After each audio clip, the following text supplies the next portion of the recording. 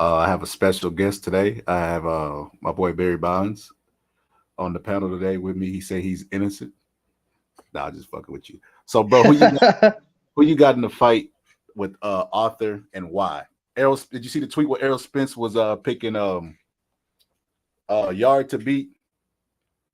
Man, I saw that, man. I don't know what Spence talking about, bro. I don't You know what don't he think it's talking a about. possibility? Hell no. Bro, if he Why couldn't get out if he couldn't get out like an old Kovalev, bro, he not beating an old Artur Beterbiev, bro. Beterbiev that's is pretty young? much like the Kovalev of this era. Yeah, he the young Beterbiev. I mean, he the young fucking Kovalev. Kovalev. He the younger Facts. version of Kovalev. Yes, that's true, bro. And I don't see him having that much power. I think his power is extremely overrated, bro. Like he has that big, Really? yes, bro. He has all these big muscles. And I went back and looked at the fight, and it's like normally guys who have big muscles don't get their hips involved in their punches, and you could see that with him. Like it took a lot of punches for him to get the people that he got out of there. And I was just like, bro, I went back and watched film. Kovalev beat this nigga with a jab, bro. With a jab, bro. Kovalev's best punch was his right hand. He put his right hand in his pocket and beat this nigga with a jab With at a an old jab. age. So yeah, I don't see no scenario in which Arthur loses his fight, bro. And to I don't even know where you're sitting at.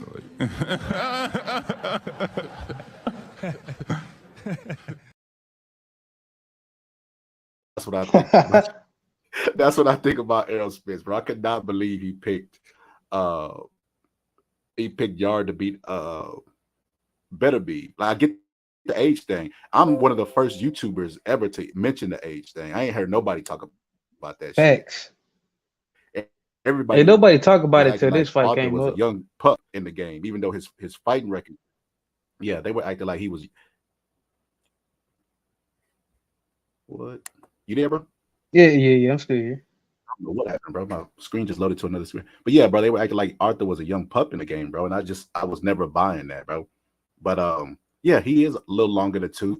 But that's why I made the pick for Bivol versus Arthur because I thought Bivol was gonna he's gonna take damage in this fight, though I think he's gonna knock the guy out. He's still gonna take damage, and I think that him getting older, he's gonna fight Bivol closer to 40, and then he's a slower fighter.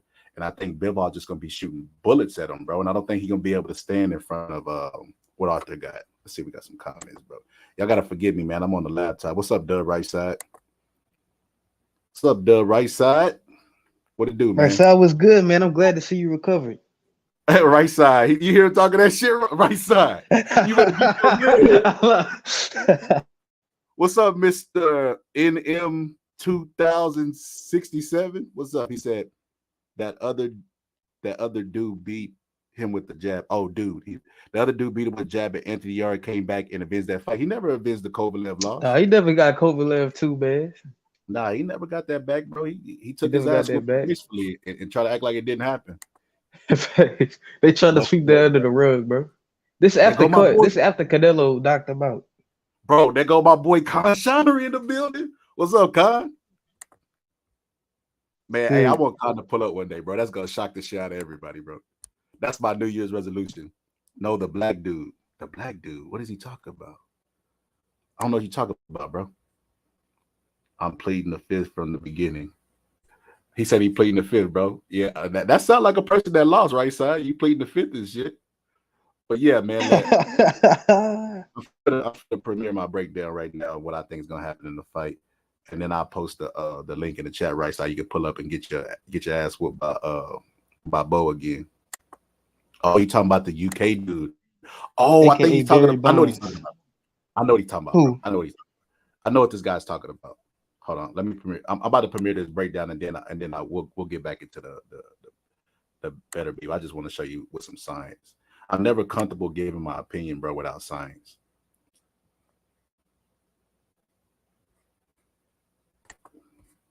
Like, my opinion without science, bro, I feel like it's like ass. So I can you see mean, can you that's see my understandable. screen? Not Can you see my The screen? quote by Marcus. Now I can see it, but the quote blocking it on my side. Okay, I shared it wrong.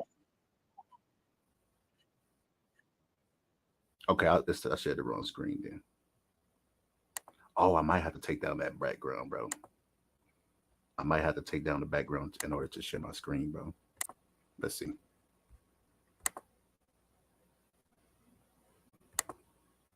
No, I don't think I got to. Okay, yeah, I don't think I got to. Can you see it now? No, I can see. No, I can't see it. The background is blocking the video. Damn, I have to take down my cold ass background. Okay, he put the name right there. London Arthur. I know he's talking about. Right side said he's so confused. Right side, a right hand to do that to you, bro. He put cheers, Dub. Khan said that. He put what's up, Khan, my brother. And then he the dude put yeah, also beat my man from high school. He's an unknown, so it's a tune-up for Yarde. So you know somebody that fought Anthony Yarde, bro? That's crazy.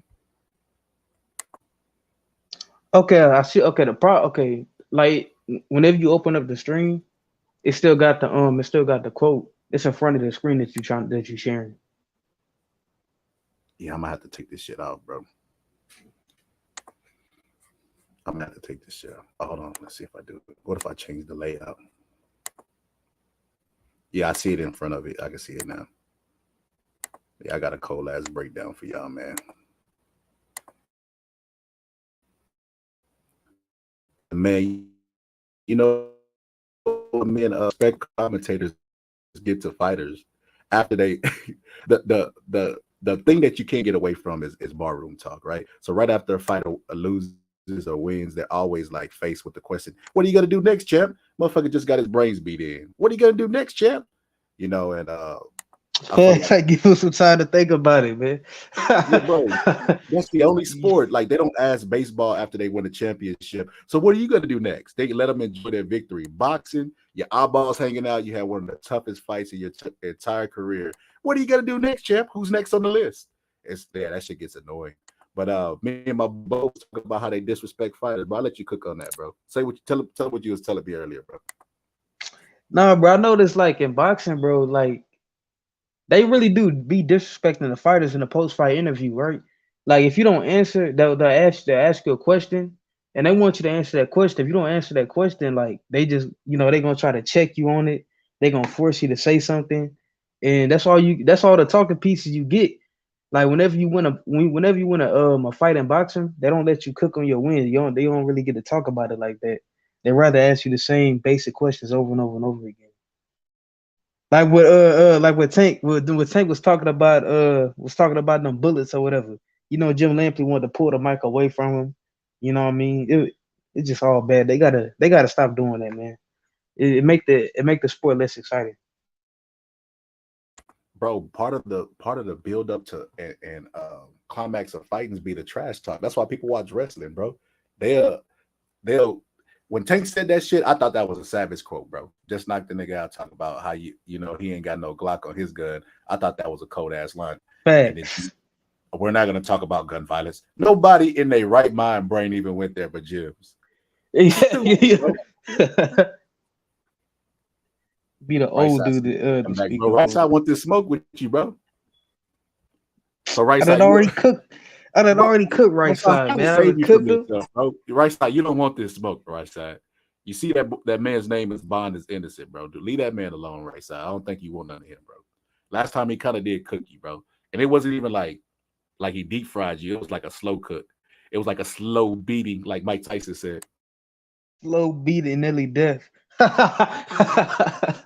Actually, he was crying in there, making woman gestures like, I can't. Right side, he said he had you making woman gestures, bro. I knew right side was breaking down whenever he was trying to ask for help. I knew he was breaking down. You know what I'm saying? I lied. Yo, right side, bro. If you don't start vetting your channel better, bro, I can't pull up, bro. If that thing happened that happened last time, bro, woo, bro, I could never pull up again, bro. That was disgusting, bro. Hey, but This dude said that Anthony Yarde fought his homeboy from B-More. Probably the only American Anthony Yarde has ever fought to this day. Man, I don't know if y'all let me see if I can pull my video up, man. Let me drop the link so Too right side. big, too strong. So right side can pull up and get cooked, bro. I'm gonna drop the link and then I'm gonna try to get this shit out so I could do my premiere of my video. I don't know why this shit is blocking it, bro. I think I gotta go to my phone. Right side. Don't be trying to overtalk him when he kicking your ass either, bro. We already know how you try to do, bro. Hey, he said nobody would clown Mike about his ball spot, especially back then. Nah, they definitely wouldn't, bro. They were scared of Mike. Thanks. Yeah, bro. They definitely wouldn't fuck with Mike. But Bro, to be honest, like after like when you really do compare the speed, bro, I think Mike was probably the second best heavyweight, bro. To be honest. Second? Behind who? Well, if you putting Ali at number 1. Oh, okay. All for the say, bro. No, that kind Sign the contract, big boy. Sign the contract. Put it behind Bob Sapp, bro. Bro, he'd have killed Bob Sapp, bro. He kill him right now. Bro, Bob Sapp wants to fight him now, bro. That's the crazy Yeah, he part do. about it. He gonna Man, beat the he shit out of some Bob Sapp. That paydays. would actually be a good fight, bro. I actually will watch that. Facts. I want to see Mike. He gonna. Bro, Mike Tyson was the original John Slayer, bro. He definitely was. Well, I can't say that. You could probably say Joe Louis, but Mike Tyson slayed some giants. That's part of the popularity in fighters. People don't really rally around the big guys. They like them, but they rally more so around the smaller guys because the smaller guys pack. People like the idea of a smaller person just ruling over everybody. Like he don't look that big, but everybody is beneath him. And people have always loved that idea. They love the underdog. Like look how many people bet on underdogs, bro, just because they're underdogs. But yeah, people historically speaking like to see a smaller guy just go in there and dominate. Like I don't know how many people watch Dragon Ball Z, but Mike Tyson is like the Frieza of the division. Frieza, the coldest villain in the show. I saw that Bob claimed Roy Jones' exhibition was supposed to be him, not Roy Jones. Hey, y'all know Roy Jones finna fight Indo, champ. Roy Jones, he finna have another exhibition. He said I think he said Bob Sapp claimed. Oh, okay, I get what you're saying. You said Bob Sapp said that he was supposed to fight Mike. That I ain't gonna lie, that would have been really, really great to see Mike knock out Bob Sapp. Especially they could have played that clip that I just played to market it. You Hype know what I up mean? the That fight. shit was hilarious, bro. No, that kind of one here. Sign the contract, big boy. Sign the contract. I'll start it in Bud, punk. Have you seen that shit, bro? Yeah, so yeah, so Bob Sapp acting like he wants to get at him, bro. Like, get the fuck out of here. You just almost got beat. As big as he is, bro, you let the people hold him back, bro. Nah, bro. If you really wanted to, he could have got to him, bro. That little bitty Asian almost kicked his ass, bro. You mean to tell me that the little Asian almost kicked your ass? You gonna run at Mike Tyson, bro? That shit is hilarious, bro. I would have, bro. I ain't gonna lie. I probably would have paid for the pay-per-view with that, bro. That's saying a lot, bro. Anybody Tyson fight, I don't know though, bro. I think he might be done with boxing completely. Like that last picture I seen of Mike Tyson in a wheelchair, bro. It looked like he might be done, bro. Like physically? Yeah, he might be done. I remember in his book he said he had like nerve damage, like I think a sciatica nerve or some shit like that from like a motorcycle accident that he had. So I think he might be done, bro. These boxes with these motorcycles, man, it's a curse. I agree. Bro, I think I got this shit now, bro. Okay. I think I got it, bro. There we go. Sign the contract, big boy. Sign the contract. You can see it now, right? Yeah, I can see it. You can see it? Yeah, I can see it. Let's get this shit started.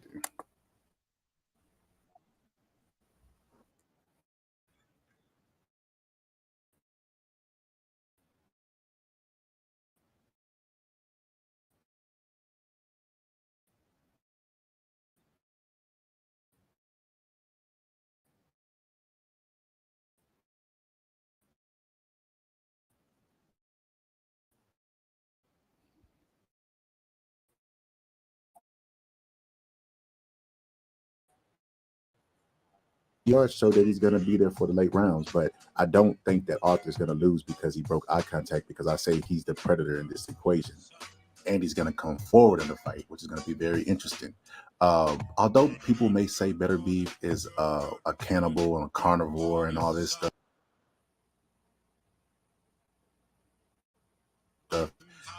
as of lately, he doesn't walk forward through guys' punches anymore, and it's because his trainers are aware of his old age. As you can see in this fight with Joe Smith, he implemented strategy. Check this out. He plants his feet in front of Joe Smith and then picks him up, uses lateral movement, keeps Joe Smith in front of him with his feet planted, thinking it's going to be rock'em sock'em robots. He lets him hit him to the body. Then he uses lateral movement in the other direction. He didn't stay in front of him. He tried to create angles for his jab, and that was very smart in this fight. If you notice right here, because he's moved lateral, and then just and early in the fight, Joe Smith was hurt, but look at his foot. He used a lot of head movement, but his have implemented in footwork. Check this out. He moves laterally to the right, gets an angle, comes in, plants his feet right there, plants his feet, gets Joe Smith to plant his feet, and then picks him back up, and then tries to create an angle with his feet again. So he was very smart at doing that. Now that he's created an angle, he draws the jab from Joe Smith, and then he bends down and feints like he's going to come with the right hand. And he downloads the data because Joe Smith did not react to that punch. And then now he does the exact same thing. And because Joe Smith didn't react, guess what's coming over the top? A right hand. And the thing that was the depth of Joe Smith in this fight is he had look.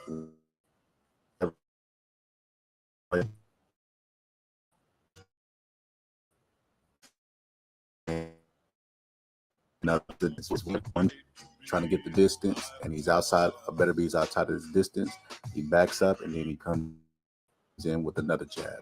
Like I said, it was the depth of Joe Smith to use the double jab against a fighter who was using his feet. Right here, he creates the angle. His jab lands, jab goes over. He's created over with his feet, and he now has Joe Smith's timing down. Why this fight ended early, just because Beterbiev was a monster. Look right. You know what's coming to follow after that, the second jab, and Beterbiev just catches him in between the first and second jab, but he's creating a pattern of predictability, and that's the wrong thing to do against a guy who's using his brain. Look right there, he creates another angle for his jab and then catches him on the angle, and right there he just steps outside,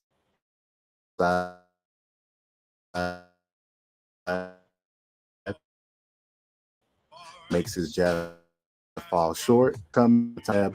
Notice Beterbiev's eyes right here. He's downloading the data. He's waiting for that second jab, and when it goes the boom, and knocks him silly again. Like, you can't keep taking big punches from a puncher like that. Then there goes one jab, and then here goes two, and then he lands the same exact shot. Like, it was a perfect executed game plan by Beterbiev and the Smith that were using his jab, bringing for the right, brings it back to space. Look at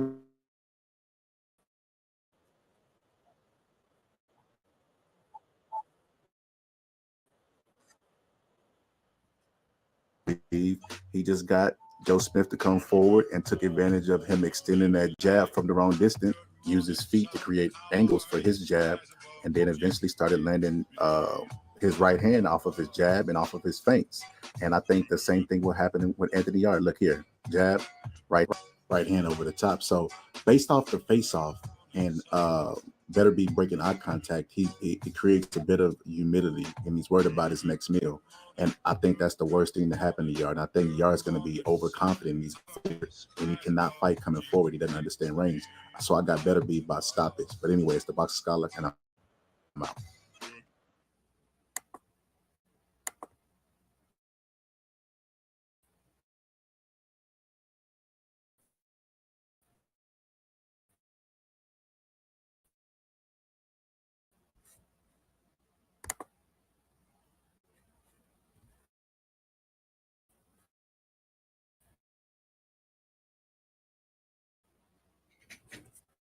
Yeah, man. With that being said, man, and man, sometimes, bro, I just be like, man, I'm fucking good. I remember Dave Chappelle said that in his stand up. He'd be like, I'm good to the motherfucker. I just did this breakdown like right before I went to work. Like, Bo is my witness. Like, I just now did this You breakdown. Like, did. and shit just hopped off the page to me right away. I'm like, man, this dude is better go to sleep. The same flaw that he has, Joe Smith had, which is Joe jabbing Smith too had. close and bringing that jab, throwing it at the same speed, and then getting it back slow. I'm like, oh my God, he's gonna. Let me tell you what's gonna happen. Yarde is gonna fight hard. He showed that during the face-off. He is not intimidated by Artur, but that's only battle one. That's true. You know, that's the battle before the battle. So it showed me how he's gonna fight him in the fight. He's gonna come forward. He's gonna press. And I'm like, Anthony Yarde. A lot of people be like, fighters can't fight going back, and that's true. They never pay attention that fighters can fight coming forward. That's also in the That is true. stat to Hey, have. they do ignore that. That is They true. ignore it, bro. And this guy cannot fight coming forward, bro. He once you get him, he gets in that Philly shell, gets really defensive. But once you make him use his feet and pick those feet up, he can't fight. He leaves too many holes. He doesn't know how to like lead in with offense.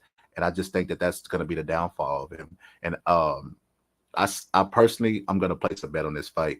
And I don't know for sure if Beterbiev can get him out of there early, but I'm willing to bet that he will get him out there early. This fight won't go past 11 rounds, and that's because that's the round that the older version of Beterbiev beat him, which was the 11th round. So this fight won't go 11 rounds. I mean, if it goes late, it's probably going to be like 9, 10 when he stops him, if it goes late, or 8. But I don't even see it going that long. I think that he's going to come forward and press, and then he's going to be trying to use that Philly shell. But the moment that Arthur uses his feet like he did in the Joe Smith fight and uses him, creates angles and stuff and gets him to pick up his feet, he's going to leave an opening for that right hand that he throws. And he throws that right hand and he loops it. He don't throw it straight, he loops it. And he's very accurate at catching people on the temple or behind the head, and he's already a hard puncher. So if he catches Anthony Yarde doing that Philly shell and laying on his right side behind the neck, he'll never ever regain his equilibrium, and he's gonna get stopped early. So if betting man, me, I'm gonna put it in the early rounds, and that's where you make the most money. So I'm gonna put money on the early rounds, maybe like perhaps the 4th, 5th, 6th. But logically, removing the money wise, this fight won't go past 11. I think it'll be like round 8 or 9 when he gets stopped. But I'm putting it on the early rounds because I want to make I made $500 on Arthur putting it on Joe Smith. Remember they were trying to sell that he's every man's. Remember he was trying to sell that story? He's the average man. He's an average, hard-working man. Outside of boxing. Bro, and that had nothing to fucking do. I remember you was like, you don't give him a chance? I was like, bro, what the fuck does that have to do with boxing? He was like, you're right. What the fuck? Because I ain't gonna lie. I was falling for the promotion, man. I ain't gonna lie. I thought he was going to put up a valiant effort. It takes years, bro. Years to get over, like, to see through the marketing, bro. Like, when I was younger, bro, like I said, Roy Jones was my favorite fighter, bro. I remember when Roy Jones was fighting Joe Calzaghe, and I was like, man, Calzaghe is good, but I think Roy got a chance. And then I seen Roy work out, and I was like, yeah, Roy gonna get him. He gonna get him. Roy was hitting that speed bag faster than I've ever seen anybody hit that speed bag before. That reflex bag, I mean, it was tearing that reflex bag up. It was talking. Is that the one that Ryan Garcia was hitting? The one that has the cords, like the little bungee cords in it. The reflex. Oh, bag. They go like up and down, right? In a bag in the middle. Yeah, Ryan Garcia, he does the reflex spin. I'm talking about the reflex bag that goes in the ground. If you go, I know what you're talking about. I might make a short of that, bro. If you go listen to Roy Jones hit that bitch, bro, I promise you he was making that bag talk, bro. It was like, bro, I swear to God, bro, he was making that bitch sing. He was moving his hands so fast. And then I was sold, bro. I'm like, yep, Roy's back. Roy's gonna kick his ass. Roy dropped him in the first round. I was excited, bro. But Styles came into play. Father Time came into play. And the damage that Roy had took up until that point came into play. And reality just set in, bro. But this is a long time ago. But it took me years to be numb to the promotion of boxing. But I'm here now, bro. I mean, I don't fall in love with names anymore, per se. I mostly look at just fighters and styles. Like, I don't give a fuck who it is. Like, I don't see any scenario, you know, in which Anthony Yarde could beat Arthur. I don't think he punches hard enough. Like his best punch to me is like his left hook, and that's because the way he has his body positioning. But I'm like, I don't think his left hook is going to land. I think Arthur's going to use angles like he did against Joe Smith. I don't think he's going to be there for the left hook. I think he's going to be out jabbing Yarde because Yarde doesn't have a great jab. I don't feel like Yarde has really, really good power. Like I think his power is extremely overrated. I don't know. Did you see my thumbnail, bro? I don't remember it. In my thumbnail, bro, I put Arthur on there, but I put like a glass cannon, bro. Oh shit! For Anthony Yarde and Anthony Yarde definitely a glass cannon. That's bro, true. He definitely is, bro. Boxing fan in the building, bro. Boxing fan was good. Anyone excited to see Anthony Yarde get stopped? Definitely me, bro. Definitely me. Shit. I mean, I love to see To be knockouts. told, I probably would have the only few people that's probably pulling for Beterbiev to beat Bivol, but you know what I'm saying? It's probably gonna be unlikely though. You know what I'm saying? That's kind of a bias. You think he's gonna beat him? Bivol? Yeah. I think it's possible. Why do you think that? Because despite he getting old, but he realized that he is getting old. You know what I'm saying? He's aware of it. So I think, like, I think he could be ready by the time he had to fight Bivol. I don't think it'll just be Bivol, like hitting him with bullets and blitzing him. You know what I mean, with the speed, and him not being able to land his shot. So the same thing that impressed me with him in the Joe Smith fight was his footwork. It's the same thing I think he'll lose to with Bivol because Bivol has superior footwork. I just don't see a scenario where he gets in and his feet are faster than Bivol's. Like now, granted, Bivol is a European fighter, and European fighters are weak because they can't pivot. So he could, but the last fight I seen Bivol pivot. That's why I say the last fight I seen with Bivol showed me a lot of how he can handle big men, of how his style of fighting, how he also takes rounds off. He can't take rounds off with Beterbiev, but that's a flaw of his. But he just has so many attributes that speed always beats power, bro. Like if you have two fighters in there and one of them's faster, he automatically has the advantage, no matter what the power level of the other guy is, depending on who. So Amir Khan didn't have any power; he was fast as shit. But Sugar Ray Leonard had power, and he had the advantage over. And he had speed. Because he has speed and power. So like that's why I'm going with Bivol in this. Bivol's a very deceptive. He has very deceptive power, in my opinion. I think a lot of people underestimate his power, but he has very deceptive power, like Muhammad Ali. Like that's why people are not just walking through Bivol. Canelo has one of the best defensive fighters now, and he wasn't just walking through Bivol's punches. That's true. And Kovalev was a harder puncher than Bivol, allegedly.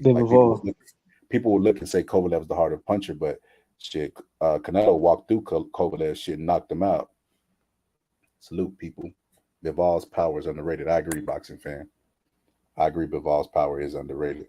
I think, and I also based the fight with Bivol off of this fight with Anthony Yarde, because like I said, I don't fall in love with names anymore, right? So I look at it and I've never seen a superhuman. Like if I came up and cut Vladimir Klitschko, he gonna bleed. Mike Tyson gonna bleed. All of them gonna bleed, and it's gonna be red blood, bro. Cut them all, they all gonna bleed, right? So there's no such thing as superhumans. So he's closer to 40 than he is 35. Okay, he's going in there with the guy who's not scared of him, so he's gonna be throwing punches, right? And even if he gets caught, I mean, hit him with a body shot. That body shot's gonna stay with him. So he's gonna carry damage from this fight into the Bivol fight. So with that being said, I'm like, he's too old and is already at a disadvantage to be carrying in damage in the Bivol fight and win. Not to mention, every fighter always says they're never 100%. So let's just assume he has an injured hand or a hurt hand or a sore hand, sore calves or whatever, that he takes damage in this fight, and then he goes in there with the fighter who has superior footwork, superior hand speed. I can't go with Arthur on that fight. That makes sense. Damn. It's like he really don't really have any advantage outside of just power, and that's it. That's it. That's it. Unless he can formulate a awesome game plan A awesome and game just plan. and get Bivol to fight different than he normally fights, I can't see it happening. I just don't see it. And like I said, out of the two, I would prefer Arthur to win because I know he would win in exciting fashion. But just me breaking it down, like the analytical side, I can't see Arthur beating Bivol. Not to mention the last two opponents Bivol fight, he was the underdog in, and he beat them both. So it showed me that he don't let pressure affect him.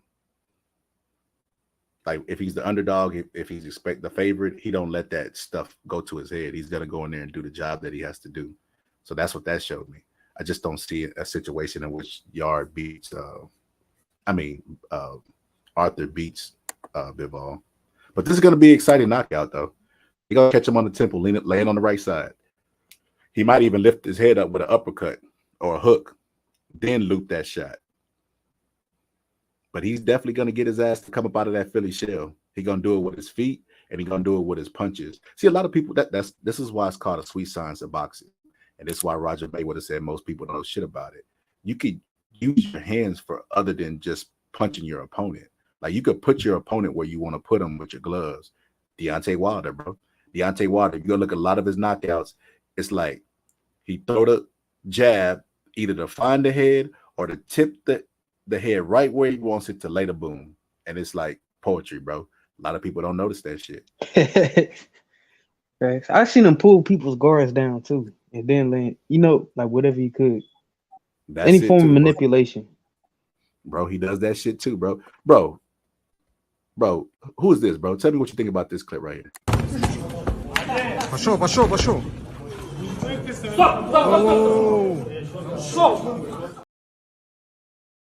Hey, was that Jake Paul? Bro, got his ass wobbled, bro. Wait, was that really Jake Paul? Bro, it looked like, I don't know, bro. Somebody sent it to me, bro. That did look just like him, though. I'm not gonna lie. Bro, look at that shit again. Bro, I ain't gonna lie. To be fair to Jake Paul, bro, like the dude threw an elbow and it looked like they agreed to just throw hands. So, I mean, but this was an MMA guy, bro. But god damn, bro, he wobbled. Let's check this shit out again, bro. Пошел.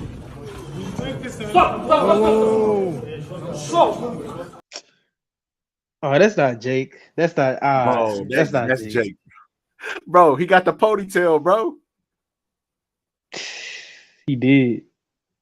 I don't know, bro. But you see, he finna fight Tommy Fury though, bro. Tommy Fury finna get work though, bro. Oh yeah, he finna whoop Tommy Fury's guard. He finna get. Look at Puro. His team might throw in the towel. What's up, Puro? Boxing fan put a laughing emojis. I thought that was Jake Paul too. Hey, see, we ain't the only one, bro. That gotta be Paul getting wobbled, bro. That gotta be. But hey, did it again, bro? I thought it was Paul too, but nah, it's not him. It only matter when you do it under the lights, bro. Sum it up when you just talk about practice. We sitting here, I'm supposed to be the franchise player, and we're in here talking about practice.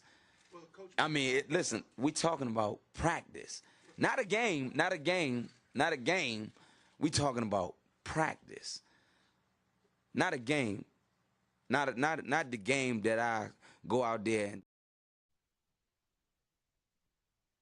Bro, do you see the boxing scientist, bro? I went on Puro's show. I think he was asleep, bro. I went on Puro's show, bro. That nigga be stalking me, bro. Wait, really? Bro, I caught the very end, but as soon as I pulled up, the stream had ended. Bro, he's a weirdo, bro. I'll be like, he follows me to Mark channel just to like troll me in the comment section.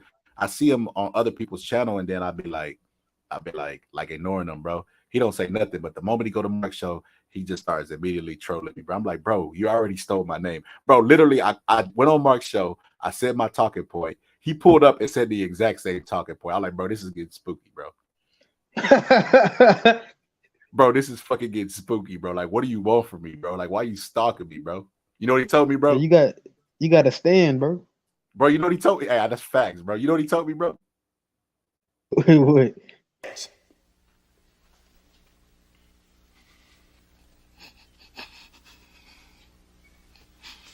How come you don't want me? bro. Bro, what's wrong with him, bro? I cannot believe I created the stand, bro. Jake Paul and Tommy Fury. 2 years ago, I would have said Fury. Now I have doubted him, bro. He ain't got the talent. I've never thought he was anything for what he was, bro. He is overrated. He lives off the Fury name. Timmy going to sleep. Tommy going to sleep.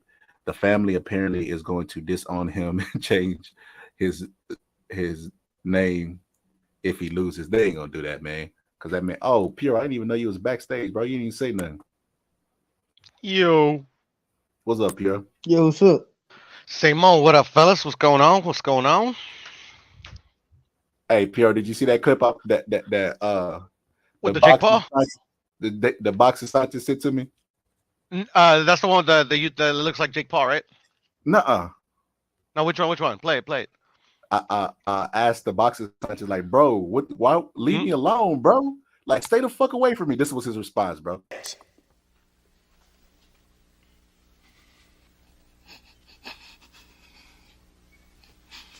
How come he don't want me, man? Like he sent you that clip? Nah, I'm just playing. Yeah, man. I remember that episode too. Shit. How come he don't want me, man? That's clouded. Right. But now, Pierre, who you got tomorrow? I got Artur. I got Artur, man. But I'm definitely I'm going for Yarde. I've always been a Yarde fan. I like him. I don't know why. I mean, he seems like a good dude, and I don't know. I like the way he boxes and shit. You know, it's not like the greatest like technical boxer, but he's a tough motherfucker. He get hard. What you think? What you got to say to that, Bo? I'll let you talk, and then I'll go. I don't know. I was never impressed by Yarde. I remember that whenever he got beat by Kovalev, people they was giving him a lot of excuses. They was talking about he got to switch trainers and all that. But I don't know, man. I don't think he ever had it. He can fight, but I don't like technically. I don't think he's there. I don't know if it's because like the UK training is really bad because his trainer's actually younger than he is. But it could be that, or maybe it's just his IQ. But like the boxing scholar said earlier, he said lions in the camp. What you mean? Yeah, that's what his trainer says. Tunde. Oh yeah. Then he said Bob Arum is oh no, bro. His trainer is weird, bro. His trainer's a weird dude. Yeah, he's a little weird. He's a bit awkward, eccentric. But no, that's all I had to say. What's up, Scholar? What's your take? So, I think people are really inconsistent, right? So, if you take Anthony Yarde's name and replaced him with AJ, you have a black guy from the UK, muscle bound. The only difference is AJ actually has power. Like I've seen AJ uppercut almost lift Klitschko's neck off of his shoulders. That's beautiful, huh? Very beautiful. But a lot of people don't like AJ for whatever reason, but they'll give Anthony Yarde credit. I feel like AJ has showed to have a better chin. Anthony Yarde was knocked out by a jab by Kovalev, bro. A jab. That's crazy, bro. Like a jab is fucker to sleep, bro. And that ain't even Kovalev's best punch. His best punch was the right hand. It wasn't the right hand that did him in, it was the jab. So with those factors that I put in, I don't think Yarde is a hard puncher. Like even in his knockouts, it took a bunch of punches for him to get those guys out of there. And then guys that were like B and C class boxers. So in this fight, bro, I just think that I think people are gonna be surprised that Arthur is gonna be the superior boxer, not Yarde. And Arthur is gonna use his feet to get him out of that Philly shell. Because that's what he's gonna go into. That's where his home is. You look at the training clips, he's fighting out of the Philly shell. It's like, bro, Floyd used to practice that Philly shell. But if you go back and look at Floyd's fights, Floyd gives you like 10 different looks, bro, in one fight. He don't just stay in the Philly shell the entire fight, bro. Like the only person that was blessed and gifted enough to do that was James Toney. So it just shocks me when fighters fight and just stay like that. like I was telling Bo earlier, bro, like a lot of people will say this fighter can't fight going backwards. A lot of people can't fight going forwards, and that Anthony Yarde is one of them. He cannot fight. If you get him to pick up his feet and come forward, he's gonna create all kind of counterpunch opportunities. And I just see Arthur using his feet like he did with Joe Smith to create counterpunch opportunities, and I see him getting up out of there. He's gonna hit him with a temple shot laying on his right side, watch, and he's gonna get him up out of there. I hear you. Yeah, you make a lot of sense, and it doesn't surprise me that Archer is the better boxer because he is the better boxer. But you know, like just a lot of people don't know who Russ is. Russ is a trainer that's been around the game for a long time, and he's in Arthur's camp, and he's very knowledgeable about the sport. And I think that Arthur just recently, like he didn't fight Joe Smith the way he fought Brown. Brown, he was just walking through punches. When he fought Volsnick, he just walked through punches. But he's getting older, so he's aware. You know, I just can't keep walking through punches. So he's actually using his brain now because he doesn't move his head. But a way you could get away with that is moving your feet. If you use your feet, you could put yourself in positions where you don't have to necessarily move your head.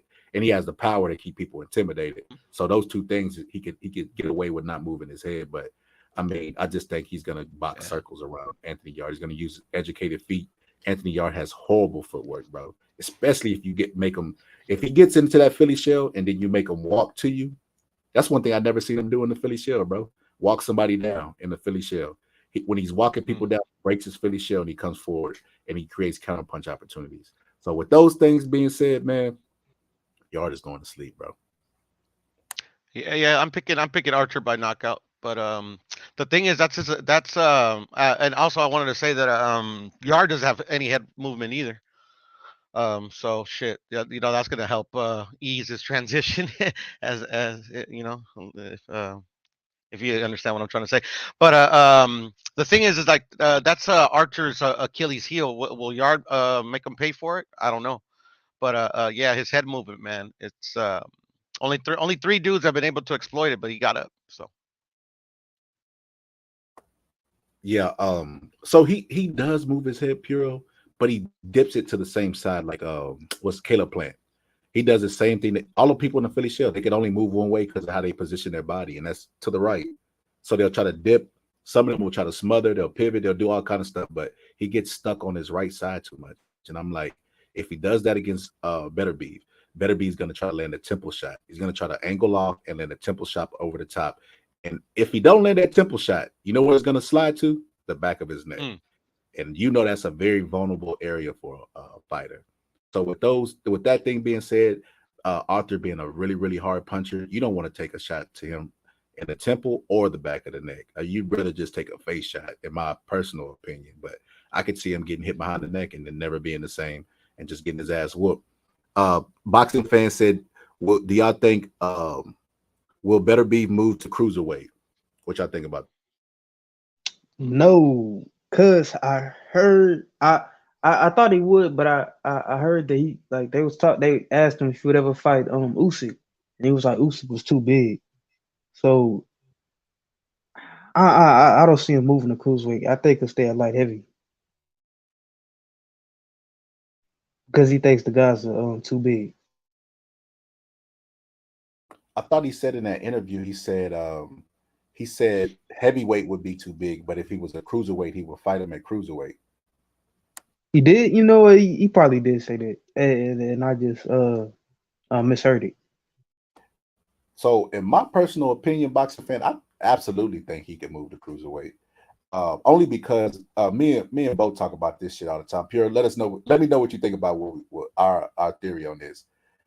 Cruiserweight is the most useless division besides like flyweight in boxing, meaning like it's a pit stop for fighters, right? Like if you stay at that weight your entire career, you won't amount to anything. Like nobody cares about the greatest cruiserweight of all time. Even when they're listing the greatest fighters of all time, the only cruiserweights that get mentioned are the ones that moved up and accomplished it. So I can't name one cruiserweight who stayed at cruiserweight his entire career and made it to the Hall of Fame. Like because that division is so new and because it's so meaningless, like people like, bro, either go to heavyweight or go to light heavyweight. We don't want to see no middle. So because of that, like that division is very, very overlooked. I mean, you make good points, but the thing is, and there's other like weights that like I would say a lot of people don't care for, But the thing is that that's just I don't know. I think that's an American mentality. I'm not saying that that's what like you guys like are viewing it through that lens. But most Americans, like if they don't have like a dog in the fight, like they don't they think that the division is irrelevant. Like a lot of Americans think anything below like well like 130 is like doesn't exist. If you kind of get what I'm saying. Damn, be accurate. Be accurate. I ain't gonna lie. I think the same thing, to be honest. I don't even know where you sitting at. Like.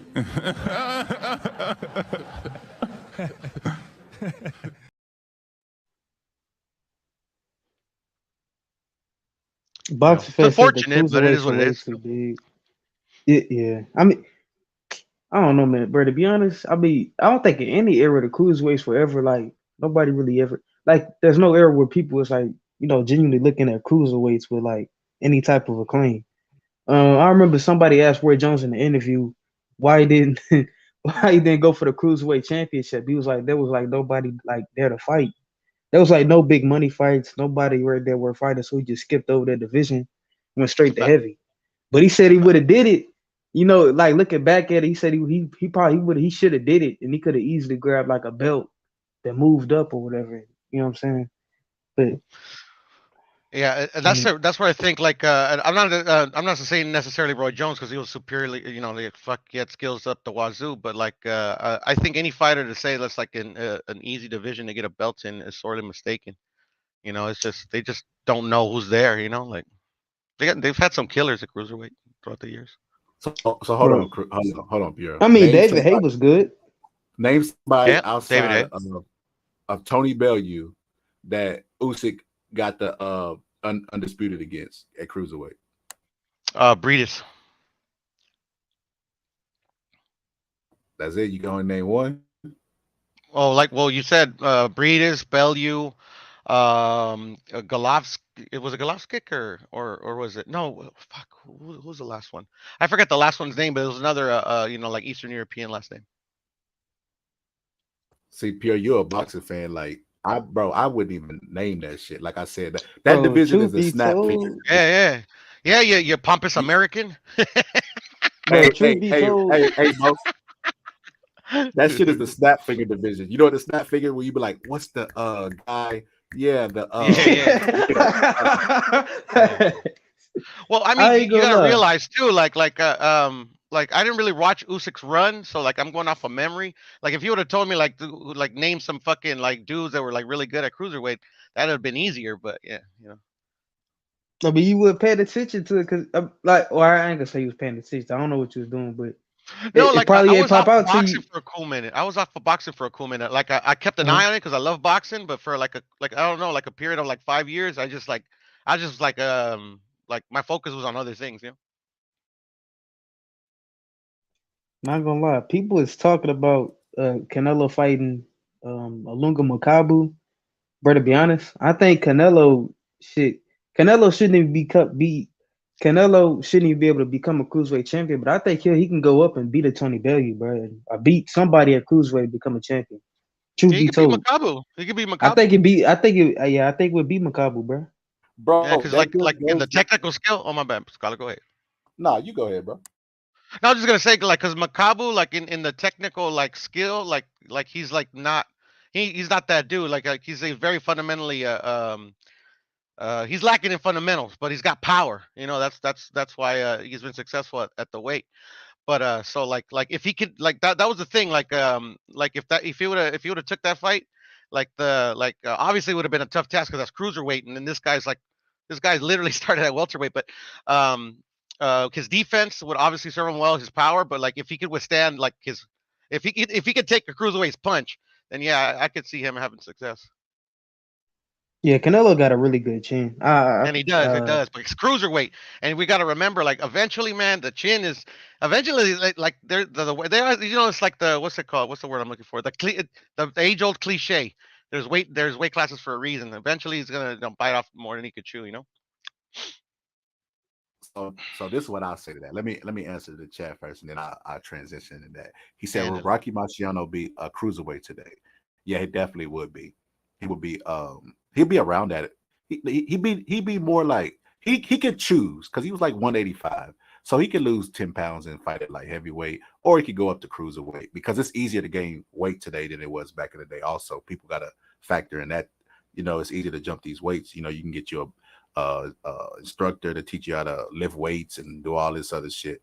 And didn't Tony get a cruiserweight belt? I think he did. He beat Jurov, I think. He got the Yeah, cruiserweight. he beat Vasily Jurov. Exactly. Yeah, he did. But they went up to yes. heavy, bro. So about the some heavyweight.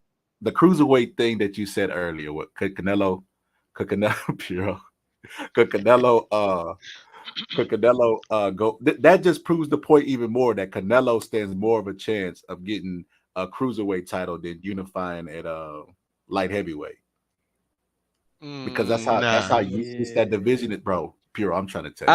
I can see it. I agree. I can see Canelo because he's never fought at cruiserweight, bro. So how will we know? The guys they're not good, bro. So I look at it like this. I think Pataya is a badass motherfucker, but I'm sorry, I keep cutting you off. Go ahead.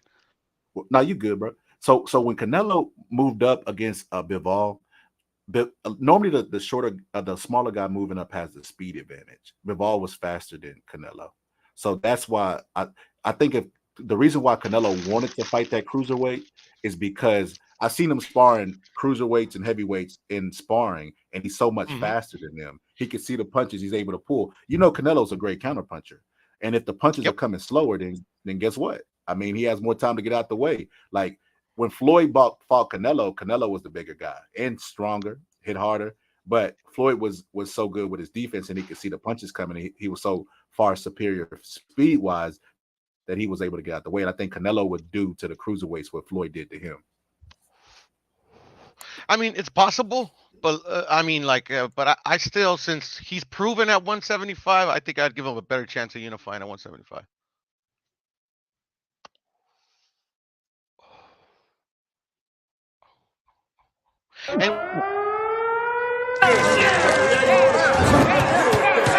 Hey guys, come on, shut up. Sorry, champ. It was Jerry.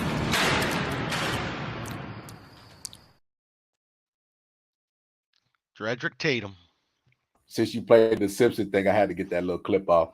But yeah, man, I think Canelo could. I think cruiserweight is our weakest division, other than like I said, flyweight and those type flyweight, minimum divisions. Weight.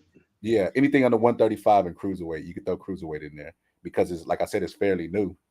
And yeah, it's fairly new. Yeah. It's like people Holyfield, right? People know Holyfield was cruiserweight, but if Holyfield, greatest cruiserweight of ever. If he would have retired after cruiserweight, nobody would be talking about it being the Holyfield, bro. No, of course not. Nobody. Nobody cares about that division. I feel like that's a division to grow into your heavyweight body. It's like supposed to be like it's not supposed to be a permanent confidence builder. Yeah, it's not supposed to be a permanent thing. It's supposed to be where you stop. You know what I mean? Get it acclimated to your weight and then go up to heavyweight. You know what I mean? Build up your confidence, then go up to heavyweight. But it's not a place where people stay normally. And I think that, like I said, man, I ain't gonna lie to you. I'm biased. I do not like that division whatsoever. Like, I don't like. Americans there. That's why. Even if it was Americans there, when James Toney was fought, that's one of my favorite fighters of all time. When he fought Jurov, I didn't like that division. I wanted James Toney to go heavyweight, which he eventually did, and he was beating the heavyweight's ass because he got good defense. You could never underestimate two things: speed and defense. If a fighter has those two things, he's a dangerous fighter. Like Roberto Durant went all the way up to light heavyweight, started at fucking lightweight.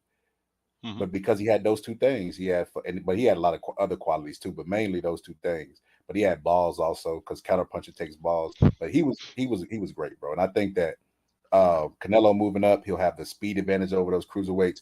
And one thing you noticed about I got a homeboy on YouTube named X. I think you know X Puro, but X exclusive. Yeah, he posted a sparring clip of him like middleweight, and he was beating the shit out that middleweight. And one time me and Bo was debating Mark on this show. We were telling them fighters with really big bodies have small hearts. Like if you look at prime example, Holyfield could fight the big guys really good, right? Because he was good at playing the smaller guy. You know, he could come forward, press, you know what I mean, slug with them. But when Holyfield had to be the big guy against James Toney, he looked like you go back and look at that fight. He was having an identity crisis, bro. He didn't know what to do.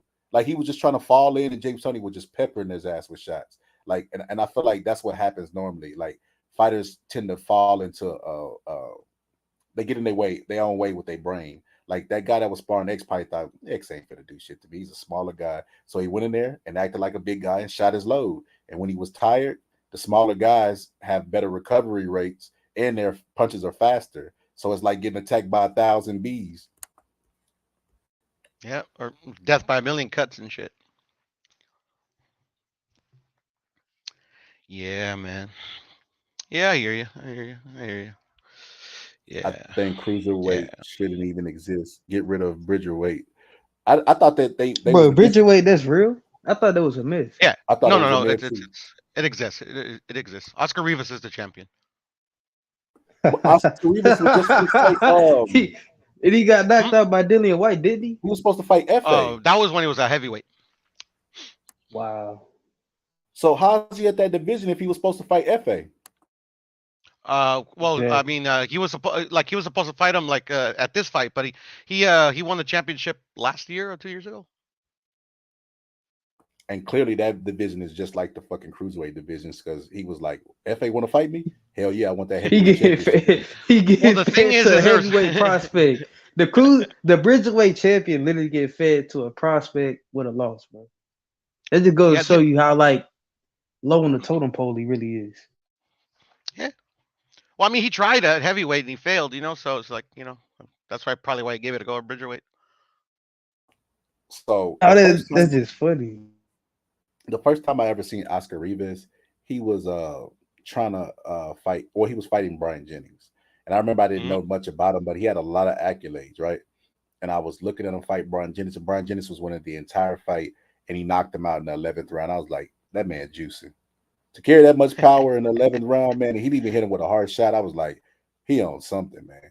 But the fact that he beat Brian Jennings, who was a prospect, and kind of like took his thunder, and then complained about weight and went to the Bridgerweight division is really hysterical to me. Like, bro, the only reason you beat Brian Jennings is because you're bigger than him.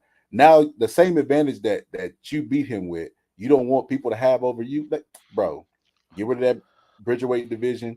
Get rid of that cruiser. Not keep the cruiserweight because it gets their bodies acclimated. So we can keep cruiserweight, but Bridgerweight, get that shit up out of here, bro. That shit don't belong in boxing. And it's also dominated by the Europeans, so like it serves something, serves a purpose. Yeah, I don't know, bro. I probably say Europeans is dominating boxing in general, bro. What you think about that, Pure? I would say, well, I mean, no. I would say no. So historically speaking, man, and that's if we talk about history. I mean, this is just my opinion, so don't get mad at anybody else on this panel but me, right? Historically speaking, black people and Mexicans have ran boxing. We got to remember, like, eventually, man, the chin is eventually. But historically speaking, black people and Mexicans have ran boxing, in my personal opinion. They still do. They still do. If you look at the superstars of yesteryear, and then you look at the superstars of now, they tend to always be black. And a majority of boxing fans have those hues. You know what I mean? I mean, it just is what it is. I can only call it like I see it, right? And Europeans are making a splash. I'm gonna keep that real. They always been good amateurs. The Europeans, they've always been good. It never translates over to being superstars because they don't have the support. Like even though they have the support of their country, I can remember Kovalev was having a hard time selling when Kovalev was Kovalev. Do you remember that?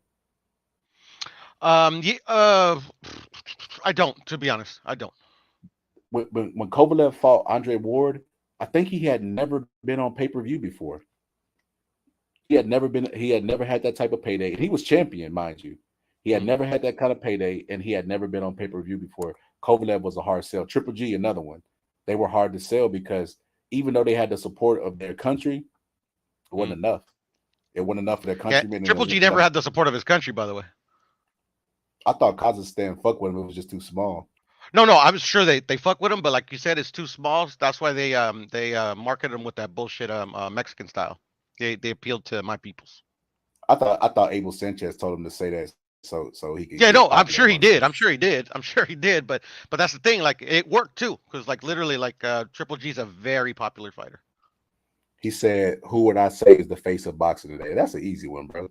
Oh, come on, bro. Rounds with Borello. Right?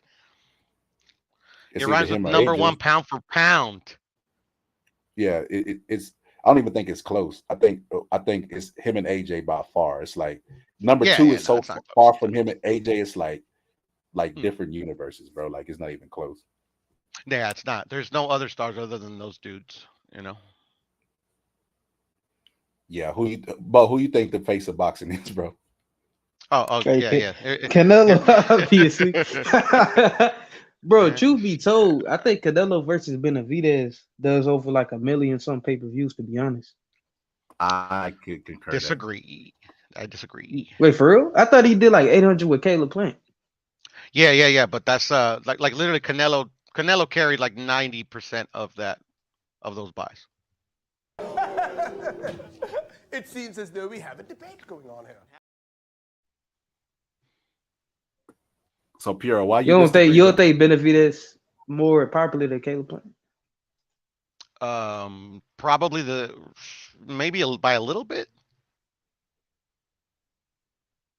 Because 800K, that's not too far off from 1 million. Yeah, no, it's not. No, it did very impressive numbers. That's why like Canelo's like, damn, this motherfucker is really the face of boxing. Like fucking, he pulled 800,000 by himself. God damn. No, I mean, no, that's true. I ain't disagreeing with that. I'm just saying like Benavidez, he got like a fan base. So if you was to take Canelo's fans, add that to like probably Benavidez, it'll probably get right around like 1 million is what I was trying to say. You know what I'm saying? I ain't saying that Benavidez is a bigger star than Canelo. I ain't saying that. I'm just No, if what I'm you saying is had the fan base for I it. don't think David has a fan base. Whoa, bro, for real? Yeah. I don't think. I mean, like obviously they all have like their fan bases, especially like in their hometowns and shit. Like Bud, he sells out in Omaha. Errol sells out in Texas. But like a fan base that like you can like fucking sell like over 1 million pay-per-view buys. Yeah, nah. How much did Bivol versus Canelo do? 600,000. Yeah, they'll do 1 million easy. Bivol ain't got no fucking fans, bro. Yeah, but I'm telling you, David don't got no fans either. I mean, we got more than Bivol, bro. We just talked about the demographics of boxing, bro. Why did Triple G say Mexican style, bro?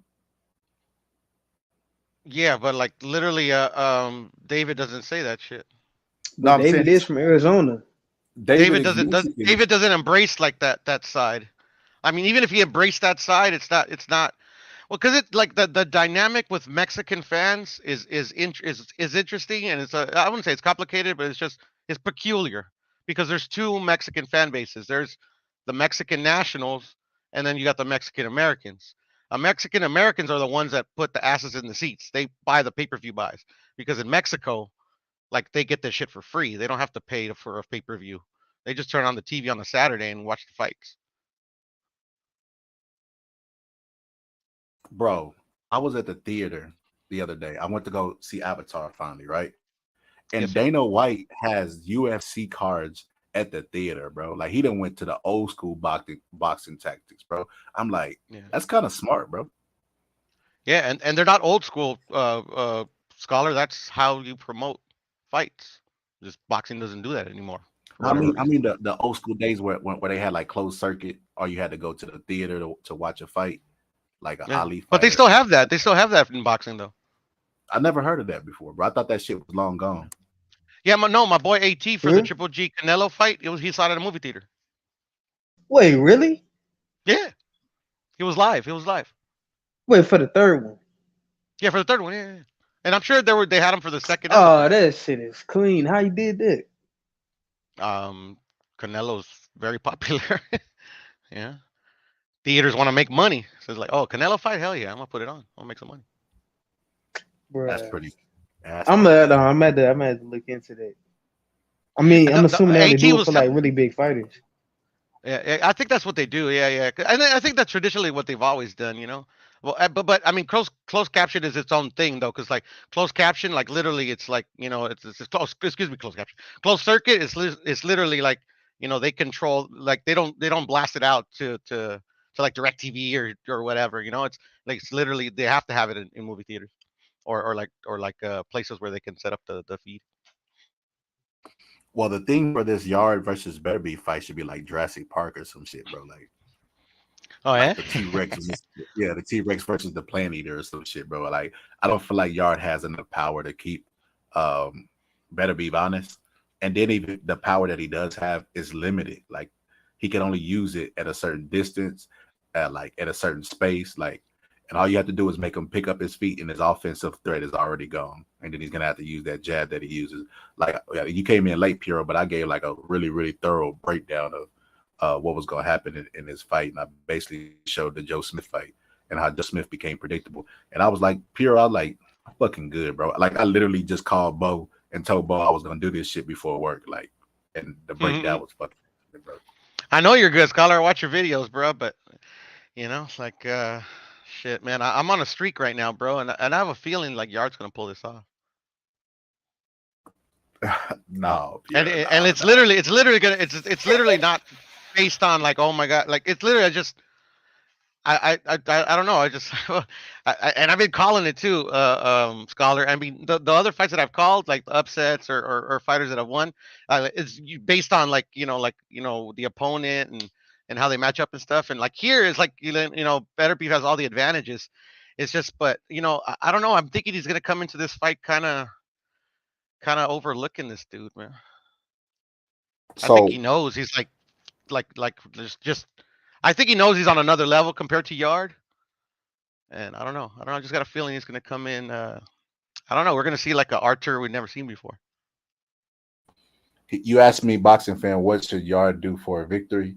I think he should get that dude that spiked Deontay Waters' water, give it to Beterbiev's trainer, pay the judges $1 million each, pay the referee, he's cheap, you pay him $300,000, give his entire purse away, and he can beat Beterbiev. But other than that, his flaw is Beterbiev's strength, and that's always dangerous in boxing. Beterbiev's going to counter him off his jab because like I said, he can't fight coming forward. And if you get him to use, he doesn't understand range. He doesn't understand you could jab from too close. If you jab from too close, you're going to eat the right hand. Like that's literally like people have known that since Joe Louis fought fucking Max Schmeling. Like literally, like that's boxing knowledge. Like have been passed down. You don't jab from too close. But like I feel like he's gonna come forward and do it. Like Pure said that Beterbiev's confident. But in my breakdown, Pure, I showed the face off. Beterbiev broke eye contact, bro. Like I feel like that's gonna give him a level of humility that's he's gonna use in the ring to his advantage. You never want a lion worried about his next meal. Like a worried lion is a dangerous lion. Like, and I feel like he's nervous in this fight, and that's gonna do him good. I mean, that's the first time I've ever heard somebody like take like breaking the eye contact first as a positive. But hey, man, I trust you. So Yeah, same. Yeah. So in my breakdown, I was saying like it's normally a negative when you break eye contact, but like if you're the predator, it don't mean anything. Like I've seen John Jones break eye contact, and we all know what John Jones does in the ring. I mean in the octagon. I've seen fighters do it. It just shows humility because the predator wants his prey to be weakened. Like lions go after weak prey. You know what I mean? They want them to be weakened. So if they're not intimidated, it makes them more humble. So now Arthur knows he's not intimidated. So he's going to go out there and have to formulate a game plan. He's going to have to be cautious of his power. He's not going to go in overconfident, because if you go in overconfident, you can't flip the switch during the fight and be like, oh, this guy is really the real deal. But if you go in expecting a hard fight and it's not a hard fight, well, then there's no loss. But yeah, he's the predator in this situation. So him breaking eye contact, I didn't buy that much into it. Tyson would do it in his prime, break eye contact. So nah, I don't. He's the predator in this. I hear you. Give me a second. I'm gonna make a phone call real quick. Yeah, bro. Yeah, bro. I like in normal circumstances, bro. Breaking eye contact would be a bad thing.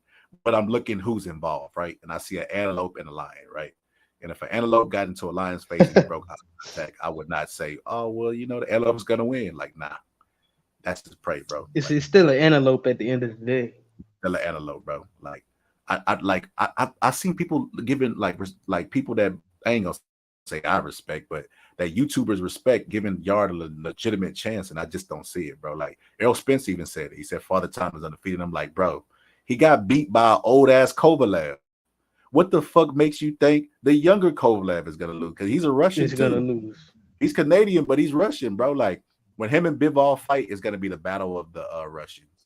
And the fact that he's not even answering any Bivol questions shows me he's taking Yard very seriously. And I've seen him try to intimidate Yard. In the first press conference, he looked Yard in the eyes and he hit the table like he was mad. And Yard just smiled like, I don't give a fuck. So that was the first time I'm like, okay, let's see if he's training, it'll get to him. Training went by. He's confident in his training. Look at that eye contact, that laser focus. And he didn't break. Beterbiev broke. And I'm like, oh, okay. So that means he's gonna have humility. I don't know. 50 Cent got a new book out, bro. When you get a chance, get some. It's like 8 hours, bro. I ain't gonna lie, it's a long ass book. But when you get a chance, bro, like listen to that bitch. That bitch is powerful. He talked about Deontay Wilder in that book. Talked about Deontay Wilder. You met Deontay Wilder? He walked Deontay Wilder out to the second Stubborn fight. He said in that fight. You right. He did. He said in that fight, Deontay Wilder was in the dressing room hitting the pads, and everybody was in there like they was having a party, bro.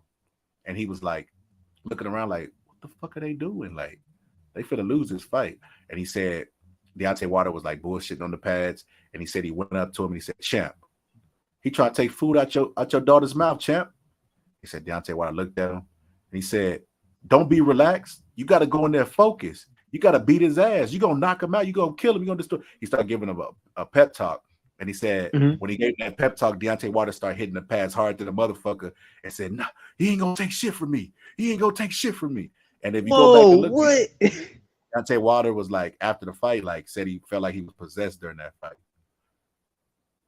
Yeah, wait, I did. Oh, what? Yeah, and then he said the same thing happened with Floyd. He said Floyd versus Victor Ortiz. Yes. It's crazy, bro. I think I'm gonna take the book and I'm gonna make a short out of it, like the what he's talking about with the clip. Yeah, that could be. He said if you go back and look, he said when Floyd was coming out to the ring with Victor Ortiz, he said it's a moment where he's whispering in his ear, but you can't really tell what he's saying. And he said what he told Floyd is the same thing, like champ, because he said Floyd was too relaxed for that fight. He said, champ, he tried to take food out your daughter's mouth. Don't let that motherfucker take no food out your mouth. Go get him.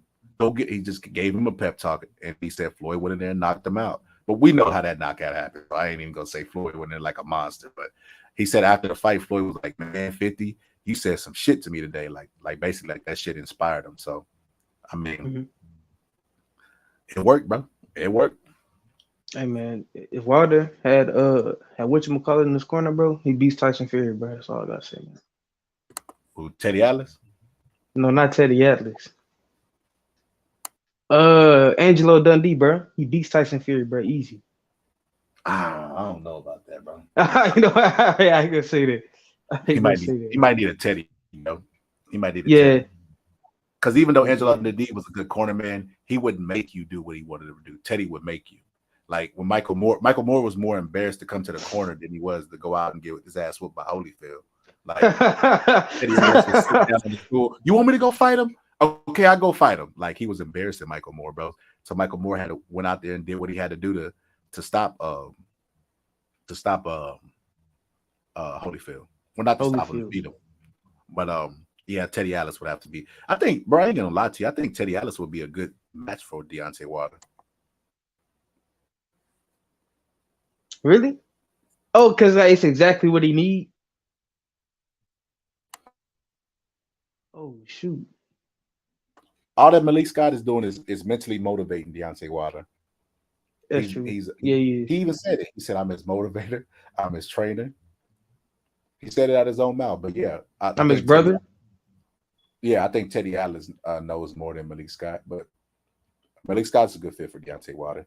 I think Teddy Atlas would be a plus though because of his knowledge in the game and his battle plans.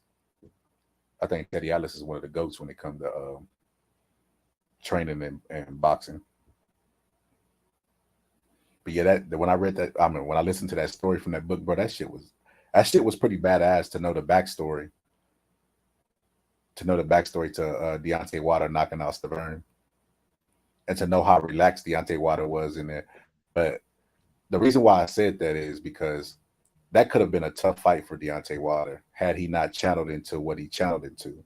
Because boxing is a lot mental, right? Mhm. A hot is mental. If you go into a fight expecting to blow the guy out, and it's a tough fight, it's like picking up a bag off the ground that you thought was going to be heavy, but it's not, and you punch yourself in the face. Like it has bad repercussions if you do it that way.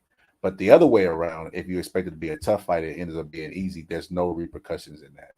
Like I've heard fighters say, I thought it was going to be tougher than what it was, but they always end up stopping a guy or whatever. But the fighters who thought it was going to be an easy fight is like what Tyson thought Buster Douglas was going to be in Tokyo. Buster Douglas gonna be an easy fight, and he could never turn that switch back on because it's like then prime mentally example of prepared. that when Deontay Wilder knocked down Tyson Fury. You remember that? Mhm. You remember the face he made when You talking Tyson about the Fury first got fight? up? Yeah, I remember that. Yeah, And the face he he made looked was like he saw a because it's like ghost. you relax. You relax, bro. You thinking it's He over. relaxed. Like I Yeah. seen fights where Anderson Silva. I seen Anderson Silva versus I can't think of the guy's name, but I remember Anderson Silva knocked him out at the bell, but the referee stopped the fight for whatever reason. I think he stopped it because the bell rung. But Anderson Silva thought he won, and he relaxed, and his body, your muscles get limp, their intensity level goes down, your fight turns off, and you just relax, bro. So it's like if you could do that in a training camp, you can do that in a training camp and say this is gonna be an easy fight, get your body relaxed, and it'll be the toughest fight of your career, and you're not prepared. Like, but I don't see that happening. I don't think that's what's the case for Arthur. Arthur showed me humility, bro. Oh, but the reason I was telling the 50 Cent story, 50 Cent summed all that up in the book by saying fighters need humility. He was like, confidence is good, but too much of it, you'll lose in boxing. And I agree with him. I agree. Too much confidence in boxing is how you lose. You'll be right some of the time, but when you meet resistance and you're overconfident, confidence mixed with over resistance is always going to be detrimental to the person who's overconfident.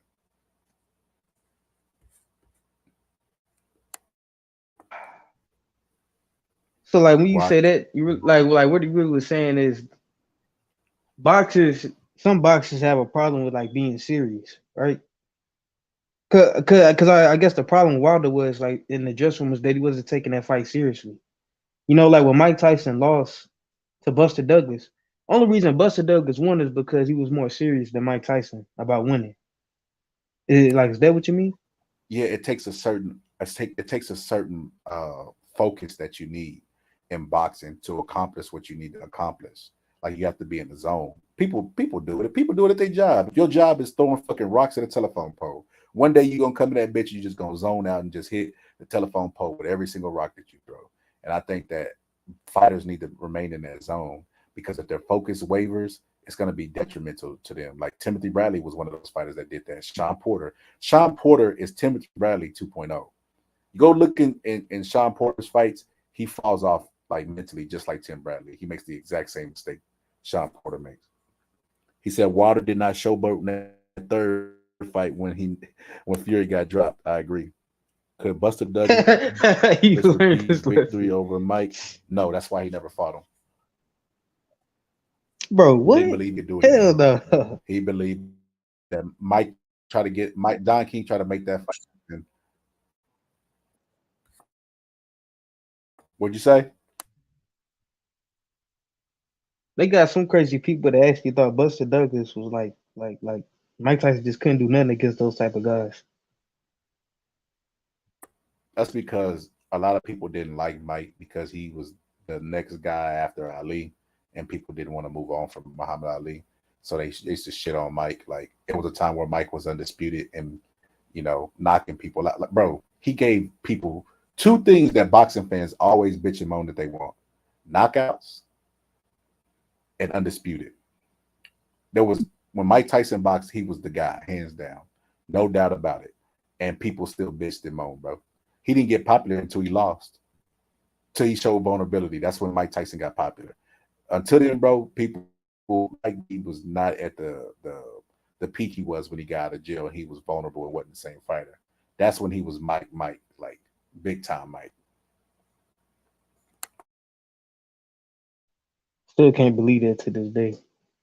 That is actually true. I can't believe it.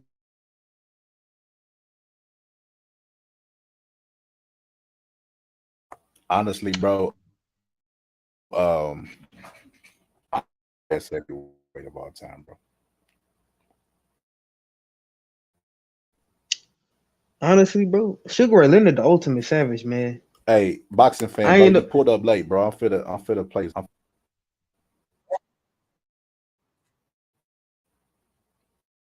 Said Doug gets hit harder than Lennox Lewis. I don't know. Are you there, boy? You cut off, man. I didn't hear you. Will you give me?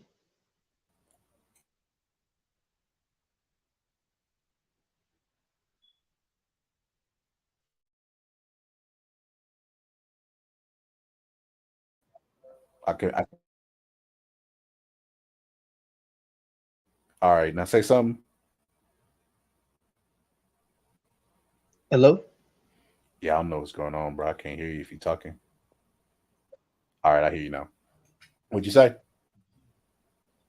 Nah, I was just reading boxing fan comment. He said Doug gets hit harder than Lennox Lewis, but I don't think so.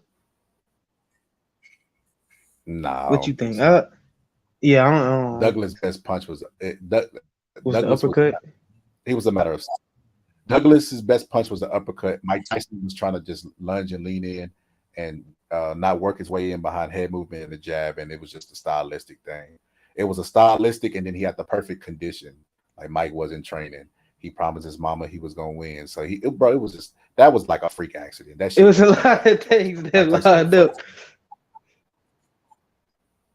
Hey, it was like Chris yeah, Ariola's it like was like whole career wrapped up in one night, basically. Like the Chris ultimate amount of Ariola, luck. Johnny. Johnny Yeah, it was Rice. like Come on. if you took Johnny Rice, you throw him in a pot. You took Chris Ariola, throw him in a pot. A whole bunch of Took a horseshoes, rabbit rabbit foot, foots, a 4-leaf clover. and then you mixed it up. Your 4-leaf clover, a chicken foot, and you mixed it into one. That's Buster Douglas. Speaking of rice, bro, my live got deleted, bro. My live got deleted, bro. But on that live, that was a cold ass live we did too, bro. Like as far as the Yeah, breakdown I I was did of the trying to look fight for and that too. how it ended up playing out, like, bro. He was on Coach Malachi's show, and Johnny Rice claimed that he was waiting until the 10th round. Like, oh my God! First off, that's not true. You were out of shape and you were fat. Number two, if that was your strategy, that was a horrible strategy. Even if you fought hard those rounds, you gave up fucking all of those rounds before to the guy who's the heavy favorite, who's undefeated by Top Rank. That's a stupid strategy. What the fuck, That would have bro? been the last round, by the way. So he Maybe he said he was said gonna eight, start bro. going hard the 10th round. The Maybe he said eight, bro. conservative. Maybe he said eight. Maybe he said eight, bro. I think he might have said eight. But even eight, you got 2 rounds. Okay, let's say he went hard in the eighth and then upped his punch volume. Okay, he had a good eighth round, and then he had a good ninth round. Then he had a good 10th round. That's 3 fucking rounds. So that means he lost 7 rounds to win 3. And it's not like Yeah, he a puncher like that, so he can't depend. Nah, yeah, that made yeah, the bro. dumb This is that's one of the reasons, bro, why I never really wanted to interview fighters. interview Look, Johnny Rice. bro, Oh, fighters in fighters in general, general. ones. Like bro, Roy Jones interview, I'd be open for that. But like great champions, I would interview them. But even that, bro, like, bro, how could I interview Antonio Tarver and not bring up the steroid allegations, bro? You know what I'm saying? Like this is why I never wanted to interview fighters. I never wanted to be slave to like trying to get another interview.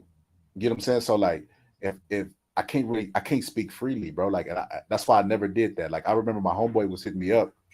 Hold up.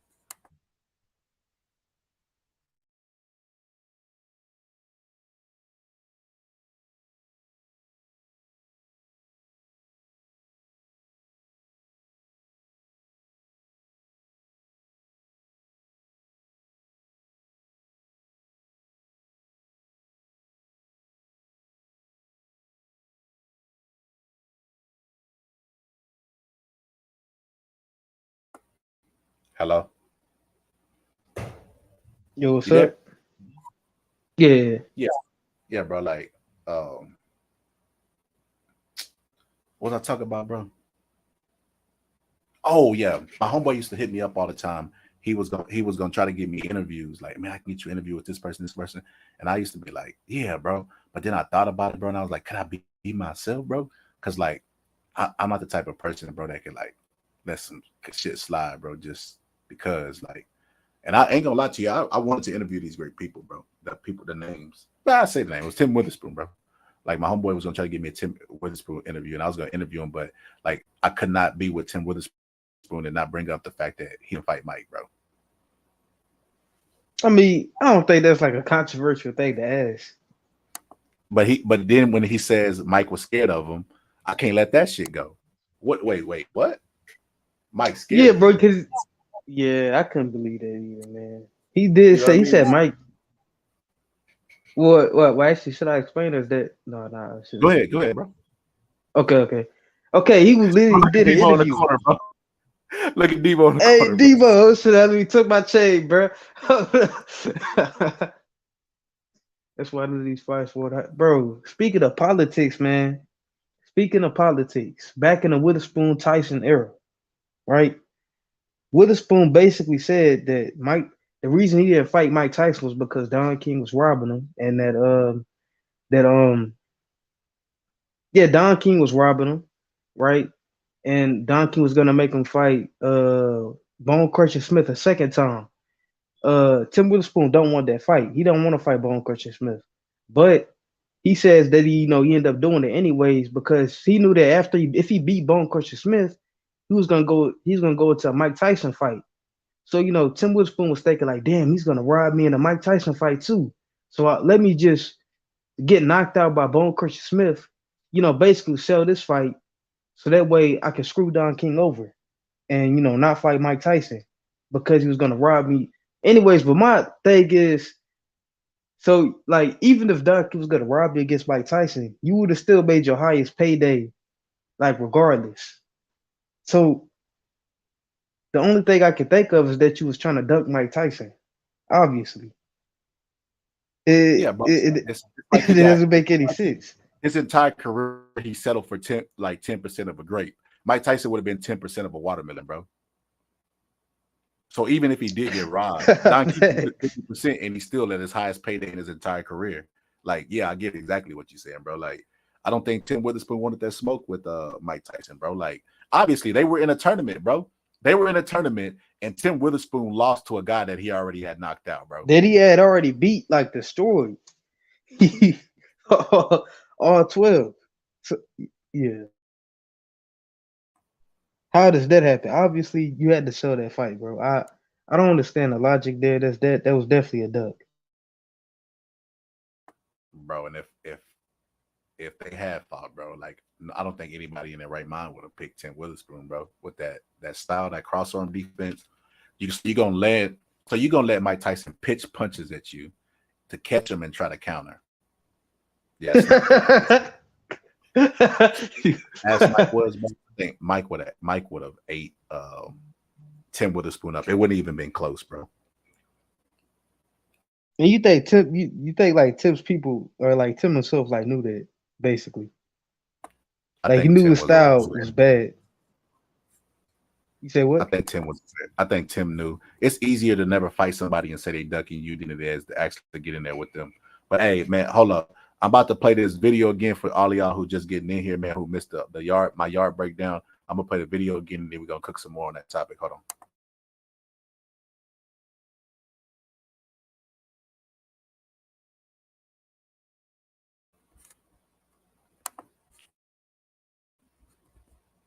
So face-offs mean you just know looking at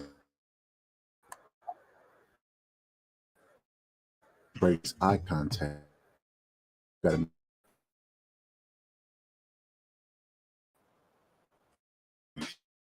And I think that he was initially trying to intimidate his food before he ate it, but I mean, Anthony Yarde showed that he's going to be there for the late rounds, but I don't think that Arthur's going to lose because he broke eye contact, because I say he's the predator in this equation. And he's going to come forward in the fight, which is going to be very interesting. Although people may say Beterbiev is a cannibal and a carnivore and all this stuff, as of lately, he doesn't walk forward through guys' punches anymore, and it's because his trainers are aware of his old age. As you can see in this fight with Joe Smith, he implemented strategy. Check this out. He plants his feet in front of Joe Smith and then picks him up. He just keeps Joe Smith in front of him with his feet planted, thinking it's going to be rock'em sock'em robots. He lets him hit him to the body. Then he uses lateral movement in the other direction. He didn't stay in front of him. He tried to create angles for his jab, and that was very smart in this fight. If you notice right here, because he's moved lateral, there's a little space for the jab, and then he just comes through the opening and out jabs Joe Smith with the longer reach. Because the opening is still there, the right hand is there, so he just slips the right hand and catches Joe Smith in the temple. And early in the fight, Joe Smith was hurt, but look at his footwork. He doesn't use a lot of head movement, but his trainers have implemented his footwork. Check this out. He moves laterally to the right, gets an angle, comes in, plants his feet right there, plants his feet, gets Joe Smith to plant his feet, and then picks him back up, and then tries to create with his feet again. So he was very smart at doing that. And now that he's created an angle, he draws the jab from Joe Smith, and then he bends down and feints like he's going to come with the right hand. And he downloads the data because Joe Smith did not react to that punch. And then now he does the exact same thing. And because Joe Smith didn't react, guess what's coming over the top? A right hand. And the thing that was the depth of Joe Smith in this fight is he double jab. Look, one jab right there. And he has the speed of Joe Smith's jab in the distance, and then he comes in with another jab. And that was the depth of Joe Smith in this fight, because he double jabbed his way in. Same speed, same way every time. Look, one jab, trying to get the distance, and he's outside, Beterbiev's outside of his distance. He backs up, and then he comes in with another jab. Like I said, it was the depth of Joe Smith to use the double jab against a fighter who was using his feet. Right here, he creates the angle. His jab lands. Joe Smith's jab goes over his shoulder because he's created that little angle with his feet. And he now has Joe Smith's timing down, which is why this fight ended early. It wasn't just because Beterbiev was a monster. Look, right here coming in, one jab. You know what's coming to follow after that, the second jab. And Beterbiev just catches him in between the first and second jab. But he's creating a pattern of predictability. And that's the wrong thing to do against a guy who's using his brain. Look right there. He creates another angle for his jab and then catches him on the angle. And then right there, he just steps outside, makes his jab fall short. He knows the second one's coming. By the time the second one comes, he just lowers the boom and catches him on the temple. And that was the shot that shook him up the first time. But like I said, he comes in right here, one jab. Notice Beterbiev's eyes right here. He's downloading the data. He's waiting for that second jab. And then the second jab coming, and boom, lowers the boom and knocks him silly again.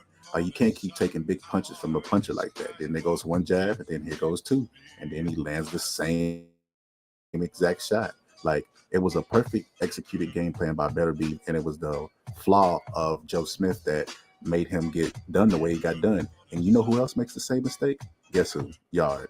Coming forward, using his jab, bringing it, leaving a space for the right hand, and then he brings it back low. Look at all that space. Look at all that space. All he has to do is get Yarde to come forward in this fight. And I think Yarde will come forward in this fight based off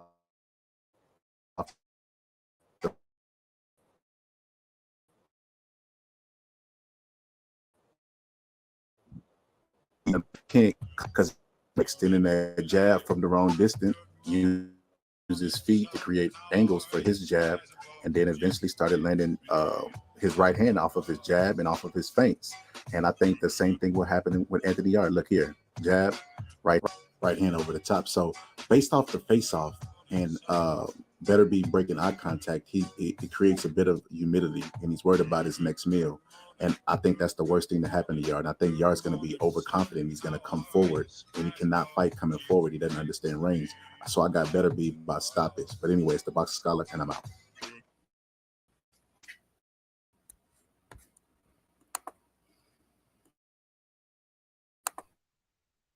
I find it interesting that you had brought up, Like I said, Anthony Yarde. man. Oh, my bad.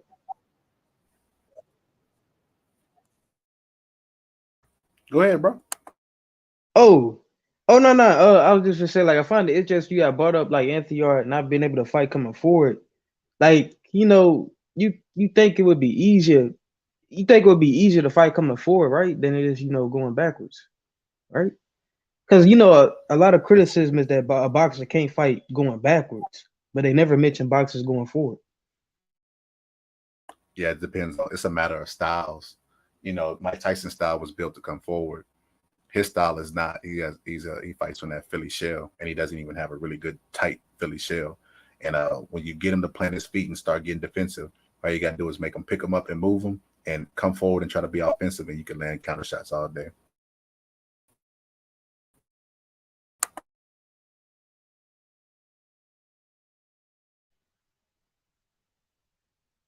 Y'all getting knocked out. I want to see another Fury versus Wilder fight. Wilder is a skilled enough for Fury. Just has a number at this point. Hold on, bro. Give me a sec. Y'all give me a sec. I'm going to do something real quick. Pure done went to go pee or some shit. Hold on. Give me a sec. I don't want to see Wilder. Oh, I want to see Wilder versus Joshua, but they don't have belts. I mean, that don't matter, bro. That don't matter. Them not having the belts don't really matter. It's going to be a big fight regardless. Joshua the guy at heavyweight, bro. So he going to sell no matter who he fights. And if it's Deontay Wilder, I mean, shit. I mean, do we really even care about the belt at that point?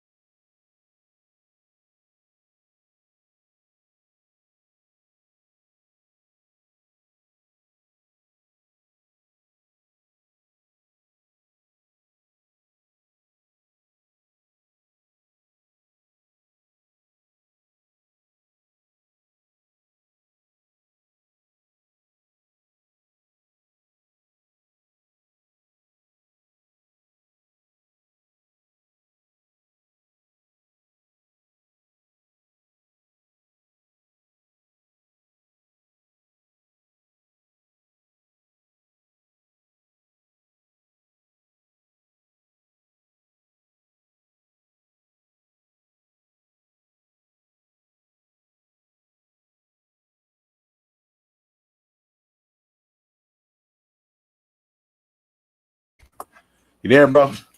Yeah, bro. My bad. I had to take a break. But yeah, bro. He said y'all getting knocked out.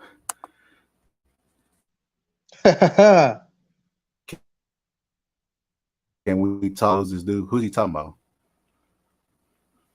What Moses dude he talking I don't about? know. I don't know. You talking about a boxing fan? It would be bigger fights with the belts involved. He talking about AJ versus Wilder. He talking about AJ versus Wilder? They said it'd be a bigger fight if they had belts. Nah. Wilder gonna mess around and fight till he's 40, but he's gonna get back in the championship talks. If he get a Usyk fight, he would. I don't think Wilder said he done at 40. Yeah. He gonna be retired. But as far as getting back in the that man said he don't need boxing. He after 40, he said, I'm done. Like he meant that shit. The Moses dude, that dude out for the break nothing, bro. He ain't even got no what? Dude out for the break no type of record, man. Come on, man. Knock that off. I don't even think he got any professional fights, bro. No. Oh, I know he talking about that fucking scrub. That light skinned dude. Yeah, that scrub. They say go break Mike Tyson record, man. That shit not finna happen, bro. So even if he does, bro, like I wouldn't even. So look, the heavyweight division. Let's talk about the heavyweight division for a second. Outside of the main people, the Usyk, the Joshua. So you got Usyk, Joshua, Tyson Fury, and Wilder. That's it. The rest of them are prospects, or the rest of them are prospects or gatekeepers, right? Those are the elite guys of the division. Luis Ortiz is still in contention. That's how healthy the heavyweight division is. Andy Ruiz. But you say unhealthy or healthy? That's how unhealthy the heavyweight division is right now. Like it's okay. Yeah. Andy Ruiz is still a competitor in the heavyweight division. Like, bro, if I could take 10 years off Tim Witherspoon. Like, he could be a contender in today's time, bro. Like, it's really crazy. Shit, bro, the 90s version of Tim Witherspoon. It's crazy, bro. Like, the heavyweight division is so fucked up right now that anybody could be a contender. So I look at it like, could he break Mike's record? Possibly. You say possibly? If they make another belt. Bro, they're not finna count the secondary belt. If you talk about like a fixation about it. Okay, I give you a scenario in which I think he could do it. If he goes and fights Daniel Dubois, weak chin dads. It's that WBO belt, bro. Ain't it the WBO? Yeah. If he goes and Global? gets that belt, he'll be the youngest champion ever, bro. Bro, that don't count, bro. That's what I'm trying to say. So it's so many belts now, they're not gonna count that. Bro, literally Daniel Dubois. I mean, not Daniel Dubois. What's that nigga's name that lost to? The one I'm always making fun of. Brian. Trevor Bryan. Trevor Bryan, yeah. Trevor Bryan, bro. Trevor Bryan tried to build his social media presence, bro, by getting somebody to run it like a bot. I knew it was a bot because it kept giving the same responses. Wait, what? Wait, what you talking about? You said a bot. No bullshit, bro. If you write Trevor Bryan and he responds, it's gonna be the same comment every time, bro. This dude got a bot on his Instagram. If somebody asks him, like, how the fuck do you have the WBO? Shit. Yeah. He never responded. The bot, like, the reason I knew it was a bot because they responded positively. They were like, thanks for your support. Check out my page and make sure to hit the like button. But I was wondering how the fuck did Trevor Bryan get a goddamn belt, bro? Exactly. But yeah, I think like if Trevor Bryan could get a belt, that guy can win a belt. Would it mean something to me? Absolutely fucking not. I don't think it'll be that in the boxing world either, man. Time does the fight start? It's in the UK, right? Yeah, it is. It is in the UK. Oh, I'm a bit just. That shit finna be early, which is kind of good though. Well, in my opinion. I would say they would have a UK card in the day and then an American card at night. Well, I'm not gonna lie, boxing fan. I would say Moses. I wouldn't say he's a hype job because he ain't really get started yet. But comparing him to Mike Tyson, and I don't even think he was like. I don't know if he was stopping people in the amateurs like that. You know what I mean? Like something crazy. So I'd probably say he is a hype job, but he ain't even get started yet though. Why ain't they comparing him to Tommy Morrison, that killer? Yeah. Compared to Tommy Morrison, bro. Not no Mike Tyson, bro. That's so funny. Tommy Morrison is reachable. It's funny that people would compare Tommy Morrison to Mike, but he's trying to beat Mike Tyson's record, not Tommy Morrison's, bro. Always the only does Tommy Morrison even have a record? He the first heavyweight champion with first title defense against the guy. Huh? From the audience, right? First guy to fight a title defense with a man from the stands. Facts. Hey, all right, hey, man, you spared him, bro. You ain't talk about him fighting Joe Hip, bro. You want to talk about that? Yeah, I spared him, bro. Mike Tyson could have won heavyweight belt at 8, 16, or 17. Tyson was fighting 8 times a year, bro.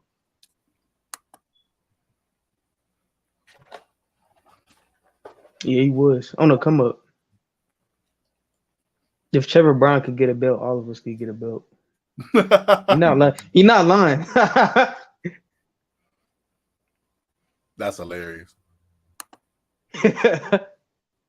He said no cap. Like, nah, nigga, I'm serious. I'm gonna be honest with you. Tommy Morrison would be the GOAT in this era, man. Honestly. He probably would. I think he beat Anthony Joshua. No. Bro, Joshua can't man, Joshua can't beat them small dudes, bro. He would be throwing them big bombs on AJ's arms and getting tired fast because he don't take a break in between the shots. He throw everything with power. You don't think he'd approach it like he fight like he fought Foreman? AJ would do him like he did Pulev. Nuh-uh. Okay, that makes sense. I don't think he beat Deontay Wilder. Yeah, Wilder would kill. Yeah, Wilder would kill Tommy Morrison. That's like it's an easy matchup in my opinion. Like he gonna do Andy Ruiz. Now, wait till Puro get back on there, bro. Puro wanted to bet me that Deontay Wilder loses against Andy Ruiz, bro. Andy Ruiz, bro, stop it. Nah, man, Puro ain't say that, man. He's gonna put $500, bro. Nah, Puro wouldn't do that, bro. Ain't no way. No lie, bro. Hey, he said Andy Ruiz. He said Wilder would lose to Andy Ruiz. Yeah. And one bet me $500, bro. He was joking, bro. He wasn't serious, but he had to be joking. Nah, he was dead ass, bro. Not after what we saw Andy Ruiz do against Luis Ortiz, but nah. Nah, he was dead ass, bro. Wow. I was gonna bet push up because I didn't want to take advantage because I like Puro. He was like, fuck. You know what? I remember that. That was on Mark Live, right? Yeah. He was like, fuck them push ups, bro. He want to bet 500. I'm like, 500? It's a bad bet. Bro, you know what that's like? Man. That's like me selling a car for $2,000 and somebody come up and be like 10,000. Like, what? Okay. Exactly. I think Bo beats Lennox, bro. Of course. Bo beats them all, bro. Except for Tyson. Bo beats the Bo. Yeah, I agree. Except for Tyson. Oh wait. So you got Bo beating Foreman? Oh yeah, Foreman too. Wait, so you do have to beat a Foreman? That's a 50-50 fight, in my opinion. Yes, it's just a tough fight to call. I don't know. AJ will be farther in the ring like Ray Mercer if he fights Morrison. Bro, to be honest, I could see Morrison beating AJ from the early rounds.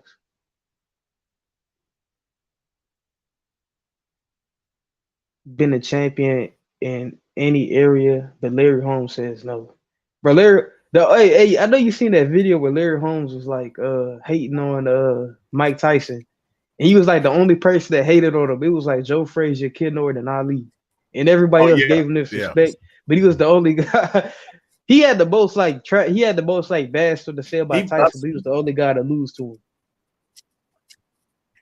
him. And what's funny about that is Joe Frazier kind of checked him and like, no. That nigga's a marksman. Exactly. Joe, bro, yeah, bro.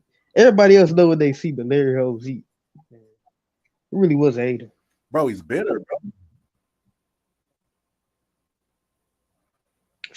Facts. To this day, even on the Vlad TV interview, he was kind of bitter, and I was surprised. What happened? What happened? Wait, were you talking to me? Yeah. Yeah, no, I'm saying like Larry, he was still bitter when he had that interview with Vlad TV. That was like 2 years ago. Bro, bro. What the bro? Let's keep it real. Larry Holmes is he's on his way to see Jesus, bro. I wouldn't say. I mean, he's well on his way to see Jesus, bro. Larry Holmes got to be like 70. He got to be like late 70s, close to 80.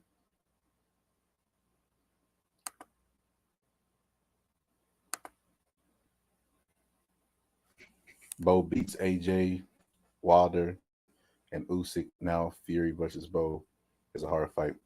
Fury would be the easiest out of all of them. Fury coming forward. Fury with sugar. See, damn, what the fuck going on with this shit? What's going on with my computer? You gave me a virus, bro. You there, bro? Hello?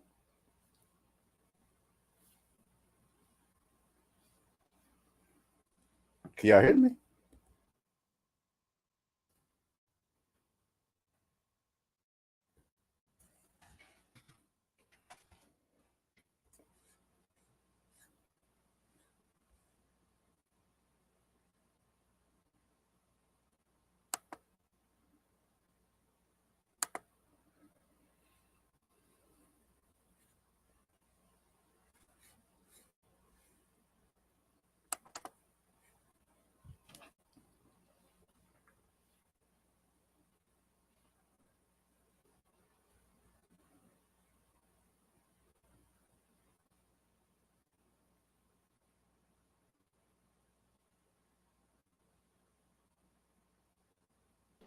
You there, bro?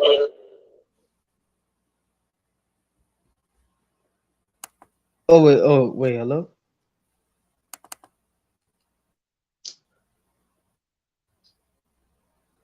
I didn't know if I turned off my phone, it would take me out the StreamYard.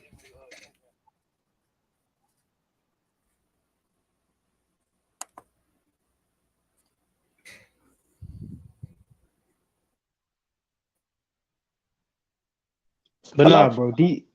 Yeah, I had Yeah. to take it out. I had to take it off my computer and my laptop. So here we go. Now we back. We back in action. I like it better for my phone anyway. I could put my comments on there. Said Larry Holmes was salty as fuck. All all was doubting his opinion. I think he meant to say I was doubting his opinion. I give Larry Holmes his props. He was washed when he fought Tyson. No, he wouldn't. But Tyson would have beat Prime Holmes. He wasn't washed, bro. That's the narrative that people put out there, and probably him that put the narrative out there. But Larry Holmes arguably should have been a two-time champion when he fought Mike Tyson. I mean, fought not Mike Tyson when he fought Ray Mercer, Roy because Ray Mercer, Mercer because had the belt, but they stripped Ray Mercer because he wouldn't fight uh Michael Moore. Michael Moore. But so when Larry Holmes beat him, it was for no belt. But it should have been for a belt. He should have been two-time champion of the world. And he wasn't washed up, bro. Like, he fought Holyfield. He was never knocked out. And he had fights after Tyson. So if he was washed up, he should have been getting knocked out. That's what happened to fighters when they washed up. They get knocked out towards the end of their career. He was never knocked out by anybody other than Tyson. Bro, watch some fighters fight in their 40s and 50s. I don't know. I don't know. I can't tell you why they fight, bro. I can't get into their mind of why they do something, because I feel like Roy Jones shouldn't be in the ring. Like, if I had that much control, Roy Jones would not be his ass in the ring at this point in his career. Lennox Lewis would dominate these heavyweights as well. It's crazy that the heavyweights are more conditioned, but doesn't mean they're better. 90 heavyweights are way better because they had better fundamentals. The old school trainers were alive at that time, and they were giving the fighters fundamentals. That's why you see the fighters get better with nutrition. The fighters today focus so much on being big. Everybody's so keen on being bigger than the other guy, having that big size over him, either width Yeah. or height. And they do so much of the nutrition that they drinking all kind of shakes, and if you take this for 5 days, your muscles heal. And they don't ever do any boxing, and they wonder why they don't have skills, because they spend so much time in their strength and conditioning that they don't Nutrition. take time to hone their skills. Hey, I they be think on them Muhammad gas Ali. masks, I got one of those. I think them Muhammad oxygen Ali. masks. I got one of those. I got a real one though. I think Muhammad Ali and Joe Frazier believed that Mike could have been champion in their era. They know he could. Nobody in their right mind besides Larry Holmes, who was bitter because he got knocked out. On the Vlad interview, he said the only reason Mike knocked him out is because his arm got stuck in the rope. It's like, Larry, I had saw your arm that not shit. had your arm not got stuck, Mike Tyson would have still knocked you out, bro. Like, stop it. You were on Queer Street. Like, stop it. He's a better finisher. Every time Larry Holmes fought Ernie Schaefer's, he was hurt. One time he was knocked down. The other time he just dazed. He just was able to survive. But, like, he still got hit by that right hand. It's like Mike is a better finisher than Ernie Schaefer's. That's why he got Larry Holmes out of there.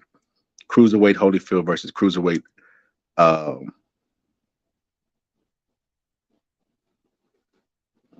Cruiserweight Holyfield versus Cruiserweight Usyk.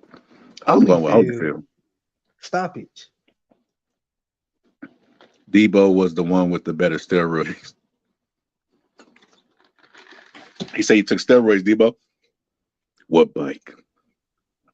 Man, y'all gotta remember, man, these heavyweights of today's era, bro, they like all right, like I heard someone say that Riddick Bowe would have a tough time with Tyson Fury, but we gotta remember that these heavyweights they're not really skilled like that, bro. So a good heavyweight from this era is only good because like he good amongst a whole bunch of unskilled heavyweights is what I'm trying to say, bro. So you put him in an era full of skilled heavyweights, bro, that shit not gonna look that impressive. Well, wait, I ain't mean to cuss. What they doing is not gonna be that impressive compared to like other fighters. Not Charles Barkley. It's a wannabe who looks like him. Murray, break out.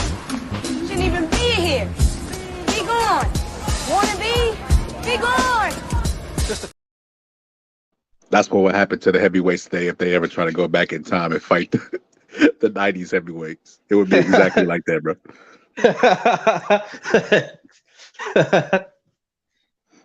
I mean, he meant fighters from the 40s and 50s. Like, how would they fare in today's game? Hey, I'm interested in, man. What you think? 'Cause, I know you well versed. It's hard to do those eras because if they were from the 40s and 50s and you put them now, hypothetically, now they're bigger than they were in the 40s and 50s. Get what I'm saying? Like Rocky born today would not be the same size as Rocky born yesteryear, in my opinion. Oh, so you saying he would be bigger? Yeah, I mean, look at Usyk. Usyk was a small guy. If Usyk was back then, he would technically be like, he would have capped off it. Yeah, he would have either been a small heavyweight like Rocky, or he would have been fought at a light heavyweight division. Like it was no in between. So because of modern technology, he was able to pump his body up and fight at heavyweight. So Rocky would have probably been able to do the same thing. So it's kind of hard to say. But yeah, that they could have some success because they would have you got to remember they had the skills back then. Like Joe Louis was skillful, Rocky Marciano was skillful. Not only did they have skills, but they were mentally tough, and then they would have the luxury of today's technology at their hands. So it kind of would be like it. They kind of be enhanced. Yeah, they would be. It kind of would be unfair for the guys today. Why was Bernard Hopkins and Foreman capable of 40s and 50s? That Bernard Hopkins was capable because he started late in boxing. Because he started late, he didn't take as much punishment as these guys who started boxing when they 10, 11, before their brain is even developed. They're already taking punches. So Bernard Hopkins was able to take, and then he was disciplined. So he took care of his body outside the ring, and he started late. So those two things was why Bernard Hopkins was able to go into his late, and then even he jumped the weight. He fought down and then he jumped up in his later age, but because he didn't abuse his body, he was able to do those things, and it didn't affect him like it did Roy. And also, he was fundamentally sound. The 40s heavyweights was like 160 pounds. Nah, they wasn't that light, bro. Cut it out, Debo. What is crazy? Foreman could have fought Lennox Lewis at 50. Yeah, he could have fought him.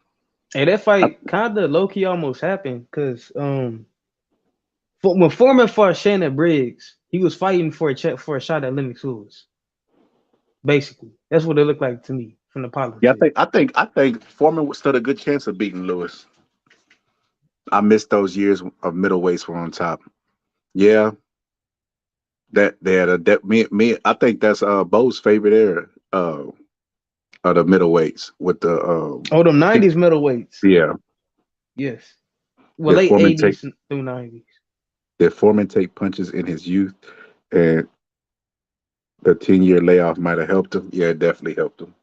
That long pause definitely helped Foreman. He wasn't taking punishment then, but yeah, I mean, they say to rest is to rust in boxing, but it's true, but not always true. I think it helped Foreman. He was able to mentally gather himself. He wasn't taking punishment during that time, and he never really took punishment in his prime because he was Foreman. But yeah, he would have never had that second career had he been a Joe Frazier, been in wars. Yeah, I agree. Middleweights were on top. Roy, Winky, yeah. Tarver, De La Hoya, Trinidad, yeah. Yeah, there was there. I mean, every era has their weight. I mean, every weight has their era. Yeah, that's true. I remember when Teddy Atlas was saying welterweight division was the best division since the time of Tommy Hearns, and then they kind of They never fought each other and died. They didn't never fight each other. They fought. So I remember at one time it was Sean Porter, Terrence Crawford, Errol Spence, Keith Thurman, Danny Garcia, and who else? That might have been it. But I remember Teddy. Oh, you could throw fucking Amir Khan in there too. Amir Khan. I think Paulie might have even been boxing. Adrian Kell Bronner, Brook. Kell Brook, and I remember Teddy Atlas was saying that this probably is like the hottest that the middleweights have ever been in there, like ever. He was saying like it might be better than Hagler's now. Their weight, and I was just their era. I mean, and I was just like, man, Teddy done fucking lost it, man. Like, what is he talking about? Like, I remember thinking that then, and then it's so funny because Danny Garcia lost to Keith Thurman, then lost to Sean Porter, and then Keith Thurman beat both of them, and then they never even fought. Well, Sean Porter fought Crawford and Spence, and then he retired now, and then shit, Danny Garcia never fought. He fought Spence, but he never fought Crawford. It's like they're not even talked about now. Yeah, to be honest, when you look at those four kings, bro, like all of them fought each other, and then they all achieved like highly, if that makes sense. Like they fought each other, and if they lost, they were still talked about because they literally achieved like even more after, like outside of fighting each other. You know what I'm saying? Like they kind of got two careers, if that makes sense. Nah, Debo, he didn't come in 3 years ago. He came in when he beat Jeff Horn. And that was like 16, 17? Nah, Crawford been at welterweight for a while, bro. Yeah, that's true. He was welterweight when Canelo was still with Golden Boy. So that tell you how long ago that was.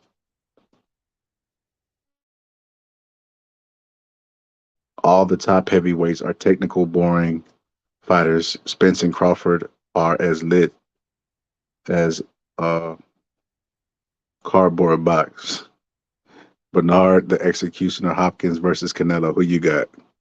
Who you got, Bo, out of those two? Bernard Hopkins. I don't know. That'd be a good fight. I think Canelo will win a decision. Bernard Real Hopkins will tough. make it. Yeah, Bernard Hopkins will make it an ugly fight like he does every fight. He'll do Canelo just like he did. What's that dude's name? Calzaghe. Oh, and get robbed still. Yeah, and get robbed. Get Nobody was looking for Crawford and Spence to it, but nah, I've been looking at Bud for a while, bro. I've been telling people about Bud for a while. I think you said that you saw it like 6 years early or something like that. Yeah, I was talking about Spence versus Crawford way before anybody else was. Like Spence was still at lightweight. I mean, not Spence. Bud was still at lightweight, and Spence had just made it on the scene with the Mayweather Black Eye stories, and I was like, bro, that'd be a good ass fight, them two. But at the time they was prospects. You know, the prospects ain't gonna pick each other off on the way up. They're gonna try to fight when they champions. But then years later that fight happened. I was part of this boxing group and I was like, ain't nobody talking about this fight, but I want to see Spence versus Crawford. I remember it was a UK group and they was like, damn, bro, you right. That would be a cold ass fight. Opponent, you know, I couldn't even see out my right eye round 6 through 10 because she do hit hard. Bro, she couldn't see out of her right eye, bro, because she do hit hard. Devastating power with Savannah Marsh. Bro, she got to, bro. I mean, shit. Hit a motherfucker so hard she couldn't see out her right eye, bro. That's power, bro. You know how you know that's power? That's what Tate did to his last opponent, bro. He knocked the vision out his eye, bro. He hit him. he hit him like on the side of the head and knocked his vision out of his eye, bro. That's power, bro. That's the equivalent of like Trevor Burbick doing an interview and like, after Mike Tyson hit me, I couldn't taste shit for a week.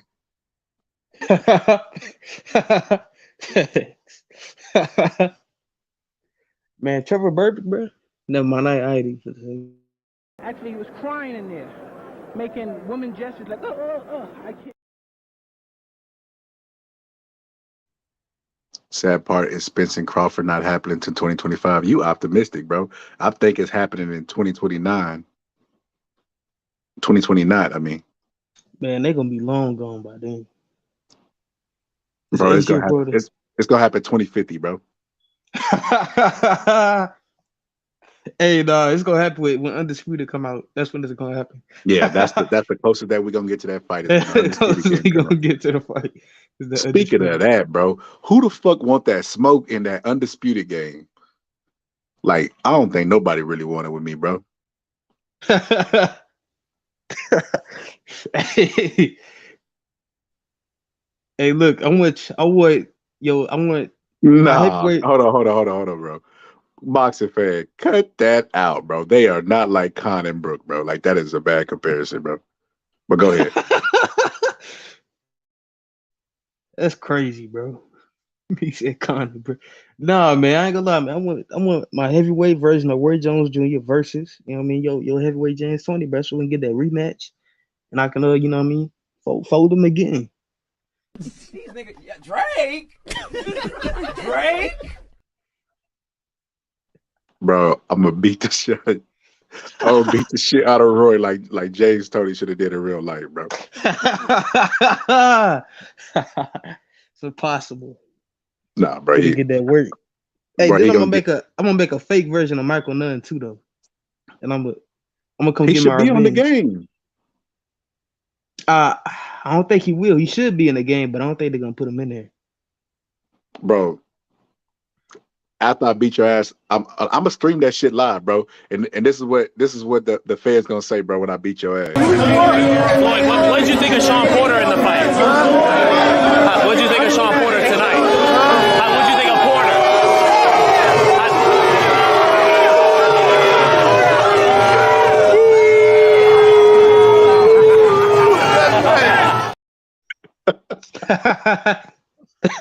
Floyd Senior's crazy, bro. Bro, Floyd Senior's fucking crazy, bro. Johnny Rice was on Coach Malachi's show, bro. And he basically said that Floyd Senior was like he was sparring somebody. He was sparring the guy that he ended up beating, the Guido guy. And he said he was sparring Guido, right? And Guido was getting the best of him. Oh, no, he didn't say that. He said they was like back and forth. But he said like Floyd Senior kept telling him to use his jab, and then eventually Floyd Senior got tired of watching him. Like, I'm getting out of here. Both of these motherfuckers suck. I whoop both their asses. And just walked out the gym, bro. Bro, I was dying laughing, bro. Bro, he booed Sean Porter to his face. Bro, he's fucking savage, bro. You know what's crazy? He gonna be in the game. Huh? He gonna be in the game. Oh, that's trash, bro. I don't want to play as no Floyd Senior, bro. Well, man, get that cigarette in the rematch, man. Bro, bro, they need to hit me up for some game advice, bro. To be all the way honest with you. I think so too. I saw what you mean with the movement, bro. To be honest, like compared to Fight Night, it is not. It is kind of stiff. Then they could have like, bro, I ain't gonna say it on here, bro. I can add a lot of value to that game though, bro. Because I know what to look for. Because I like boxing video games. I like them since Fight Night. I can add a lot to the team. I ain't gonna say it on here so they can steal my ideas, bro. But I got some fucking badass ideas for that video game. But yeah, bro, like this fight tomorrow, bro, I think I'm gonna do it live, bro. Bro, you know what's crazy, bro? Is like the way you gauge a fighter is not what they do in practice, right? You do gauge them by what they do under the lights. Why people don't gauge their favorite YouTube channel like that, bro? Oh, like when they watch a fight live. Yes, gauging what they do under the lights, what they can do in real time.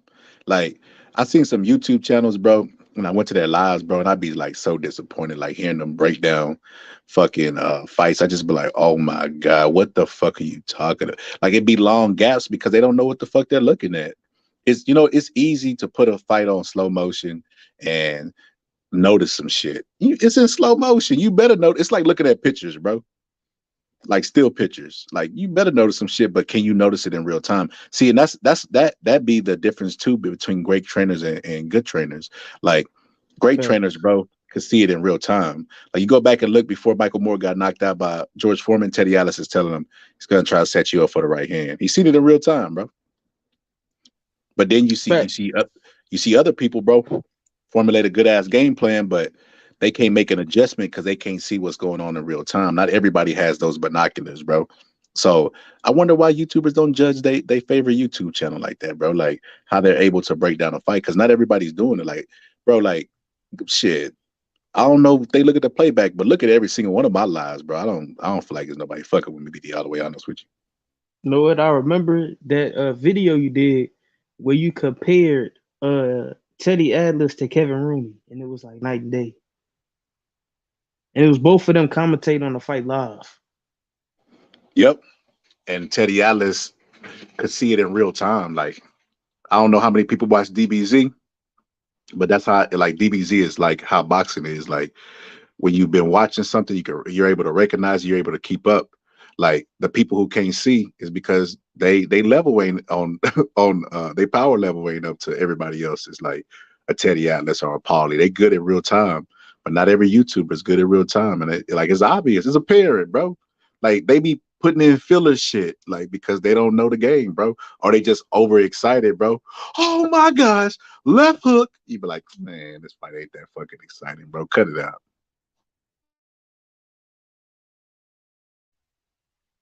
Facts. Hey, ask you, Dimitri versus Beterbiev, man. You got You said what? Dimitri versus Beterbiev. Demetrius. Boo boo. Wait a minute. Oh, Dimitri Bivol. Nah, he got better beef.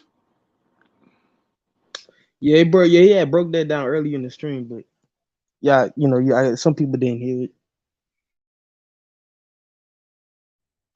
it. Nah, I ain't break down Demetrius, bro. Boo boo is Demetrius. No, Dimitri Bivol versus Beterbiev. Oh, okay, I got you, bro. You got to put Bivol, bro. Do not put Demetri. I thought you was talking about Boo Boo. Like what? I don't even think Boo Boo could fuck with Canelo. Yeah, bro. Hey. I basically said that in that breakdown I gave earlier, I basically said that I don't feel like he could beat Bivol. And the reason I don't feel like he could beat Bivol because Bivol is fast, right? Bivol is really, really fast with his hands and his feet. And I feel like he'll carry over damage from this fight into his fight with Bivol. And he's getting older. He's not getting better. You know what I mean? He's getting older. So he's closer to 40 than he is 30, right? Or 35. We can go 35. He's closer to 40 than he is 35, right? So he's going to take damage from this fight into that fight. He has the slower feet and the slower hands. So Bivol will have most of the advantages will go to Bivol in that fight. And plus, he throws curve punches and Bivol throws straight punches. Bivol won't be as easy to counter as Anthony Yarde is going to be tomorrow. Anthony Yarde is going to get countered, laying on his right side by that right hand, and he's going to get wobbled, and he's never going to recover, bro, because he's going to either get hit in the back of the neck or on the side of the head where the equilibrium is. And either way, that guy is a really hard puncher. He has really dense bones. He fought at heavyweight when he was an amateur. So you take all those factors in, he's going to get clipped, and he's never going to get his legs back up under him. So he's gonna go in that fight. But because Yarde is not intimidated, he will throw the punches. And if he throws the punches, he's going to damage the guy. Even if the guy knocks him out, he's not going to tell everybody like, man, that guy really hurt me when he hit me in the ribs. But he's going to go home and those rib shots are going to hurt because he's closer to 40. It's going to take him longer to recover because he's closer to 40. So with those two attributes taken into account, I just don't think he could beat Dimitri Bivol.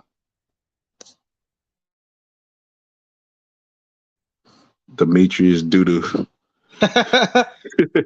It's wasting his career. Duck the mandatory shot for Canelo. Hey man, speaking of that, they gotta stop defending these guys, bro. They be having people in the chat defending Demetrius Andrades and the Jamal Charlos, my bad, bro. But they criticize, Spence and Crawford and Canelo and Devin Haney. The guys is actually doing something to boxing. They criticize them. But they let like the bums of boxing, these jokers, like survive. And they blame Canelo for not fighting these guys who don't do nothing. Who fight, they'll criticize Bud for fighting Avid Sion, right? But Demetrius Andrade and Jamal literally fight bums. Like literally their entire title, their entire like reign as champions. They've been literally only fighting bums their entire time, bro. No unifications and no fights against other champions. Come on, man. They got to give these guys like more like If they was gonna criticize somebody, they need to be criticizing these fighters. Nasty. That's facts, bro. Facts. I agree, bro. I think that I remember somebody was trying to convince me that Boo Boo was ducking Canelo, and I was telling them like, oh, I just had to face palm and be like, bro, if they fought tomorrow, who would be a favorite? And he was like, Canelo. So you mean to tell me you think Canelo is ducking a guy he would be a favorite against? Make that make sense to me, because it doesn't make any sense whatsoever. I don't even know where you're sitting at.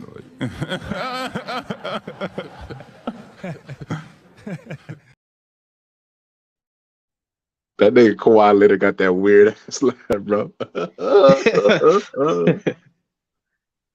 And you saw him, he was in the whatchamacallit video too. Who? With Drake. Kawhi? Yeah. Doo-doo bum Dre, horrible fighter, and a future Hall of Famer. Hell no, he ain't making it to the Hall of Fame. He ain't did enough. He waited too late to start his career. Benavidez versus Boo Boo, or Boo Boo. I mean, Benavidez versus Boo Boo, or Benavidez versus Charlos was the results. I think Benavidez will knock out Boo Boo and Yarde, and I think Benavidez could beat Charlo on points. But I don't think he's knocking out Charlo. But I think he could beat Charlo on points because of the pressure. I think the pressure be too much for Charlo. I'm just going based off what like the younger brother struggles with. It seems as though we have a debate going on here. You got something different?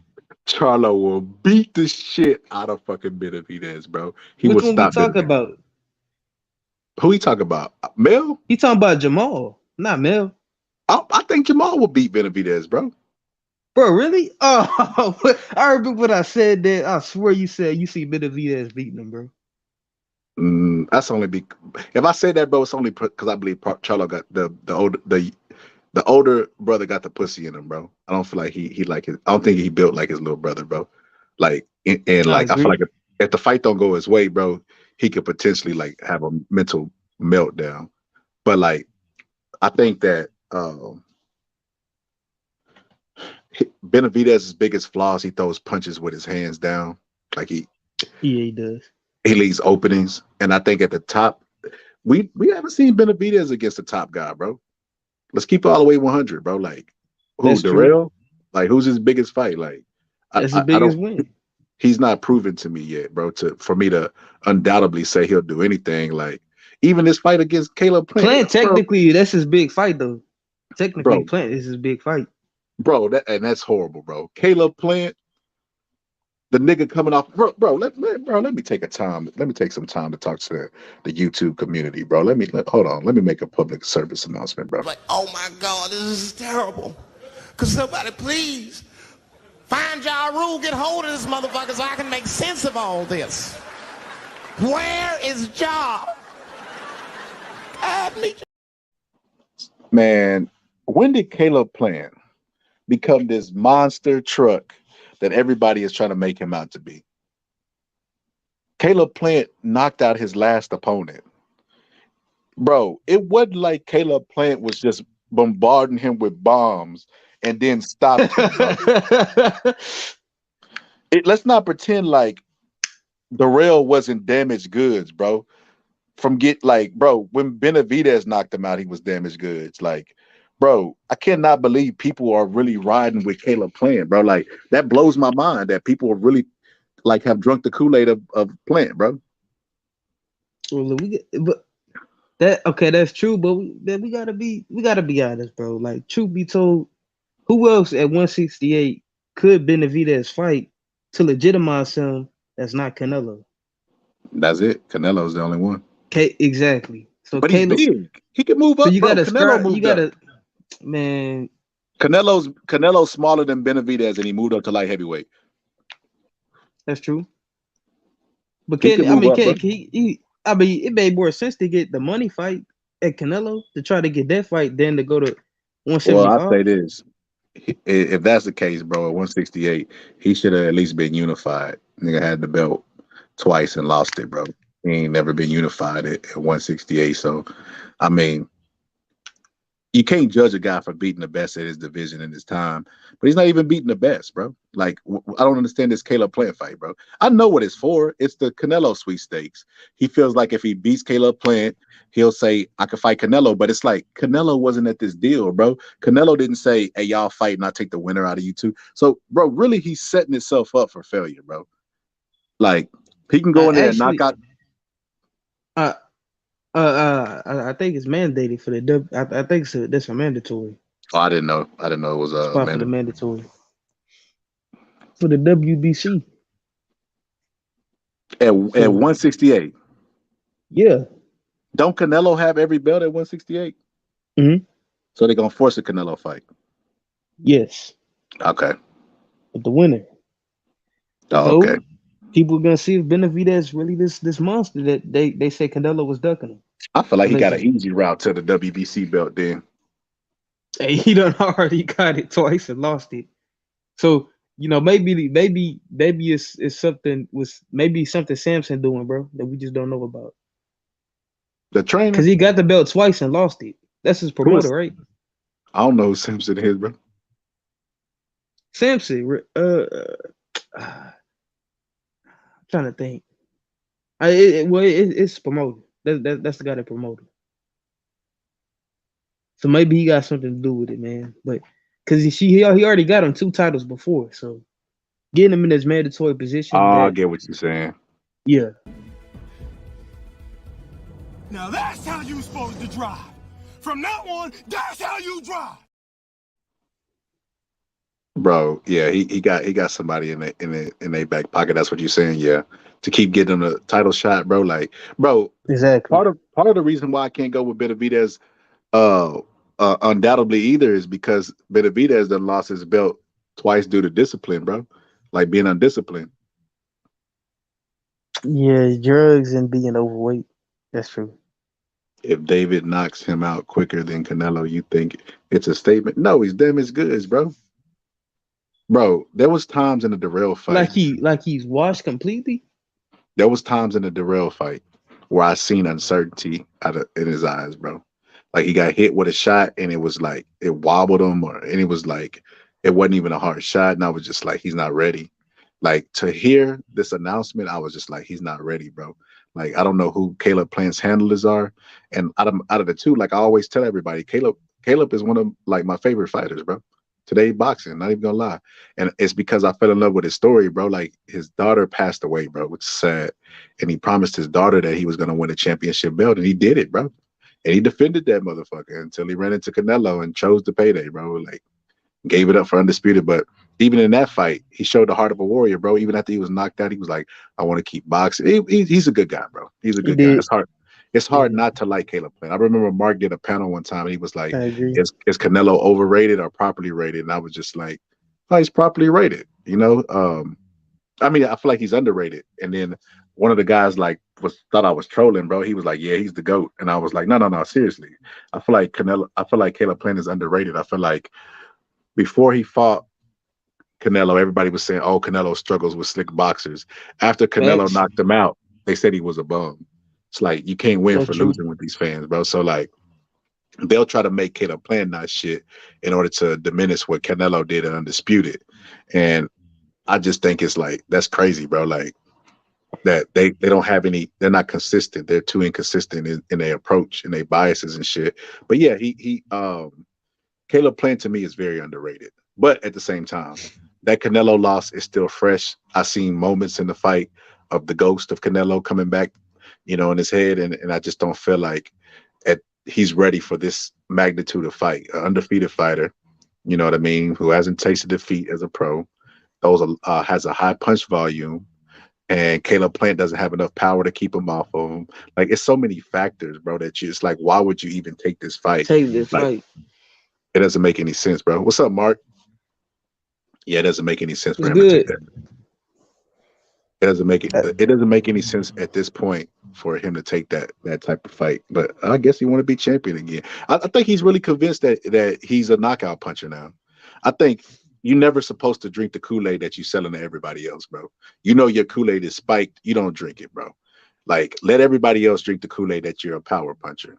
You don't drink the Kool-Aid yourself that you're a fucking power puncher. You get in there with Canelo again, it's gonna do the same thing but faster, bro. He already knows, like, he already has your number, bro. Like, he already knows you can't punch. Like, that's one of the reasons why Benavidez is he knows he's gonna win this fight, bro. I've seen him on Ellie Setback's Benavidez channel. has literally said that in interviews multiple times on numerous occasions. What'd he say? He was like, man, I'm like, I was like, he's like, damn, it's like I was like really excited when I got this fight because I know, I'll beat Caleb Plant easily. He's basically saying that he knock him out. He can. He was like talking about you had already been beat, knocked out by Canelo. I already felt like I could knock him out beforehand, but now I'm gonna have an easier time. Like stuff like that. Basically, like kind of unselling the fight in a way. That is crazy, bro. So he basically said that he's happy he got this fight because it's easy, and he said the silent part out loud, basically. Exactly.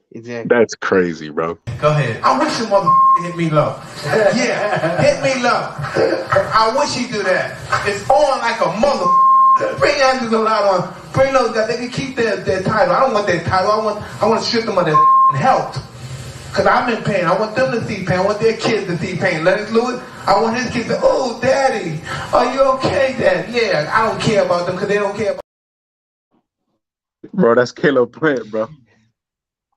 That's Caleb Plant, bro. He wants to be there of his fucking health, bro.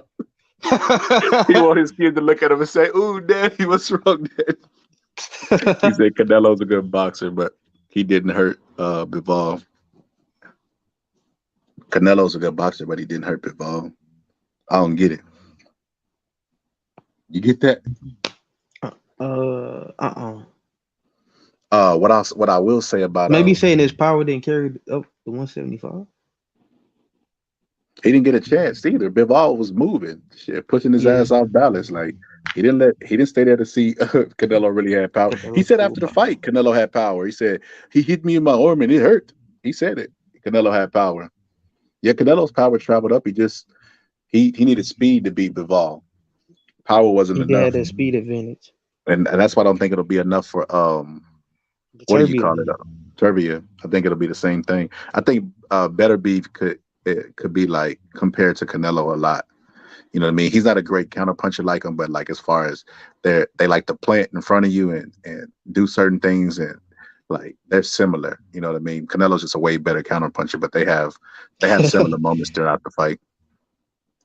If Ganala punched me in the nuts the same way Galata punched Bo's nuts, you want him to? Bro, Galata was trying to punch Riddick Bo nuts as he was getting dropped. Bro, Bo literally dropped him. He was trying to go hit him with the uppercuts in the nuts, bro. Bro, Galata is a prime example, bro. Oh, you mean he can't beat Bivol? Shit. Tell Puro that, Mark Nash.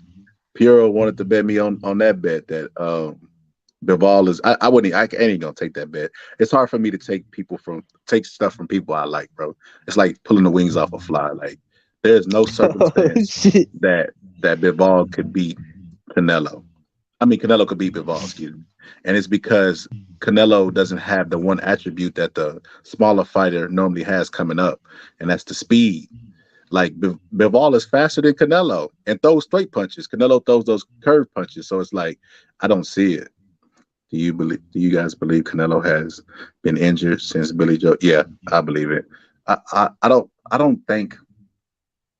See, a lot of these people in the world in general, they only see the world through their lens, right? So if they judge a situation, they normally judge it off of what their morals are and what their principles are and how they would have reacted to the situation. So they say like when they say shit like shit, I would have took that money. Then they're saying basically they would have took the money in the situation. So with stuff like this, right? So they go to their job and they clock in every day, right? There's been days where they've called into their job and they said, I'm sick, and they're not really sick, right? So I think that they look at the world the same way through that lens, but they don't realize if you're a fighter of Canelo's magnitude and you fight maybe once or twice a year, it would You be can't detrimental. afford to call that. Yes, bro, a million plus payday. Why would you even risk? You know what I mean? Like risk calling off or faking an injury to miss millions of dollars. It doesn't make any sense whatsoever. Like I had people talking about the dude was ducking Tim Zoo. Mel was gonna beat the shit out of fucking Tim, bro.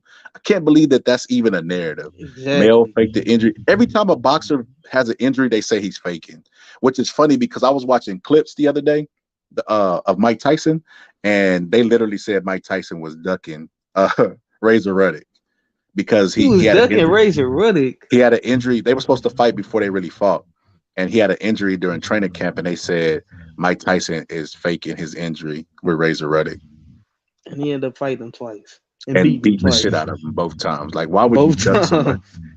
Same thing with Canelo versus Boo Boo. Why would you duck somebody who you could beat? It doesn't make any sense. That you're a heavy favorite against. So you mean to tell me if Mike Tyson would have got a injured rib in camp against Trevor Berbick, they would have said Mike Tyson was ducking Trevor Berbick, bro. That's how silly boxing fans are, bro. Bro, these niggas ain't faking fucking injuries, bro. And if they are, they fucking stupid. They damn self.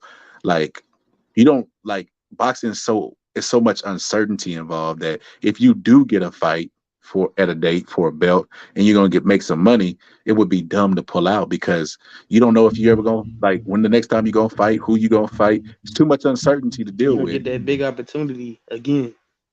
Exactly. I think, and fighters are never really 100% going in. So I think Canelo, and they like they'll fight through injuries like a bad shoulder. You know what I mean? Andre Ward did that. Then he finally got the surgery. Like, yeah. So fighters do it.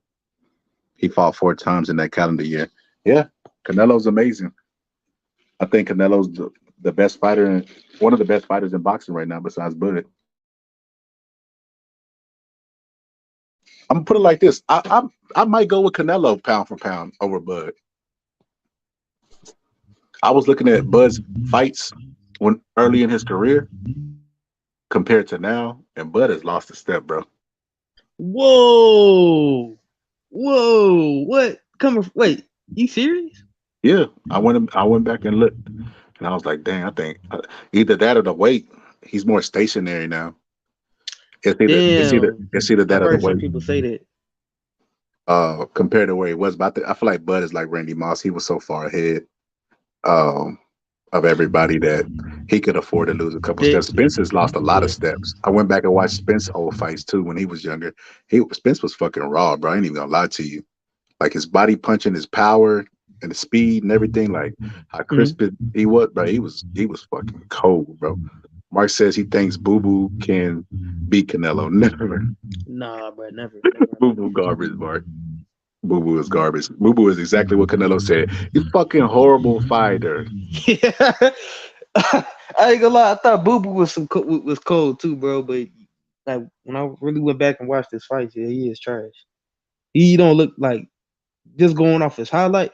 If you even like, bro, if you don't look that impressed with your highlights, bro, you really is trash, bro. That's all I gotta say. These niggas, yeah, Drake. Drake. Yeah, Boo Boo is trash, bro. Boo Boo would get watched by Canelo.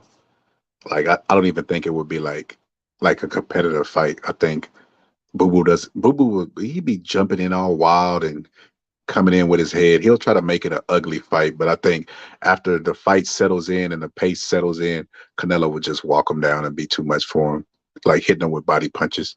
And I think eventually he'll stop Boo Boo. Didn't Boo Boo get dropped in his last fight? Yep. By a body shot.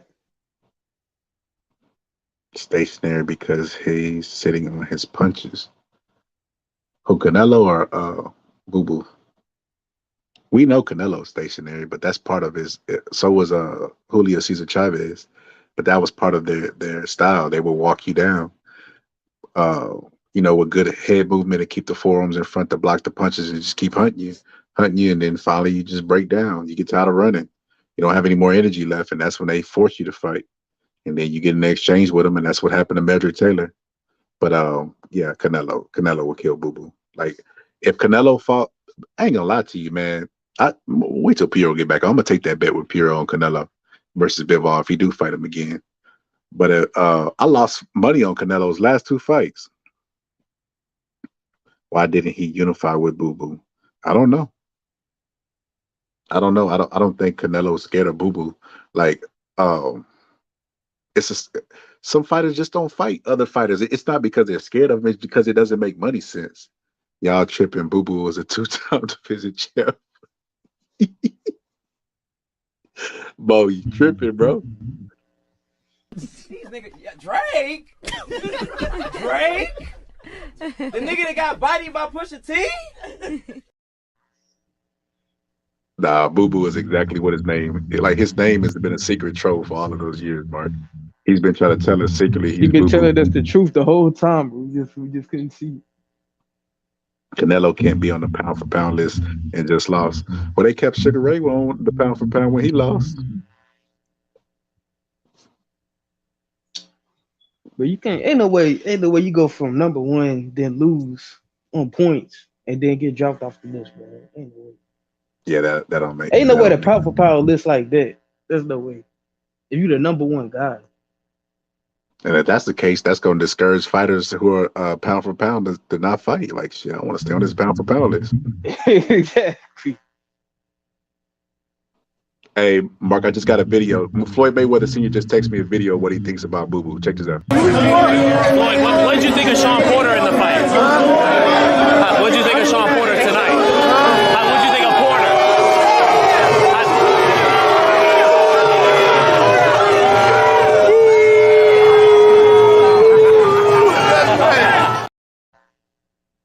That's what Floyd think of Boo Boo. Yeah, Boo Boo's he's not that good, Mark. I mean, he got some accomplishments. Oh, I'm talking about Bud sitting down. Oh, he was talking about Bud sitting down more stationary because he's sitting on his punches. If he lost a step, would you be the first to acknowledge it? Because I mean, you are a Bud fan, and fans are the last ones. Huh? No, I was reading the chat. Oh yeah, I was the last one. Like I said earlier, I thought Floyd Mayweather. I know Floyd Mayweather. I thought Roy Jones was gonna beat Calzaghe because I was a fan. Like fans are always the last one to know that their fighter's slipping. Like they're the second to last. It's the fans, and then it's the fighter. That's his highest payday. Boo Boo messed up. I didn't say on the list. Nah,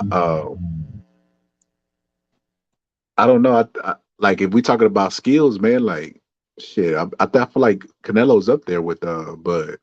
Bud could do more in the ring, but I feel like Canelo's a better counterpuncher than Bud. And I think that makes sense. Yeah, I think Andre has the tendency to drop people early and let them off the hook. Oh, you mean he's not a good finisher?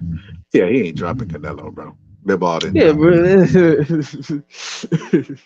Yeah, I think if Boo Boo Andre to me is like Bernard Hopkins, not as far as greatness, but as far as like I've seen them in fights with guys who were really good technically, or like just technically sound. They don't have to be like the best technical person around. And I've seen him make the fight ugly, and that's what Bernard had a tendency of do. Like he would make the fight ugly against people who were like really really good, like a Tarver or anybody.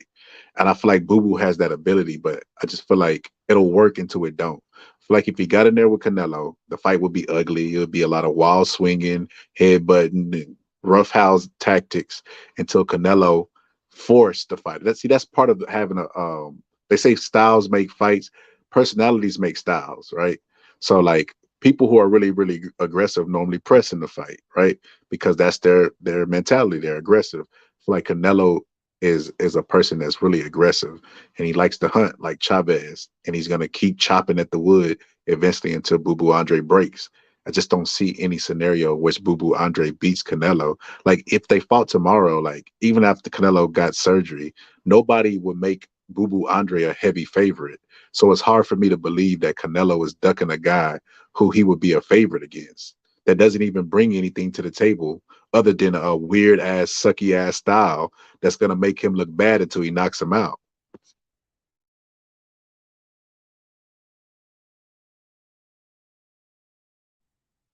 I think Canelo will KO Boo Boo with the body shot similar to what Liam Smith did. I agree. I mean, you can't go in there with the body puncher, you know, exposed. Like the same reason why everybody thinks Thurman will lose to Spence. Like it's the same logic. We seen Thurman hurt by body punches. So we seen Boo Boo hurt by body punches. Canelo is a good body puncher. Like Boo Boo doesn't have the power to keep Canelo honest. You said pound for pound, he's over Bud. Can't be over pound for number one, and he just lost. Then had a split decision with Triple G. Triple G was a tougher opponent than David Avenesian. I feel like at welterweight, Bud is good, but until he fights Spence, that'll be the ultimate test for him. And I don't know. I like me thinking about what Canelo, like I had to reassess this because based off of skills, like just the eye test, I'm like, yeah, Bud is good. Like he's really, really cold. But like if you look at the people that Canelo fought and then you look at the people Bud fought, you like, well, then he's supposed to have losses and not look that great because he's in with the tougher competition. I see Canelo gas and he takes breath. Yeah, I mean, it's part of boxing. You're gonna get tired. They're not superhumans. But also, Canelo gassed in the Bivol fight. Who on Crawford's record is equivalent to Bivol? That's what I mean by like when you actually break down the resumes, it's like it's kind of like there's no comparison. Canelo going up to like heavyweight, like all of that shit. They both have undisputed, but even to me, Canelo's undisputed was more impressive. I think this. I don't know. It's debatable. You think Buzz is more impressive? Trying to think, who did Bud beat? Yeah. I mean, I think they both about even. To be honest, I think Canelo, like if you want to say like it was like close, like even Canelo beating fucking the dude that just Caleb Plant. No, the dude that he fucked up his arm. Is it Liam Smith or was it Callum Smith? It's Liam Smith. It's Liam Smith. Even him beating him was fucking impressive, bro. That guy's huge. And he could punch, as we just seen. Eubanks was the favorite last week. It means nothing to what actually happened. I didn't make Eubanks it's Callum Smith. It's Callum Smith, not Liam Smith. Triple G had never fought at 168. I think Triple G overrated, man. To be honest. In his power, it's overrated. That's because you wasn't around shit in 2011, bro. Yeah, I mean, yeah, that's true. I don't know about your boxing. That's bro, true. 2011, I can remember nobody wanted to even mention Triple G's name, bro. I swear they acted like that nigga was the guy who didn't exist. The only one who wanted smoke was Andre Ward, and he was a bigger guy. But like everybody was ducking Triple G, bro. Like they did not want that smoke with Triple G. I can remember even Ellie Setback going to nigga said I'm moving the goalposts. What you talking about? I'm moving the goalposts. If anything, you moving the goalposts with this. That's the goalpost right there. But yeah, what was I talking about, man? I forgot. I lost my train of thought. You was like, Triple I want G. to run a 2011. Nobody wanted to fight him. Bro, Triple G, I remember like Ellie had a sparring clip, bro. These niggas was wearing like fucking, they look like you watch baseball, you know the umpire, bro? Yeah. You remember the umpire, they was wearing like umpire gear, bro, in there with Triple G, bro. Wait, what? Bro, they was wearing like body protectors. I'm like, how the fuck are you gonna spar with a body protector on? Exactly. You ain't got no mobility. And I remember that, like thinking, like, God damn, how hard this motherfucker punch really? I just remembered that, bro. Nobody wanted any parts of Triple G, and I just like back. I don't know if his power is overrated, but I just do remember at that time every motherfucker he was touching was folding, bro. And I remember motherfuckers was wearing like they was talking. There was people testifying to his power, so he had to have been some like he had to have had something. He might not have it anymore because power's the last thing to go, and he's been in the game for a while. But he had to have had something. He used to knock people out in the amateurs, bro. Triple G in like 2011 was the shit. He couldn't sell shit, but he was the shit, bro. GGG never fought at 168. Callum Smith, you move the goalpost. You want to give him credit for a loss?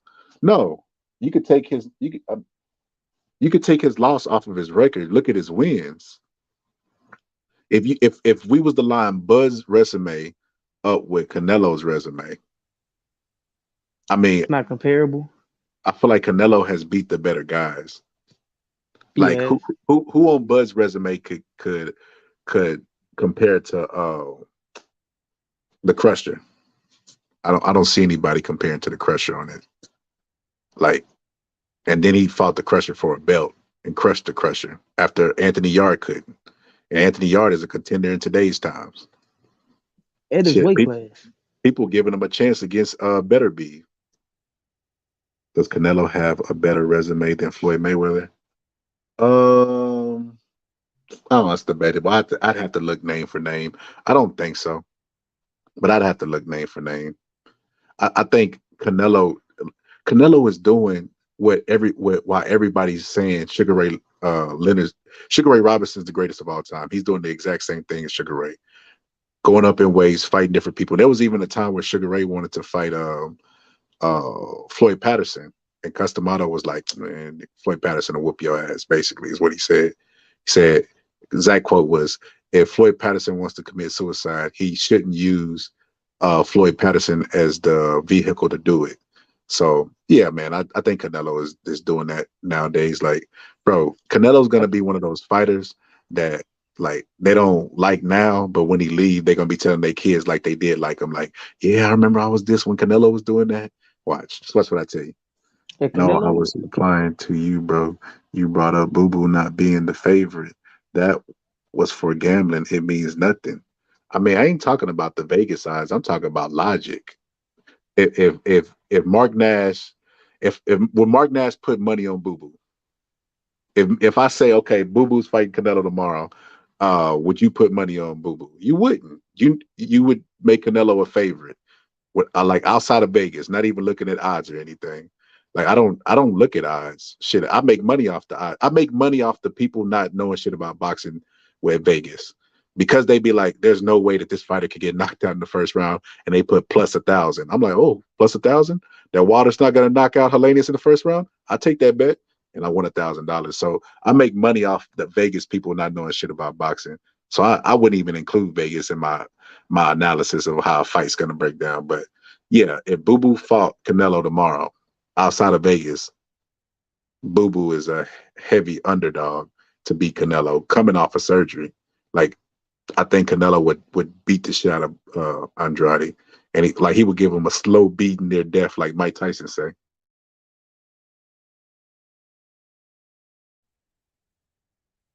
You there, Bo? Yeah, I'm here. I don't know. I think it's just crazy they bring up these random guys that say they could beat Canelo, bro. Like Canelo's just like this guy that can't be beat by just anybody. It's crazy. Like Demetrius Andrade, bro. We talking about a guy who literally fought. Like, bro, like you said, maybe Crawford's resume don't stack up, bro. But we talking about guys who fighting the bottom of the bottom, bro. Like literally, man. Like Demetrius Andrade, bro. Nothing but bums on his record, bro. Two division champion, but like against against who though? You know what I'm saying? Like what did he do? Like he ain't really do much. You know what I'm saying? So nah, bro. I don't know. I can't subscribe to that, man. Demetrius Andrade is trash. Bro, what and he you will mean? be forgotten. Bro, he beat Trevor Bryan, bro. He beat Trevor Bryan for the interim WBO, bro. What the fuck are you talking about, bro? That man's he's the GOAT, bro.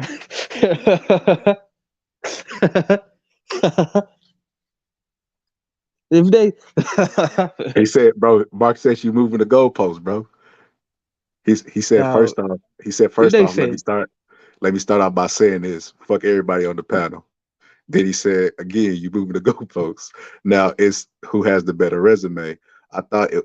I thought it was who is pound for pound number one, and I said he just lost. He can't be number one. So the pound for pound number one guy resume has to be part of the puzzle. I mean, you can look really really good against fucking nobody. Like Hey, that's Demetrius said Johnny ain't even looking really good against nobody's, bro. That's all I a, gotta a, say. a prime example is that is cruiserweights are not heavyweights, but they don't be on the pound for pound list. Like they didn't put Usyk on the pound for pound list, bro, until he jumped up to heavyweight and got the heavyweights belts. Like when he wasn't supposed to be on the list. But cruiserweight is like a forgotten division because there's nobody there to fight to build up your resume. So resume plays a part in how you're stacked up. It's skills and resume. Like you have to, I mean, you have to have a dance partner in order to be considered for pound for pound. Otherwise, fucking flyweights will be at the top of the list because those guys be having stellar ass records, but nobody pays attention to them.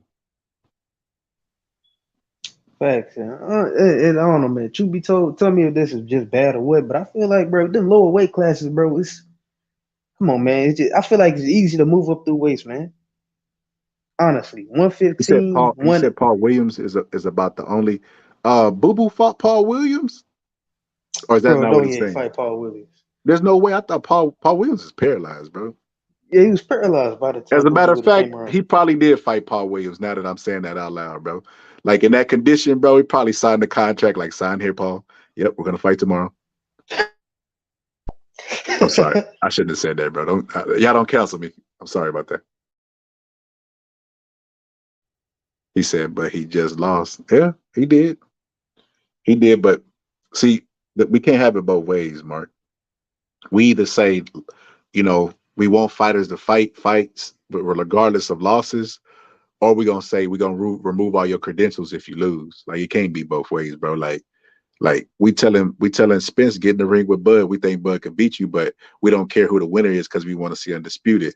But like ultimately, if we go by this logic, bro, like he just lost. Whoever loses, bro, loses everything. Like that is a fight for everything. If Bud knocks out Spence, Spence loses everything. He's no longer marketable. Nobody's gonna be talking this big fish shit, and vice versa for Bud, bro. Like so, yeah, you can't have it both ways.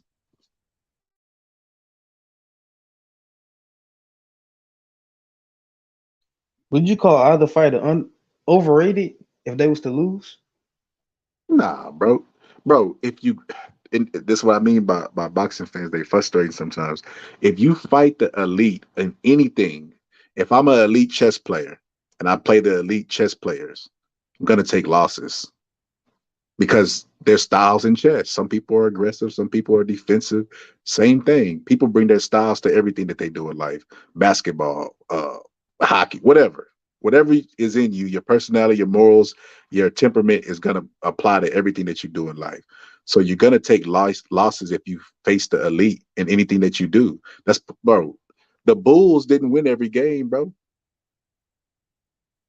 Facts. Like, bro, it's crazy, bro. Like, you're gonna take losses if you face the elite, and I just feel like, uh, if Bud loses to Spence, like, it's supposed to be a chance for him to lose to an elite guy. Otherwise, why do you want to watch the fight? And vice versa. If Spence loses to Bud, it's like that doesn't mean he's not elite. That just means Bud's better than him. He was better than him on that night, and that's what's most frustrating to me about boxing fans is like, bro, people take losses, bro. Like, do y'all not, bro? And then they be like, oh man, I wanted to go to the days of yesteryear when people fought people, when everybody fought each other, and it's just like, okay, what's up, Ben Israel? I knew Ben Israel's gonna pull up, bro. I said Spence and Bud. Nobody said he loses all credentials. I'm tripping, fam. Huh? He just not pound for pound. Yeah, I don't think that disqualifies him neither, though. Like for the same reason, for the list was made up by a motherfucker who took losses, bro. Like nobody was like, Sugar Ray Robinson quit against Joey Maxim, take his ass off the pound for pound list. Nobody said that, so it's like, nah, bro. Shalom to the CEO of Breaking Beats. Yeah, I just can't. I can't subscribe to that, bro. I think if we break them down and we look at resume, Canelo and Bud, I mean, pound for pound is always debatable. It's always like it's subjective. But when I'm looking at it, I used to have Bud number one, bro. Like, but I was just thinking about it the other day, and I stacked up resumes, and I changed my mind. I was like, well, when I'm looking at the people Bud beat, and I'm looking at the people Canelo beat, I'm looking at how many times Canelo fought 1 year. Like he was just impressing me more, bro. And then I said, okay, well let's go to Styles. Like let's go to Styles. He's a switch hitter. Bud has good power. You know what I mean? But I was like, Canelo has the better defense in my opinion, and he's a better counter puncher. The only thing that Bud does better than him is switch hit. So I was like, okay. So we take those two things. I was like, I think Canelo is better than him pound for pound. Scholar, it's no participation trophies. You can't be number one if you just lost. See what I mean? Dang. My bad, Scholar. I'm back. Damn, Yeah, Puro, man, where you been, hey, bro? Puro with the hassle sex, man. Puro with What the happened, hassle sex. Puro out of Right here. breath like a motherfucker. Puro, damn, Puro. No. I got a phone call. My daughter had to go tend to her or whatever. She woke up or whatever, crying a little bit. But yeah, man, I'm back. So Puro, this is what was been going on since she left. I basically said that I think that Canelo could possibly be number one over Bud. And Mark said, how could you be number one with a loss?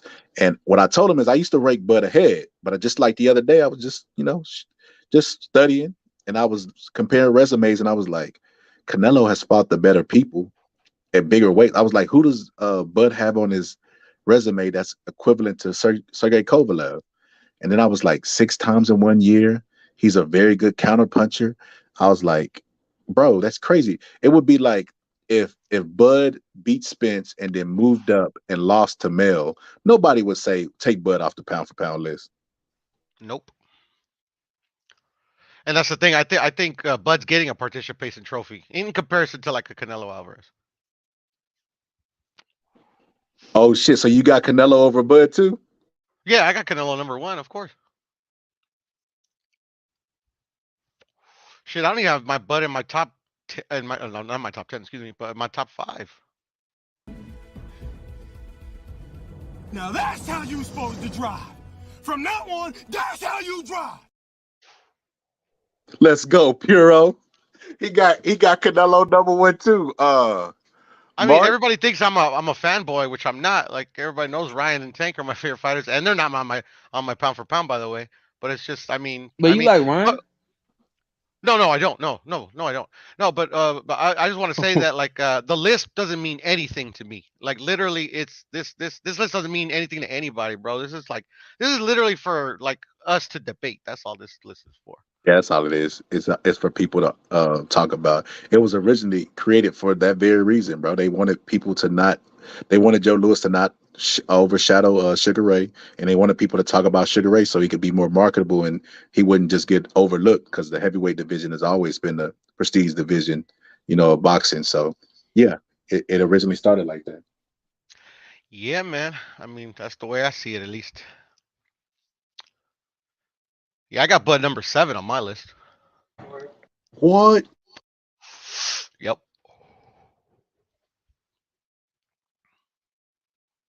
Give me a sec. You got it, man. Take your time. Take your time. Waiting for my wife's dinner. It's about to get here.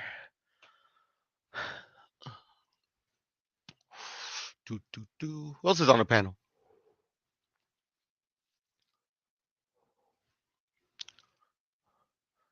Shit, let me look at the chat. Let me see. Mark's up in the chat. Let me see. Well, so we don't have any dead air here. Let's see. Live chat. Yeah, this was recent. Scholar, you making up stuff. I didn't say that. I'm saying he's not number one and off the list totally. And Mark, if you had him off the list totally, I wouldn't be mad at you. You know, I mean, we could have a debate, you know, to see like why you would have him off the list and stuff, and you know. But I mean, like literally, like your pound for pound list is your pound for pound list, bro. You know. Shit, man. There's like, you know, some people actually take the pound for pound list seriously, and I guess what per what I've read, the ones that are reputable is the Ring, ESPN's, and the Transnational Boxing Rankings website or whatever. And on ESPN's list, there's a couple of voters that don't even have Canelo on the list, man. So I mean, hey, you ain't alone if you want to take him off.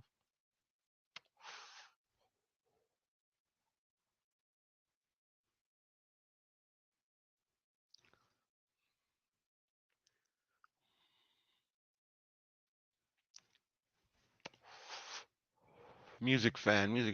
Yeah, I have him above Bud, if I'm not mistaken. Well, I don't, actually, do I? Like, I think I do have him above Bud, but like, I have him above Bud. Like, he shouldn't be above Bud. I just kind of like, I was like punishing Bud for that Avanesian fight, but which I really shouldn't. I think Bud should be over in a way, to be honest. But Dang, then if you say couple, oh, so go ahead. music fans savage. He got Inouye ahead of Bud.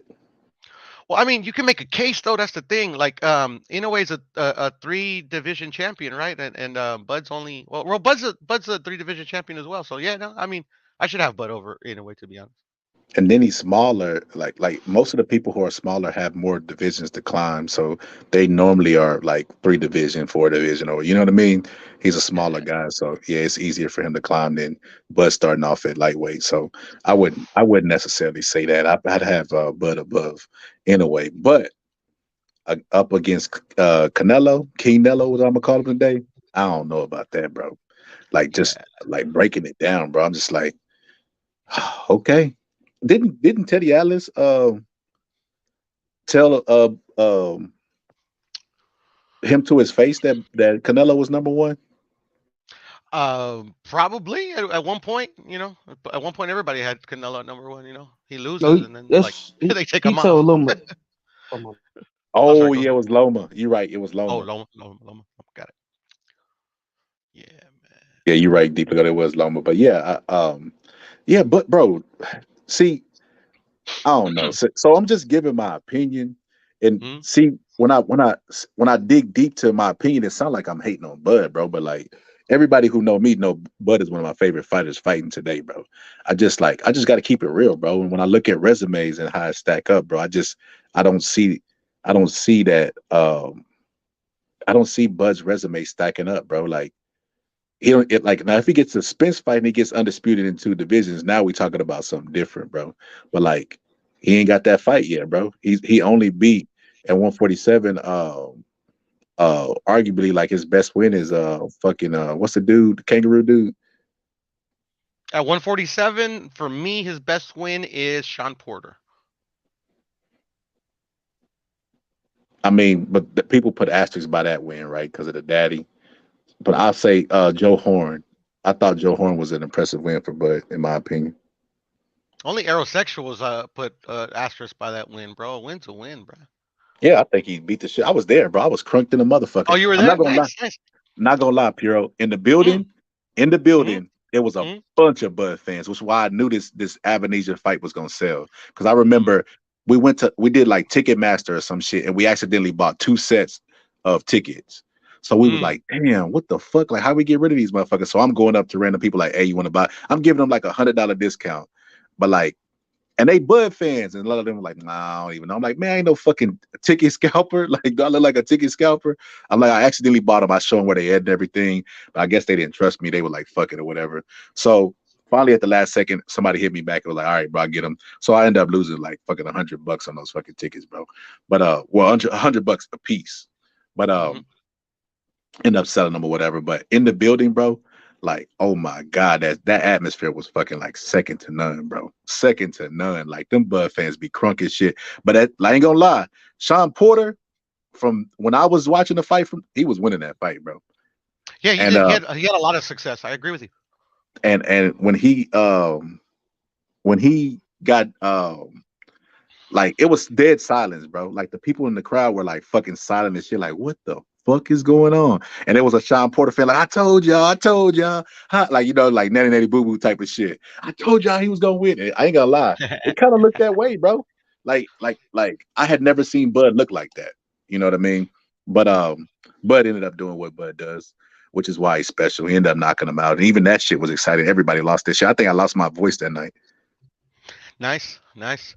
Yeah, that's the thing about Bud. Like, we're like, I think Spence is the best welterweight over Bud. You know, it's just it's the quality of wins at that division, bro. It's just Spence has better wins, in my opinion. Uh-oh, PR, you done triggered somebody in the chat. What they saying? What they saying? What they saying? It says puro just arrow what?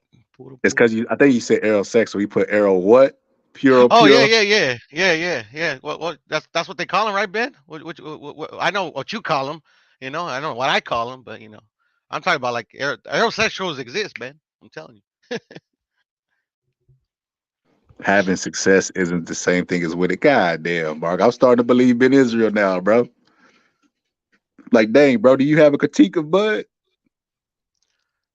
He's just a big Bud fan, which is cool, man. I'm a big Ryan and Tank fan, So Look at it's this. all good. Look at Deuce Times. You got a channel to speak about this hypothetical stuff. Deuce, every sports talk is hypothetical, It's bro. hypothetical. You watch First Take. That they wake up from the moment that you wake up and turn on First Take, it's hypothetical after hypothetical after hypothetical, and they're so hypothetical with it. They put hypotheticals that ain't ever gonna happen. Is LeBron James going to ever retire this year? You be like, what the fuck? That nigga ain't talking about retirement. It'd be like hypotheticals to get people triggered. Is LeBron James gay? You like, what the fuck? What did they get this from? Porter was losing on all courts. Yeah, I don't give a fuck what them cards say. Hey, that's a valid question, to be honest. They delayed our meal. What are you talking about? I think he's talking about Bud. What you mean is a valid question? It's LeBron's, guzzler schedule. Man, cut that out. We ain't finna do that over here. LeBron James ain't gay, man. But nah, they wake up you from the moment you turn on First Take and all those channels. Stephen A. Smith has made a career, a millionaire off of talking about hypotheticals, bro. Most of sports talk is gonna be hypothetical. Like, I mean, shit. If you don't want to talk about hypothetical stuff, Deuce, I suggest you not talk about sports and just turn your TV off. Like shit, 90 to 70% of that shit is fucking hypothetical shit that ain't gonna happen. Even the news that come on be hypothetical shit. But yeah, man. Back to what we was talking about. So Sean Porter was winning that fight, man, and that's just what I saw. Like, I mean, Bud's corner saw it too because Bomac said it in the corner. Why would he say it to his fighter if he didn't believe it? Like, he ain't there to lie to him.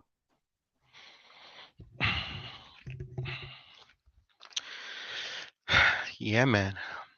Yeah, like for me, Scholar, I actually normally don't number my pound for pound, but like since I've been on YouTube, I do it for like, for shits and giggles. Ben Israel, he better not fight no fucking Thurman. He ain't gonna fight Thurman. It's the fight's taking too long to get announced. Who? Oh, Spence. Yeah, I know, right? It feels like like something's like afoot.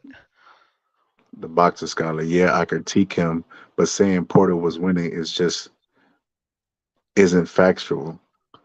According to who? According to the scorecards? Because we talk all the time about how inaccurate they are. Did you feel like Tank was beating what's the guy, Hector? I feel like Tank was losing that fight until he knocked him out. I mean, like I said, it's subjective, but I mean, if we can do free watches and whatever y'all want to do, and I can tell you why I score a fight the way I fight. I mean, I scored a fight. I had Tank winning by a round or two when the stoppage came. This nigga Deuce is the negative. The nigga said, "This boxing shit, y'all never going to happen." What are you talking about? Like the fight that we talk, the Beterbiev fight is literally happening tomorrow, bro. Like, what are you talking man, about? Can't wait. Deuce Times be smoking that good weed.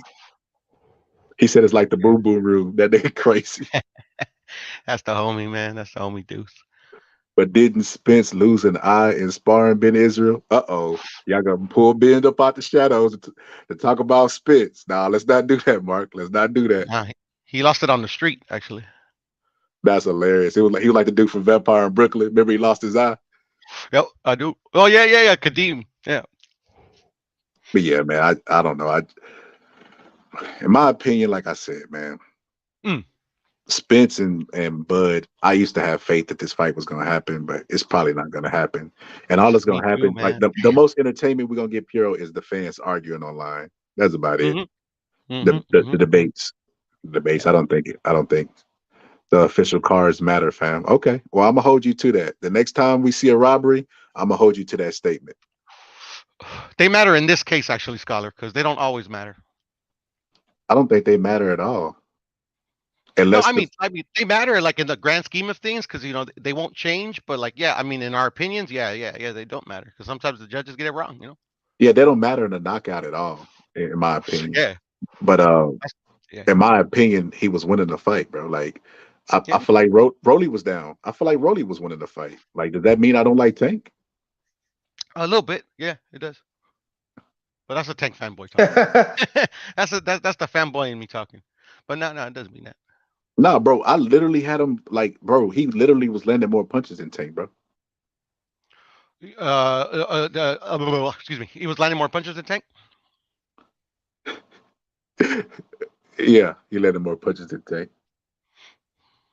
Yeah, I feel like bro. I had him up in that fight, bro. I had Rolly up. I had only gave Tank like 2 rounds, bro, and those rounds could have been swing rounds. So I think he could have easily said he was winning the fight, but it didn't matter in the grand scheme of things because he got knocked out. But like, if you ask me my opinion, who was winning the fight, I'm gonna say Tank. Rolly. If you ask me, bro, I feel like Tank was losing a lot of those fights that he knocked the guy out in. Like, I felt like Leo was the swing rounds. I felt like Barrios swing rounds. I felt like all the fights where Tank get the knockout, bro. Like, it's questionable. I hear you. Me personally, I don't like in case of the Rolly fight. Like, I didn't really score it because to me, I felt like Tank was just like playing around in there with him, and then like I seldomly score a fight when it's happening because I get too into it. But I will say this though. I actually thought Rolly fought really well in that fight. He did till he did, bro. I watched the interview where Rolly was like, I won every round, all 6 rounds, and then like the camera zoomed in on his face and they was like, this nigga out of it, bro. How you win the fight and how you win the round that you got knocked out in? And then he said he wanted the rematch. I ain't gonna lie. I kind of felt bad for Rolly, bro, because he talked all that shit and he didn't even know where he was when he was going to the locker room. He was like, what happened? Facts. Yeah, his dad had to like walk him to the dressing room. Uh-oh. They don't Rolly gonna be back. Rolly gonna come back. He really the best lightweight in the world. Oh, Rolly. Facts. He just took the dangerous. He just took the dangerous Tank route. He just got to go the other route. Nah, he got gifted that route. That's what happened. Yeah. Whatever. It is what it is. These niggas, Drake. Drake. You said Rolly was the GOAT? Yeah, man, Rolly the GOAT, man. He is, bro. Hey, He's really the best lightweight. I can't even deny his greatness at this point, bro. Rolly is the GOAT, bro. At this point, it's undeniable, bro. Like the way he was beating take ass, bro. Like bro. A lot of the reasons for Rolly's success is why I can't give Tank the nod on this fight with Ryan Garcia, bro. I feel like Garcia has the edge to me, in my opinion. But I just if I feel like if Ryan Garcia was stronger mentally, he would no doubtedly like whoop Tank's ass, bro. Like he would for sure whoop Tank's ass if he was stronger mentally. I just don't know if he's there like if he has it all there. Who? Ryan. Oh no, he has it all there. This like you saw that video where Tank said like he admitted that he likes to take 2 to land 1. Yeah, I seen well, that. Actually, you sent that to me.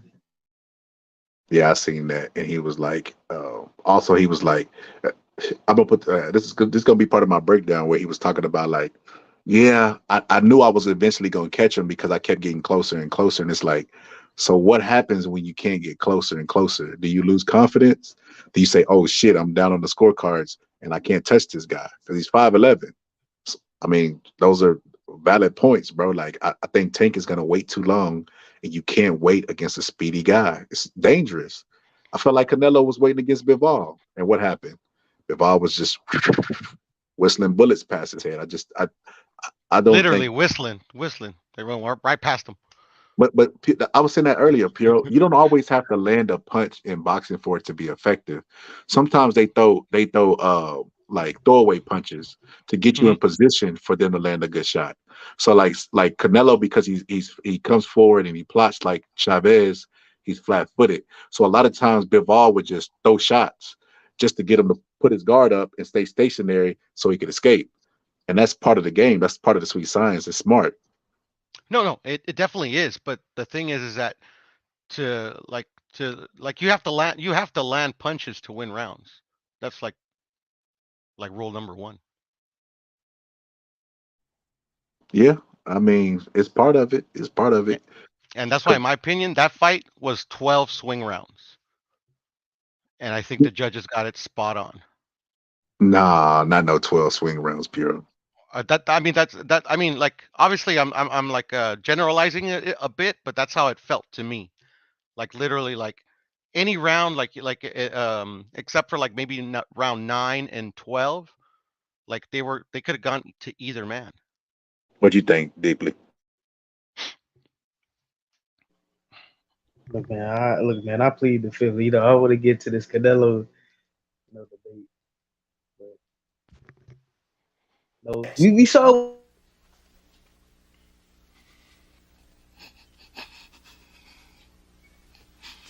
How come he don't want me?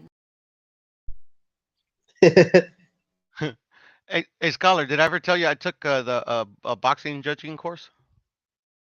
Nah, you definitely should follow up on that shit. They need. No, I took it already. So when you gonna get into the fights, man? I literally took it because I've always scored fights the way I've learned kind of through the way they explain. Harold used to explain it all the time, and then my dad used to tell me like how he like how he thinks the fight should be scored and stuff like that. But then I was like, shit, throughout the years, there's been these fights where like, damn man, I wonder if the judges got it right. But so I just wanted to. I literally took the course just to so I could be judging these fights how these judges are supposed to be judging them. So what's the criteria? You want me to put them up? I have all my paperwork, as they say. Give me a sec. Yeah, how I score a fight would be different than a judge. I do it like an analyst. So I look at who made whose fight, and that's ring generalship to me. Meaning like Mike Tyson is not a boxer, so he don't prefer to be in the center of the ring. He wants to be in the guy's face. So if he fights Muhammad Ali and Muhammad Ali spends the whole night on the ropes, that's where he doesn't want to be, where that's not a desired, location for him. Then I feel like Mike Tyson had effective aggression and he should have won the fight. It makes sense. You're pretty much there, Scholar. That's pretty much the gist of it. Hey, Bo, I know how you score fights. You just give anybody who ain't Roy his swing rounds. Hey man, why you saying that, man? I was literally thinking about Roy Jones, man. No. Hey, who you think? Hey, Pure, who you think better all time, Roy Jones or James Toney? Oh, that's a tough one. I got to think about it. That's a tough one. Yeah, think about it. Yeah. Like, oh my God, this is terrible. Could somebody please find Ja Rule, get hold of this motherfucker so I can make sense of all this. Where is Ja? Yeah, I think James Toney arguably this is way better than Roy all the time. He said way better too. He had to add the way with 2 A's in it. Yeah, because he had the way is like you're way off with the way, bro. I can't say that, bro. Stop it, bro. All of James Toney's all of James Tony's attributes was through like repetition and good fundamentals. Roy's was like God given, bro. Like okay, if IQ as well, man. Come on, bro. so if we switched attributes, like what God sent him to earth as, would Roy be successful as James Tony with his skill set? But that's not realistic, bro. That's We what I'm gotta trying live to with tell you, reality. bro. He's better, bro. He's better, bro. He's not He better. had a longer career. He fought at heavyweight. Roy went to heavyweight. Roy And had a more successful career though. bro, cut this out, bro. Scholar, this is how I kill your argument about like that James Tony was better. They actually fought, so we know who's better. And this is how I kill your argument, Piero. You said Bring it that Bivol wasn't better than Canelo because he beat him. Hey, Bivol accomplished less Yeah, than yeah, Canelo. and I get you, and I get that argument. But this is my rebuttal. Is that like James Tony's and Roy Jones' career ended a long time ago. Like we don't have the luxury of like literally well shit, Canelo and Eddie Hearn, and they all been saying that he's gonna fight Bivol in September, so he's gonna have a chance at that get back. Roy and Tony, they don't have a chance at that get back no more. We only got the one fight to go by. It seems as though we have a debate going on here. So what I'll say to that is, James Tony still boxing and Roy still boxing. I mean, They come still on, bro. boxing, bro. They fought in their primes, though, bro. Like this like any other like say they said, okay, we want to do it again. It's a mere Do you think exhibition, and guys their fight skills have their diminished. opponents fight sometimes? I don't get the question, Mark. Serious question. Do you think guys fight their opponents fight sometimes? No, that would be negative to their game plan. Why would you fight somebody at their strength? That would be For like, entertainment. For entertainment. now that's stupid. That's what It's not stupid. It's not stupid. It's not That's stupid what at all. Carissa Shields convinced Savannah Marshall to do, and that's why Savannah Marshall lost because she No, didn't use her. go ahead. I'm sorry. Go ahead. I was gonna say she didn't use her reach. Okay. No, and that's in my opinion, you're 100% on the money. But the thing is that these ladies, as an example that you came up, and the dudes, these guys are professional boxers. So literally, they're counting on the public, the general public, to pay them to watch them fight. Not everybody is interested in seeing these guys just go for wins. Like the boxers, they'll win. They have to win by any means, obviously legally. But like literally, like if they want to make money in this, and some of these boxers want fame, they want to be like recognized by the fans. So like sometimes I think fighters, to their detriment, like will fight an opponent's fight just because they want to please their fans. I don't think a fighter. I think a fighter gets forced to do something, and that's what ring generalship is. Like, sometimes you want to be a boxer. Like Floyd Mayweather versus Maidana. The first 4 or 5 rounds, Floyd wasn't allowed to box because Maidana forced him to fight at a pace that was uncomfortable to him. So he forced Floyd to do that. It wasn't like Floyd chose to do that on his own accord. Fighters can force you to do things, but that's what ring generalship is. Is both fighters have strengths, and both of them want to get you to fight at their strengths, and that's a matter of who can make who do what, and that's what ring generalship is to me. No, I think go ahead. I'm sorry. I was reading the super chat. You can go ahead. No, I Super was just chat, saying. I mean, like I said, like always, Scholar, you make like great points. But the thing is like there's certain fighters that like literally like they're incapable. Like the style that they fight, it's not like it doesn't please every fan. You know what I'm saying? Some would call it boring, whatever the hell. And then and we know it's like, yeah, okay, we could say it's boxing, cool. But the thing is like this is what I feel that we're lacking too, is that the fighters of like before, they knew how to fight their fight and still entertain, if that makes any sense. Pure, somebody said, where that paperwork? What are you talking about? Oh You yeah, talking about it's in the background. It's in the background, Ben. It's in the background.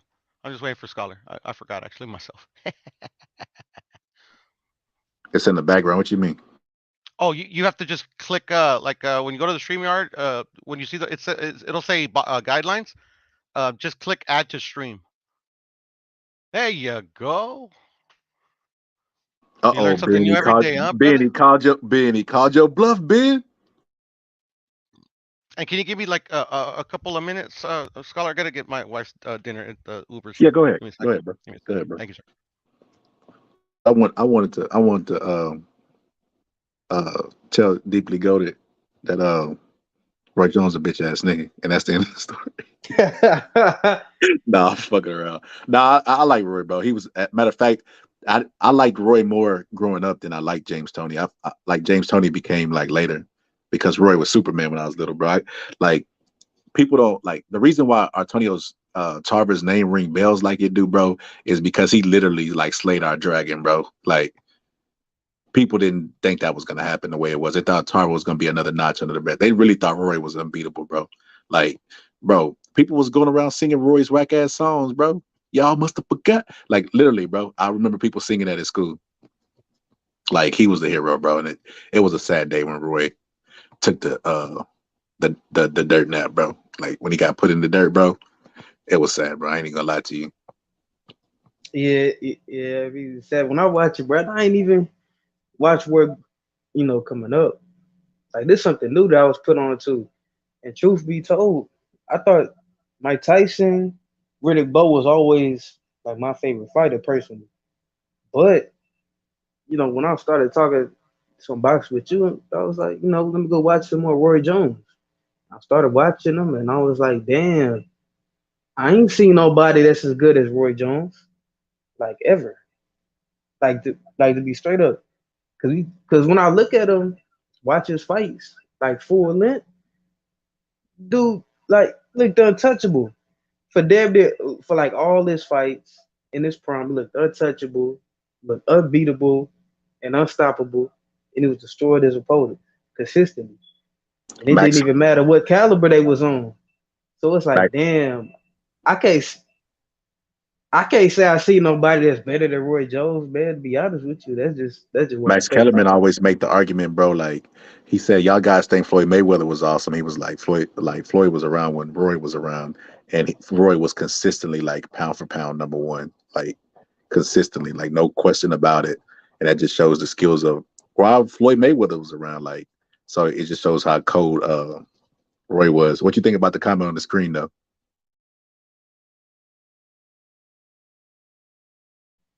Wait, against who? I think he was talking about Shaquille when people by just fight other jabbing. people's fight. Mhm. I don't think you can do that against every opponent. I think he does it more as a defensive tactic. What was Roy's prime? What was prime Roy Jones? Talking about performance or reign? His best performance I seen was against Montel Griffin. Wasn't Roy Jones the first? No, I He mean said that's when he his knocked favorite. He when he said knocked that's him his out favorite knockout. Oh my bad. first, lost a DQ. Huh? Oh yeah, He yeah, yeah, basically yeah, said that his first loss was DQ. yeah, And truth be told, you look at his record, Roy Jones like 51-0 at a period at a time. bro. John Jones is like the Roy Jones of his sport, bro. John Jones' only loss was like a DQ It's also. like a DQ. Exactly. He's never been beat in the ring. It's the same thing. But yeah, bro, I like I think earlier Mark was answering a question about like when Puro was saying I was saying fighters don't choose to fight other people's fights. I don't it's not a choice. Like they could say like I remember Floyd saying he wanted to make the fight exciting with Miguel Cotto, and it's like no, Cotto was just an elite fighter that forced you to fight out of your comfort zone. You didn't want to do that. Like if you wanted to do it, if you wanted to do the stuff that you did in the other fights, you would have did it because you're Floyd Mayweather and that's your temperament. The fact that you didn't do it means that Cotto's a good enough fighter to force you not to fight in that style. And that's just how fighting goes. Like, I don't think nobody goes in like, okay, Mike Tyson has shorter arms. I'm going to fight him in his style and win. Like, that would be a stupid strategy. Just working backward.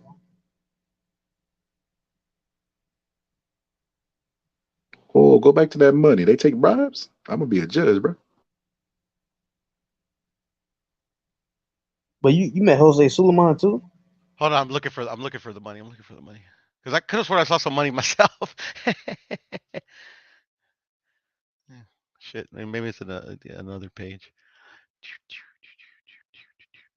Now, a lot of people say Roy's prime was before he started jumping up because he had jumped up to heavyweight. A lot of people would say his prime before he started putting on weight and jumping up, like before he started doing that documentary where he was talking about, look, I weigh 205. Like I wouldn't say that was a prime Roy. Still had the skills because he was so much ahead of everybody else that if he lost speed, he still was faster than everybody else. But nah, that wasn't his power. His power wasn't powering when he needed it to. Like if you go back and look at Tarver, the shots he caught him with, like normally it would have been over when Roy caught you with them type of shots, but it wasn't. That's true. And I ain't gonna lie, man. Me and Skylar, we go back and forth with this a lot. Cause I remember me and him talking about it. I said that personally, I think Roy the fastest boxer of all time. You know, either him or Mike Tyson. He say it's Sugar Ray Leonard. You know what I'm saying? And I think that's debatable. What say you, Pura? What was the question? I'm sorry. The Who's fastest boxer fastest boxer of all time? He of got all Roy. time. I say I think Sugar Roy Ray. Jones. The fastest, like in hand speed. All Yeah. around speed. I mean hand speed too. In hand speed. Well, I says that's when I think of fast, like a fast fighter. Yeah, usually it's hand speed that I think of. Meldrick Taylor. Damn, you got Mel over Sugar Ray? Nah, It's just I didn't see Sugar Ray because I wasn't alive, so I can't go by I don't like going by like a grainy footage, to be honest. I mean, like I'm not saying that like the footage was better of like of Taylor's era in my opinion. I mean, Top Rank uploaded some quality Sugar Ray Leonard fights. Yeah, but I mean Sugar Ray Leonard's definitely up there. I don't know. This is the thing. Like it's hard for me to say because like even though I'm in my 40s like I'm 40, like there's still so many people that I missed. So like how can I make a true assessment of who's the fastest? All right, tell us what you got there, Puro. So Ben said you was capping. Oh, he said that was lying. I didn't do it. Well, anyways, so yeah, so the WBC offers this thing called just quick thing, WBC University. They have a boxing judge course and a boxing referee course. So I signed up for the boxing judge course because I wanted to like when I score these fights, when I ever do rewatches, I actually want to do it like through the I want to do it properly through the actual judges. So right here on the page I'm at, it's a breakdown of the judges' duties during the fight, and I stopped here because it actually kind of like explains like like what how they do their scoring, like this little official scorecard. This is actually like the actual size. I don't know if you ever noticed in between rounds when the fighters go to their corners, the referee like walks to each walks to three sections of the ring, and what he's doing, he's collecting this little card from the judge, and it actually has what they scored the round in excuse me. They write down their score, and the judge, the ref collects them and he gives them to the supervisor after each round, and the supervisor tallies them up and blah blah blah. So anywho, right here. So the first criteria scores are based on the 10-point must system. And it says right here, the basic function of a judge is to evaluate performance of the fighters in a consistent, systemic, and planned manner, concentrating at 180 seconds actively, utilizing the criteria for scoring properly and processing the score consistently, utilizing the mental computer. And then it just gives a background of when the 10-point must system was implemented in boxing. I don't know if you guys are interested in hearing that, but it was 1968. That's when they started the 10-point must system. And then right here, this is key. The winner of the round always gets 10 points before any possible deduction, while the loser, if there is a loser, gets between 6 and 9 points before any possible deduction of points. and then explains when 10-10 rounds can be given, when a 10-9 round is given. So 10-10 rounds, because I see a lot of people get confused, like if 10-10 rounds are can be given, and they can, and it says right here. So the judge must score 10-10 if a tie is considered in a round because there is no clear conviction of awarding the round to one of the contestants. The judge will score a 10-10 round when a down boxer rises and then knocks down his opponent, and the rest of the round is more or less even, and they showed similar performance. So that's when you can give a 10-10 round. I forget, somewhere in this guide it actually says that 10-10 rounds are very, very rare, but they do happen. And then this is the most common one, the 10-9 round, and then explains what a 10-9 round is. A 10-9 score shall be given when there's a clear advantage of one boxer. The winner gets 10 points while the loser gets 9 points. A 10-9 score shall be given when a boxer, after being knocked down clearly and unquestionably wins the round before and after his knockdown. 10-9 in favor of the fighter who scored the knockdown. That one's kind of like weird. That little the last. I'm assuming that because So it's you kind of have like your too close. license. What? No, I don't, because like I didn't take the I took the little like what they do is they the guy that taught the course, I forgot what his name was. The guy that's like the head of them, he just died. The head of the judging officials for WBC, he just died. But I don't know, they have like a 20 panel fucking of judges, and they teach you. And then at the end of like the curriculum, they give you 5 fights for you to judge, and then you submit them. But then there's another test after that, and I decided not to take the other test. What's up, Joe? Joe Allen Boxing, man. Y'all go check him out. He's a young kid. He's he's probably gonna end up at a heavyweight because he keep growing. He only 13, bro. He's big as shit. He's a good kid. That's my cousin. Yeah, right. He has my last name, so he probably is. Oh, I ain't gonna lie. I used to love seeing Roy and Floyd. Oh, what do you think? Hey, Deeply Goated, Mark got some smoke for you, bro. Let me go back to this comment. Deeply, he got some smoke for you, bro. Hell no. As a matter of fact, I was watching an old Roy Jones fight, and they had Pernell Whitaker on the undercard, and then they had Oscar De La Hoya on there. They bring up Oscar De La Hoya, and they like, damn, like, who you think is the best fighter around? This Oscar De La Hoya, like, on the come up before he had even fought Pernell. They grooming him.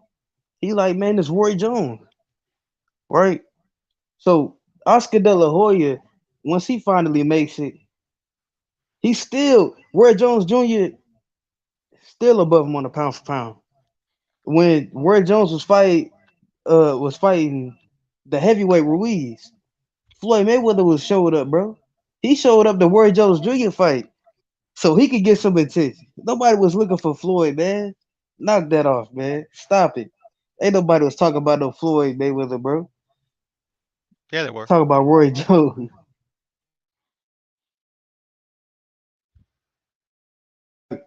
Roy Jones like the big homie of boxing. You know what I mean? Like whenever Roy Jones come through, everybody else just get out the way. You know what I mean? They tucking their chain. Floyd Mayweather. Message. Mike Tyson's bigger, by the way. Man, we ain't talking about Mike Tyson. We talking about Floyd Mayweather. No, not that one. This one right here. Sign the contract, big boy. Sign the contract. I mean, I thought you were describing Mike, actually, not Roy. Oh no. Everybody knows Mike the guy. Nah, I know Bo's trigger point, and Roy is a trigger point for him, bro. That man just told you he was the fastest boxer of all time. He told you where he loud, man. He think Roy's the best, man. So I do that comment to be honest with you though, like I do think that's kind of blasphemous, Mark, that you say that he was fighting nobodies, bro. Like, nah. Who? Roy. Ah, come on. Roy was fighting guys like Richard Fraser and David Telesco. He also fought the one dude that like he broke his hand in the fight. He was actually doing really good against Roy. What's his name? David Reed, was it? Or no, I'm tripping. I don't know. I forget. I don't know. I mean, you fight who's there at the end of the day. All I gotta say is none of those guys that Floyd Mayweather beat is beating Roy. Yep, I agree. Nah, man. Y'all got fucking what's that nigga's name? He'll run through all of them, bro. Ricky Hatton, bro. Ricky Hatton beat the shit out of him. Facts. Facts. Shit. Well, let me continue real quick so we can get through this real quick. So, okay, so the next one is a 10-8 round. You know, everybody knows a 10-8 round. So the judge must score a round with 10-8 if there's an extreme advantage or full control of the round is evident and there isn't any knockdown of any of the fighters. A score of 10-8 must be given when there is a knockdown and the rest of the round is even or there is a slight advantage for either boxer. A knockdown is the supreme action in the ring. It is equivalent to a home run in baseball, a goal in soccer, and a touchdown in football. So now you guys know what a 10-8 round is. 10-7 round. The judge must give a score of 10-7 if there are two knockdowns during the ring of the same fighter. A downed fighter gets 7 points. And then the very last score you can give is a 10-6 round. The judge must give a score of 10-6 if there are more than two knockdowns during the ring of the same fighter. The down fighter gets 6 points. No round shall be scored lower than 10-6, regardless of the number of knockdowns of the same boxer. This is key. This is key in the Pacquiao. What's his name? Marquez 1. Does it say what happened when you get hit so hard you can't see? It probably does. I don't. You know, I couldn't even see out my right eye round 6 through 10 because she do hit hard. She became a fucking meme on my channel, man. I can't see on my right eye because she do hit hard. Like, god damn. Hey, I knew Savannah Marshall could punch. I ain't know she had that Tank Davis power. She knocking motherfuckers' visions out their eyes, bro. Like, god damn. I mean, and like it's like newsflash. Like, yeah, fighters hit hard. Yeah, we already knew that. Nah, I'm just fucking with her. Okay, so this is actually pretty key too. A point deduction shall be made only by the instructions of the referee. The judge must score the round. The supervisor is in charge of subtracting the points deducted by the referee. So if there's a point deduction, the judge does not worry about it. Like, they score with a 10-point must system. At the end, when they tally up the score, if there is a deduction, the referee takes it away. So I have a question, Pierre. I got a question for you. So Yes, I was watching the Zhang fight, right? And you remember during that Zhang fight, the logo in the middle was whatever material it was when they sweat got on it was making it real slippery. And I remember had Zhang up in that fight. And I remember thinking like Zhang had slipped and it looked like he had a badass accident. And I was like, Zhang should say that he couldn't continue to fight. And from my understanding is if something is like an accident, like whenever Mike Tyson hit on the break, Oliver Norris, and they made it a no contest because they said, you know, it was accidental when Mike hit him on the break and then the injury was no fault of his own. Like if Zhang would have like slipped and fell and couldn't continue to fight, would they have made that fight a no contest or would they have went to the score or would it have been up to the referee? I believe that's a referee call, and that's I think that's more in the what's the word I'm looking for?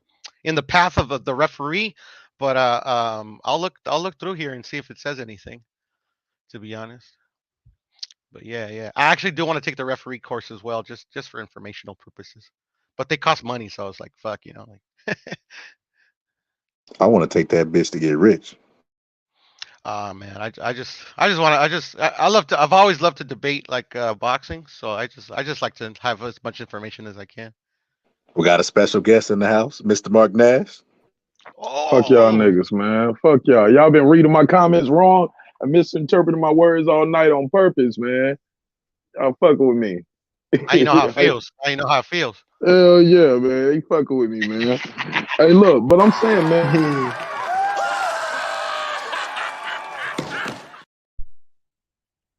Go ahead, my bad. What was I about to say? Small It was hats. no. What was I saying? What was I saying? I'm You sorry. said Oh, we about read Roy your Jones. comments wrong.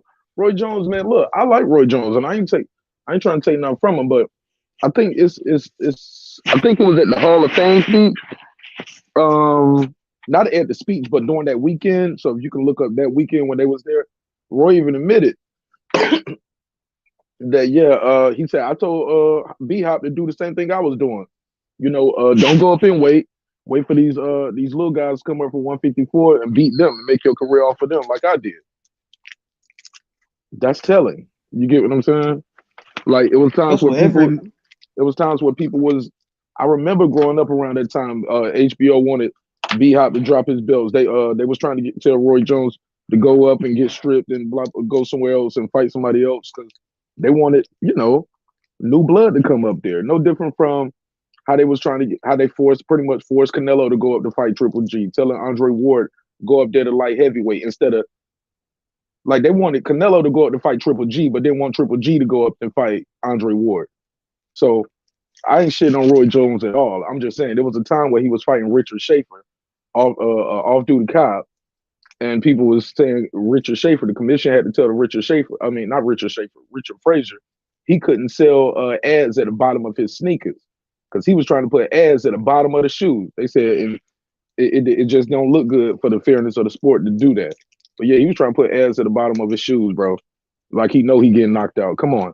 So, and shoot, I'm just saying it was that shit is a fact. And I like Roy Jones, but Roy Jones got some fights up there where people didn't really want to see him. Nobody was asking for the David Telesco. David Telesco was a former sparring partner that you should start pulling up the Roy's fights, talking shit. But on the flip side, and you said something about where the guys Mayweather didn't beat Roy Jones. They fight at different weights. Mayweather was came up from lightweight. Highest weight was what 154. Like, he's these guys ain't fighting no damn Roy Jones. So I just think that was a null and void argument to say the guys Mayweather didn't beat Roy Jones. They fight at different weight classes, bro. Like 2 or 3 weight classes apart. Roy Flaw is heavyweight, light heavyweight, 168, 160. Like, how can the guys Mayweather fight him? Come on, bro. That's a weird ass argument, respectfully. It's not weird to me.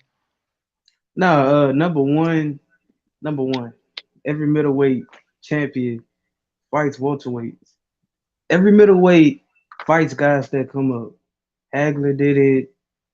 Leonard Robinson did it, I'm sure. All the guys that Robinson fought, they did it. B-Hop did it. Everybody does it. Every middleweight does it. That's number one. Number two, Richard Frazier, David Telesco. Bro, they didn't even have as many weight classes Wait, back then, bro. let me get no, that's before I ain't even interrupt you. They didn't even, bro. They didn't have a 154 back in the days when you bring it up. Sugar Ray Robinson, they didn't have all these split weight classes. Hold on, Mark. Let us finish. I'm saying that the middleweights that Sugar Ray Robinson fought, that's what that every middleweight champion defends their belts against a smaller guy that moves up. That's just what that's just what it is. Did Canelo so Roy Jones doing it is not different from anybody else doing it. Canelo did it at 160. Triple G did it as well. So it's like you're not really saying nothing right there. That's a normal thing. I'm saying what Roy said. Two, that's what he said. That number two. I thought you was already every middleweight does it, bro. Is what I'm trying to say. It's like can't single them out for it. Number two, Richard Frazier, David Telesco. These is like early in his championship career. These like at 160 before he even fought James Toney. Right. Number three. When I said that those guys not beating Roy, what I'm saying is not 9 out of 9. I mean, some of those guys that Floyd Mayweather fought was welterweights. Some of those guys did end up going to middleweight, or they're not beating Roy at middleweight. Or if you take like a Shane Mosley, you put a Shane Mosley in a middleweight body or whatever. I don't know, same style. He not beating Roy Jones is what I was trying to say. Like none of those guys, pound for pound, are better than Roy Jones. That's what I was saying.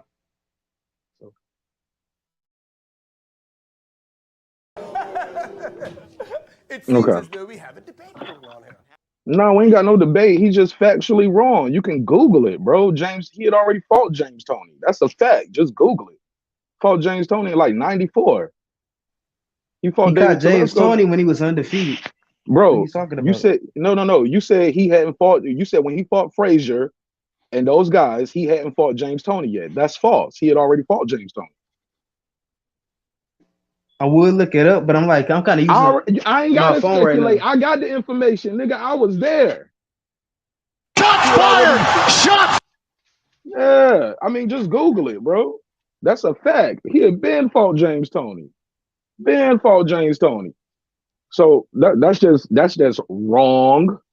And but my point is to say the guys that Floyd Mayweather fought didn't fight Roy Jones. I mean, didn't beat Roy Jones. Who was Mayweather fighting that faced Roy Jones? I'm trying to recall. Maybe you can tell me. They Like, who wouldn't did he beat Roy fight? Jones. Is No, the point, bro. You said would, but you said would have. Like we can speculate all day about that. But I don't expect these 147 guys that Mayweather was fighting to go up there and beat him at 160. Like, who was the heaviest guy? I think Canelo went up in weight. Canelo went up in weight. Canelo Probably went to maybe 160. He's not 68. beating Roy Jones. But other than that, like all these other guys, I think Oscar their De La career pretty Hoya much. went to 160. I think He's not beating Roy. I don't think he would beat Roy neither. But they didn't. But you made it seem like they fought and Roy just didn't, and then Roy beat their ass. I never said that. That's You said they didn't speculating. beat him. You said I never said they that. didn't beat him. Like they went up and fought him. I said they wouldn't beat him. I said they're not You better than changed him. it now, but that's not what you said originally, bro. That's But what like I said, did bro. did you do your Googles yet? Because you also said he hadn't fought James Toney yet. Did you do your Googles? I'm doing it right Did you now. do your Googles? Okay. Man, All Mark, right. you a And bully, bruh. No, we call that checkmate, homie. That's it. I mean, it is That's a what it is. checkmate, man. Get up out You're of here, wrong, bro. bro. You're wrong. Oh shit! Oh shit! You're I'm wrong about what? What I'm wrong about, bro? Oh my God, now he don't know what he's wrong about. Okay, so you don't even know what you Googled. You mad because I said Roy better than Floyd Mayweather, bro? I ain't You mad. got in I'm your not feelings, mad. bro. No, stop. Don't no. You are wrong factually about what you said about So you these came guys here to fight. fact check me about No, Roy fighting I'm fact Richard checking. Telasco. That's bro, why you pulled you're up. wrong, bro. You're wrong. No, you About guys was what? misreading. You guys was misreading my comments and questions, and you said something that was actually incorrect. And then now I joined the panel. Now you're saying something else is incorrect. Did you do your Googles yet, young man? Are you mad? Are you mad because you're wrong? So let's get to Are let's you get to the mad point. that you're wrong? So you Bro, coming you're on the wrong. panel to Bro, you're address me wrong. about Bro, saying you're Roy wrong. didn't fight David Telasco before James Toney. No, you Like, said like, that like after that's the point. I'm just trying to figure out No, what's the point. well, If you you listen, coming I'll up. tell you the point. I was already on the panel when you said that. You didn't say that before I joined. Once I joined the panel, you said that. You said he had went on the championship run. He hadn't even fought James Toney yet. That's wrong. Did you Google it yet, sir? Yeah. Okay. Thank you. Now, what year did he fight James Toney?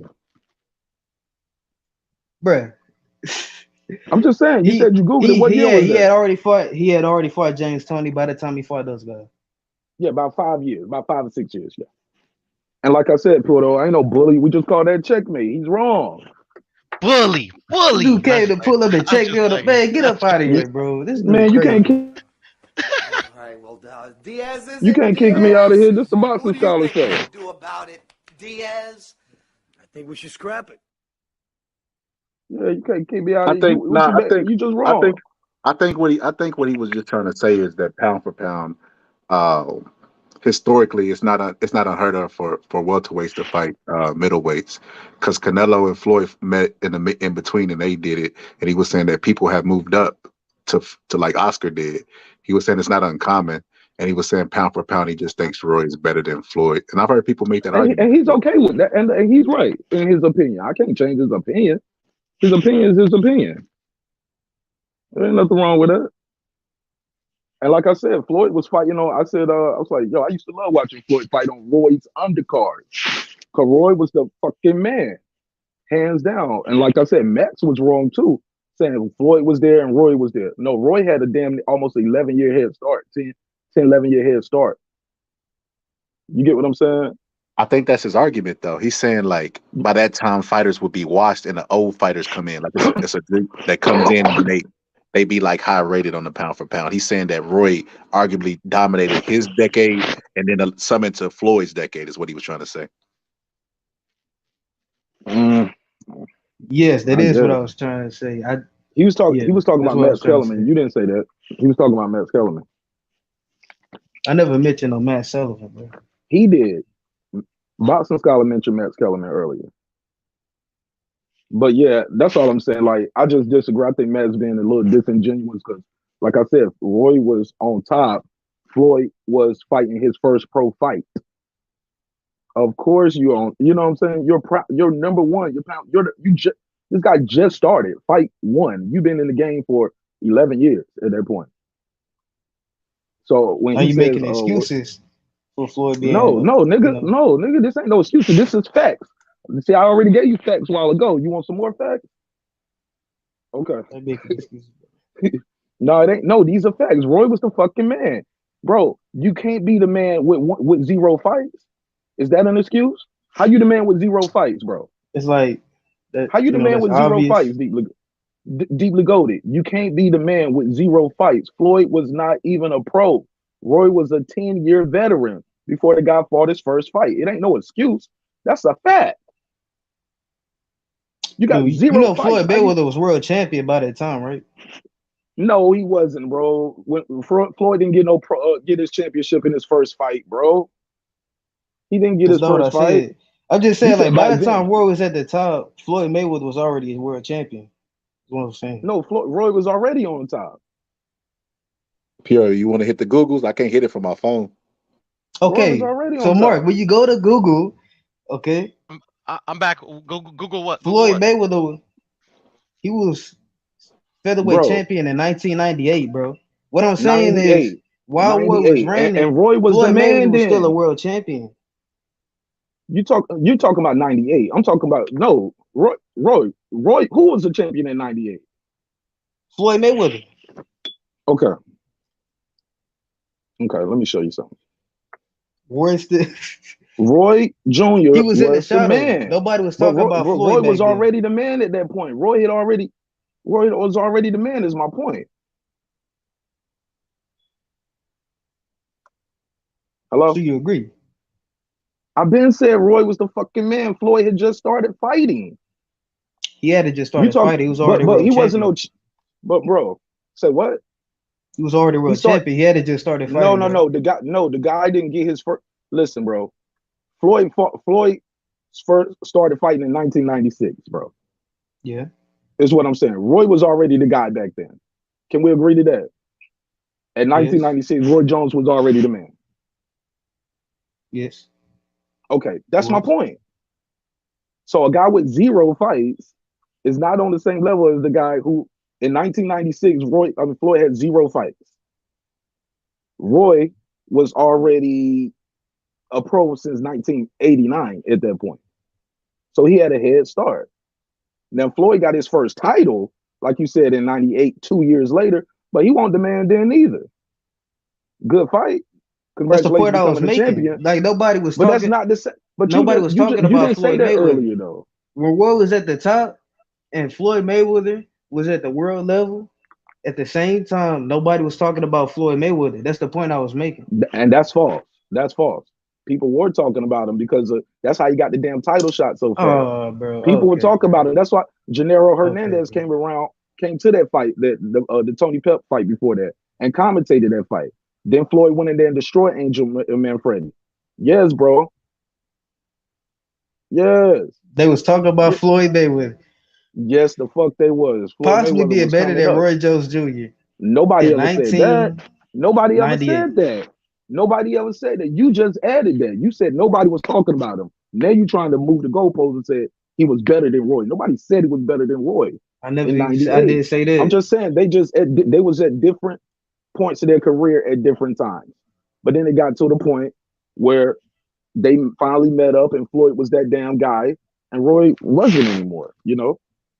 It is what it is. Like things for Floyd, I believe, start changing around 2001.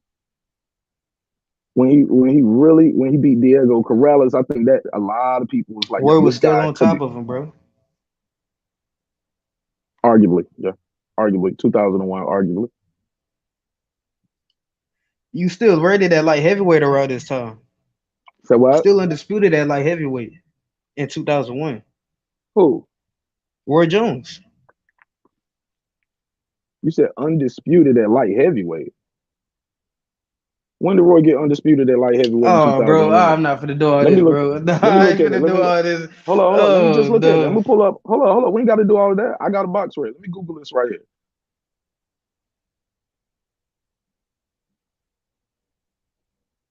So where's he got a WBF, he got a WBC, a WBA, IBO.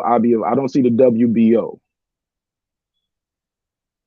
He got an IBF, a IBO, a WBA, yeah, he missing the WBO. Puto, Roy Jones was undisputed? You recall that? Look, we ain't got to call it disputed. So I'm Not asking to my Puto. knowledge, Mark. Hold on. Let Not me to my talk. knowledge, I'm Mark. asking Puto. Yeah. I Not don't to ever my recall knowledge, him being Mark, to be undisputed. honest, but I don't remember. Yeah, I don't recall him being undisputed.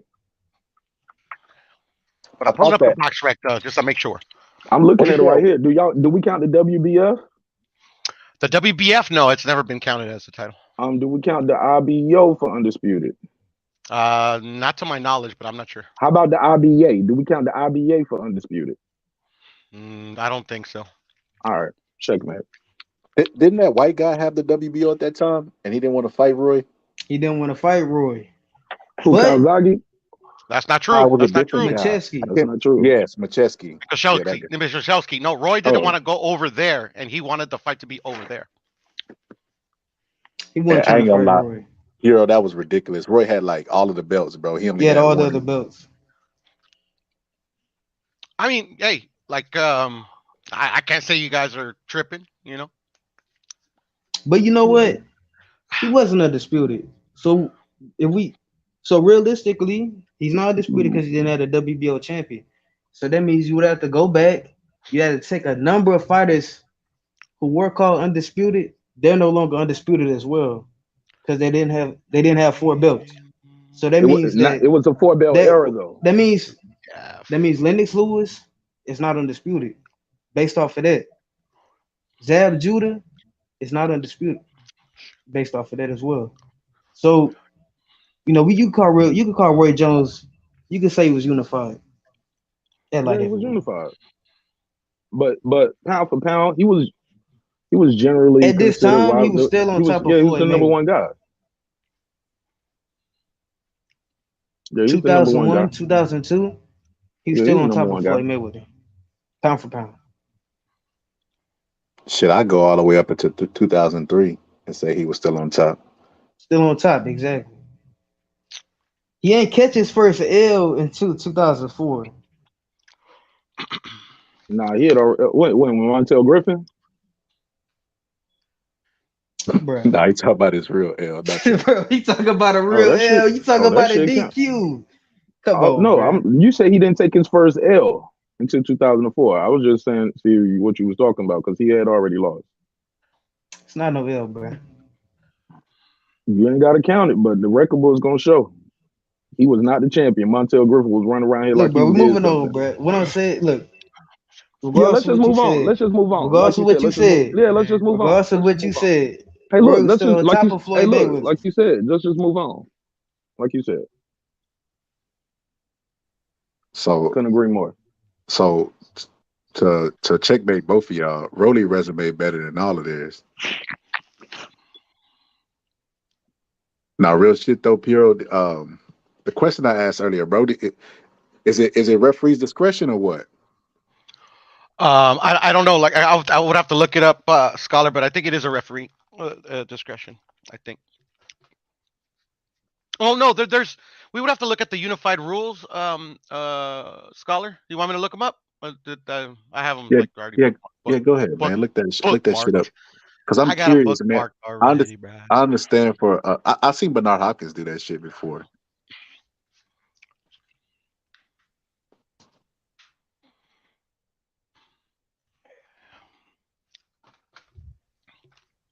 Hey, Mark, who Leroy you got Jones tomorrow? Jr., John Ruiz fight. Oh, I'm sorry, my bad. I was doing my. Who you got tomorrow, Mark, and why? Oh, I got I got Beterbiev. I just think 18-0, 18 knockouts, too much power. Anthony Yarde gas is out. That shoulder roll shit ain't gonna work for him. Yeah, I just don't see him finding a way to win. But shit, Yeah, you gotta punch his chance. Shit, Beterbiev has been down before, so you gotta punch his chance. It can happen. Anything can happen, but I wouldn't bet money on it. exactly. I don't even think he can punch that hard, bro. I think his power is extremely overrated. I think his best punches is left hook, and I just don't see him landing it from the position that he's gonna be in. Like you said, that shoulder roll position. I don't think Beterbie's gonna be there. I think he's gonna use his feet, knock him out. Pierre think it's gonna be an upset though.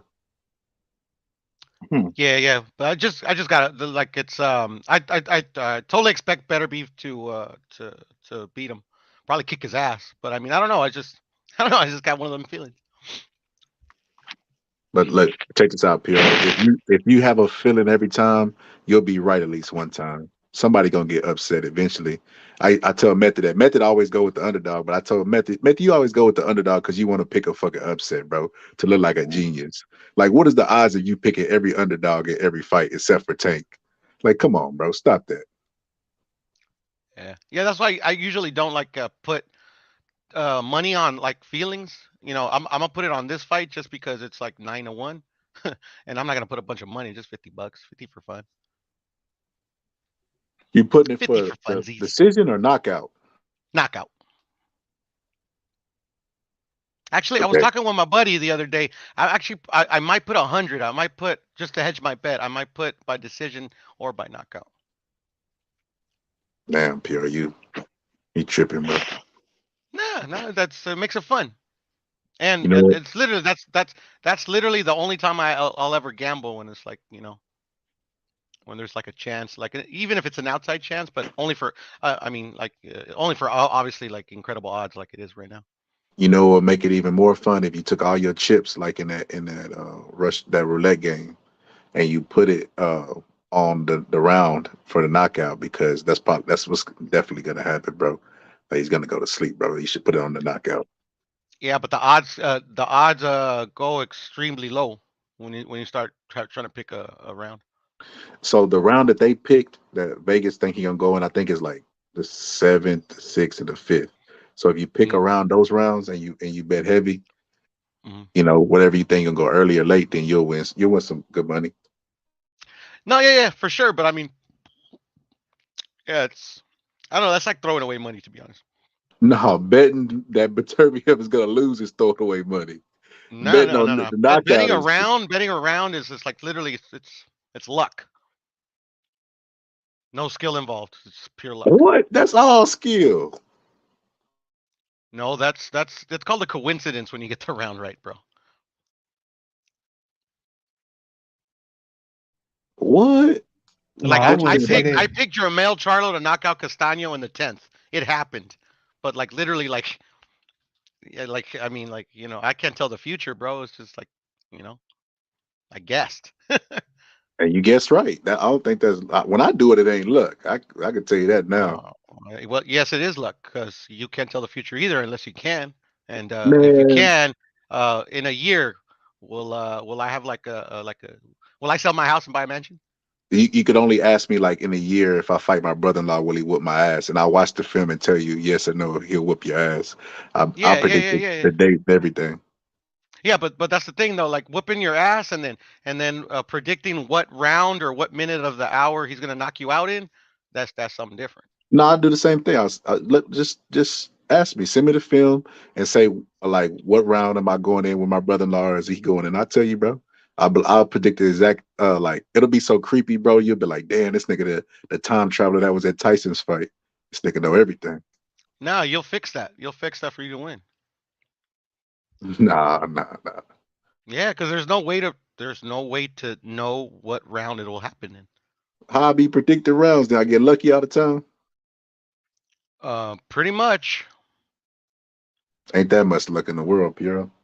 I mean, like literally picking I especially agree. on a high level fight. Like, bruh, I mean, like, come on. Hey, It's oh, go easy to ahead. go ahead, Mark. Oh no, go ahead, go ahead. I was going to just give you some news that just flashed to me. They said Spence and Thurman May 6th or May 20th MGM Grand, Vegas. Somebody just Who? said that to me. Spence and Thurman MGM Grand on May 6th or May 20th. They got two dates Who's already blacked out. who's fighting? You can't hear me? Y'all can't hear me? Or is it just It's Club just Core? it's kind of a little muffled. A little muffled. Oh, somebody just sent me Spence and Thurman. They got a venue and a location. It's gonna be in Vegas, MGM Grand. It's looking like May 6th or May 20th. They got both days blacked out. I guess they still waiting to see what Canelo gonna do. But if not, they'll probably try to move in on that Cinco de Mayo day. If not, it's gonna be May 20th. But it's gonna be I in got May you. I got at you. the I doubt it's gonna MGM be May Grand. 20th though, bro. I don't think they're gonna have it on May 20th. I don't know. I'm just telling what it told me. Why not? Because of Devin and Loma. Oh, they compete with each other all the time. That ain't on their side of the street. These guys be putting the fights on against each other at the same time, and I hate that. But They Yeah, had but these Cambosis guys. on. remember, they Go ahead. competed with Devin last time on his last two fights. I think PBC had some shit on while Devin was fighting or the zone. Yeah. Well, okay. I mean, I hear you. If they've done it before, yeah, all right, fuck it. Then that's probably a good shot that they would compete again. I just think it's not smart. That's just And me. that's a free fight. That's a free fight on ESPN. They're gonna charge us pay-per-view for this shit. Yep, yep, yep. And I'm gonna pay for it, unfortunately. All right. Just a little news right there. Do with it what you think. But look, I'm gonna jump back in the chat and enjoy listening to the show. All right, bro. Bully. Oh yeah, that's what we was talking about, the round picking. Yeah, pure. This is what you got to remember, bro. In the round picking, you're What's up? dealing with two human beings, right? Hmm. So if I'm in the jungle with a lion, bro, I can't out talk the lion. The lion's not gonna want to bargain with me. He's not gonna reason with me. He's gonna chew me up, right? But a human being with a brain can be taught to put the gun down, right? You can be like, "Hey, sir, put down the gun. Let me talk to you. Your family's on the phone. You can talk. You can get to anybody with a brain." So always take that in account. And the reason why I'm able to predict rounds is because human beings with brains are predictable, right? That's why psychologists and like that's why the doctor hits your D knows is gonna jump. Like in that sense, like anybody with a brain can you can predict the outcomes, right? So like if a fighter has been knocked out before in the last 3 fights, right? And he's fighting Beterbiev, chances are he's gonna get knocked out and early too, because he's just coming off a knockout. His confidence ain't right. It don't matter what he's accomplished up until then. 3 knockouts, he's fighting Beterbiev, he's going to sleep, right? And probably early. So I put logic behind it. I don't just be like gut feeling. Like if a guy like for instance, the guy that Inouye just fought, me and Bo was on the live together, and I told Bo like, Bo, he gonna get stopped, and I think it was like the 11th or the 10th, I can't remember. And he was like, why do you say that? I'm like, bro, he was knocked out before in that round. He's fighting a guy that's better than him for undisputed. The ghost is gonna be calling during that round. The devil's gonna come out with a contract to say, hey, sign right here. You already been paid. You know what I mean? Remember you got knocked out last time in this round. You might get knocked out again, and he's probably gonna make the deal with him. So I put logic behind mine. Mine are And he not. did. And he literally threw himself to the ground. Well, you talking Well, about Paul Butler, right? Yeah. Yeah. like I always, scholar, I agree with most. Actually, I probably agree with 100% of all the points you just made. I agree. But the thing is, like, when you actually get the round right, that's sheer luck.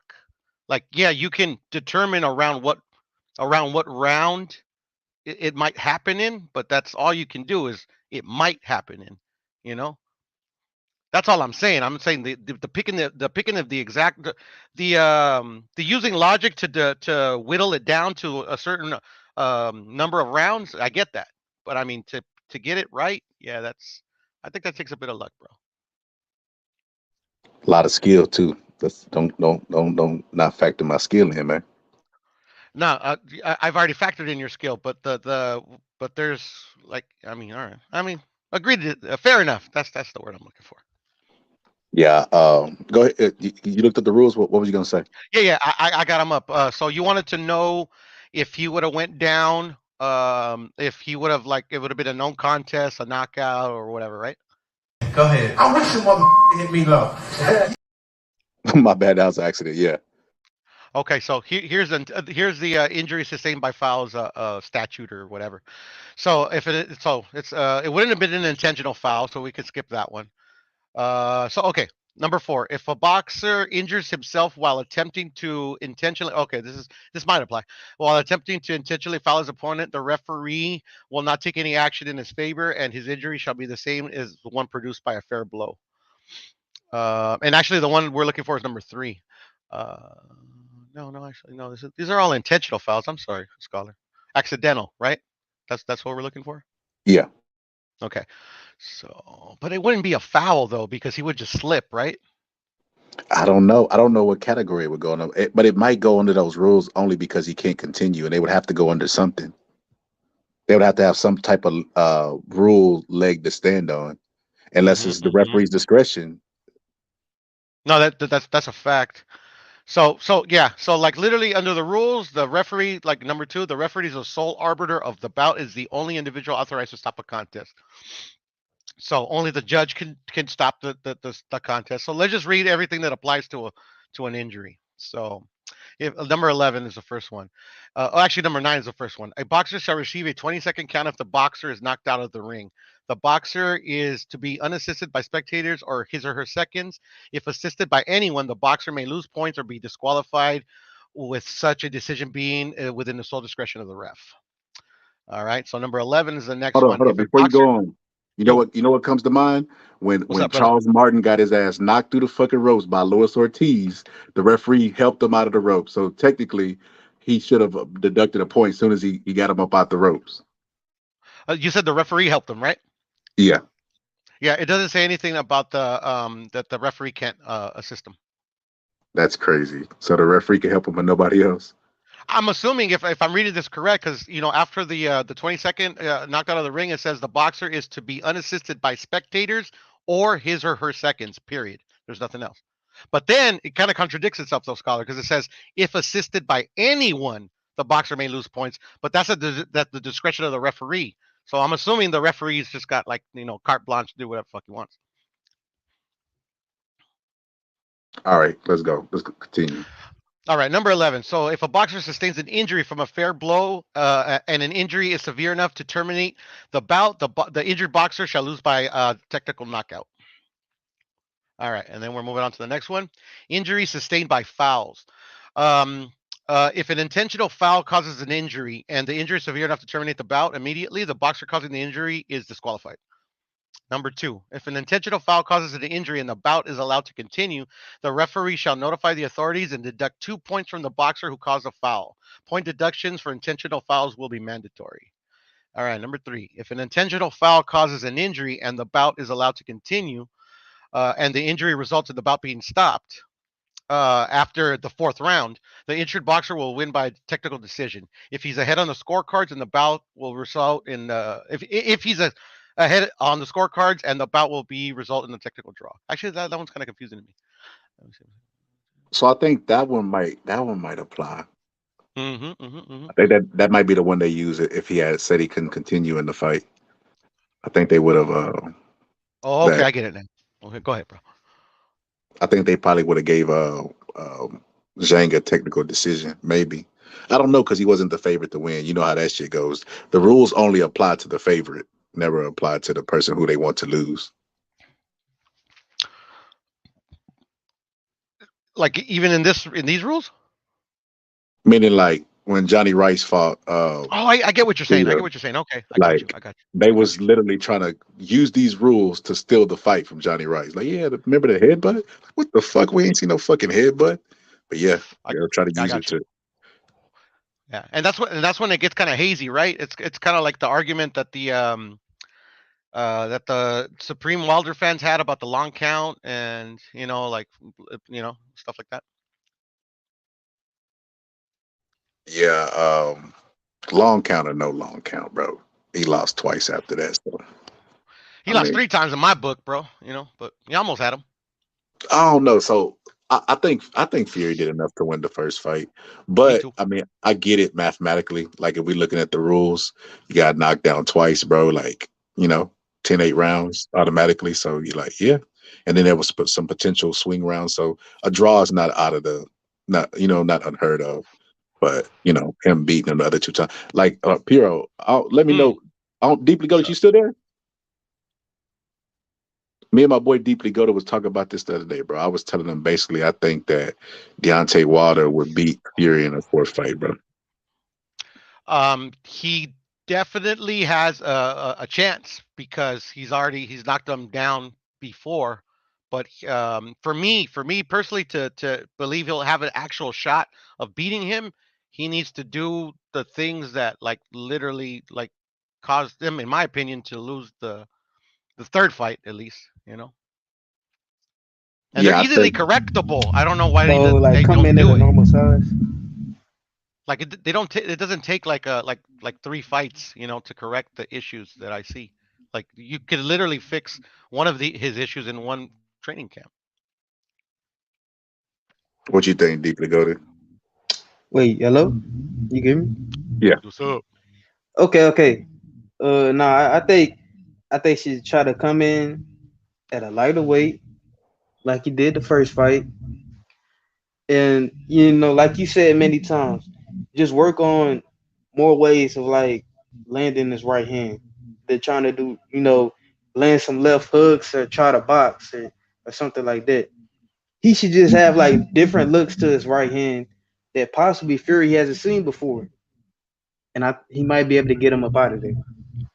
I That'll be think his best bet. you know what's crazy about the sport of boxing, man? Like when I be saying stuff like this, people think I'm just the craziest motherfucker alive. You want Fury to fight Wilder a fourth time, and then you go look at Sugar Ray Robinson and Jake LaMotta fighting 5 and 6 times. You get what I'm saying? Like, and then not even just to mention that. That's how crazy they is. We ain't even got to go way back in the day. We can go to something more current, right? They would rather see Caleb Plant fight Canelo for a second time if he makes it past Benavidez than to see Wilder fight Fury and fourth time. It doesn't make any sense. Wilder has knocked Fury down at least, and he's a puncher, so he can land that bomb. What success did fucking Caleb Plant have against Canelo? Zero. None. To even make people think the second match is gonna be even remotely close. Like that's what I mean by these boxing fans are just crazy, man. Like I heard some people really pumping that shit up, man. Yeah, if Caleb Plant makes it past him, I want to see Caleb Plant go. I'm like, man, Caleb Plant should stay the fuck away from Canelo forever, bro. Ever should be like state of you cannot beat that man stylistically wise. Like he has your number, bro. Like cut it out. Like, bro, have you seen him since the fight? Like, I remember watching him on when he went to Ness, the boxing voice, and he looked like he was a defeated fighter, even well after the fight. Like, first off, he's not even gonna make it past Benavidez. He's still damaged goods. So and let's just say by the stroke of the luck, he does make it, right? He definitely is not beating no Canelo. Like, bro, I literally would take like $1,000 and put it on that fight. Like, there is no Oh other way, shit. bro. Like, he doesn't have the power to make Canelo respect him, bro. And Canelo has already knocked him out once. Like, that's torture, bro. It's torture. Like, at least Wilder has a bomb that he could land and that he has landed in the other fights. Like, Hmm. bro, that's crazy. I don't want to see Caleb Plant. And then, who the fuck made Caleb Plant this monster? Like, bro, one knockout against the fucking bro. That's I don't know, bro. Man, the real was still in his prime, man. Well, he's not a monster. It's just that like David has like stylistically, David should excuse me, stylistically, Caleb Plant should beat David Benavidez. Wow, Just in bro, the you want to contrast answer of that? styles, just in the contrast of styles, the slick boxer versus the pressure fighter. I mean, usually the slick fighter is favored in those type of fights. And then, in my opinion, he's already lost to a not a he's lost to a lesser boxer already. Even though like they gave him the win. I don't think Caleb Plant is all that slick as everybody say he is. No, Like, I don't think he's Wait, like. for real? I mean, he does certain things well. The thing is, it's just like fucking like this is like literally going to be David's first time fighting a style like this. so when I hear people say that Caleb is slick, right? When I think of slick fighters, bro, I think of people like James Toney, Roy Jones, right? Roy Jones landing lead right hands, like that's slick shit to me. You're not supposed to be able to do that. Like James Toney Facts. literally would start a right hand and then stop the right hand while he's throwing it and then pull back and throw a left hook. So he would feint the right hand and then turn it to a left hook. Roy Jones did the same exact moves. Like those are slick fighters to me, fighters that can pull off moves like that. Like I don't think Caleb is slick, bro. I don't know when people say Caleb is a slick fighter. I don't know who they're comparing them to or what they're really like. I don't get what they're trying to convey to me. That saying that Caleb Plant is a slick fighter because people was telling me that before the Canelo fight, and like, bro, what slickness are you talking about? Like, could he jab? Yeah, is that what you're saying? Like, he's a fighter that operates behind the jab. Like, what do you like? I didn't see any moves that he was gonna do or any slickness that he was gonna do to keep Canelo off of him, and I was right in my prediction. So I just don't Yeah, so think was I. Caleb. Hey man, I my don't think, go old ahead. head told me that he was the white Pernell Whitaker. Shit. Did it? Hilarious. You know, But you go to like the Scholar. barber I'm sorry. Sorry. and Go ahead. so people talk about boxing.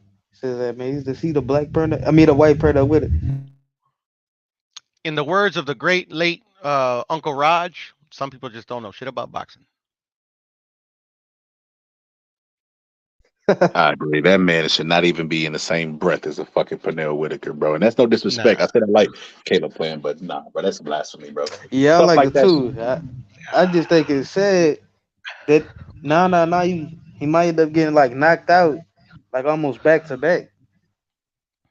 He Agreed. might. He might. I think he is pure. No, well, that's the thing, though, Scholar. Don't you think that Caleb Plant's got a bit of a chin on him, though? Nah. No, you don't think Canelo's just doesn't punch that hard? I think you have a certain amount of resistance in you, and I think it diminishes as as you take losses. I think like George Foreman versus there's no way George Foreman should have lost to Jimmy Young, right? But he fought Jimmy Young after Ali. He fight Jimmy Young before Ali. He's tearing out Jimmy Young fucking afro off his head. But the fact that he fought him, after he was already damaged goods, I feel like it's the same thing with Caleb Plant. Like Caleb Plant has a good chin, but I feel like he's damaged goods at this point. And I think it's more psychological than it is him actually taking a punch. I just when I think of Caleb Plant, I just think of how defeated he looked on Nesta Gibbs' show, The Boxing Voice. Like when they were asking him questions and he didn't really want to answer them, and he act like he really didn't even want to be there. And I just like. And then they asked him about Canelo. What was he talking about? He was like, just talking about stuff. Like that loss still haunts him, and I just don't think he's over it. And I think that he's gonna be fighting the most like the puncher. He's fighting a guy who throws the most punches that he's ever faced before, plus Canelo. Because Makes sense. Yeah, that makes sense. Canelo's ghost is gonna be there tapping him on the shoulder, like, "Hey, psst, remember me? Remember what happened?" You know what I mean? I don't think the ghosts are gone. I think Benavidez is gonna stop him, bro. And I think he's gonna make light work of him. I think he's gonna get him out in like 5 or 6 rounds, bro.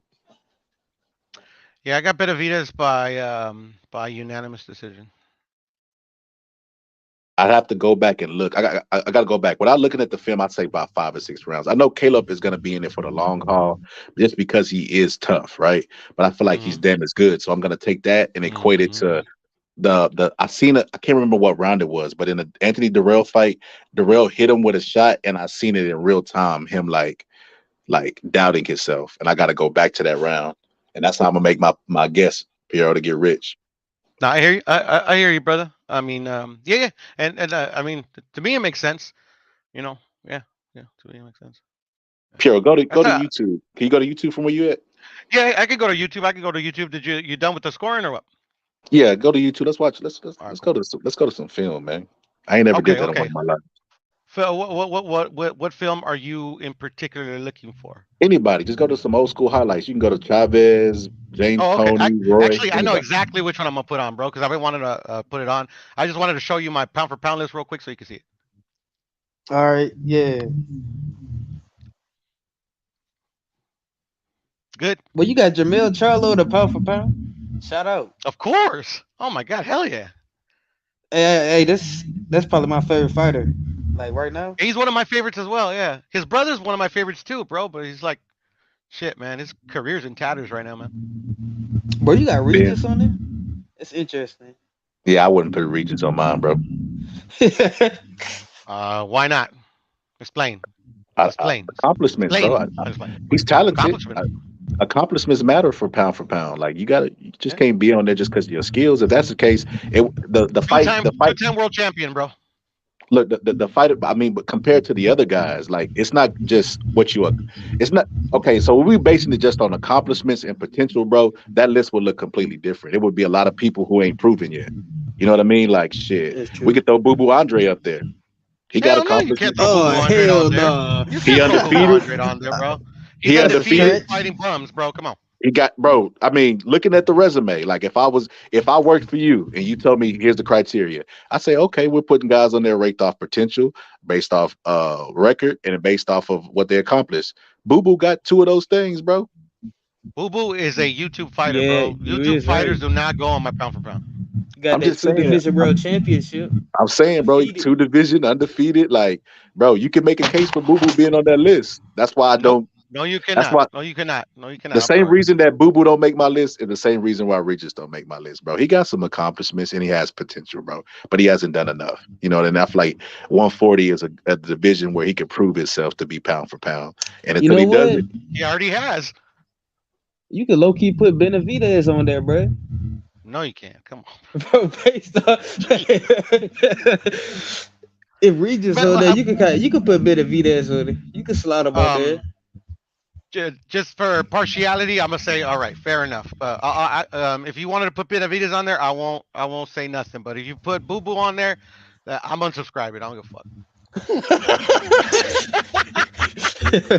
First off, I'm gonna subscribe from you for not putting Rolly on your fucking list. Yeah, man, you gotta figure out Rolly. Woo! I love it, bro. I love it. And then, like, right where I'm gonna put on YouTube right now, but I want to make one more point about pound for pound. Like, pound for pound should not have like 20-year-olds on it. You know, like pound for pound should be for motherfuckers that like been in the sport for a cool minute and have shown longevity of being at the top.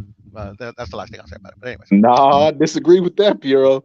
If a motherfucker, I know you do. Huh? You disagree with everything I say. No. It's because you never let me have no fun. No. I wasn't even gonna use Haney. I was gonna use Benitez.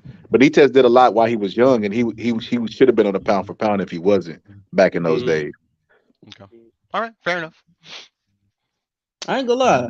I respect you got all the undisputed champions on there. I seen some people try to slide Taylor off the list, man. I couldn't mess with it. Well, Taylor's the best at 140, so I gotta throw him on there. Yeah, that makes sense. You know what's funny?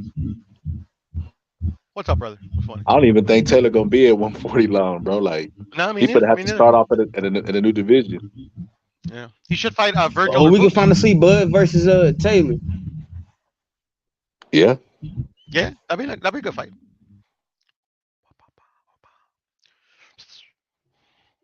Where is my keyboard? Let's see here. Yeah, let me break some boxing down. I ain't never broke no boxing down with y'all. I don't even prepare my video. Let me test y'all boxing IQs. How do you spell Whitaker? WHIT. Oh dang. I think I found it. 1, 2, 3, 9, 8.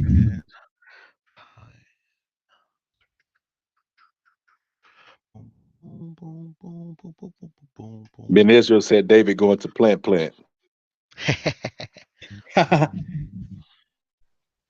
Scholar, I don't know if you remember this fight, bro, but this fight is like literally what they should put these young dudes on how to fucking like literally this man. This is what boxing used to be, bro.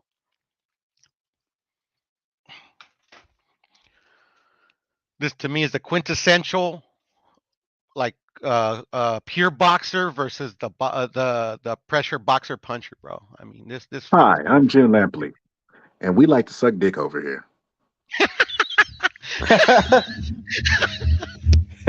Pause. Shit.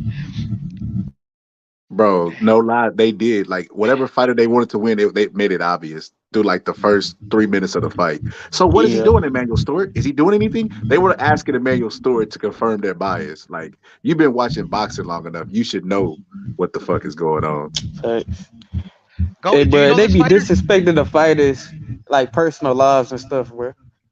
Nah, I don't think I ever seen this one, Pure. Go to. Do you know this fighter? Uh, Julio Cesar His, na- Chavez. I no, don't his know who name is this George is. Paez. This is George. Have you George never seen him Pius. fight? I'm not Yeah, familiar George with him. Paez. They called him the clown prince of boxing back when he used to fight. That's pretty dope. He had his clown shit on. He in one of the fights, I forgot which fight it was, but he came in a clown costume. He came in a wedding dress. Mhm. Fuck, he Wait, in came a in some wedding crazy dress. shit. Yeah, wearing a Oh, wedding so he dress. did Dennis Rodman of boxing. Yeah. Well, they call him Yeah. the clown prince because he comes from a family of circus folk. Oh. See, now this is an interesting backstory, bro. This is WWE. And see, this is Fast forward to the WWE. opening round. I would know what this Oh Pure. yeah, dude. my bad. I just wanted to show a goat if he's ever seen this dude. He used to come in these I crazy want to see outfits. what he can do. I want to see he as colorful in the ring as he is outside the ring. You don't know who George Paez is, Uh-uh. Scholar? Oh yeah, multiple division Oh champion too. my god! Oh, this is a treat for y'all motherfuckers. Then let's do it.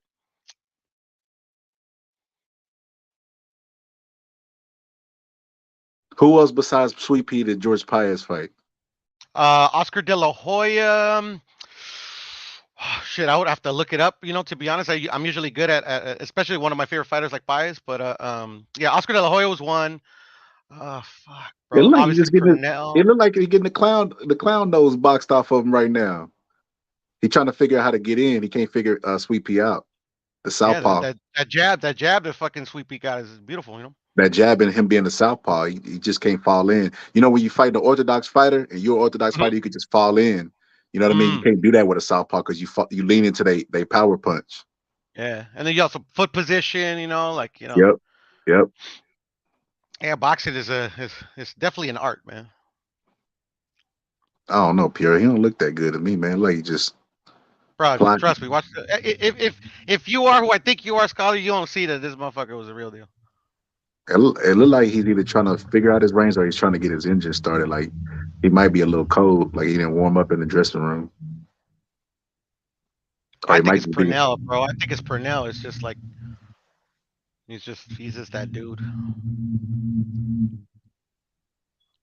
He's trying to figure out what he needs to do to slow him down, because like this to me is like the best version of Sweet Pea. It wasn't like kind of like the latter version where he used more of his movement, and he was more. Now I know where Bud got that shadow boxing from. It don't even look like Bud. I mean, Sweet Pea is even trying, bro. I'm gonna be honest with you. It like he's taking it easy on him. Whoa, you can tell that. Yeah, like he's shadow I don't know how you boxing. can tell that.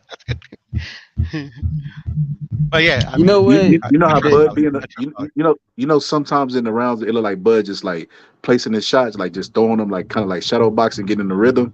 That's what it looks like Sweet Pea is doing. Staring him with the elbow. Wait, he just hit him with a back shot. No, yeah. Boxers do that shit all the time. Canelo does that shit like every fight. He keep putting his head down, so Sweet Pea just put his forearm down, helped him bend down. He can't see the shot and hit him with a body shot. Now he's not bending his head down no more. You notice that? Yep. Yes, because of the body shots. No, because Sweet Pea pinned his head down. That was beautiful. Sweet Pea just turned him.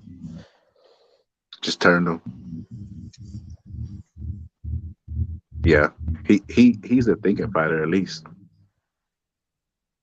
Right there, Sweet Pea tried. You have to be against this guy, man. Sweet Pea trying to time him with an uppercut. He can see it. Trying to time him with a left uppercut coming in. Yeah, but the thing is like, at least in my opinion, he's trying to elicit that uppercut so he can counter him. Judge Mill Lanes, his biased ass. What the fuck you didn't think it was a good ref? You didn't think it was a good ref? Man, he was biased as shit. Yeah. I don't remember. It's been a while, to be honest. But yeah. My favorite ref of all time is what's his name? Carlos Palomino. That's a boxer. Richard Steele. What? Richard Steele robbery ass? What robbery, bro? Your favorite fighter probably lost because and you blamed him, bro. That's probably why you say that. Nah, Richard Steele was just he was at the heart of a lot of controversy shit. Razor Ruddock, Tyson, like this nigga was known for like being around controversial decisions around Don King fighters. Yeah, and you know what that was? It was called a narrative. So narratives existed back then I too. hear you, but you like the same way you think picking around is coincidence is luck and coincidence and all that shit. There's no way that this fucking shit is a coincidence. That this motherfucker always is around controversy, bro. It's not a coincidence. It was a narrative of that Don King or Don King's detractors, whoever. It was a narrative against him. So he got bad judgment, or he just all wrong place at the wrong time all the time. I don't know. I mean, like, to tell me when he had a bad judgment call. I just told you. Well, with Riddick Bowe and who? Razor Ruddock, Julio Cesar Chavez versus Mildred Taylor. That was an excellent judge call. I don't know That what was you're talking about. horrible. How is that Bro, horrible? 10 seconds left in the round. And he was asking him, "Are you okay?" Okay. Wait, he stopped at 10 seconds left in the round. Yes, No, bro. 2 seconds. The last Excuse round? me, 2 seconds, bro. That's even worse. 2 seconds left, bro. And What and kind of Mildred shit Taylor, is that? That's evil, bro. Scholar is just That's mad at evil. Richard Steele. That's I didn't even know it was like He that. did the right thing. He did the right thing. Of course, you think he did the right thing. No, like win, lose or draw, Scholar. He did the right thing, bro. Like he did the right thing. You notice what he's doing now? What's his name? What's the guy's name? Paez, George Paez. Paez. You know, Call him El Maromero. That was his nickname. he has the timing down for Sweet Pea's jab, and he's Oh, parrying. you got it down? Yeah, he's parrying the jab, and he's keeping his head to the left so he won't be in the way for that uppercut. That shit, Sweet Pea peppering him now. But yeah, he had to try. He's been peppering him with the jab. I mean, like Yeah, he but had he it for a little. hasn't- It was like 3 or 4 seconds straight where he was parrying the jab like effectively. But Sweet Pea started mixing up the speed. He started getting him to reach. Yeah. I mean, but that's what you're supposed to do. That's what Yeah. you're supposed to do. So look, 'Cause see, he Sweet Pea fainted picked it. up on it. Sweet Pea Yeah, picked up on it. He fainted it that time, got him to reach, and then he shot the jab through. Little subtle things, and then right there he fainted, and then went to the body, threw that left hand to the body. Then he threw him with the right with the right hook, and then turned him. Just little subtle things. Like he threw a double right hook that time and turned him. Anytime he gets close, Sweet Pea hooks. He just hooks so he can turn him. Feel you. What are you saying? No, I was gonna say, I actually thought, I mean, and I, like right now, like, well, See them hooks? I'll ask at the end of the fight. You see them hooks? Anytime he get close, hooks Sweet Pea will throw by that. Sweet Pea? Yeah, he'll throw them right hooks just to turn them. Fuck, See? man, like we're living in a horrible boxing time, bro. That's all I gotta say. Duck smother. He don't clinch though. He go on the inside and lets his hands. See? Yeah, no, Push him no, off. that's why I wanted to show this fight to to these new school kids. Sweet Pea, like in this version of actually all versions of Sweet Pea. Like I rarely saw him clinch. You know, you want me to tell you something right now? I see that Canelo don't do that. Sweet Pea does. Canelo needs to relax more in his fights. He burns up a lot of petrol because he's not relaxed. If you look at Sweet Pea, he's very relaxed in his fights, even when he's in the corner. But this dude's up there breathing for oxygen, taking deep breaths. Now watch when they go to Sweet Pea corner. Yeah, Sweet Pea ain't fighting motherfuckers that are like 3-4 weight classes above him either. Yeah, but I've seen Canelo get tired against Floyd, and he was littler than smaller than him. Look at that relaxation. He didn't get Back tired to- versus Damn, Floyd. that's Back- like James Tony. Back to the ropes, taking his instructions, not breathing deep, just relaxation. Relaxation is a lot. Now, Pierre, Canelo, man, I'm dropping some jewels now because I was going to drop a video, but I was going to do what Canelo needs to do to beat Bivol. And one of the things I think one of the mistakes Canelo makes is he just like Oscar De La Hoya. If you go back and look at Oscar De La Hoya, he has his arms up high and he's really, really tight. And Oscar will complain about, you know, his arms burning. And I don't know if you remember that fight, but Floyd Mayweather grabbed Oscar's arms and like lifted him up in the corner. And they were like, what is he doing? It was because Oscar fights too tight. He's not relaxed. And I think Canelo does the same thing. Like when he holds that high guard up and he tries to block shots, he needs to relax. He needs to like I think he's always relaxed. I disagree with you, and also like please don't insult Canelo and saying that he's like De La Hoya, bro. Come on. no, I'm talking about style, bro. That's it. I know, I'm just messing with you, bro. I always got to throw a dig at when Oscar comes out. Puro must do it. Puro must do. Puro must slander Oscar De La Hoya at all costs until the day I die. I don't know, Pierre. Is he gonna come on at the end? Because it look like he's just getting his ass whooped. I mean, you tell me, because like I actually thought it was a real. I thought this fight was a very good fight. Sweet Pea wins it, but of course. you tell me, because you've never seen him fight. You've never seen him fight. The pace So of I'm the trying to fight. get information on what you see. Sweet Pea is just controlling the range. Like he's being a boss in there. He's doing what he wants to do. He's fighting when he wants to fight. When he don't want to fight, he ain't fighting. This guy's best shot is right there. His best shot is right there in the inside with Sweet Pea. That's his body best shots shot. are killing Sweet Pea. I don't know if you're noticing that. He can't beat Sweet Pea at this range right here. He has to make Sweet Pea fight when he don't want to fight, and he has to take punches to get in. Ooh. Unfortunately, He just landed that fucking that left. yeah, he'll have success. That's what Sweet Pea got to do to him right there. Back him up. Oh. Don't let him fight in the inside, because that's where he's effective at, in the inside. Because in the inside, y'all heard this on the Boxing Scholar first. People talk about foot positioning. They talk about, Southpaw got to keep his foot outside of, but they don't talk about in the inside. In the inside, it doesn't matter that much because you're going to square up, and it's going to be two square up fighters. See right there, you can't tell who's the Southpaw and who's orthodox, because it don't really matter in the inside. All that foot on the outside shit goes out the window. Oh, damn! It's starting to turn, fucking Scholar.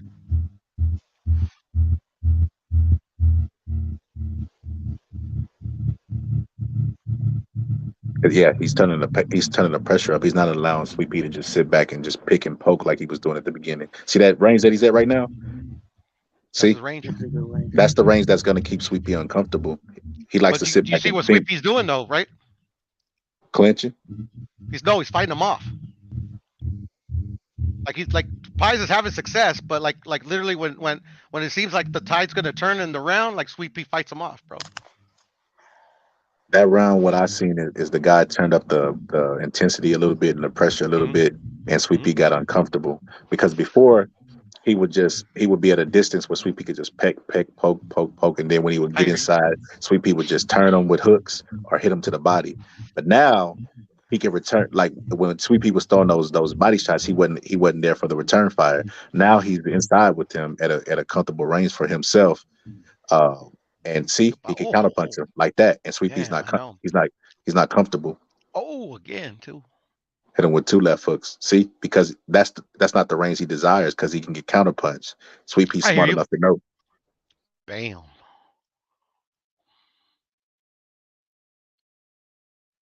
Another one.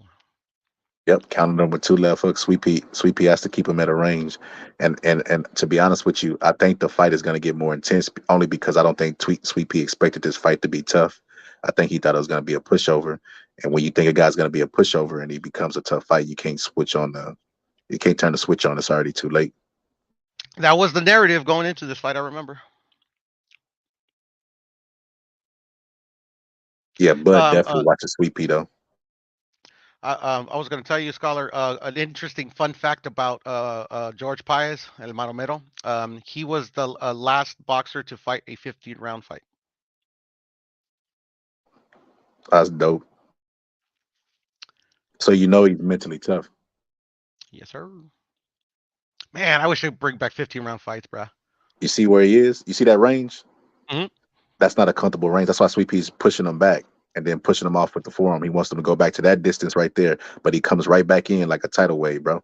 And then Sweet Pea just try to hook him and turn him, and he turned with Sweet Pea and is right at the distance that he wants and desires. And Sweet Pea does not like that. He's not comfortable right now. He can't do all that boxing shit he was doing in the earlier rounds, because he's pivoting with him and he's making shit uncomfortable. Sweet Pea don't like punching from this range because he could be countered. Try to throw an inside uppercut to the body and push him back with the forearms. smother his offense, so there's no return fire. See him? Uppercut, and then he's trying to push him off. See, keep uppercutting him to the body and trying to push him off. That's his strategy. He don't want this guy to let his hands go on the inside. Yeah. Jorge El Maromero Paez versus Sweet Pea Whitaker, man. Every time Sweet Pea lands a combination, look at that hook turned up. That time he pivoted slow. He got to pivot faster than that.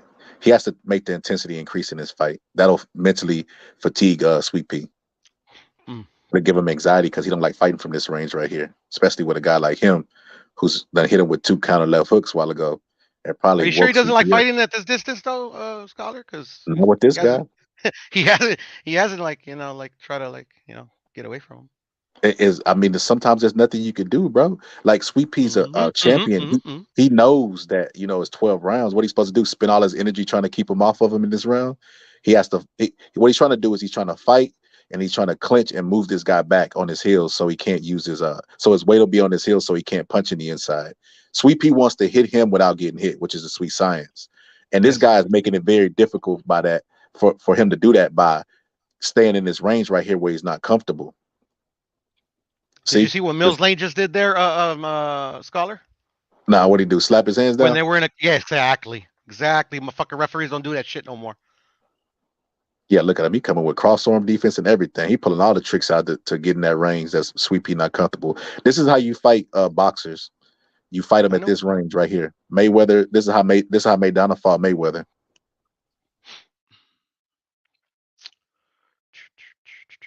Do you know who that dude over there is with the beard? The camera guy? No. Let me see if they show him. Yeah, he's a famous dude. I'm testing your boxing trivia if they show his face again.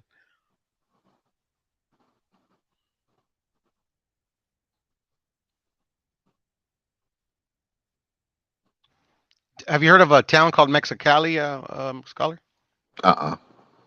Yeah, it's in Baja California. Yeah, that's where Paez is from. Deeply Goated, you still there, bro?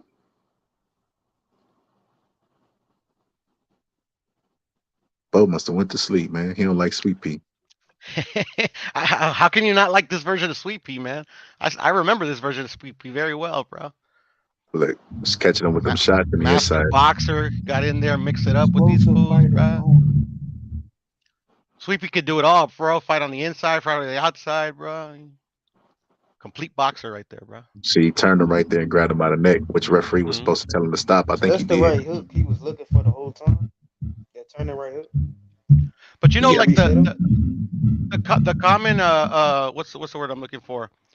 The consensus was though, I remember, or maybe I'm tripping, I don't know if you remember, Scholar, that in championship fights they usually let the fighters fight. Like even if they're doing a little bit some tactics that are not like allowed. In championship fights, they usually let the fighters fight.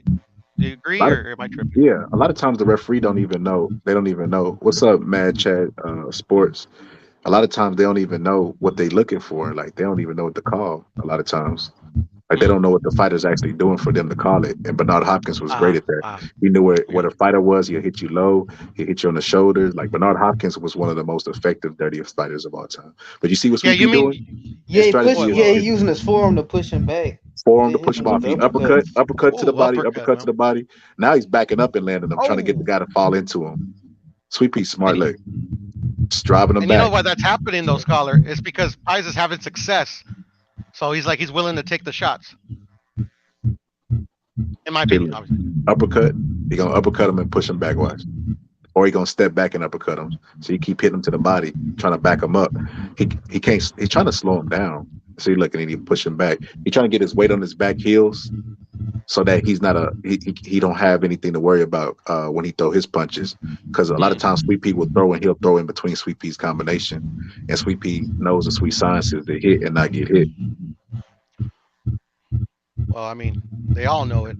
See right there, he opened up with like power, and that's one thing punchers don't like to do against guys who have power themselves. Because when you open for power. He just hurt him with that right hook to the body. That was a good shot. And that right hook to the head. That was a good shot by Sweet. Look, using that cross arm defense. He doing whatever right there. He can look right there. Sweet Pea turned him, and he grabbed Sweet Pea and turned with him. Well, yeah, you got to put yourself in position to punch. Yeah, I was just smart though. He ain't just sit there and let Sweet Pea do what he wanted to do. Sweet Pea was fucking brilliant. I agree, bro.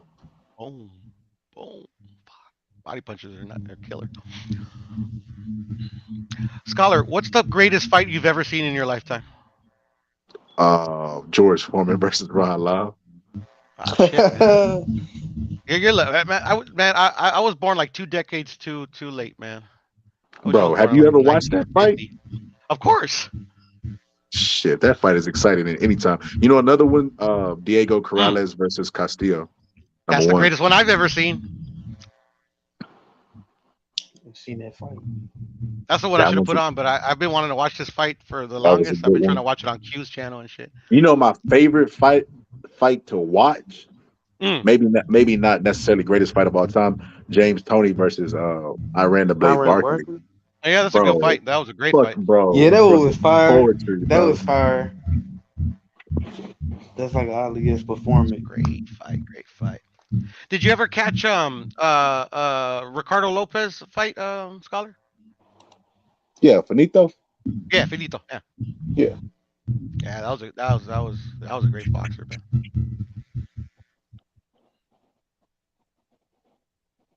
Sweet Pea still relaxed. Yeah, he better be. Motherfuckers in there trying to kill him. A lot of people to get that when they in a fight like this, they don't relax in the corner because the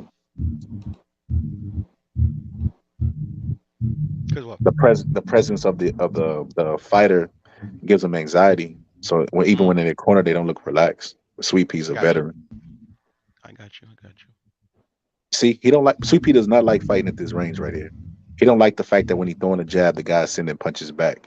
He don't like that because in the earlier rounds, remember, Sweet Pea was just pecking and poking and doing whatever he wanted to do, fighting with it. At this pace right here, he don't like it. That one, yeah, right. Sweet Pea's smartly hooking up, like stepping back and hooking instead of just hooking from where he was. He'll step back, then throw the hook so it'll meet the guy's face. Because the guy was leaning in to get the distance. Yeah, that was beautiful head movement by Pius. I'll tell you that right now. Sweet Pea also can't see the counter punches from Pius because he leans. He don't he's looking at his head, and then the punches come from different angles. I got you. Yeah, this was my dad and my favorite fighter when he was fighting. The importance and power of in between rounds. Damn, he tried to turn off the ropes, but then he turned with him. Yeah, Sweet Pea is masters at Zen, bro. This like I said, this fight reminds me a lot of Mayweather and Maidana. Even though Mayweather was uncomfortable, he never showed it. Man, he didn't open up with as much power as Oh, nice shot by Sweet Pea.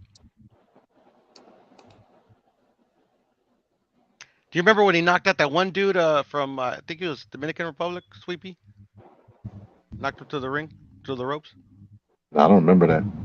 Yeah, it was Diobellis Hurtado, if I'm not mistaken.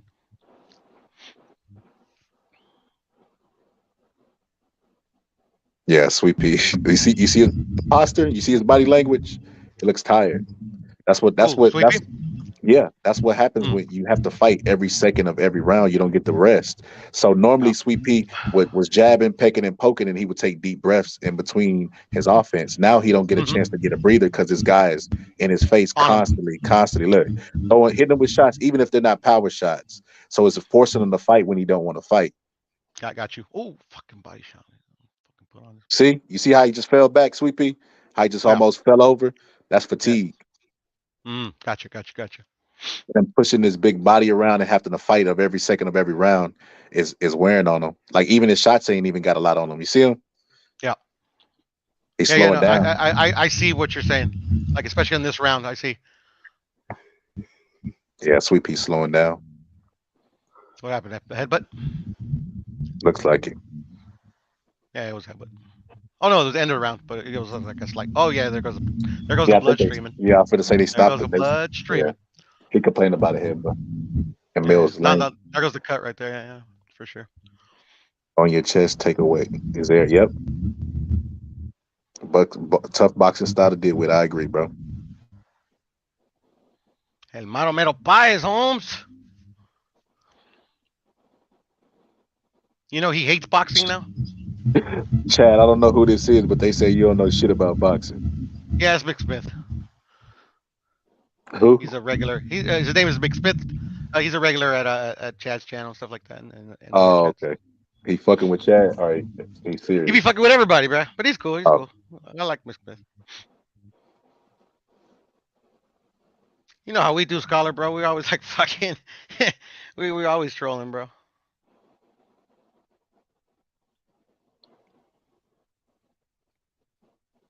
Sweet Pea try to get back on his jab to get back. Ooh, Sweet Pea, you better stop leaving that space. He's sending the right hand over that jab that's coming out slower now, and he can time it. There's not a lot of goated and scholars on the YTBC, bro. So at the end of the day, sometimes you just gotta troll. Mick Smith is a cool, smart boxing junkie. That's hilarious. Yeah, he's recognized that Sweet Pea has slowed down. That's why he sped up his intensity. Now he's just walking in forward. Look, Mills' name telling him to stop holding and hitting. Sweet Pea has been hooking and turning them all night.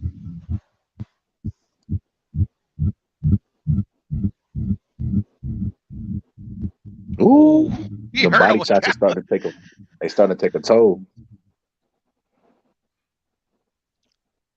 Look at that. Watch him close his distance really fast because Sweet Pea is slowing down.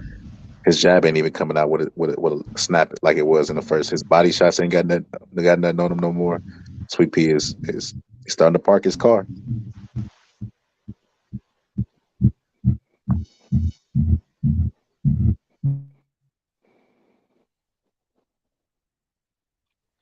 Yeah, I don't know if you heard me earlier, Scholar, that like Paez, he hates boxing now. A lot of fighters that leave boxing hate it because they can't do it no more. You ask a lot of the old people, like, you still watch boxing? They be like, nah. But they say it only because they bitter because it's all they did their entire life and they can't do it anymore. He's one of the few fighters, one of the few Mexican legends that still hates Canelo. That's hilarious. Seriously, like when he first got started and shit, when they had like the little rivalry with like Chavez Jr., like shit, all all the Mexican greats like had like venom for Canelo.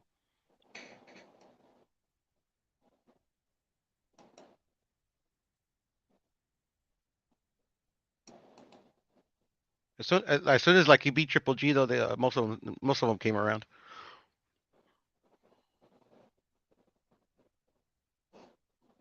Ben Israel says shalom, Mad Chad.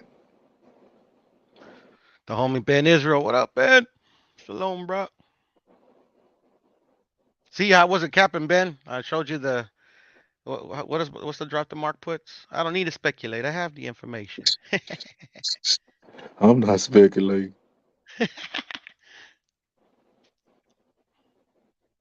Fucking cut bugging him.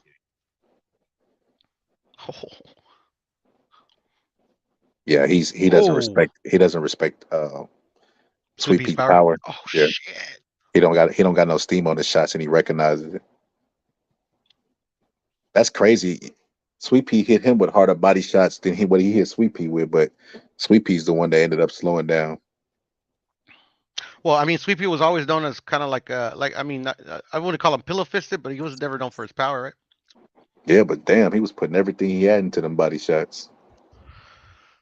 Yeah, I mean, you know, sometimes the poker face, right? Maybe Pie's just got a good poker face. Appreciate you, Chad. Yeah, bro, he's doing better than what I thought. Like looking at the pace of how the fight started, this looked like it was gonna be a whitewash by Sweet Pea. But Sweet Pea started slowing down, and he's getting better as the fight goes on. That's why I told you, bro. Like, hey, man, just give it time, and then if you still feel the same way, hey, I can't say nothing. Sweet Pea bouncing, he trying to play little mind games, bro. He's trying to show him like that he's full of energy. But he's actually the opposite, bro. His legs is burning. You know, you run them laps, bro, and you like, yeah, like, God your damn, legs get like all the lactic acid, right? Yep. So that's why he's opening up as fast as he is. Because he see that Sweet Pea is tired.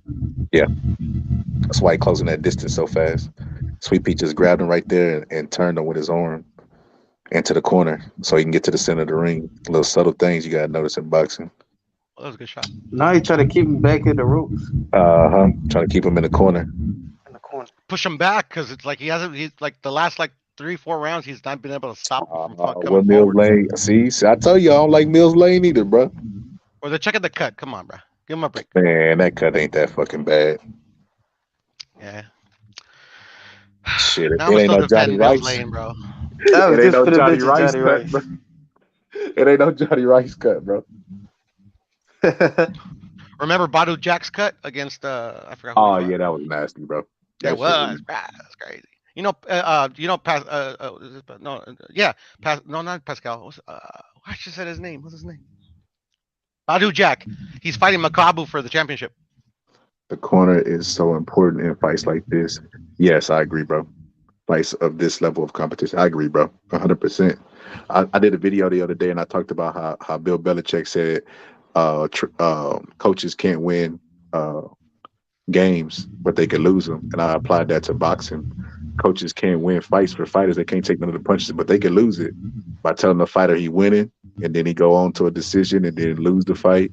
Or by like with Sweet Pea, they told not Sweet Pea, Meldrick Taylor. They told Meldrick Taylor he was down. Yeah, he went out there and got knocked stupid out. Motherfuckers. Stupid motherfuckers. Yeah, he's turning up, bro. He has increased his punch volume, and then he keep catching them with like right hooks, bro. Like he's turning up, bro. I don't know how Sweet Pea. What we in the 8th round? How they going 10? They go 12. No, this is a championship. Oh my goodness, bro. I don't know how Sweet Pea gonna make it, bro. I think this is a unification, actually, Scholar. I'm actually checking that out right now because I don't remember. I don't know how Sweet Pea gonna make it. I know how he gonna make it. That dude in the blue suit in the ring. He gonna keep stopping the fight. He like, I don't know. I mean, some people think Pi has actually won this fight. It's like I like me. Like I wasn't mad that they gave it to Sweet Pea. I mean, like when the fight's over, Scholar, like let me know who you think won. They had to make up for that De La Hoya loss. Right?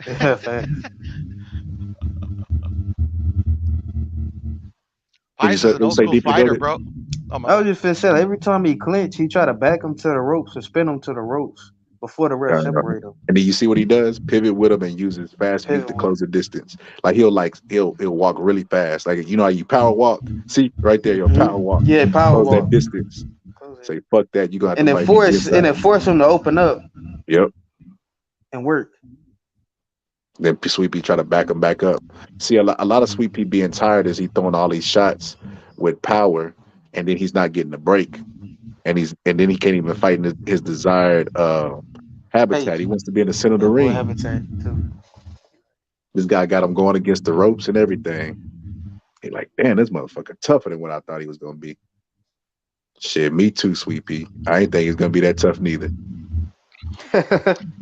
Tell you, Scholar, listen to Puro, bro. That's the first time. That's the first time. Look, hey, I don't know if y'all ever been super duper tired, but like it's a fight where Bo D.D. Brown was like trying to touch Muhammad Ali after the fight, and he was like, "Get the fuck off me!" But like sometimes you be so exhausted, you don't want nobody to touch your head. You don't want nobody. That's what Sweet Pea just did just now. Like they try to touch him in the corner, like, "Get your goddamn hands off me!" He's exhausted, bro. Pies already needs a knockout in the fucking Harold Letterman scorecard. Yeah, we know Harold. Yeah, I know. Harold. I never agreed with Harold. I love the dude too because he seemed like he was always funny, you know, like always making like little cool like little things. But like I didn't think he could score for shit. Sweet Pea ain't even got shit on his shots, bro. Yeah, that's what you do, Sweet Pea. Use that referee. There you go. Use him. Look, I told you that referee was biased, bro. How you check it just because there you go. You called it. You called it. You called it, Scholar, because I didn't remember like the referee like being that involved in certain moments in this fight.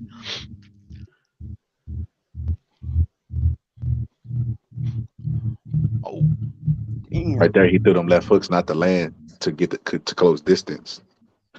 because he knew why So Sweet Pea was that's defending. one of them throwaway shots that you was talking Yeah, about. you throw away punches. You throw the shot, get him defensive so you can close that distance really fast. Land your second shot. The cross-arm defense, yeah, Oh, that man pulling out every trick in the book. He putting Joe Frazier type of pressure. This reminds me of Joe Frazier Ali. When Wow. Ali wanted to box him, and Joe Frazier was just closing that distance, taking whatever he had to take to dish out punishment. Mhm. He not as busy as Joe Frazier though. Joe Frazier threw a shitload of punches. yeah, he did, huh? He did.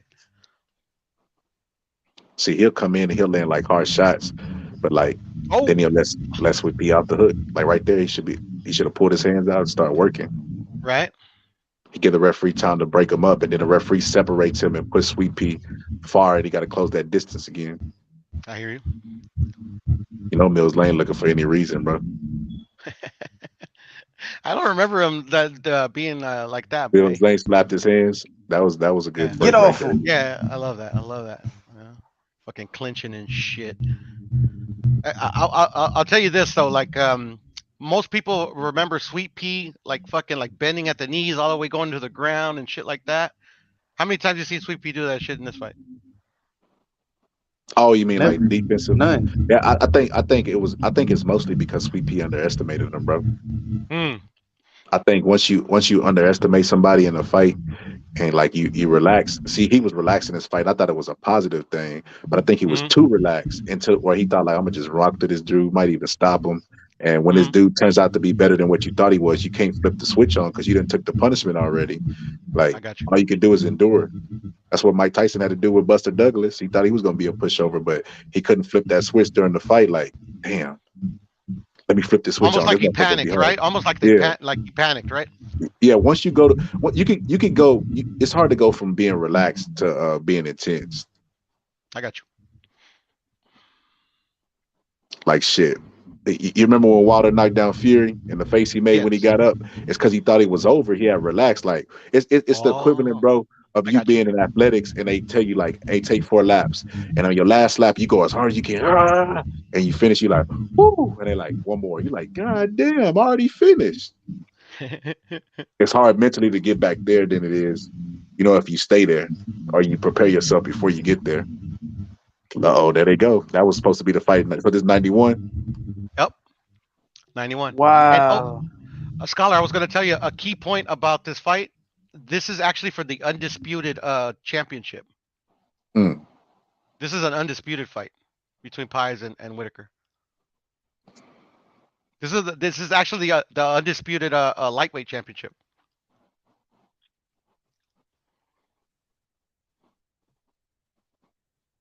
Remember they were saying that Devin became the first one since Purnell. Yeah. Yep. Georgie Benton, what you telling him, Georgie Benton? I wonder what Georgie Benton was saying. I know, I wonder too, man. I bet he was getting on his ass, making his fight too motherfucker, close. what you doing in there? Yep. He probably told him he was down like he did Measure Taylor. Oh shit. He catching him with every hook, bro. Yeah. The body shots have got upper, Sweet Pea's body so sore that he doesn't even want to bend now and slip and slide the hooks in the inside. Like he's just laying there and accepting them, bro. That's how you know the man's fatigued and his body is hurting. Like those body shots have took their toll, bro. Like it hurts him to even like move side to side, just out of range for those hooks. Like they're landing. Ooh, fucking body wash shots, man. You see what he did? Put him in the headlock. That's the 4th time in this sequence that Sweet Pea done put him in the headlock, bro. Sweet Pea got a fucking chin, bro. Sweet Pea Sweet Pea chin, is smart. Man. He put him in that headlock because he knows he stops his offense when he does that. Like right there, he hit him on his hips. Right. His hips and his back.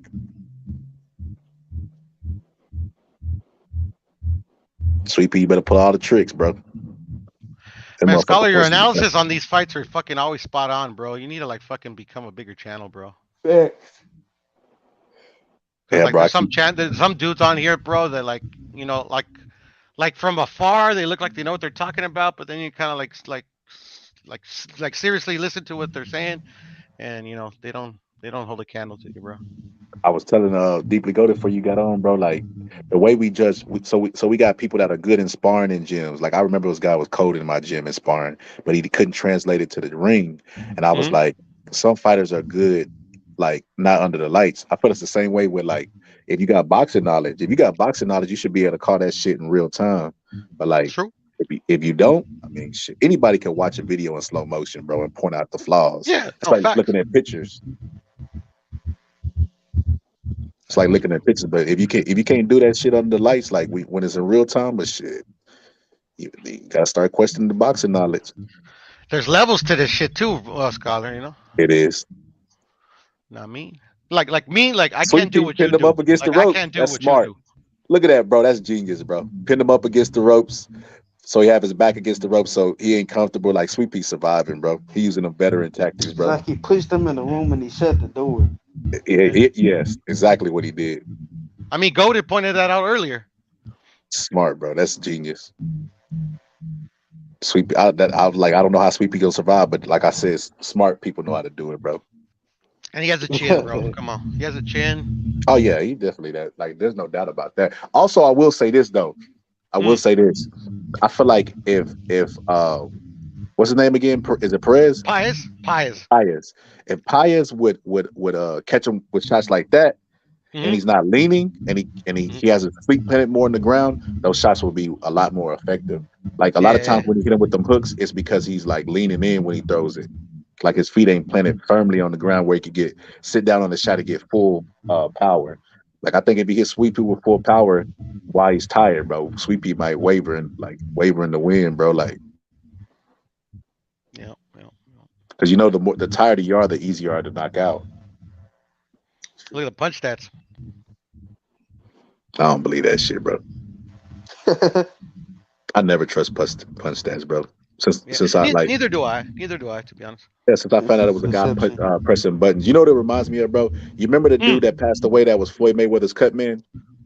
Yes, Rafael Garcia. Correct. Remember he used to press that little button when Floyd was hitting the bag? Yeah, the little clickers.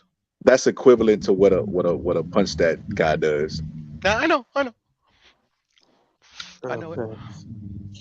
Coming on. And anything outside of a jab is a power play. Bro, that's the stupidest shit I've ever heard in my life, bro. Anything outside of a jab is a power play. Bro, I think, we have too much cut man technology. preserved his career, Scholar. Oh, he had a good cut man. But we have too much technology, bro. Like I literally used to have this thing I put in my glove that tracked my punches, bro. Why they don't do that shit? Because they've tried it in the amateurs and it's as flawed as a human pressing a button. I don't know about that, bro. That shit was pretty accurate with me, bro. I read articles, bro. Like, and they said they had all kinds of fucking like issues with it. I trust. So I really, trust. The punch stat clickers, the people that click the button for the punch stat, it's like a witness testimony. Yes. It's really inaccurate. Yes. And they're also they're also in the same position as the judges. They all have different angles, so sometimes they can't even see if the punch landed. That's true. Sweet Pea smart. Jab, straight left. You think? Jab, straight left. Okay, you're like, okay, bitch, you want to leave your head there? Jab, straight left. Jab, straight left. Oh, because you're leaning it to avoid the uppercut. Because Sweet Pea been throwing hooks this entire fight, so he's positioning his head so he under hooks. You notice he ain't been getting hooked and turned because he's leaning in and he's keeping his head low for the hooks. So Sweet Pea got smart and was like, okay, bitch, and he threw straight left twice. Right there, he leaned and caught him with the uppercut. Yeah. The key to Sweet Pea surviving is he has to mix his punches up, bro. And he should keep throwing that straight left. And he should aim it. I don't know if you guys noticed, he's clinching too. Oh, yeah, he's tired, bro. He should keep throwing the straight punches, the straight left, but he should aim it down a little bit. Just take the scope down just slightly a little bit and aim it towards his chest so he can catch him while he's leaning in. I got you. I got it.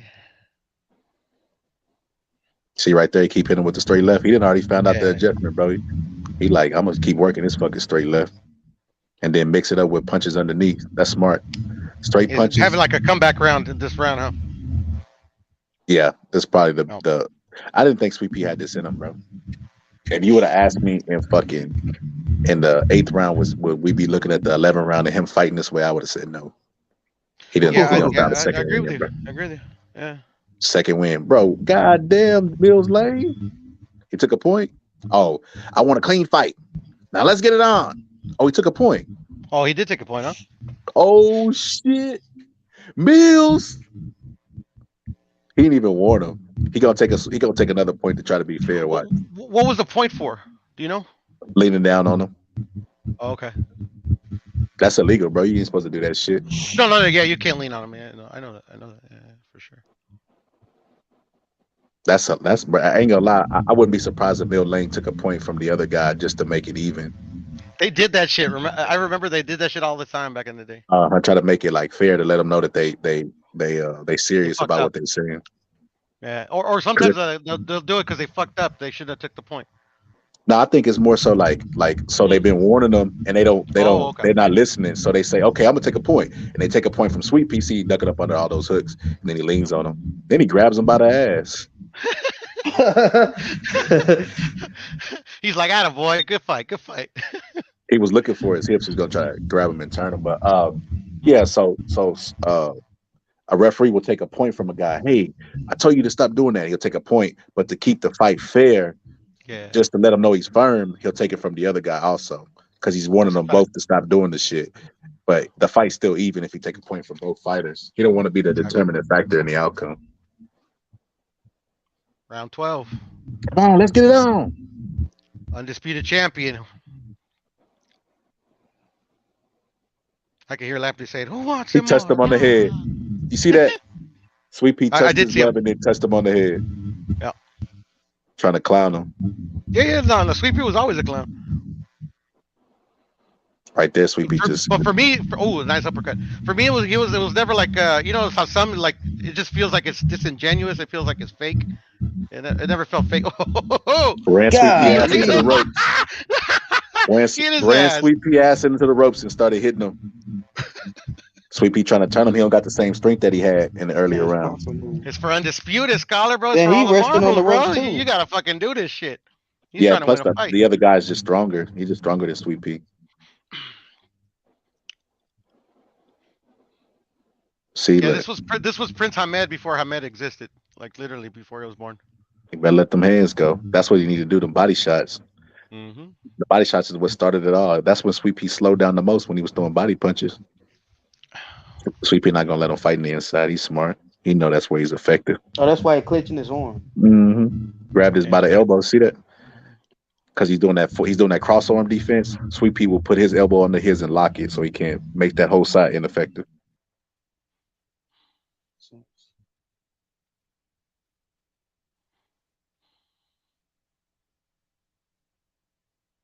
Vampire is using his head. Oh, nice hook.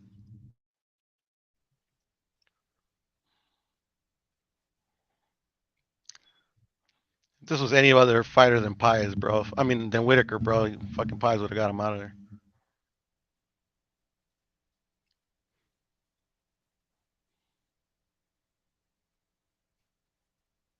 Oh. Damn. he literally just wow. That was crazy.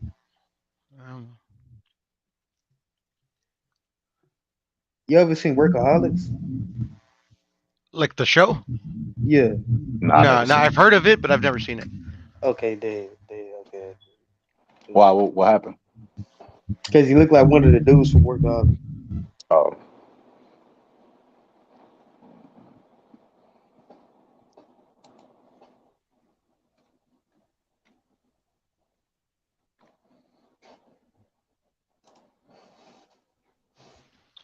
"38 seconds left. Sweet Pea still got his elbow locked.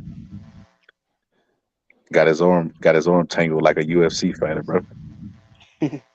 See right there, he pins his arm bar and shit. Yeah, you see him pinning his arm to the side of his head so he can't I punch. see it. Little dirty tactics that he's using. I see it is. Smart. Clinton always finding the arms. Look, he complaining to the referee. Referee actually did something about it. Like grabbed Sweet Pea and pushed him back and slapped his arms down first, like stop holding, motherfucker. 5 seconds. Yeah, Sweet Pea's doing it. Yeah. Bro, they talk about Devin Haney. Jab and grab. Look how tired Sweet Pea look. He didn't even raise his fucking arms, bro. Yeah. Who you thought won? He Scholar? slapped the dude's arm down. Yeah, it was a close fight. Yeah, you got Sweet Pea. Yeah, I wasn't mad at the decision. You know. What they make the decision? The decision was unanimous, I believe. I'll tell you. And Right what was on the line? Undisputed. Like all of them, they're going down. They're going down. We don't care how they come. Undisputed heavyweight champion of the world. Who next? Thank you. Glory be to Almighty God.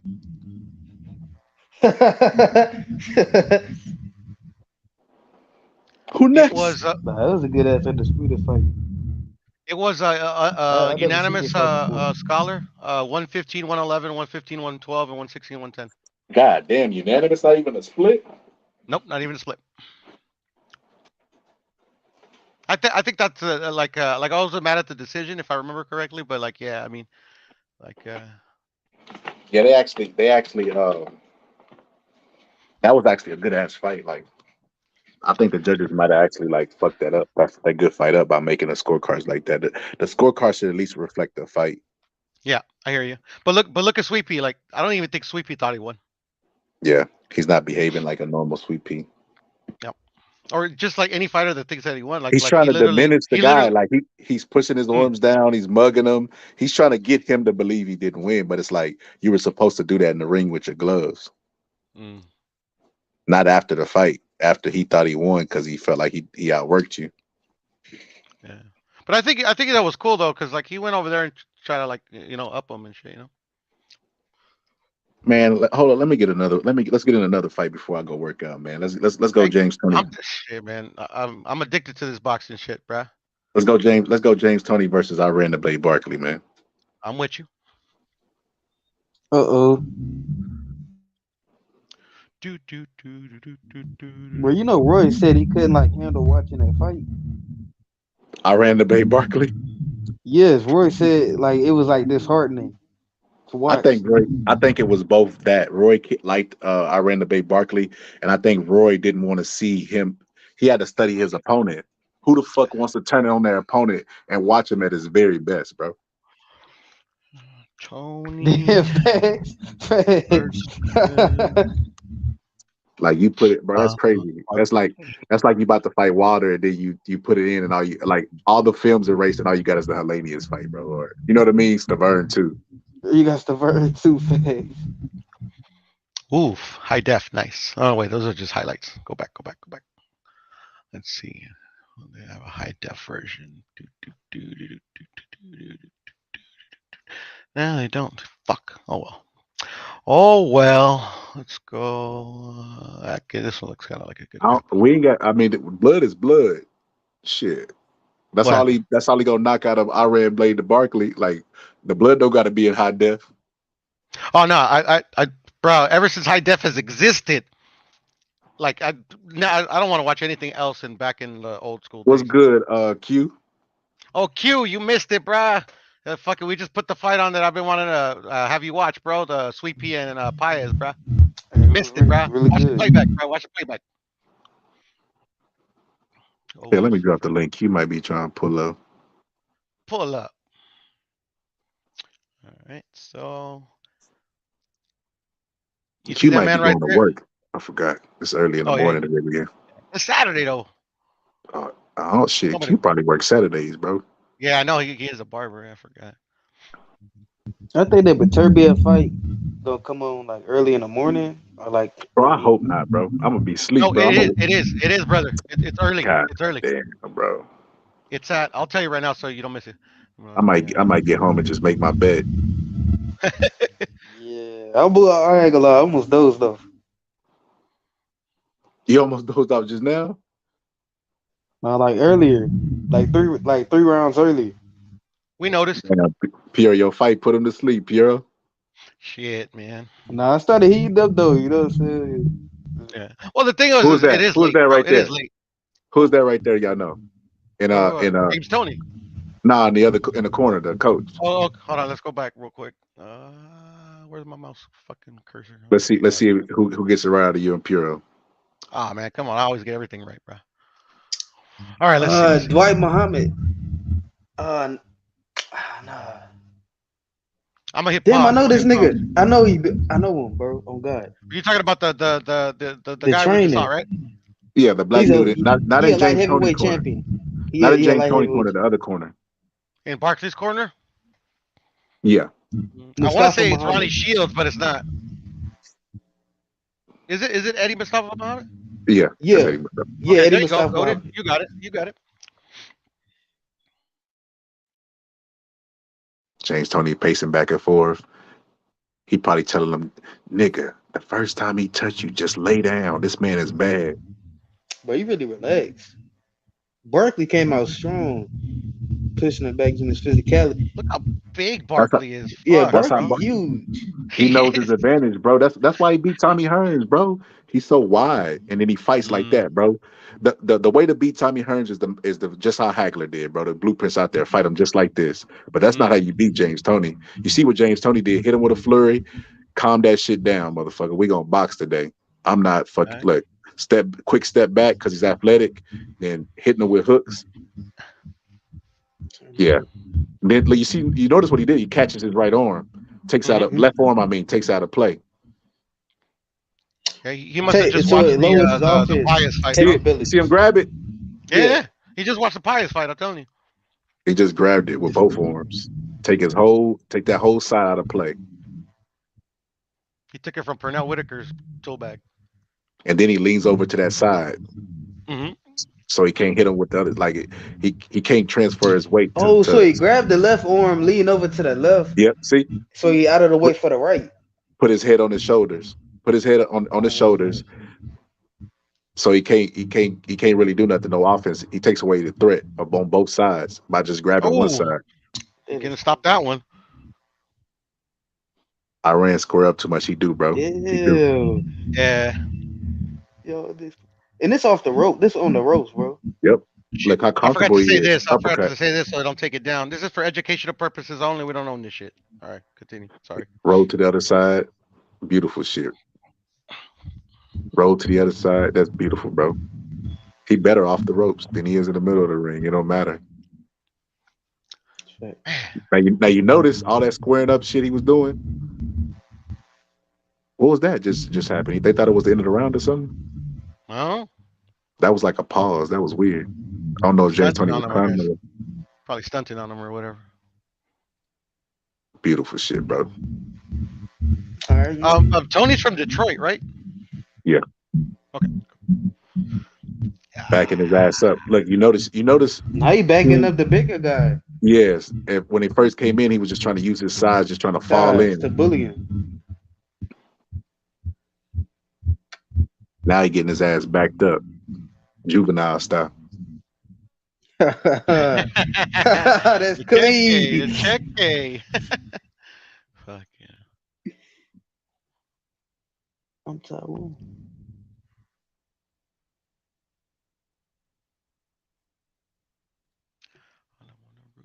Oh. Whoa, that was clean.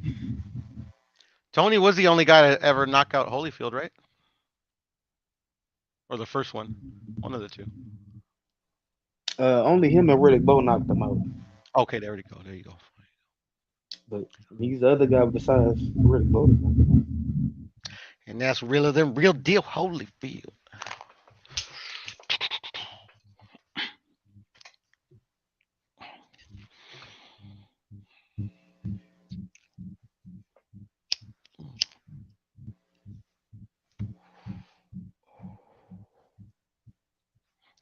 Oh, Scholar, I was gonna tell you, bro. Like, Paez, the fighter, that fucker, like old school fucking fighter, bro. That guy went fucking see what his fucking record is. 79-14, bro. God damn, give me a sec real quick. You don't make him like that no more. For sure, Scholar, for sure.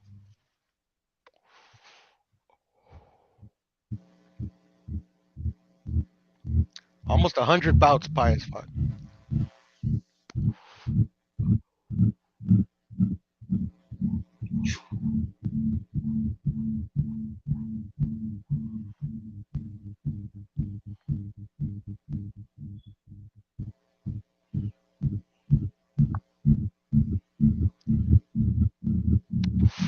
Oh, thanks, Q. Grand Rapids. Grand Rapids. Okay, that makes sense. That makes sense. All right, cool. Thanks, Q.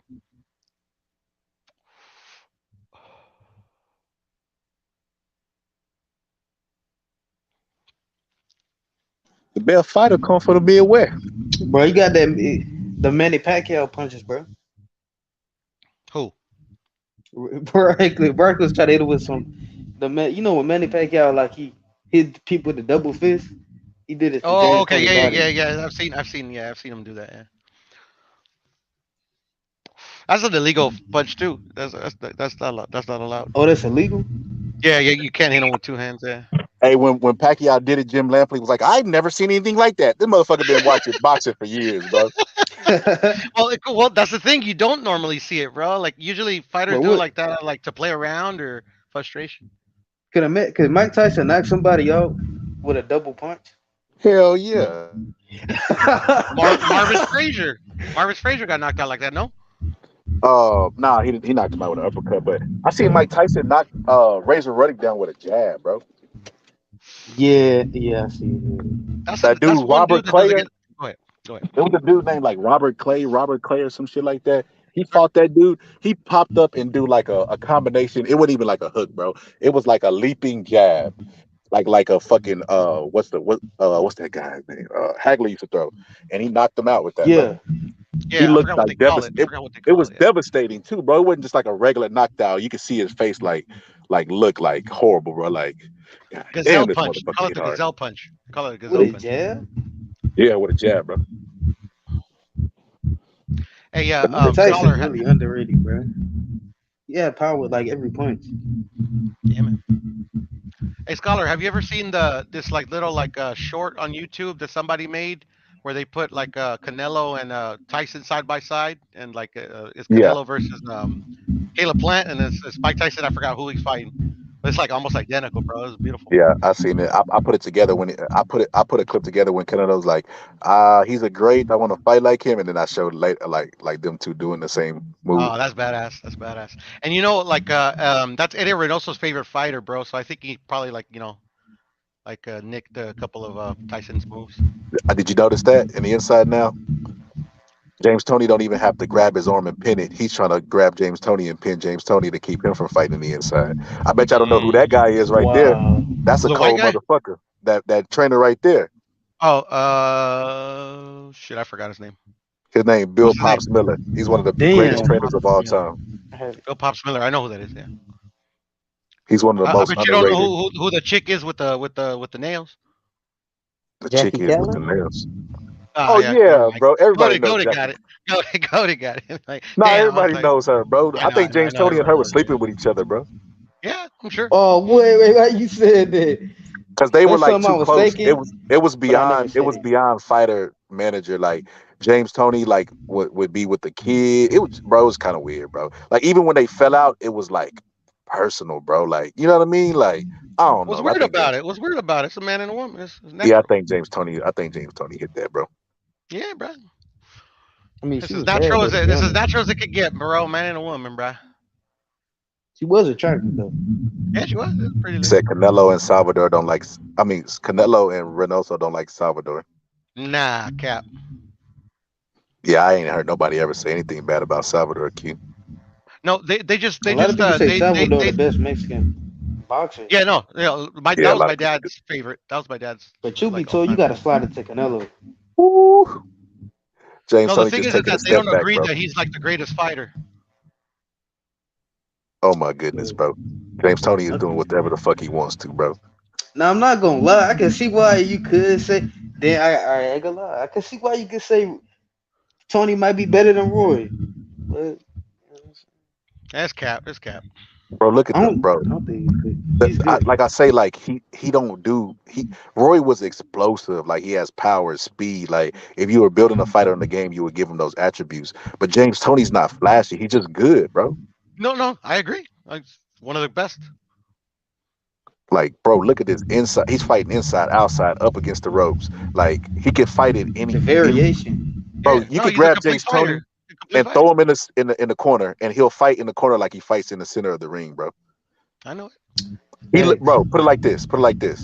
This guy is stronger than What's the guy you just showed us? Was it Perez? Pius? Yes, Pius. Pius.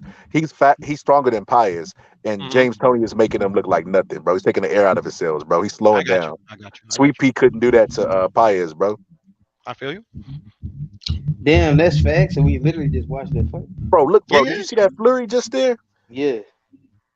Bro, his hands is really fast. He's like talking to fucking the ring. Talking shit to him, bro. Look, he has his head on the left, then he moves it to the right. Like, bro, he just never after he throws his punches, he moves his head, he dips to the other side, he's changing angles, bro. God, like he's a complete fighter, bro. Like if you ask any old school person, I'm talking, look, knock his mouthpiece out, bro. Bro, double jab, pulled, and then knocked the right hand, knocked the mouthpiece out, bro. That's crazy, bro. Like that's I'm still insane. stuck on the size difference, bro. Like fucking Iran is like he's like double two James jab, Tonys catch in there. his jab, roll up under his punches, and then when James Toney don't clinch, David bro. Beterbiev, bro. His defense so good, bro. He don't fucking clinch, bro. Nope. Don't make him like that, bro. Nigga don't clinch, bro. He fights in the inside. He knows how to rest. He puts his head on the side when he wants to rest, bro. So please stop the cap. Ain't nobody that exists right now in boxing that's American is like this guy at all. Yeah, they compare Floyd to him, but they don't know. Floyd fights more like Roy Jones than James Toney, bro. Nah, come on. Yes. Lead right hands. Don't use a jab. Throw everything with power shots. Throw a lot of counter shots. They fight similar, bro.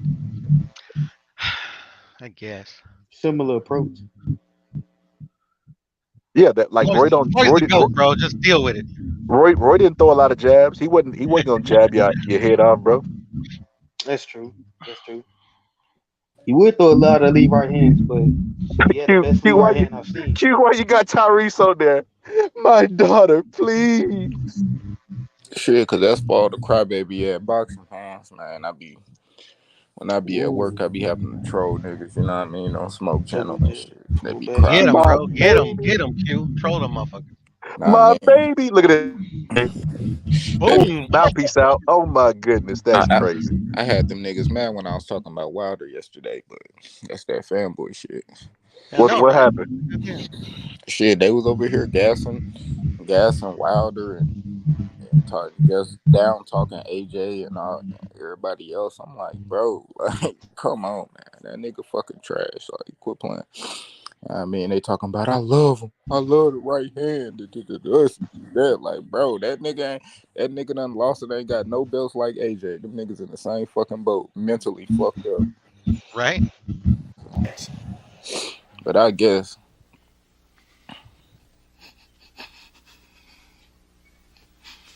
How come he don't want me? Now they out here, man. It's just, man, I don't know. I just don't like the heavyweight division, bro. I'm gonna be honest, bro. I'm just waiting for him to retire, man. It ain't healthy.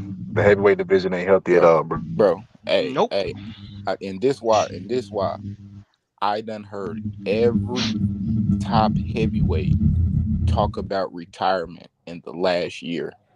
Usyk, Fury done retired twice. Wilder, AJ, all them niggas. Fuck them all. Get them out of here. Them niggas don't even want to fight no more.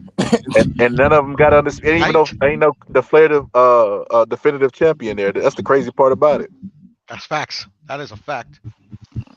I ain't gonna lie. I don't care. No such thing as a definitive heavyweight. Oh my goodness! Did you just see that? Oh my god, that bro, James Toney is bro. Now he done changed his defense. Now he's holding a high like not a high guard, like a medium guard, and he's letting him hit him right there, and then he'll counter punch from that shit, bro. Like he could give different looks, bro. He just poetry in motion, bro. Catch the jab right they there. Could stop this fight now, bro. Nobody would complain. Yeah, he catching Iran the Blade Barkley's jab, countering off of it, bro. Like it's not even fair, bro. And then every time he throws an uppercut, he'll pivot and spin him. Yeah, I mean, yeah, cause right now, shit, Iran Barkley can't even see it. The nigga eyes swole shut. He can't even see. He just trying to put his shoulder, put his head on James Toney to find him just to throw punches, cause he can't even see him. This is my favorite fight. This one of my favorite fights. This shit, James Toney, Mike McCallum won. Yeah, man, James Toney, my favorite fighter. That nigga, the science, bro. do He can't everything. even land body shots against this nigga, bro. You see that right there? He just That's blocked the body shot crazy. and counted him, bro. Yeah. Every time he throw the body shot, he block it and then counters with the left hand. That's beautiful, bro. He can't see. I agree with Q. He can't fucking Man, see. you know what? But you ain't got to see the body to know where it is. You got That's your true. head in his chest. That's true. Yeah, I'm saying that's how he's trying to find him. He's trying to use his body to see where James Toney at. But you had to that shit not gonna work. You wasn't fucking with him with both of your eyes. Now you can't see, and the only way you find them is throwing your jab out there and using Hey, when you your leave body. training camp with no injuries. Scholar, speak of the devil. The guy that was rapping Barkley Sands. What happened? Oh, that's Rafael Garcia. Oh, I missed that shit. Yeah, he was right there. Like just jabbing and peppering. Look how fast that fucking jab, bro. Good hand speed, bro. I can remember like Teddy Atlas and Bert Sugar released this book, and it was like most punches ever thrown like of all time, and James Toney was up there. Like it was like 1,000 something punches, bro. Wow, it's impressive for a middleweight. James Toney, he just the only thing ain't like only as far as his style go, which I think it was a gift, but at the same time it was sort of a curse. His pace, even though he could, you know what I mean, turn up, throw a lot of punches and do this and that, he didn't. He fought at a slow pace. Sometimes it looked like he played with his food, you know. And a lot of people seen it, seen it kind of early in his career. They seen it. You hear him talk about it when he was fighting Michael Nunn. You know what I mean? Like, and at the same time, they was kind of hating, huh? Oh no, Did sorry. you see that? Hey, Q, did you see his right? His right eye wasn't swollen at all, bro. He can see out that motherfucker. No, it's his left. His left is His swollen. left. Yeah. Hey Q, and I wanted to tell you, bro, they like him, Salvador. They just believe somebody else is better than him. They're big fans of Gilberto Roman. God, shit. I mean, it's cool that they was like when Mike brought up Salvador Sanchez over there salivating at the mouth talking about that nigga Eddie Reynoso, and Canelo was looking at him like, yeah. But what did they say right after that though? They're like Gilberto Roman. He's great. Yeah, I know, but that's what I'm saying. Like that. I hear you. I hear you. I ain't kind of say they didn't like, but they ain't really think too much of it. They got. I feel like Salvador was good, bro. I just feel like if Salvador is pushed as like better than what he is because he died. Yeah, of course. All right, I'm unsubscribing, man. Fuck this channel. No, real shit. Real shit. It's like Tupac was great, but the fact that Tupac died in his prime added to his legacy. I know. I hear you, brother. Like, bro. Yeah, but I ain't gonna lie. Tupac different though. Yeah, he different, but check this out. I use Biggie. I ain't gonna use Pac as an example. Biggie was cold in the motherfucker, but Biggie died in his prime, so he'll forever live in his prime in our minds. But let's suppose like Biggie hadn't died, could he still do the party and bullshit like Jay-Z like 20 years later? I don't know. The reason why I say yeah, and that's I think he's better than Jay-Z. and that's why that shit different, because that nigga Biggie had a god flow. That nigga Biggie got one of the best flow. Even now, that nigga got a god flow. How that nigga put them words together. So it's hard to think like like Pac and Biggie, they were just timeless with that shit. I ain't gonna lie.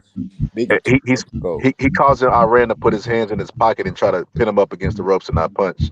Because every time he touches James Toney, he counters, bro. Look, touch him, counter. He can't every see. Time. That other touch him. The other eye closed now, Scott. Touch him, counter. See, every time James Toney responds, every time he lets his offense go. So it's forcing him to try to put his hands in his pocket or pin him and try to clinch, bro. Like he's trying everything to try to get James Toney to stop punching, bro. He can't do it, bro. He's trying to lean out his weight on him, push him back, and then land his shots. But James Toney will create space. Look, walking backwards, and then he finna find, and then he'll let his combinations go, jab to get his distance, and hey, we got some distance, motherfucker. Bop. Yeah, he caught him. See, James Toney, you see how we got off them ropes? That nigga just slid and slid. Bro, he literally missed all them. Slid off and let them hands go. Look, he pairing his jab. I don't even know why at this point if his corner should tell him to stop jabbing, bro. James Toney keep countering over the top of his jab with a right hand, bro. Like, put your jab in your pocket, bro. You gonna get fucked up using that jab. He got your timing, and he's a very good counter puncher. Put your fucking jab in your pocket, bro. Don't bring that motherfucker back out. That nigga a brawler, and they keep talking about that bullshit tape on that nigga Barkley hands. Look, them are closed, boy. No, that's only the left, Q. The right open. Man, that bitch blinking, but bruh. Nah. When the corner puts some Vaseline in that motherfucker, he's squinting, so he can see about that bitch. Yeah, put that in swell on it. Matter of fact, just cut that motherfucker open and cut it off and start over and shit. How about that? That motherfucker nice. Man, that motherfucker finna be the elephant man in a little bit. James Toney was so sharp in his fight, bro. Like, he was the razor. They called Iranda Barkley the razor. James Toney cut his ass up, bro. And then they fucking up.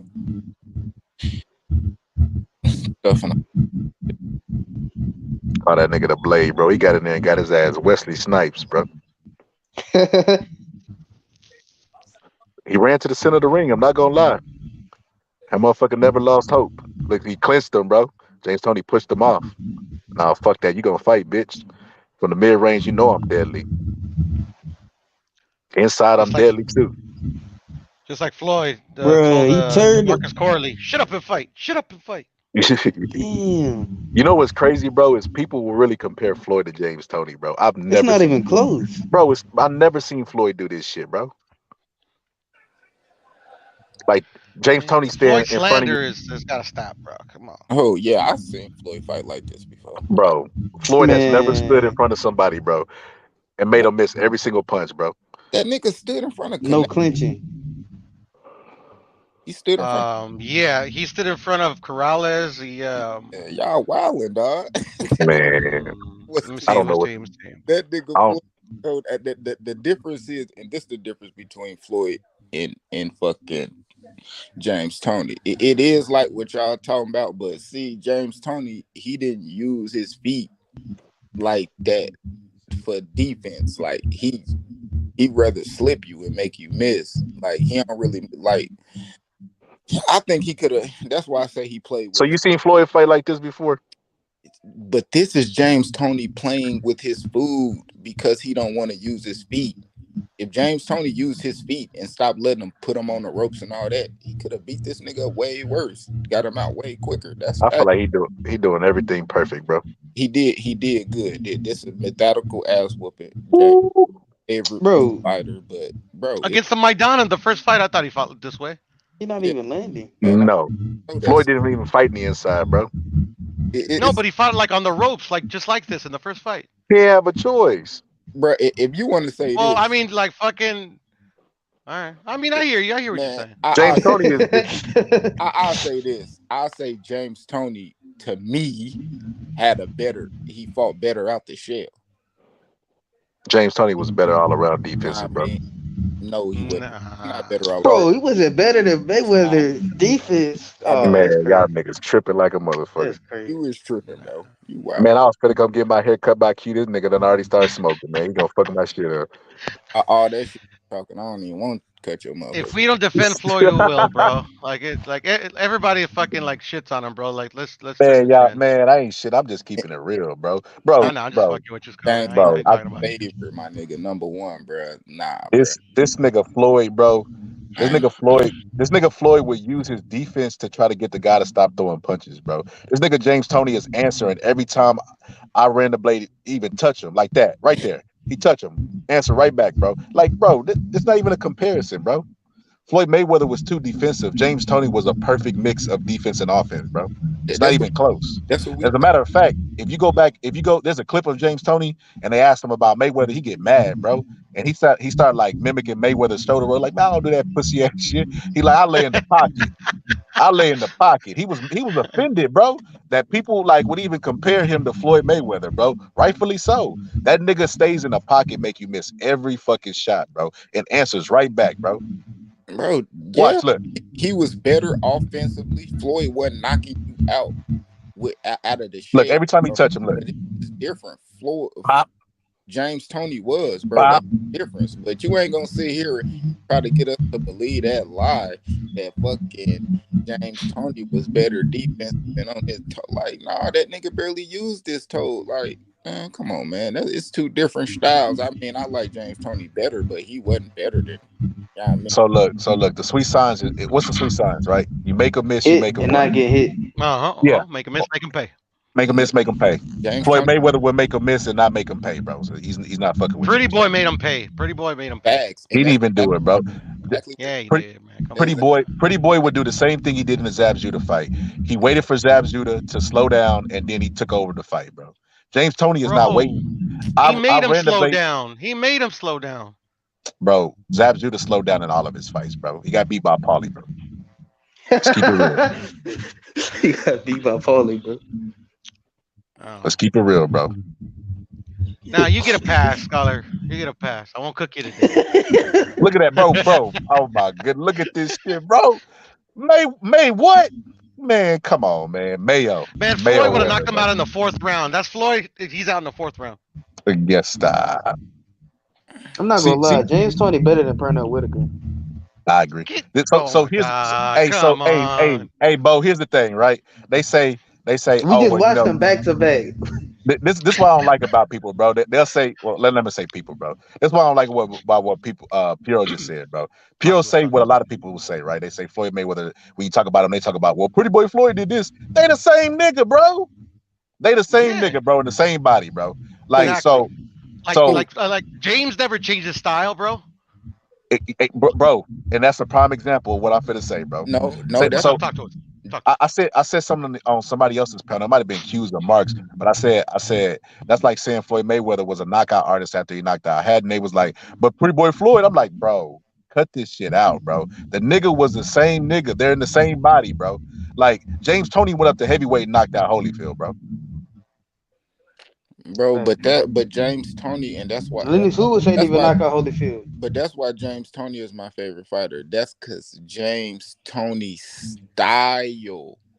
That nigga got a timeless style. How he fight, you could fight like that from a lightweight all the way to a heavyweight. You could fight like that when you 20 all the way when you 40. His style is timeless. Other niggas' style don't last that long. You know what I mean? Like Rory style didn't last that long. That's why Bernard Hopkins' style, longevity wise, lasted longer. That's why stylistically him and Bernard Hopkins would have been a better fight. But that's the same reason why Rory never fought James Toney again. Oh my goodness, bro. Oh my goodness, bro. This shit is just poetry, bro. They're different. Like that nigga can fight you. Like James Toney fought the same when he was 20, the same when he was 35. Like even fat, out of shape, he still fought the same. Like that style. That shit. Oh my goodness, bro. It's crazy, but man, we talking about Floyd, bro. Man, Floyd beat the shit out of niggas, dog. And I guarantee you, if you go back and watch Sweet Pea fighting Roger Mayweather, you will be saying the same thing. Like, damn, I don't fucking know if that nigga better than James Toney. Like, I mean, because both of them, I mean, them two my favorite too. Sweet Pea. Sweet Pea almost got knocked out by Roger. Nigga, and Sweet Pea almost knocked out the fucking referee too in that fight. Yeah, they was fighting before that fight, bro. Yeah, that nigga Sweet Pea was a mean motherfucker. So that shit is, man. 50 fights isn't a long time to last with a style. Beautiful, bro. Bro, he throw the shots on top, and then when he bend down, he takes his head to the side and catches him with an uppercut, bro. He can't catch a break, bro. When he try to dip his head down up under the shots that he's throwing on top, he catch him underneath. Then he come back up and he catch him on top, bro. Iran Barkley was 100 years old in this fight, bro. Come on, we got to put it in context. Man, if you take 100 years off his life, he did. Shit, James Toney took 200 years off his life, dude. Wait, this how he won that?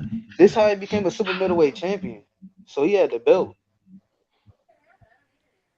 Nah, he wouldn't know when he fought this fight. Yeah, no, like this is how Tony became a super middleweight champion. He ain't had no more fucking hair. Man, that nigga used to have hair, man.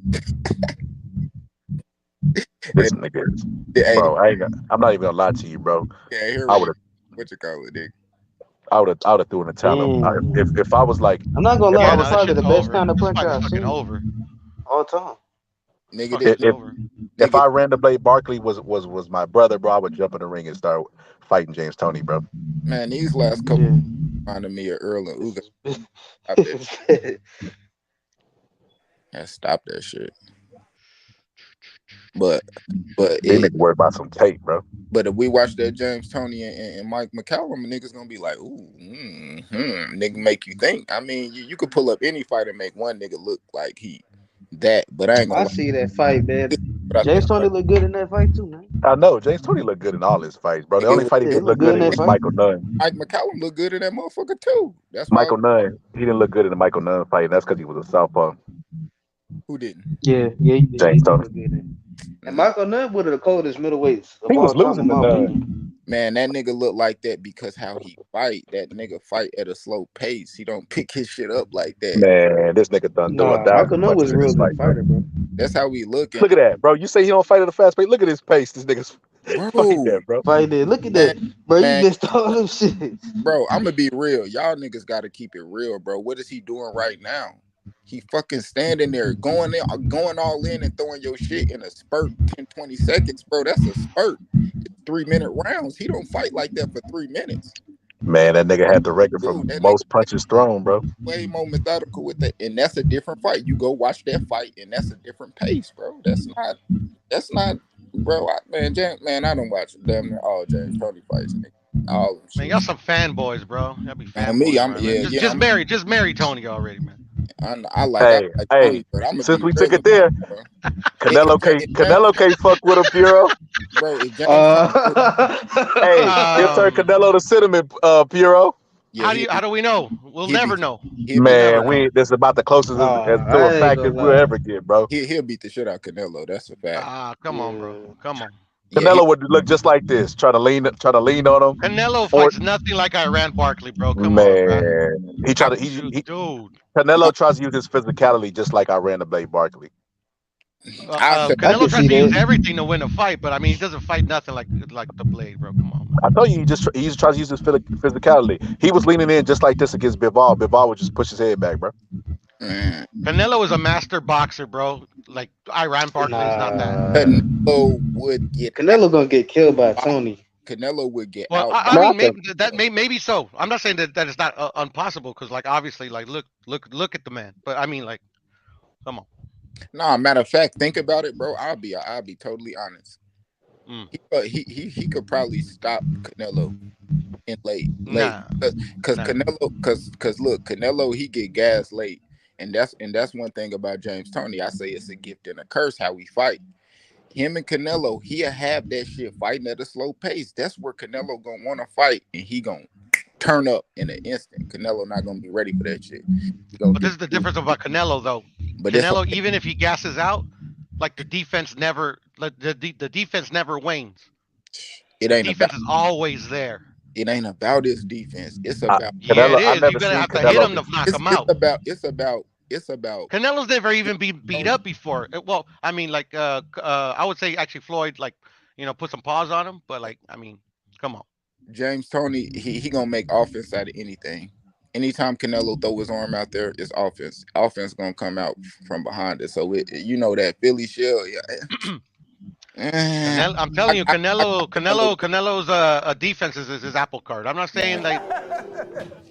It seems as though we have a debate going on here. We'll never know, but I mean, Canelo is his ace in the hole. Canelo would get mixed up late. For sure.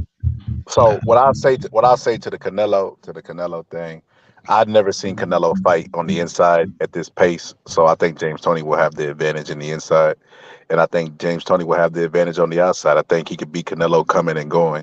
So I don't know if he'll stop him, but I think he'll bust him up. He'll stop Canelo late because Canelo gonna want to fight. Like Canelo gonna rally.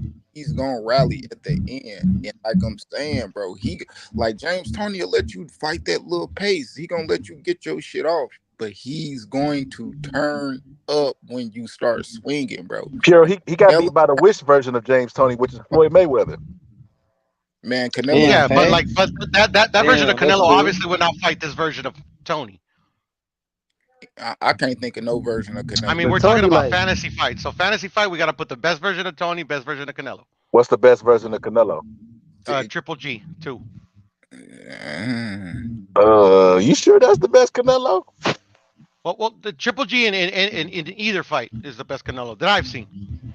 I don't know. That 68 run was crazy. No, it was, but I mean, I mean, it's just like, well, the Callum Smith wasn't competitive, whatever. I mean, like, it is what it is. The fights are fights, whatever. But like, Billy Joe was impressive. Killer Plant just didn't. I mean, he wasn't ready for a Canelo. Shit, I mean, that was the best fight. well, I mean, it was all right, but I mean, I already knew it was gonna happen, bro. I thought I was gonna knock him out sooner, but it is what it is. Hey, what time did the fight start? Q, you know? What fight? Oh, I was gonna tell you, Scholar. I forgot to check. I got you. Because if it starts soon, What's the bro, I'm network? just What's the stay up. network? What's the network? It's not I'm coming. not sure. It's not coming. BT Sports. BT Sport. So, it's Top Rank. It's Top Rank. That's ESPN. not coming on this early. No, it is. It's in It is the coming. UK, bro. Not this early, but it comes out like at 11 in the morning, I think. Yeah.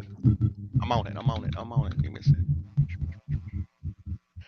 ESPN.com. I need to see. I mean, I Man, I ain't gonna lie. I ain't gonna lie, Scholar. Like, I wouldn't really even like mess with Tony like that. But shit, I don't know, man. Might have been converted, bro. and James Tony the fucking science. Yeah, never seen James Toney then, bro. This motherfucker always been the truth. No, I seen him fight before, but it's I know. we just watched him. Like, I really watched Prerna Whitaker at full length like that, so I saw that last fight. I mean, y'all didn't even know who George Paez was, bro. I was like amazed. I'm like, how y'all don't know who that killer was? Man. Q, you know who I Paez still is? got some more to learn. Yeah, no, watch his fights. Goated.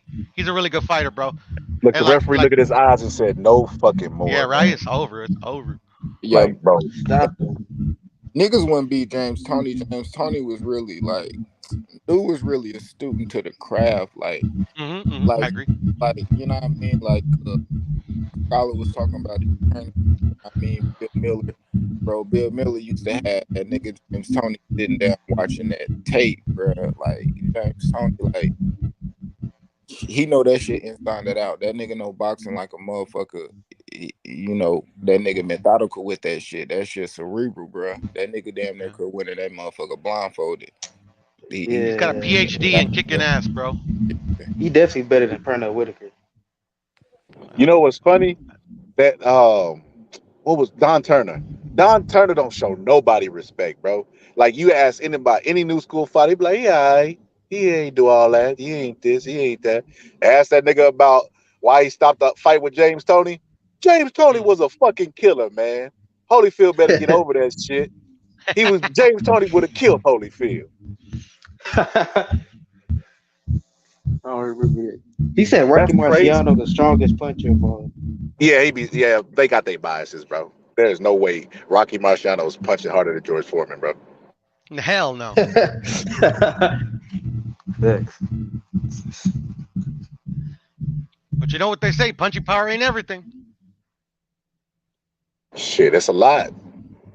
Hey, all that power George Foreman had, he couldn't do nothing with Muhammad Ali. Because Ali was Ali though, but like shit. If George Foreman had come around in any other era, bro, he would have been undisputed, bro. Nobody would have beat him. He probably would have retired undefeated, bro. Probably. That's true. That's true. Yeah. If he was, shit, look what he did as an old man, bro. He came back as an old man and knocked out a nigga and took his belts, bro. That's true, man. If he would have fought, it's true. What if he still would have been fighting when Larry Holmes was getting it in? That whole era. Man, we talking about this all the time. Me and the Boxing Scholar talked about this, man. He broke it down, bro. Scholar, it's at 11:30, bro. Okay. But that's your time. What happened? 11:30. We on the same. We ain't on the same time. Man, Piro's in California. I'm in California, yeah. So for you, it would be 2 o'clock. Like earlier than, right? It'd be probably 10. Later than 10, you. yeah. Oh no, is it later? No, it's gonna be early. They got the times. They got the times. If it's 11 o'clock with you, Piro, it's gonna be 1 or 2 o'clock with us. So what time is it now, Piro? What time are you on now? now? It's 5 in the morning where I'm at. So they earlier than us, cute. Yeah, so it's gonna be 12, like 12, but that's when the cards start. They ain't gonna fight till like 2. Okay, that give me time to get some rest, man, because I was finna probably just stay up and watch that Right, shit. But just stay up, bro. Just stay up, bro. nah, I'm gonna be slipping on my analyst. I'm Nah, like, just the playing. nigga I'm throws just on playing that with you. foot, and I'm like, oh shit, that's the ring card girl. Right? Nah, real shit though. James Toney is the best defensive fighter I've ever seen, bro. Yeah, I agree. Based on If George Foreman had met Larry Holmes, he'd have made Larry Holmes his bitch, bro. yeah. Wait, what? How? Larry Holmes struggled with big guys. Go look at all the guys that he struggled with. They were big and they had a good jab. Tim Witherspoon Hold and up, you Carter talking Truth about Williams. Larry Holmes? I mean, James Toney ain't as big as Larry. Nah, I'm talking about No, we talking George about Larry Foreman. Holmes versus George Foreman. Oh, okay. Yeah, George beats his ass. I mean, Yeah, I no, think the other way around. The other way around. No, Larry Holmes fucked nah, him up. Georgia beat the shit out of Larry Holmes. Nah, So bro. what? Cap. It How I makes got to sense. I got to the conclusion. I remember watching an interview where Larry Holmes said he used to think George Foreman was invincible because they asked him why he never fought him. He was like he used to think he was invincible, but when he got older, he realized like he was beatable. So I'm like, so why y'all never fought then? Like you said that to say nothing, but then so that let me know it was a little fear there because he said when I was younger, I used to think he was invincible. I'm like, oh okay. How young we talking? Because you was Ali's sparring partner for a while. He probably thought Ali was gonna get his ass whooped by Big George. Like he probably was in fear then, and that's an old Larry because he started boxing when he was late. So I took that into account, the mental side, like I always do, and then I took the physical side. I said, okay, well let's look who they struggle with in their careers. Larry Holmes struggled with big guys with good jabs. Tim Witherspoon, Carl the Truth Williams, all the close fights was strong guys with good jabs and good thinkers, like a Kenny Norton. Like George Foreman could think in the ring. He showed that when he was old. Imagine giving him youth, bro. He beat the shit out of Larry Holmes, bro. Larry Holmes would try to get up on his toes like he did against Tyson. It would be the same outcome. Matter of fact, he fought I feel like it would go the same way Tyson and him went. Like there was times when he was up on his toes against Tyson and poking that jab out. But I think George Foreman has the length to match him with jabs. But he would just stalk him and hunt him down and eventually land the uppercut on Larry Holmes. Larry Holmes wasn't hard to find. I mean, Ernie Schaefer's found him, and Ernie Schaefer didn't even know how to cut off the ring. Damn, that's true. Shit, Ernie Shavers caught his ass escaping though, but Ernie Shavers got his ass stopped. Yeah, But it's the fact that he was still able to find them without like being able to cut off the ring. I ain't gonna It lie, shouldn't have bro. happened. But That's what he's trying to say. that Ernie Shavers shit is that's why it's crazy because Ernie Shavers probably hit Larry Holmes with the hardest shot I never seen a nigga get knocked out with. Like any other person, they would have been out they fucking body laying on the ground, not getting up. That nigga Larry Holmes got up and beat him up, dog. That was crazy, dude. That was crazy. He said the ground woke him up. He said he was out whenever Schaefer punched him, and then he said when he hit the ground, he woke back up. I believe it, nigga. Ernie, that nigga hard. Boy, I feel that bitch every time I play that shit on my channel, nigga. He hit that nigga hard to the motherfucker. Facts. I know I would have laid down. I would have played dead, nigga. Fuck it. We gonna finish this cat out. He said Larry Holmes had elite recovery. I agree. He would have needed it. He would have needed it against George Foreman because when George Foreman had motherfuckers hurt, he kept them hurt. Yeah. And because of his power was that thud power, man. Boom. Boom. That's crazy, bro. Like y'all seen him hit that heavy bag?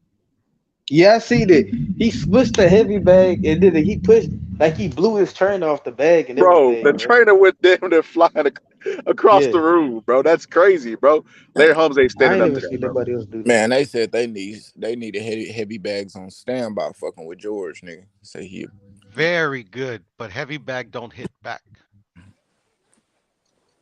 But ain't nobody else is like the form of the heavy bag like that. He said then Cooney nut shots Holmes a tough motherfucker. I don't know if y'all seen that fight with Holmes, but there was a second in the round where he hurt Larry Holmes with a body shot. Yeah. I've seen it. So what do you think Foreman's gonna happen when Foreman hit him with a body shot? Foreman He's hitting harder he's than gonna Cooney. eat it like he ate Cooney's. Because Cooney and Foreman the same league of punching. Yep, facts. Man, he gonna make Larry Holmes shit on Wait, it. serious? Hold up, Look what he did to what's his name? hold up. 49er. His son played for 49ers. Hey, Cooney is a hard hitter, bro. Everybody knows. Man, we're not finna do that. I Boy, was Foreman trolling. punching harder than Cooney, bro. We're Come not on, gonna. man. Bro, hold up, I can't believe I can't remember this dude's name, bro. Fuck. Hold up. Oh man, we're not finna do that, man. Bro. Come on, Cooney, man. Hold up, what are you talking about? I didn't say he punched harder than than him. He punched harder than a bitch. What we talking about? That nigga was knocking shit out. Yeah, Man, but what's his name? they're not in the same realm, bro. Like I it's ain't not say even. they was, bro, but I said he punched hard. I didn't say, oh yeah, he punched with George Foreman. Like, yeah, Nah, that nigga punched hard. hey, but you wasn't listening. You didn't say that. Puro was acting like they was in the same breath. I never said they were in the same breath, bro. I just I was joking. I said because they punch on the same level. I was clowning though. But I didn't know Puro was I serious took about you that serious. shit. I took you serious. Hell nah, bro. George Wait, Foreman. what? I thought Puro was trolling. Nah, bro. George That's funny, Foreman bro. punched way harder than George Foreman's probably like four heavyweight punches of all time. Yeah, he is. Possibly three. Yeah, man. Yeah, bro. I don't know, bro. George He got Foreman shit got on that. Wilder though. He ain't got shit on Wilder though. It's two different type of punchers. Man, Nah. I ain't gonna lie, bro. For some reason, Different leagues, bro. Different leagues, bro. For some reason, I just do not like. I do believe Wilder punch hard. He might be one of the hardest punches. I don't know if I just believe that shit like that. Like, Nah, he hitting, bro. He hit niggas. I know For he real. hit hard, but bro, like niggas be putting them past a lot of niggas. I think hit harder than him, bro. Like A lot of people that hit harder than him. like you know they Wilder one of the hardest heavyweight punchers ever. Like man, I don't think he top 5, but Nah, bro. hold up. Let's see your 5. Wait, what's 5 people? Yeah, what's 5 people that's punching harder than Wilder? who I think punch harder than Wilder? Shit, Hmm? I think Ernie Shaver punch harder than him. I think Ron Lyle punch harder than him. I think George Foreman punch harder than him. I think the Brown Bomber punch harder than him. Bro, hell no. No, bro. Bro, that nigga literally Joe Louis? Bro, that nigga literally punched a nigga in the body and broke his back, nigga. That's what we talking about. That nigga broke Hell no. He broke Max Schmeling back in the first round, punching him to the body, bro. I ain't never seen Wilder do that shit. Hell no. Talking about facts. We see Wilder knock Bro, people out bro, with no balance, bro. Bro, that nigga hit a nigga to the body and slipped his fucking disc, my nigga. Name a nigga doing that, and I change it. Wilder not doing that. He's not. Wilder not as good at body punching though. Paulie Malignaggi did that. Did what? Nah, I'm clouded, bro. Yeah, I'm about to. That nigga You know Paulie couldn't punch, bro. Yeah, so I mean, was that 4 or was that 5? Man, That was 4. I low key think Sonny punched harder than him, but Man, come on, bro. Nah, man. That's crazy. Nah, bro. Wilder's up there, bro. He up there, bro. He up there, but it's different type of punchers, bro. Like he's fast, bro. Like they say hardest. I doubt. If you say knockout punchers, maybe. You know what I mean? But I don't know. So you talking about a different type of power? I mean, if I'm talking pure power, I don't think he got the most power. I do think he probably got, one of the best, knockouts. But power, Like I think them dudes back in the day, they stronger than nigga, bro. Like I don't think he hit like that. Like I watched these Bro, but you said Joe Louis hitting harder bro, than Wilder? bro. That's blasphemy. Have you seen that nigga knockout? You seen how niggas body reacting? Like niggas go crazy. Bro, Wilder's knockouts are obviously more devastating than Joe Louis. Niggas think that Luis Ortiz and that Dominique Brazil knockout was something so crazy. Bro, Joe Louis done knocked out way worse than that. Way worse than that, bro. Way worse. Nah, bro. I ain't seen it, bro. Nah, bro. I never seen Joe Louis do anything like that. Knock somebody out better than Wilder. Man, I'm not saying he ain't had no power, but top 5 all time over Mike Tyson. Bro, you didn't even put Mike Tyson in that list. That's crazy, bro. Well, that's even more niggas ahead of Wilder. Joe Louis not up there though. He ain't in that conversation. Joe Louis listening, fuck up, and just for the simple fact, like back in the days, them niggas was like stronger and shit. Like that's just how they was made, bro. Like nowadays, this generation not as strong. They not as fucking. They ain't got as much testosterone. None of that shit as they did back in the gap. Like I don't know, bro. But Joe Louis, yes, a nigga top 5 hardest punches of all time. Broke a nigga fucking back. Who you got, Puro? Who you got? In what? Hardest heavyweight punches of all Hardest time. heavyweight punches. Hardest heavyweight puncher. George Foreman. I gotta go with George Foreman or Shavers. Him or Shavers. Okay. That's it. Your top 5. You got my top 5. Let's compare the 5. See. So we got Ernie Shavers. We got Big George Foreman. Let me see.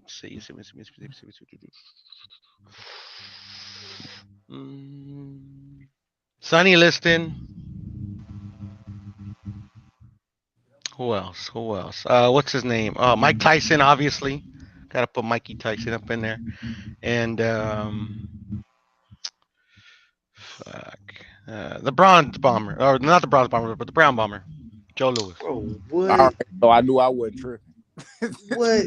Wait, man, let me say my list, man. See all my right eye, round 6 through 10, cause she do hit hard. Oh, you should play it good. Go ahead, bro. Go ahead, Deeply. You say your list. All right. I'm gonna start from 5 to 1. Okay. No, I'm gonna start from 1 to 5 because that's easy. Number 1, Iron Mike Tyson. Obviously, most destructive puncher of all time. He can hurt you. He can knock you out. Either way, he's putting you to sleep. Number 2, me personally, I put Deontay Wilder over Ernie Shavers.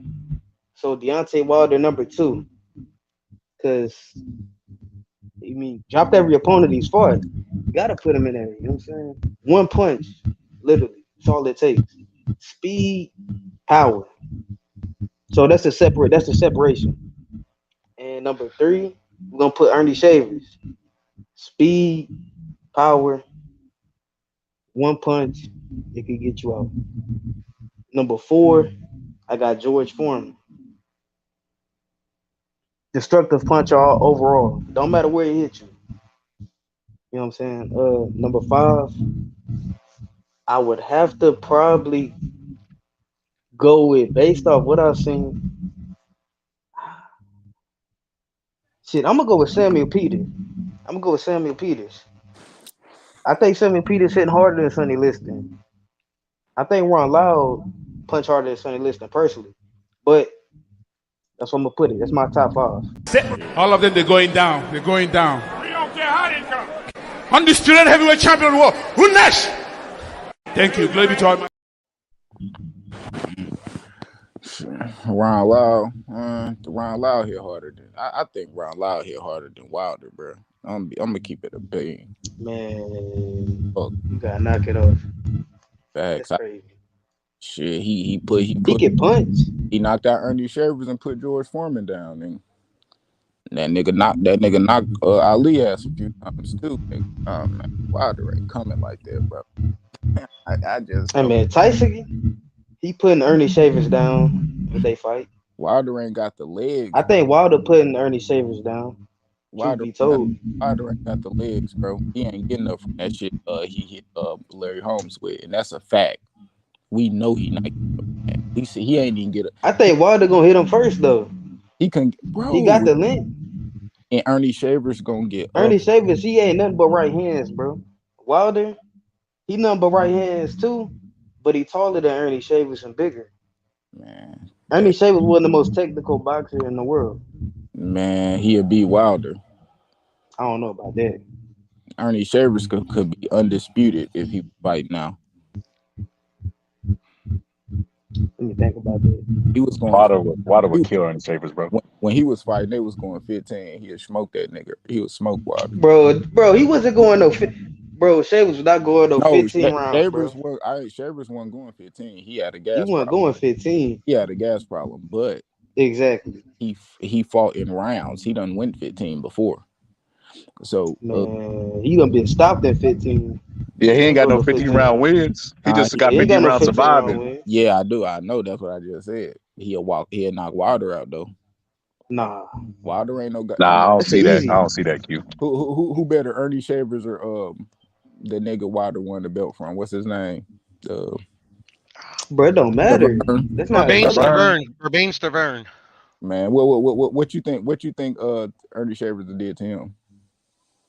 I think Shavers would have knocked him out, but we talking about Wilder versus Shavers, not one punch. Like we talking about all time rankings. We was talking about all time power rankings. But I think Wilder would put Ernie Shavers to sleep. Ernie Shavers lost to all time fighters. What all time fighters have Wilder talk about? Like we talking about Ernie Shavers. Oh yeah, he lost. He did that, but look at the niggas he did it against. Bro, look at the nigga. Wilder could put down Larry Holmes too. Bro, Ernie Shavers got some losses to some people that wasn't all-time greats, bro. I know, but we're looking at the all-time greats he have fought. That's what we talking about. When you talking about him, you thinking about him in there with the Ron Lyles and them guys. You ain't thinking about him. Well, you might be thinking about him losing to the bums, but fuck, Wilder fought a fucking 50. Bro, he got beat by 40 of them bum ass niggas. I think Ernie Shavers lost to Jerry Corey. Man, Jerry Corey was good. Jerry Corey would beat Wilder the fuck up. Who? That Corey. Yes. Nigga would light Wilder ass up, dog. Yeah, man. That's possible. I'm with you, bro. I'm with you. Come on, man. But I don't think Ernie Shavers not beating Wilder, bro. Ernie Shavers, number one. He's not the most technical. Jerry Quarry's not beating Wilder, bro. Man. Oh shit, there you go. We gotta keep it a buck, bro. Come on, none of these heavyweights can light a candle to like fucking 90s heavyweights. What did Jerry Quarry? Who did Jerry Quarry beat, bro? Besides Shavers? Don't matter. That's all you need. I don't know. Who the I'm fuck just saying. Wilder beat? I just know that he dropped Joe Frazier. That's the only thing, bro. CQ, you going based off of what Wilder's accomplished. I'm going based off of what you gotta go for skills, bro. You gotta go based off of the eye test, bro. We just talking about the right hand, right? So this is what you got to take into account. Let's just take the names out of it and the errors out of it.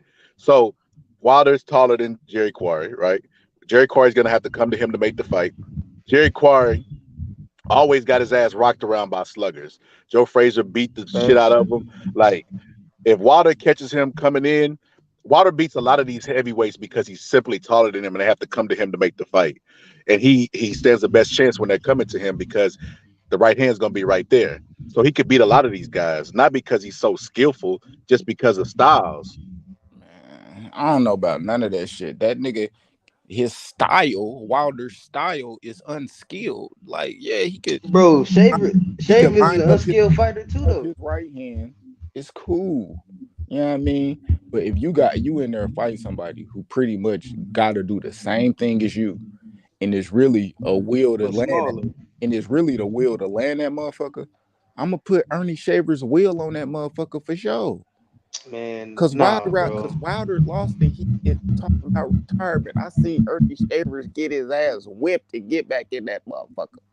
not think about none of that. This man, that nigga, Wilder But was them guys champ though, wasn't and Ernie punching was like a never champ. Deontay Wilder. bro, cause you're gonna be in there looking at that nigga's eyes, bro. Wilder ain't that. Ernie was never champ though. That's why he never retired. Wilder was champ. Hey, and that's cool, man. That's cool. And Bro, if you a smaller fighter fighting bro, a taller if guy, Ernie Shavers you don't was got the luxury of being the less would, skilled would of the Ernie two. would Ernie be a champion now? Yes or no? If he fought in the same generation as Wilder, He could get that belt that Trevor Bryan had. Yeah. Man, y'all niggas really playing, bro. I don't know that he could beat Tyson Fury, bro. He don't cut the ring off. Bro, Wilder could literally beat Ernie Shavers just as easily as he beat Bermain Charles Stavern. Martin. He could beat Dillian White. He could probably beat AJ. Like, what are y'all But talking none of them niggas got belts, bro. You asking if people be champ, so we'd have to put them against the champions. Man, that Charles Martin had a belt. That's how AJ got one of his straps. So I mean, Klitschko's and all of these niggas. But y'all talk about Ernie Shavers. But bro. you said right now, though, Q. We ain't talking about George Foreman or somebody like that. Man, right now.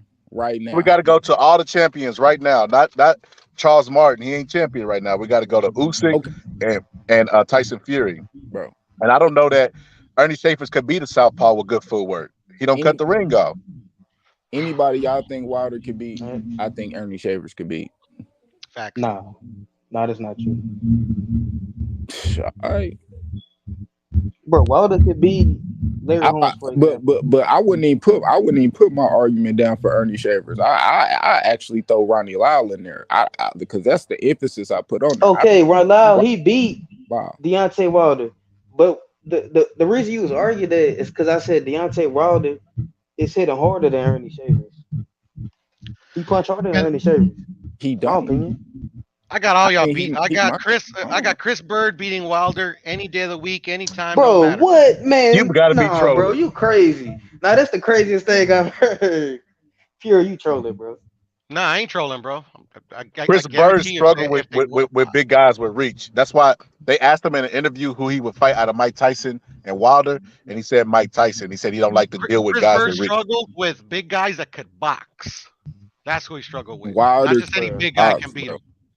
He struggled with big guys who he had to close the distance against. Bro, man, how was it so hard to close the distance against Wilder, who don't even use a fucking jab, bro? You still got to come through and make the fight. The nigga got no feet, bro. The nigga got no feet. Okay, so you saying that Chris Bird, right? We done seen Wilder get outboxed for multiple rounds and just knock a guy out randomly. So you saying that a guy small as Chris Bird with no power that's gonna have to come forward to come and get him. He ain't like Tyson Fury where he bigger than him. He gonna successfully come forward against Deontay Wilder, box him for 12 rounds with no power. So Wilder ain't got no reason to respect him and beat him on points and not get knocked out. Come on, bro. Yep. And all the people that Chris Bird done got destroyed by was these big heavyweights. Come on, bro. That could box. Nah, bro. Nah. Chris Bird got a participation trophy, bro, as a belt. Yeah. Okay. Chris Bird. I don't know about Chris Bird. I know Ron Lyle whip his ass though. Ron Lyle and Chris Bird is in two different calibers. Like, come on, bro. Chris Bird is easy work for Deontay Wilder. Ron Lyle, that's a different story. Okay. Ernie Shavers, easy work for Deontay Wilder. George Foreman, that's a different story. You know what I'm saying? Ernie Shavers not easy work for him. Ernie Shavers for Ron Lyle ass. Man, he got knocked out by Ron Lyle, bro. He could have knocked out Bermain Stavern, and Bermain Stavern is trash, bro. Come on. He had that nigga doing the yoga stuff. He had that nigga doing the yoga pose. In the first fight. Hey, pull something up, Euro. Man, did that go to the decision or did it not? Wilder would outbox. He outboxed Wilder's Ernie not Shavers and knock him outboxing out. me, bro. Wilder's He not outboxed outboxing Ernie me. Shavers and knock him out. Wilder ain't outboxing Jimmy, bro. Come on, bro. Man, I say this. Wait, Jimmy who?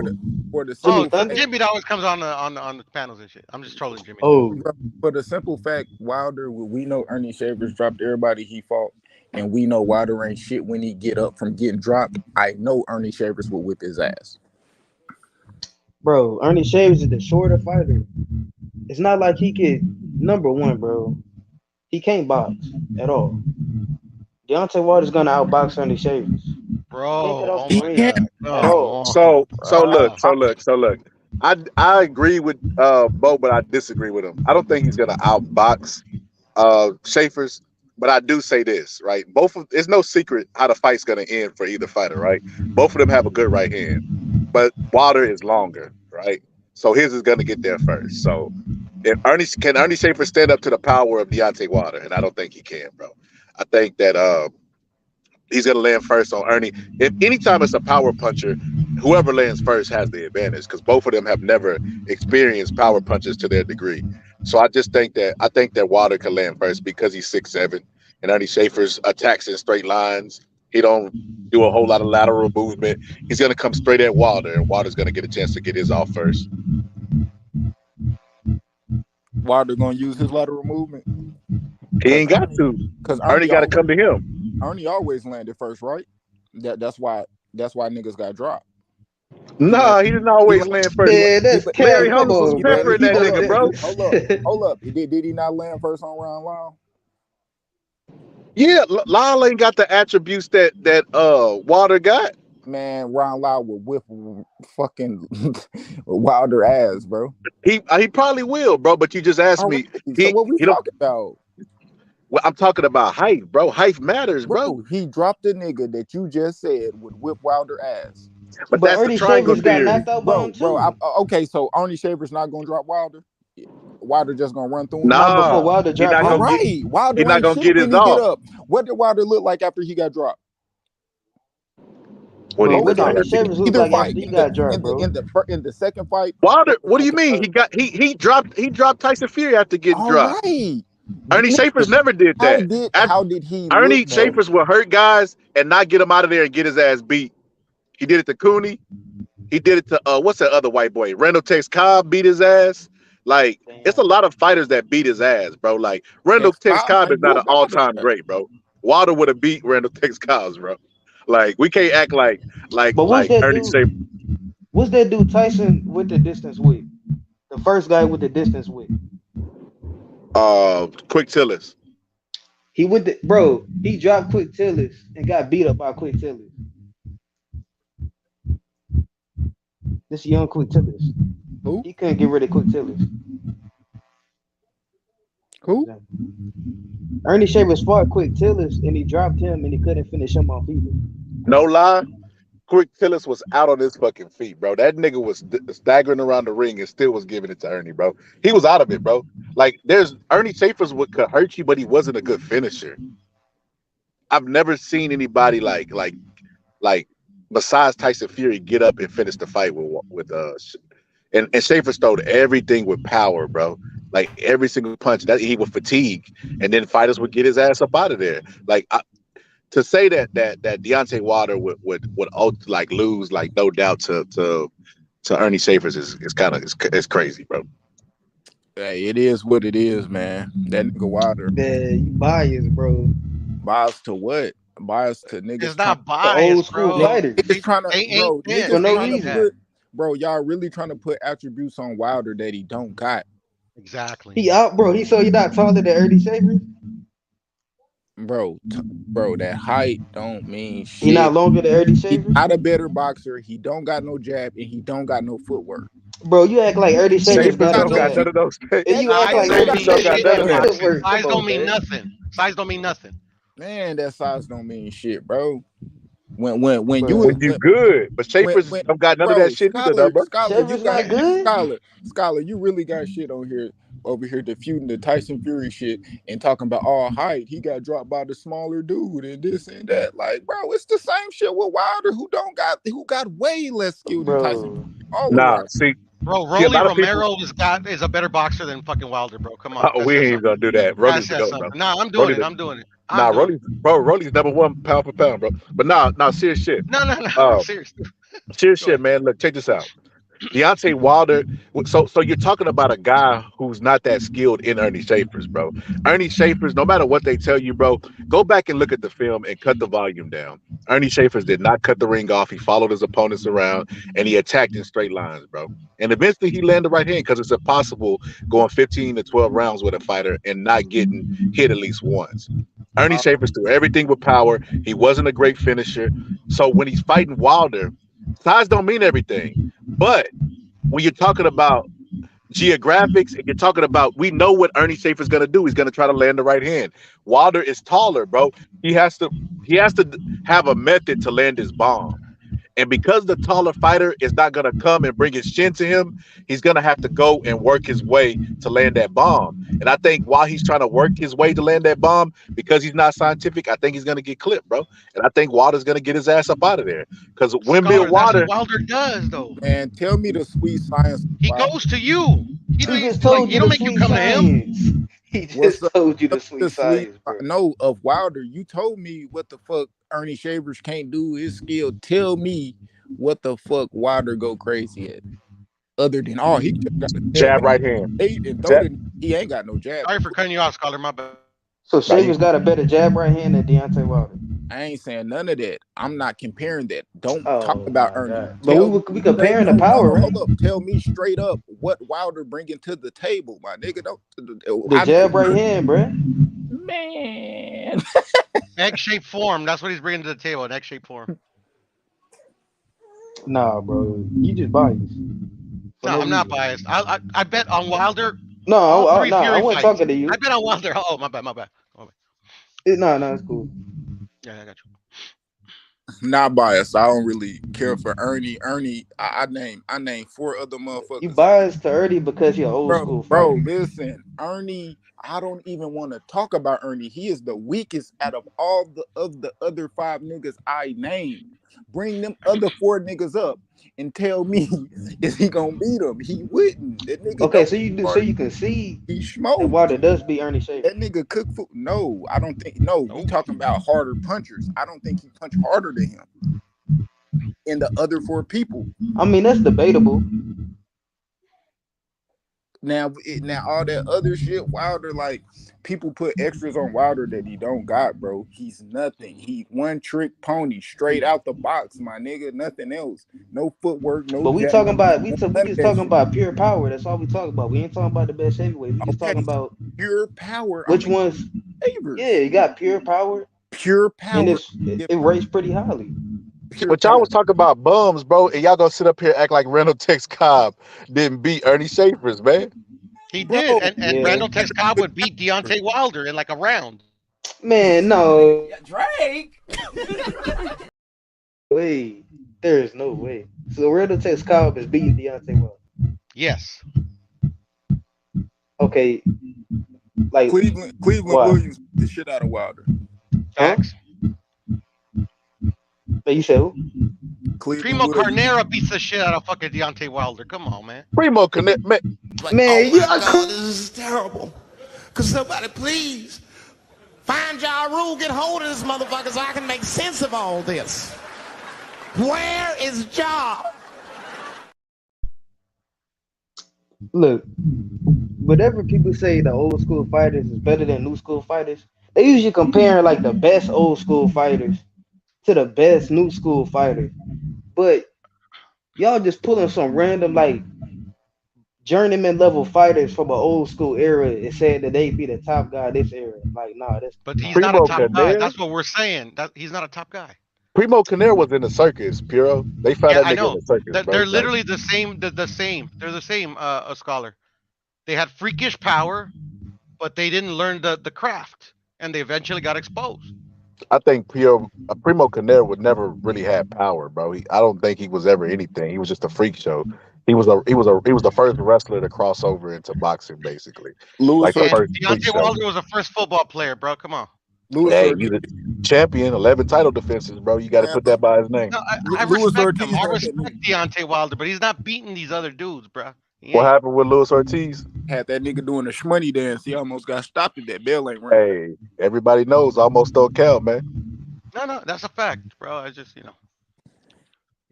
And we can act like Ernie Shavers ain't get stopped by Jerry Corey. Like, come on, man. Bro, and I said Corey would beat Wilder, bro. But he wouldn't. Bro, you beat that These nigga. heavyweights are trash. Come on, we don't just have to. Bro, not trash enough. You know, we got Primo y'all trash. Camara Y'all trash. and Randall Tex Cobb. Bro, left hook and knock Wilder out, Jerry Corey. No, this is the thing though. Like literally, all these guys are pure hype. Like these guys that we're talking about, even the journey ones that you're talking about, they literally fought the fights, bro. Like win, lose or draw, they got in there. They ain't trying to fucking make excuses and trying to pull out a cokehead out of fucking retirement. Come on. Let me ask you a question, Q. What wins? Straight punches or curved?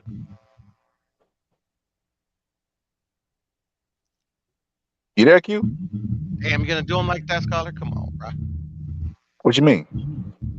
Come on, you know Q knows the answer to that question. I know it's gonna be a follow-up question. Well, let me ask you, what wins? Straight punches or curved? Randall Tex Cobb. Nah, straight punches or curved. Which one wins? Straight. Straight, right? What was Jerry Cooney's best punch? You tell me. Man, put Wilder in a time machine in the 70s, 60s, 70s, and 80s. I guarantee you, we wouldn't mention him as a power puncher.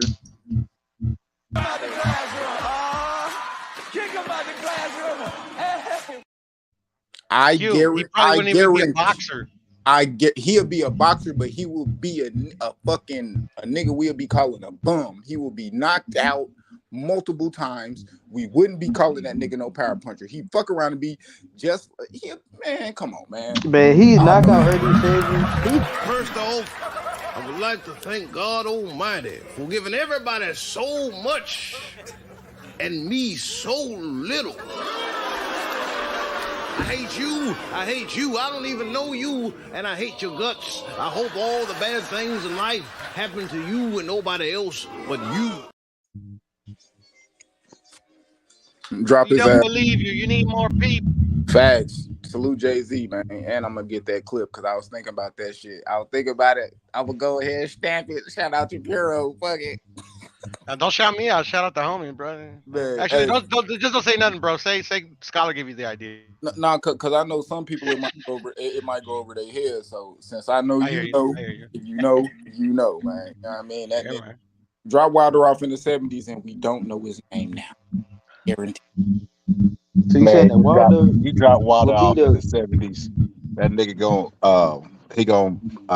cure bird flu and knock fucking all them others them bums out, bro. Look, like, you stuttering.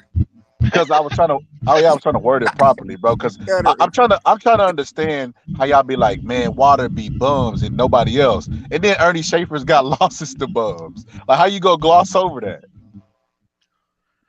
Wilder would also be a nigga with losses to drop his ass off in the 70s. He would be a nigga with losses to bums. He would be a victim to somebody chasing a title shot. But truth be told, I don't think he would lose to some of the bums that Ernie Shavers lost to. He might not, but he would lose to that bum in Ernie Shavers. So he be, bro. Like that don't even make any sense. Man, Terrence Crawford some of the box bums fucking that. Wilder, bro. Come on, man. Man, cut it out. It's not about it's about being realistic, man. Yeah, I ain't call it Wilder the GOAT or nothing like that. Y'all just pull like a random journeyman from a random from an era and say he better than a top guy in another era. Like, it don't work like that. Name somebody from the 70s that would name somebody from the 70s that's not the top tier that would just run through Wilder. Spinks. You joking, right? All right, well, Diaz, is it? Diaz? What do you think we should do about it? Diaz? This will be my last point. No, I don't know, man. Deontay Wilder is not a top guy in this era. He ain't never going to be. That's my. He obviously a top guy in this era, though, Puro. No, he's not, bro, because he hasn't beat any top guys, bro. Come on. He's so pure right now. If you name the top heavyweights, his name wouldn't come up. No. Bro, all right, name the top five without using Deontay Wilder. Yeah, I'll give you my top five. Come on, Tyson man. Fury, Alexander Usyk, AJ, Anthony Ruiz, and probably Joe What? Joyce. Nah, that's blasphemy. Hey, You gotta Pure fly wanted to bet me Ruiz off that list. $500, Q. He wanted to Fly bet me five Ruiz hundred off that dollars list and put that Wilder Andy right there. Ruiz was gonna beat Deontay Wilder. I couldn't Deontay. even take his money. That was No, such an no, easy bet. no. I said $500 because you wanted to bet push-ups. Hey, I still couldn't do it, Pure. You my homie, I'd bro. rather I'd rather pay $1,000 and do push-ups, bro. I hate push-ups. I can't even do you like that, Pure. That's easy Nah, money, bro. nah. But Scholar, I know you knowledgeable because trust me, I mean, like the proof is in the pudding, bro. But like, bro, like Deontay Wilder's not even the favorite in that fight That's Against Andy blasphemy. Ruiz? That is against Andy blasphemy. Stop. Ruiz. Wow. I don't know about that. And shit, you know, I mean, just whatever, bro. I don't And like. that doesn't take away his chance to win because his power is legit. But like, come on, bro. Bro, Ruiz couldn't even put an old Ortiz to sleep. The same Ortiz that Wilder knocked out twice. Yeah, but And he this Knocked a beat the sweat ever super off living his this is shit fucking. out of this him. a He super beat the ever chinny, living shit out of no him. punch resistance, Lewis No Ortiz. punch resistance. What are you talking about? He has like one of the best chins in the heavyweight division. Nah, not at that time. Not when he fought Ruiz. Oh, who? Bro, Oh, I thought you were talking. Never mind. Never mind. I'm sorry. Ortiz always get knocked down and look surprised, like he didn't know his punch resistance was that low. Like he always got the look on his face like he put gas in his car before he left home, bro. Like what the fuck this nigga hit me with? Check it out, Scholar. When Ruiz whoops his ass in 7, that's what I'm predicting. I won't troll you that hard because you're my homie. Okay, I'll wait for that day. Ruiz is not beating no fucking Wilder, bro. If Ruiz beat Wilder, what we gonna say? What we gonna say? We gonna say Wilder got beat. No, nah, I'm not looking at just like, oh, Wilder got beat. I'm looking at it like that nigga beat AJ and that nigga beat Wilder. How we looking at him? Oh, bro, I ain't one of them stupid ass niggas who act like Ruiz was nothing, bro. When he beat, see, this is why I tell people, bro. I've been following Ruiz for a while. I remember when Ruiz fought this nigga that used to go to the San Fernando gym, Oliver McCall's son. They used to make that nigga like he was a superstar in the gym, bro. But Andy Ruiz fought him, and I thought he was gonna do a good because I actually seen him train. You know, got that biasness there. Andy Ruiz beat the shit out that dude, bro. Knocked him out and everything. And that's when I was like, oh shit. I started looking at Andy Ruiz more closer.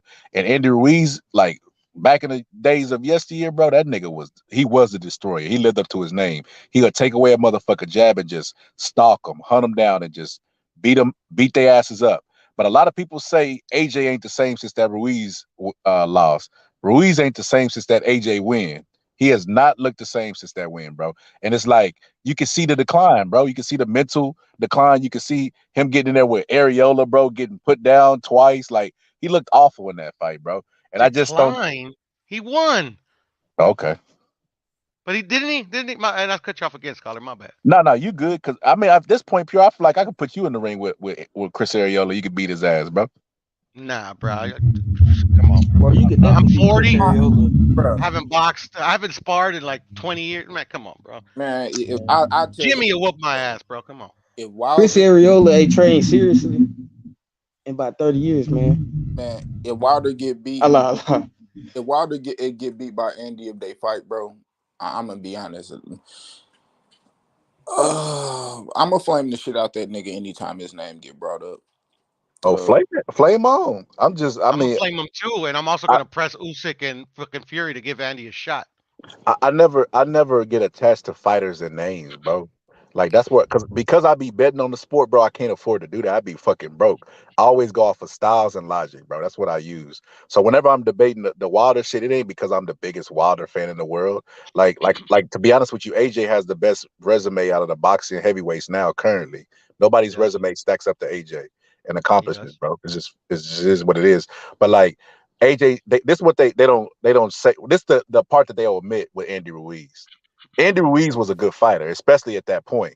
Like the fight with Joseph Parker was really, really close. I remember watching that fight, and I can remember he knocked out this one dude after that fight that was really, really tall. I don't know who he was, but it was a brutal knockout, bro. I think he caught him with an uppercut and knocked his fucking block off, bro. And AJ, or Linsweed, I forgot, but I know some weird ass name. Yeah, and then AJ was supposed to fight Big Baby, Big Baby tested positive for like 4 different drugs, and Andy Ruiz moved in like last second.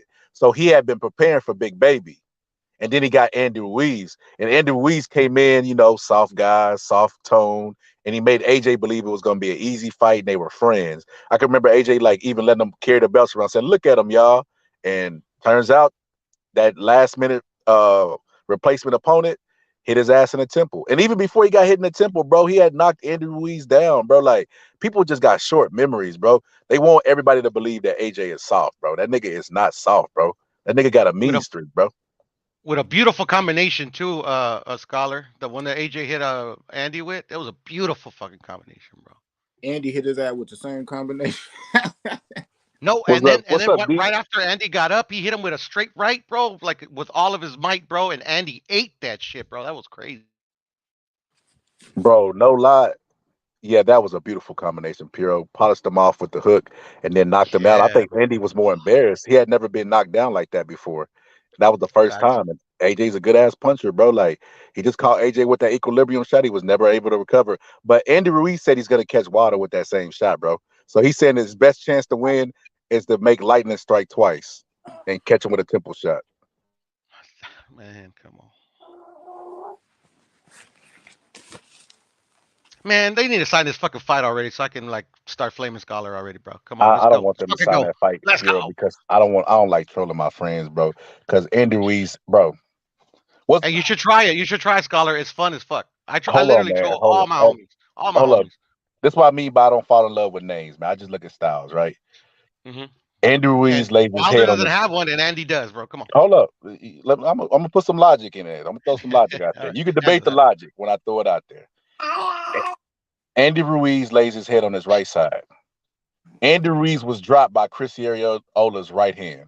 Wilder's right hand is 10 times better than Chris Ariola's right hand. Andy Ruiz has been focused on his physique more than he's been focusing on boxing.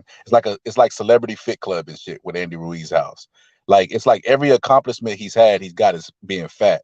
But since the AJ loss, he hasn't recovered, or the AJ win, he hasn't recovered, and he's been trying to lose weight ever since. Like, oh, I need something to blame it on. It was the weight. If I was just skinny, it's like, bro, you accomplished all this shit fat. It's not the weight. It's your mind. All those factors, he's gonna lose, bro. Okay. I mean, all right. You know, you asked for it, Scholar. I'm sorry. All right, you see, you did it, man. We're gonna put this $500 up, bro. Let's do it, bro. I don't give a fuck, man. Let's go. Let's go. Shoot, did you hear this shit?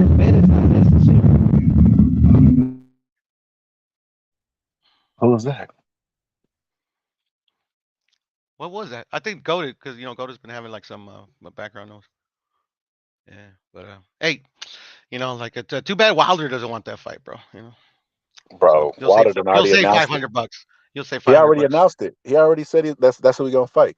He said AJ was scared of him and he gonna fight Ruiz. And he was saying he heard Ruiz been AJ talking wasn't shit, scared of and him. basically he gonna sit. Bro, they need to retire, bro. Yeah, retire. Wilder needs to retire. All of them need to retire. Bro, y'all is crazy. Y'all don't like Wilder. Just keep it a buck. Bro, I love Wilder, man. I bet on him for bro, 3 fights. I put my blinded hard-earned y'all money opinion. on bro, him 3 times. I guess you don't see it. I guess you don't see this. Both of them already lost, and you come out talking about, man, AJ scared. He don't want to fight. I'm fighting this. Like, dude, get the fuck on, bro. How all y'all niggas got losses? Y'all ain't got belts. Y'all still don't want to fight now? Get the fuck on. But he finna fight Andy. That's a good point. That's a fight. Out of here, bro. That's a good point. Yeah, I don't like Andy Ruiz is a fight. That's a top fight, bro. Man, that's cool, bro. Oh, it is a tough fight. It is a tough fight. I mean, so I don't see what the problem.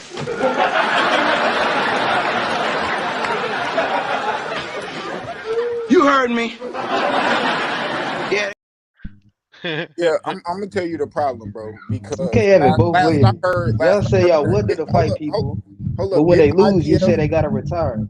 Bro, didn't the you gotta pick one? Bro, didn't the IBF just come out and say Andy Ruiz gotta fight Herkovic? So how Wilder and Andy gonna fight? So what So what Wilder fight you talking think about? gonna be made first? Because Him the versus WBC Herb ordered Him Andy versus and Wilder. Wilder. That's how they can fight. Which fight you think gonna be made first? Bro, Andy, Obviously the Wilder fight hold up, because man. they in house. Hold up, bro. Andy, them people said they gonna get the Herc fight, bro. Because remember, before Herc had to fight Big Bang, they was trying to fight Andy, and he turning the shit down. They said hella people turned down that Herc fight. Then he had that close fight with Bang, and now niggas will take that smoke. Wilder, on the other hand, who gives a fuck with that shit with AJ? Y'all need to sit down and make the fight, bro. The only reason I say they need to retire because they need to fight and then retire. I don't want to see y'all coming back fighting bogus ass fights and then y'all just going back and forth with each other. But they fighting make each your other. money. There's nothing to complain about. But they finna fight each other though. Who finna fight? Wilder don't want that fight. Wilder finna fight Andy Ruiz. Wilder announced that he About fight that Andy fight, Ruiz. Yeah, when they announce it. Hasn't been officially announced yet. But Wilder has told he said that he finna fight Andy. Man, them Yeah, niggas but like talking. You literally know, like so Andy obviously Them niggas talking. Andy probably in the mountain somewhere training, getting ready for Deontay Wilder as we speak. Andy hibernate eating Snickers. He's been training. He's been And in I camp believe he forever. called out Wilder after his last fight. He did. Okay, so there you go. So now you know Andy and Wilder. There's a 90% chance that they're finna fight based off of that. So that fight cold. If Andy called out Wilder and Wilder said he finna fight Andy, they both on the same Y'all gonna side think of I'm the capping. street. You guys always think I'm capping, but Come on, Ruiz Wilder is the biggest fight in the heavyweight division. But you said what? That's cap. Nah, I don't even know where you're sitting at.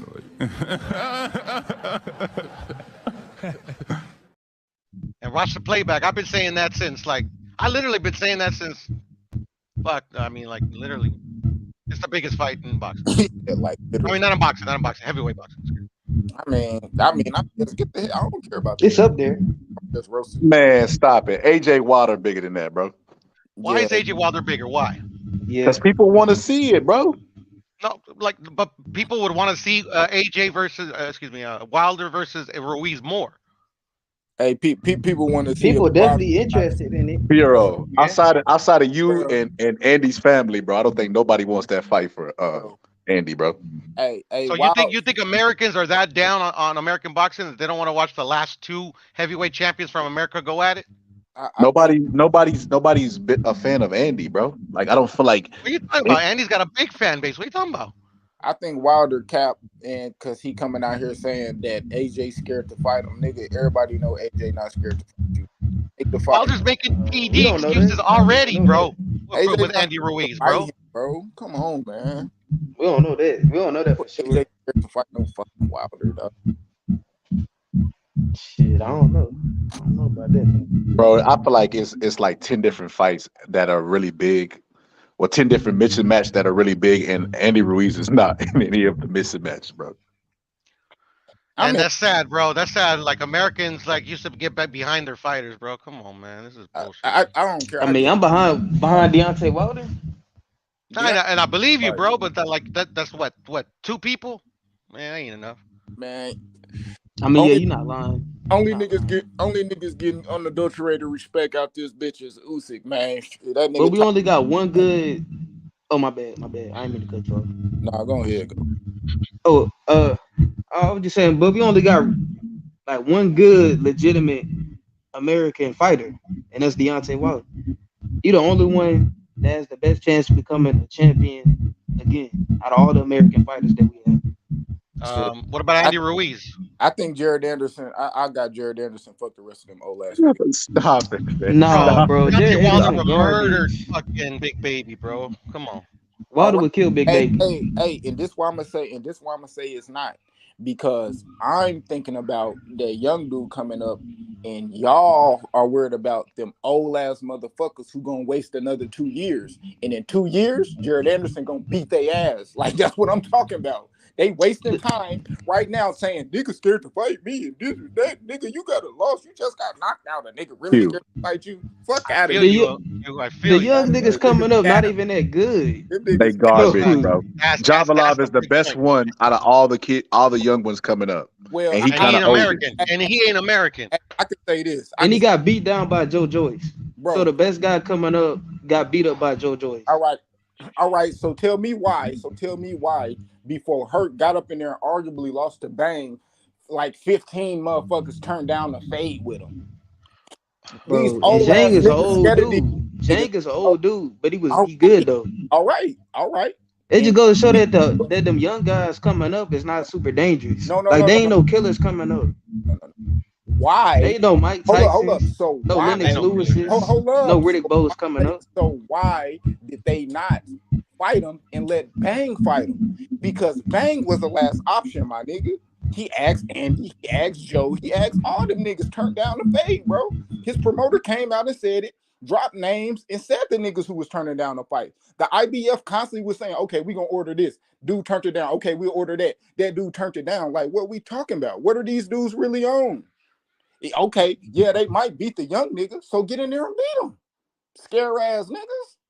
I think Zhang is a 4-round fighter. I think after 4 rounds he's gassed, and I think he's dangerous though. I think he's a southpaw. He's a big guy, and he throws a short left hand, and he knows how to set it up. I mean, shit. To be honest with you, bro, like Zhang is in the like he can upset the apple cart. He doesn't give anything, and he stands a lot to lose. That's why people ain't taking no Zhang fight, bro. No, they didn't turn down the Zhang fight. I'm talking about Herkovic, the dude that Zhang damn near beat. They didn't Who turned it down? Who turned down Herkovic? Bro, go watch the old footage before they made that fight, bro. Nigga, Andy Ruiz, man, go look at the IBF list of whoever the fuck was in the top 10. They said they went down one by one and asked them niggas for fades, bro. Andy turned down the fight twice. It's articles wrote on that shit on the boxing scene, bro. Puro, put your computer screen up. I need you to show Q something real quick. These niggas lame, man. Go out here and fight one of these dudes. I don't care about them because they old and we still ain't got big fights out of them facing each other. That's why I don't care. I want them to retire. Like, nah. Hey, Q. Posture, like that's cool, bro. They ain't really exciting to me, bro. Our whole sport was built off the heavyweight division, bro. And it's the most. Not these heavyweights. I mean, I'm just saying it's always going to be the most prestige division in the entire world, bro. The heavyweights, even in the UFC, they knew, and they heavyweights is the prestige division, bro. It's like people love to see the biggest, baddest guys like duke it out, bro. So that's always going to be that was wrong. You said you put the baddest, just put the biggest. There ain't shit bad about these niggas, bro. Nah, they always gonna be the baddest because you could take the number 50th ranked heavyweight, right? And you put him up against a welterweight, and you're gonna whip that welterweight ass, bro. I know, bro. That's cool. I'm not talking about that, bro. I'm talking about them getting in the ring and entertaining us with fighting each other. I don't care if Deontay Wilder about to fight and he fighting a Helenius. That's goof ass shit, bro. I don't care. But he was coming off a loss, bro. Like think about what you think about that. You are 37.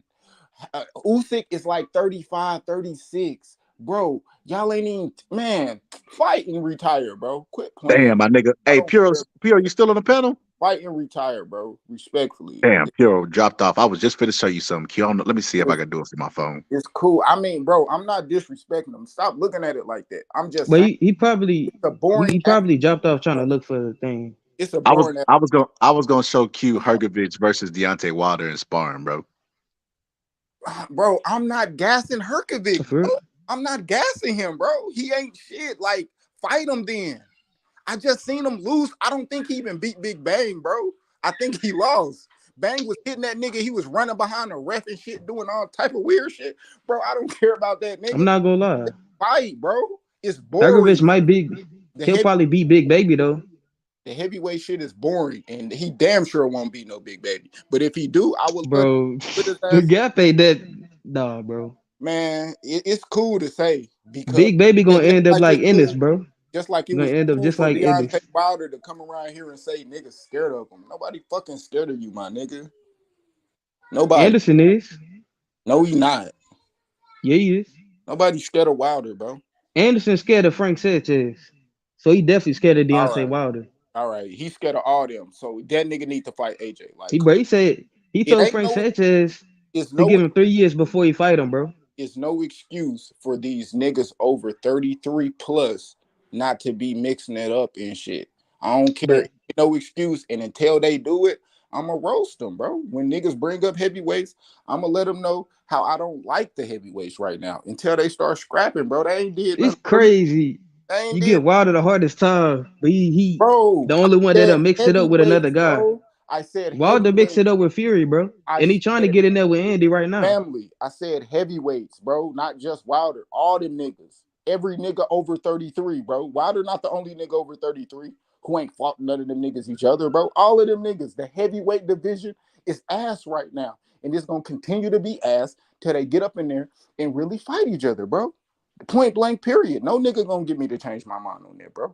They owe this shit and they ain't mixed it up. And that's cool. They want to make money, fight each other. Cool. I'm gonna support the fight, but they ain't doing shit right now and respectfully. Well, look, some people think that Fury ducking that Usyk smoke, right? But Wilder finna mix it up with Andy. So that's a big fight already. Who's scared of That's Louise? no. Some people think Fury is avoiding that Usyk smoke. But while Fury doing that, Wilder, he trying to get in there with Andy. And really, he trying to go for Usyk. So I don't think there's a lot of avoiding that you're talking about. Man, a pair of lips to say anything. Ask Shelly Finkel. You trust that nigga, I'm bro? go. I don't. Yeah, you should. I don't trust none of them. But Shelly Finkel will say some shit like, "Oh, I don't think he ready. I don't want to do this. Oh, AJ scared. He don't want to do that. Get that lame ass shit on somewhere, bro. I don't want to hear that shit. Be real, bro. Be real. That motherfucker Eddie will throw that nigga AJ out there to get slaughtered, nigga. All he wanted is bread, nigga. Talking about. I don't think so, bro. It would be stupid. Hey, I guarantee you, a Saudi come with a bill sold. I guarantee you. That nigga would be. Saudi. I guarantee you, Saudi come up that bitch. We got 100 million. We gonna do this. Nigga sold. No bill involved. Eddie Hearn's got to be the dumbest promoter on time. Canelo done already took a loss, bro. And if he for sale like that, he'll throw Canelo back to the wolves, and he'll lose two of the cash cows right now in boxing. Facts. It is. That's the two guys. He got the two guys. All right. In boxing. All right. So he definitely not finna throw AJ away. So okay. So back to what I said. Everything I said is justified. For reasons niggas ain't even made the fight, and niggas want to give me excuses why Eddie Hearn wouldn't do this and Shelly Finkel lying. Scare ass lame. No, we ain't say I ain't say Shelly Finkel was lying. Scare ass lame ass heavyweight niggas need to go on somewhere. That's how the energy is, bro. I don't care about them niggas, dog. That shit lame as hell, man. I don't even know what like you saying the heavyweights don't fight, right? AJ just got done fight Usyk. You know what I'm saying? It was a good fight. They arguably he won, you know, but you know AJ finna take a tune up, like Wilder took a tune up coming off his loss, right? So Wilder after his one tune up, he finna get back in there with Andy when he was really chasing Usyk. That's a good fight. We could probably say that after AJ beats Jermaine Franklin, he'll probably end up fighting Fury or somebody like that. We don't know. Or he might end up fighting Joe Joyce. One of those guys. So to be honest, I don't see what you're complaining about. Man, I mean, we'll see in a couple months, bro, when no fights made, and then when they make a bullshit at heavyweight fight, they make you pay for it, and you're gonna see where my energy lies, bro. I like whatever with them niggas, bro. They owe this shit. I watching the heavyweights, you know what I mean? Cool. You know, Wilder and them, they got it on. Cool. Yeah, okay. And now we looking at the big names. We looking at big fights. You can say the same thing about Crawford and Spence. Bro, them two people. That's two people. Yeah, I ain't They really holding up the division though. them two that's people. true.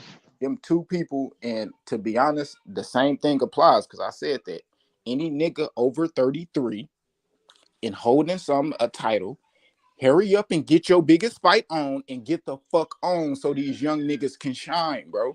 Cause in 2 or 3 years, these same young niggas we talking about too young and this and that gonna come up on your ass and gonna be ready for that fade.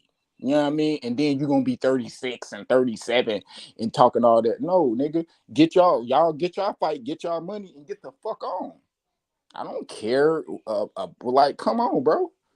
I like Terrence Crawford, but bro, fight and get the fuck on. It's other young niggas out here fighting that's going, you know what I mean, show and prove, and they got to do that. They need the belts to do that. I don't, you know, it is what it is with them niggas. I'm not caping or capping for them niggas neither. Get them the fuck on. Get the nigga Earl Smith the fuck on. Moving around, holding up belts, get the fuck on. I ain't tripping off them niggas, bro. It's the same thing apply. Same thing with 168. Same thing with 160. Fight or get the fuck on. Retire, my nigga. You fucking up the sport. I want to see niggas get in and rumble. I don't care. Yeah, I want to see this good fight. Make it and get the fuck on. Because that's all they want is the money. Get your money and leave, bro. We're gonna retire everybody south of or north of Fulton and anyway. Man, hey, any Yeah, man, we can't do that. over 33 with a belt, not trying to unify, not trying to come undisputed, get the fuck on. Facts. Retire. You over 33, got a belt, fuck out of here. Real talk. Man, Nah, that's extreme. yeah, it's kind of extreme. Speaking of that, Q, earlier I said I feel like I think the only person I ever heard mention this outside of me was X, that Bud has lost a step, bro. I mean, it's like losing a step, like as in Chocolatito. Like you lose, you ain't as cold on your feet, so you honing your skills in a different way. You a better inside fighter. You better, you know what I mean, hand control, and you know certain shit. You still got some tools you can use. Yeah, you sharpen the other tools. Okay, you can't. You know, it's the same thing as like a nigga knowing they knee fucked up playing basketball and they can't do that same crossover. Nigga, they find something else to do and they still can be just as good. They just don't got that move that they can do. You know, I do think Crawford have lost a little step as far as like being fleet of feet, but he still used that lateral movement. Instead of taking those 2 or 3 steps, he just take 1 step. That half a step make you miss. Boom, it's a game of inches. You know what I mean? So he did. I do think he lost a step. I do think like his next fight, whoever he fight as the mandatory or whatever, I think I'll look a little bit more closer into that, depending on who he match up against. But yeah, I can agree with you. But it's not a loser step as in he got worse. It's a loser step as in he getting older and he gotta, you know, sharpen his skills in a different way. But yeah, I don't think he that like that 140 Bud that kind of can box, or I say even that Jeff Horn Bud. He don't fight like that no more. Yeah, I agree, bro. I think you pop in the tapes of Bud and you can see the the the slippage, but like I always tell people, bro, like Randy Moss lost a step and still was one of the fastest people in the NFL, bro. Fact. Like when you so far ahead of the competition, you could afford to lose a couple steps and still be one of the best. But like I don't know how anybody honestly could look at the film, bro, and be like, yeah, this is the same nigga capable of the same things. I think it's really like that, like, and okay, and even kind of like how I look at Bud and Earl. It's it really ain't too many people that wanna outside of each other, them two fighting each other.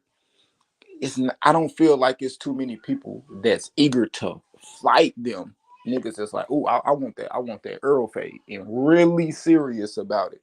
Like, or I want to fight Bud and really serious about it. As you see, niggas falling out the WBO. Like they talking, but they ain't gonna do it. Like y'all heard Josh Taylor talk that 147 shit. He ain't going. I heard Regis, he kind of was playing with it, but I heard him say he gonna spend the rest of his career at 140. So it's like I do think Bud and Earl are that good. You know what I mean? That the division held up because like who want to be the first motherfucker to go in there and get their ass whooped by one of them? Because I'll be honest, I don't, outside of each other, I don't think nobody beat him. Like, I like Boots, but I don't think he beat fucking Virgil. I mean, Earl or Bud. Virgil, I don't think they, So I think, like, them two niggas got to fight because I don't think nobody else in the division really beat y'all. You know what I mean? But it's weird, bro. But I don't know. Them two niggas, like, two king of the hill ass niggas. I don't know. This shit weird at welterweight, bro. It's super weird. I don't know, bro. I hope it can get done, bro, because they holding up the division. Get them niggas the fuck out of here, bro. I'm gonna be saying that shit. I'm gonna be saying that shit by November if they ain't locked horns, bro. I'm serious. What you think? What you think, Bo?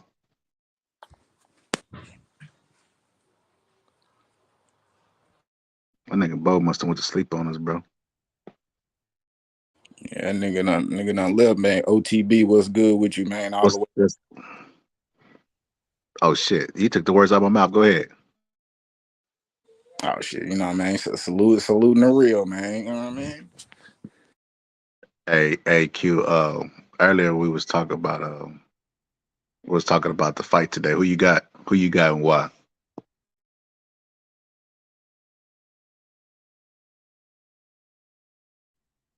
You hear me? Oh, my bad. My shit was muted. Shit, I got Beterbiev, but if Anthony Yarde got dog in him, I think it could go to a decision. I don't know if he win though. Like I don't know. This fight really hard because when you got two guys that we see as power punchers and it could possibly end up going the distance, it's hard to pick the winner. I mean, I would say Beterbiev, but I don't know. I kind of that's me kind of thinking Anthony Yarde kind of stepping up, But I got Beterbiev by UD. I already put the cheese on it. So you think he's gonna be the first person to go to the judges with Beterbiev? If he could hold up, I don't know. If he can hold up though. Well, you say you got Yarde going the distance. I said it's possible. I bet on the knockout though. I bet on Beterbiev knocking out, but I said it probably could. Early or late?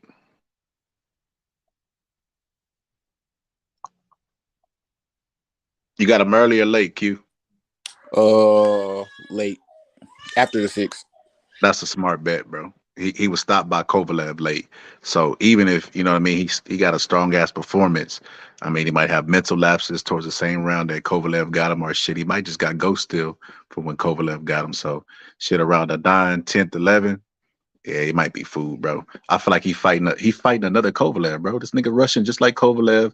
He's a younger version of Kovalev, he couldn't even beat the old Kovalev. Like, he got beat by a jab in that fight, bro. Like, I don't see no method in which Anthony Yarde wins. If Anthony Yarde wins today, bro, this will be a bigger shock to me than Buster Douglas beating up Tyson, bro. Whoa, really? Yeah, absolutely, bro. That's how much I don't give this guy a chance in this fight. Like, I feel like when I really break down Yarde and I look at him and, like I say, I strip away the names, the titles, or anything, and I take him for what he is. He's a bodybuilder, bro. He got those big muscles. Like, his power's overrated. His best punch is a left hook, and like, he likes to fight out of the Philly shell, but he's not even effective with the Philly shell. Like, he don't know how to press with it. He only knows how to use it on a defensive retreat. He can't use it on the front end, like when he's trying to create offense. And I'm just like looking at him like, yeah, bro, I can't see no path for victory for this guy. Like, I think gonna get smoked, bro. I think Arthur's gonna come out and use his feet like he did in the Joe Smith fight, create angles, and make him pick his feet up and move up out of that Philly shell where he feels safe and comfortable, and create counterpunch opportunities while he's coming forward, where he's not effective. Because, like I said, he can't fight coming forward. I don't see no path, bro. Like, I think Arthur's gonna hit him while he's laying on the right side in that Philly shell, and he might catch him in the temple, or he might catch him on the back of the neck. But either way, he's never gonna recover, and he's gonna get his ass up out of there.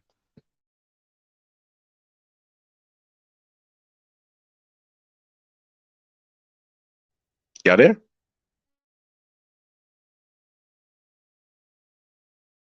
Mm-hmm. Damn, man, you done got quiet. You must have went to sleep.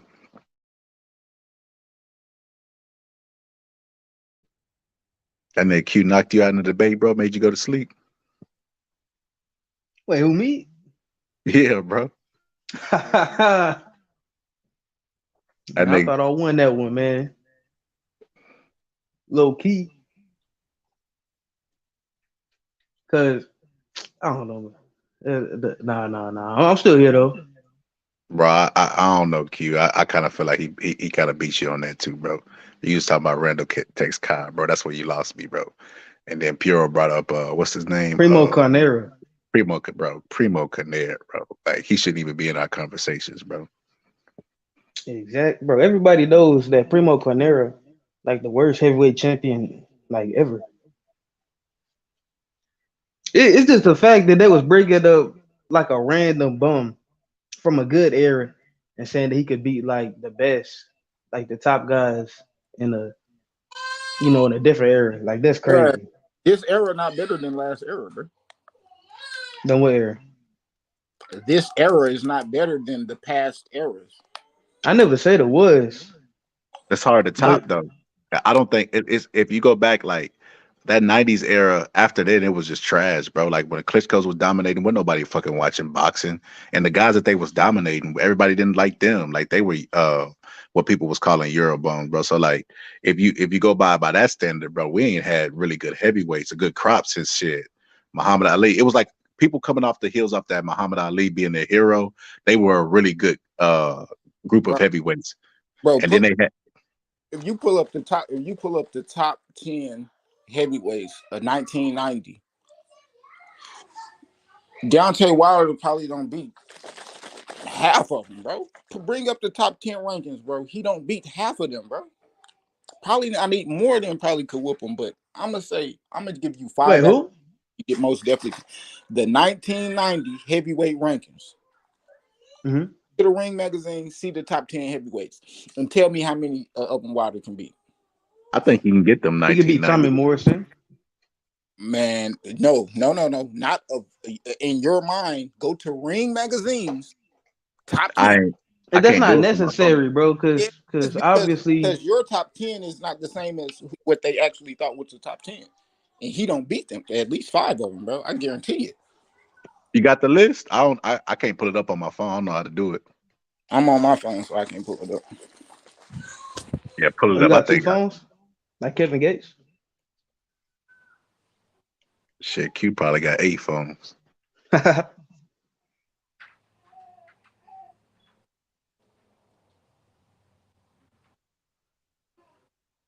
Actually, they got like 3 of them he could beat. By 3. Shout out to my nigga Q for cash apping me $1,000. You're a real nigga. Wait, for real? Nah, I just want people to ask that nigga for money, bro.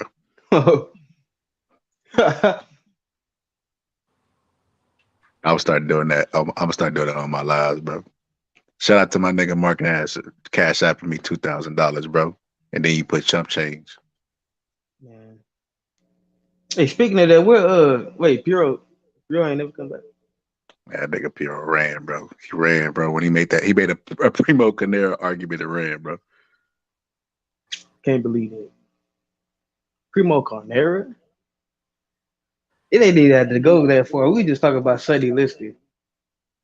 Yeah, that's stress, bro. Bro.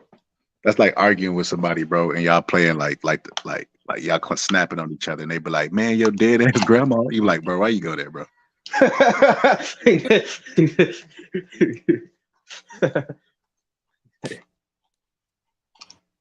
Not gonna lie to you, bro. And we talk about what big heavyweights was garbage. You said big heavyweights? Because big heavyweights had what you call it, the stigma of being not and Wilder would say non-textbook, like no skill, no coordination, unathletic, garbage. Big heavyweights was garbage at Primo Carnera era. they ain't really start becoming good until Emmanuel Stewart was hooking up with him. But before that, big heavyweights was garbage. So to bring up Primo Canera is like baffling. He know better than the heavyweights of this era.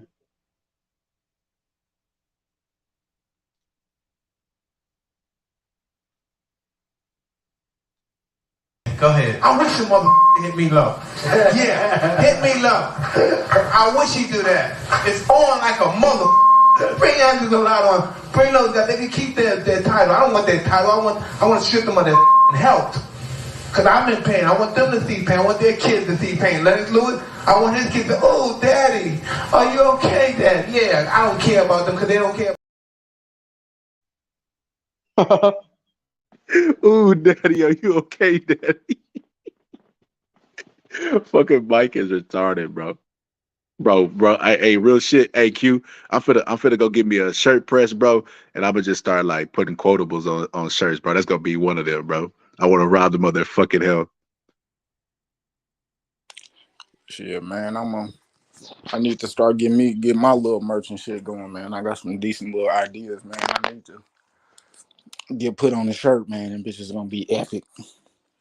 But man, first things first, man. Y'all stop hyping these heavyweights nowadays, man. Make them niggas fight something first, man. Man, but that's the whole sport. Q, this is what you gotta remember, bro.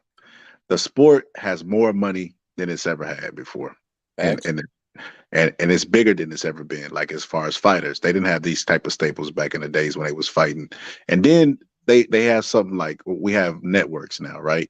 We like we have television, so like to build those type of events, fighter like the UFC only fights, bro, twice a year. They champions, John Jones, all of them, twice a year. Because when you build in these type of events, it takes a while. Like the business of boxing is so big now that it's hard for a fighter. Like, do you think a fighter could come along like and fight like for 16, 15 times like Mike Tyson, bro?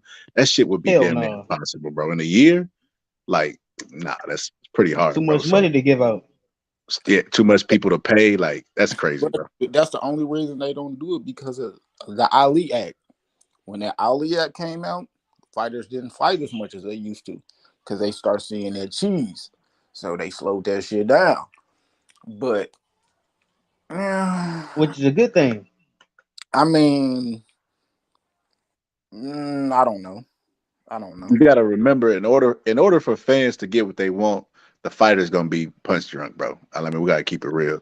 If fans get ideal fights, like they want back and forth fights, exciting fights, the fighters are gonna end up like Joe Louis when he passed, bro. Joe Louis was not in good health. Ali was not in good health. Neither was Sugar Ray Robinson. They had a ton of fights. They fought. Joe Louis had the Bum a Month Club. Like they fought a lot, bro.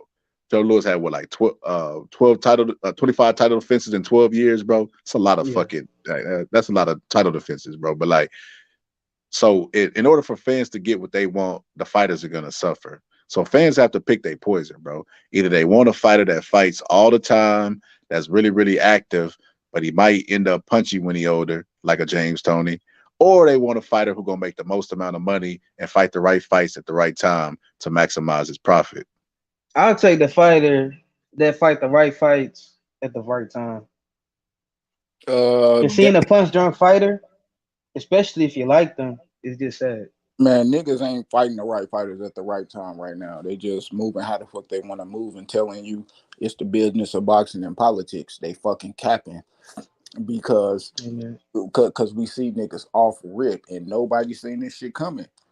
Stephen Fulton getting a goddamn translator and calling up a new way, bro. A new way just dropped he just went undisputed.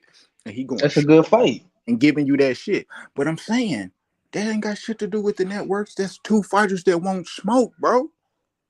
When we gotta be honest though, them some smaller guys too though. Man. It's easier to make them fights in them smaller weights. Where they make less money. Man, all I know is he gotta be realistic. Man, bro, I am being realistic. The real shit happened. They got on the phone and made it. Two fighters wanted it. Tell me, if you could tell me if Deontay Wilder ever personally called AJ, got on the phone, talk about let's run that fade. Or is he talking about, man, Shelly Finkel handle that, Eddie Hearn handle that, woo, woo, woo. Oh, Shelly Finkel told me, oh, AJ scared, he don't want to do it. Okay, yeah, he's scared. Like, come on, bro. Come on. It probably did, man. That's cap. I mean, we know that Errol Spence and Terrence Crawford was in negotiations and they failed. Hey, and We Terrence know they Crawford, was trying to fight each other. Terrence Crawford told Al Heyman, how about I fly out, we get in the room, and we don't leave the room till the deal done. What Al Heyman tell him? All right, then. Half-an ass niggas don't want to fight. If two people want to fight, they gonna get it and make it, bro. Period, bro. These niggas just bullshitting. That nigga Al Heyman told him that shit ain't never happened before. Man, can't respect. I don't think it is. Not to my knowledge. Yeah, man, I can't respect that nigga, man. It's not as easy as it sounds. Q, it's like, hey, why Espinoza come out like last week and come out and say the same thing? We need to get in there, like I sit in the room for about 8-10 hours, and if we can't walk out with a deal, then it's done. Terrence Crawford said that shit like 2 months ago. So, Steven Espinosa say a lot of shit, bro. So I don't even take Steven Espinosa at face value. Why would he repeat the same sentiments as Terrence Crawford if that's who he going against? I don't know. I can't tell you what Steven do and why he do what he do, bro. Because something true about that you can sit down and you can make a fight sitting in right across from a person, bro. And the fact that people don't sit here and believe like, oh man, they can't do that. That's not what. Nah, bro. Come on, man. Scholar, bro, that's like saying, man, if Jeff Bezos and goddamn Warren Buffett would sit in the room and lock each other in the room, they can come up with a deal. It's like, bro, it's business. They not on that level. They ain't got no billion to their name. These niggas ain't even touching. Come on, bro. But they the equivalent in their aspects.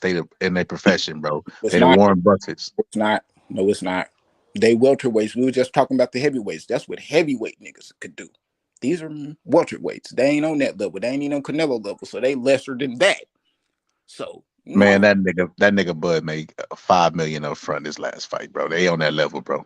And I know what Bud doing, but please tell me what these other niggas doing. Like I said, Bud said he wanted to sit down and not leave the room till the fight is made. The people across from him said they didn't want to do it. Yeah, but I don't think that's realistic in business, bro. It is though. We never seen it though. Y'all ain't never gonna see it. Because it's not realistic. No, because you ain't never gonna see a real negotiation. That's why you would never see it. But that's not how negotiations work, bro. They don't say let's sit in the room all day and not come out till we got a deal done. That's how divorce is. That's like a divorce, bro. No, it's not, bro. That's lit, bro. They do that with no. Hold up. They do that with divorces when they can't do it. When they can't, the shit keep going back and forth, and then the judge finally say, both of y'all gonna come to court and we gonna settle this and leave. That's what happened, bro. Goddamn, didn't Wilder do that shit with Fury in the last shit where he had to take that shit all the way to the court and make this fucking rematch?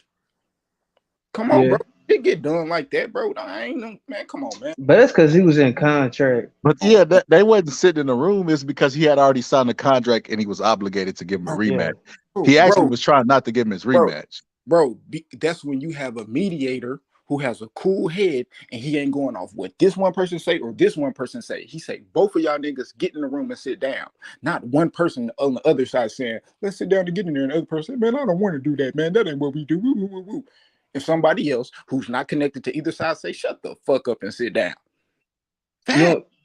So this is why I say that. They want to do it, bro. It doesn't want to be done. It can be done. This is why I don't get into the business of shit like that. I don't even like talking money talk and contract shit for that very reason. Because then you trust talking money or contract. You gotta trust sources though, right? You gotta. So when we talking this talk, I heard people come in and say, "Well, Bud agreed to everything that they said that they was gonna give him because they didn't think he was gonna do." And it's like, how do y'all know that? They don't know that. They're just saying, they're just making shit up, bro. They're assuming Bud said he was gonna take anything that he said. Bud never confirmed or denied that shit, bro. But like, that's why I don't get into these type of talks, bro. I don't know what was said. I don't even, bro, what the fuck was they doing in this meeting for that long if they didn't come up with a deal? What deals were proposed? I wish they would have just leaked the contract, bro, and blurred the names out. Like, that would help everybody out so much, bro. Like, y'all not gonna make the fight anyway, bro. Just show who was scared of who, bro. Man, Like, why you keeping that shit secret? it don't help me out, bro. Like, it's just logical. It's logic, bro. You got one nigga over here tackling, like, and you got another dude over there who obviously already lined up niggas who say he'll fight them. All that shit over. He come to the table when it's so hard to get a deal done, and then there's no guarantee, and it's all this weird shit. Which I don't care either or, because I don't feel like that's what made the fight not happen. Bud just said, I want to fight this year. And then that was their reason. Oh, fuck it, I'm pulling out. Woo, woo, woo. We gonna go on fight Thurman. All right, bro. Like, cool. He already was hollering at this nigga before the year was up, talking about you gonna spin a block. So come on, bro. Like, man. So do you think Spence is scared of Bud or Bud is scared of Spence? Either Oh, one. his people. I heard Earl on camera saying, on the recording saying, man, I gotta fight him, man. People killing me, bro. For the simple fact that Earl Spence don't want people to think he's scared of Crawford. He will get in there and fight him. Win, lose, or draw. It's boxing, bro. Like, but the people that control it, the monies, oh, Earl, big fish, this, the money, the this, and the that. He gonna take the belts and run. Those people don't want the fucking fight, bro. Earl wasn't at the table talking to him, bro. His people was TGB, Al Heyman. They was at the table, bro. They didn't make the fight, bro. Earl would have made the fight. Earl heard about 50 million and goddamn didn't know, like, yeah, he had to go and tell his boss and he didn't want it. And he said, ain't nobody touching the fight. That's what's wrong with it, bro. It ain't Earl. It ain't this person scared of that person. His people scared of that shit, bro. I don't know why. I can't explain to you that reason. But shit, man. This dude said Beterbiev will knock Yard out cold with the jab. Bro, I can't even laugh at that because The jab. yes, he knocked him out with a jab, but that's not even Kovalev's best punch. His right hand was his best punch. And he was older at the time. So bro, huh? Kovalev jab is his best punch. Hell nah, his right hand, bro. What would he drop Andre Ward with? It wasn't no jab, it was a right hand. Shit, that was a right hand. I mean, that was a jab. Bang. Man, hey, deeply go to what you buy a computer, bro? Yeah, I got one open right now. Bro, you know how to share the screen? I don't. Pierre, I'm not Pierre. Hey, you know how to do that shit, bro? I don't want y'all to see my tabs either. That nigga over there watching porn. Nah, I joked. I trolled. Hey, you know how to do that shit, Q? I'm tripping, bro. I'm at the house, bro. I could just go get my laptop, man. Let me get my laptop. Yeah, I'm tripping, bro. I'm still thinking I'm at work. Yeah, bro. Watch this shit, bro. Hey, man, I seen Roy Jones drop somebody with a jab. Well, knock him out with a jab. Yeah, I agree. In the thumbnail, I put a glass cannon, but right up under Anthony Yarde, bro. I feel like Anthony Yarde looks the part, but he ain't the fucking part, bro. That nigga that nigga Play-Doh, bro. He puzzle pieces. You know how puzzle pieces, like from a distance, they can look like a complete picture. You get up on them, bro. You can easily just flick one of the pieces out. That's what that nigga is to me, bro. Like he not it, bro. Like people don't even talk about his chin, bro. He was knocked out by a jab, bro. Bro, if this was AJ, bro. Like if this was AJ, bro. They would kill AJ. Bro, they'd be like, man, you gotta retire. They would call him a bodybuilder, all this shit that they already call him, bro. Man, you got knocked out by a jab. No one heavyweights punch harder, bro. They would crucify AJ for this, bro. This very thing that they give Anthony Yarde a chance with, bro. He was right. He did. He jabbed Ward with a right hand. I told you, Q.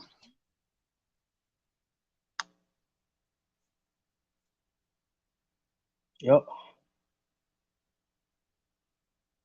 You seen it? Yeah, I seen he dropped him with a right hand.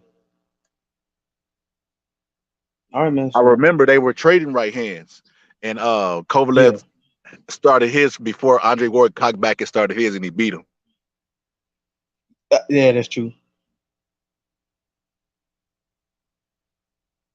The Ward started coming back, putting them hands on him. Man, Ward is cold, bro. Facts. I ain't gonna lie to you though, bro. Before this fight, I did not want Ward to take that fight with Kovalev, bro. Really? Yeah, bro. He was jumping up in weight, and then he went straight for a guy who was just steamrolling. Like Adonis Stevens was scared of fucking Crusher Kovalev, bro. Hey, what? This era, I missed it.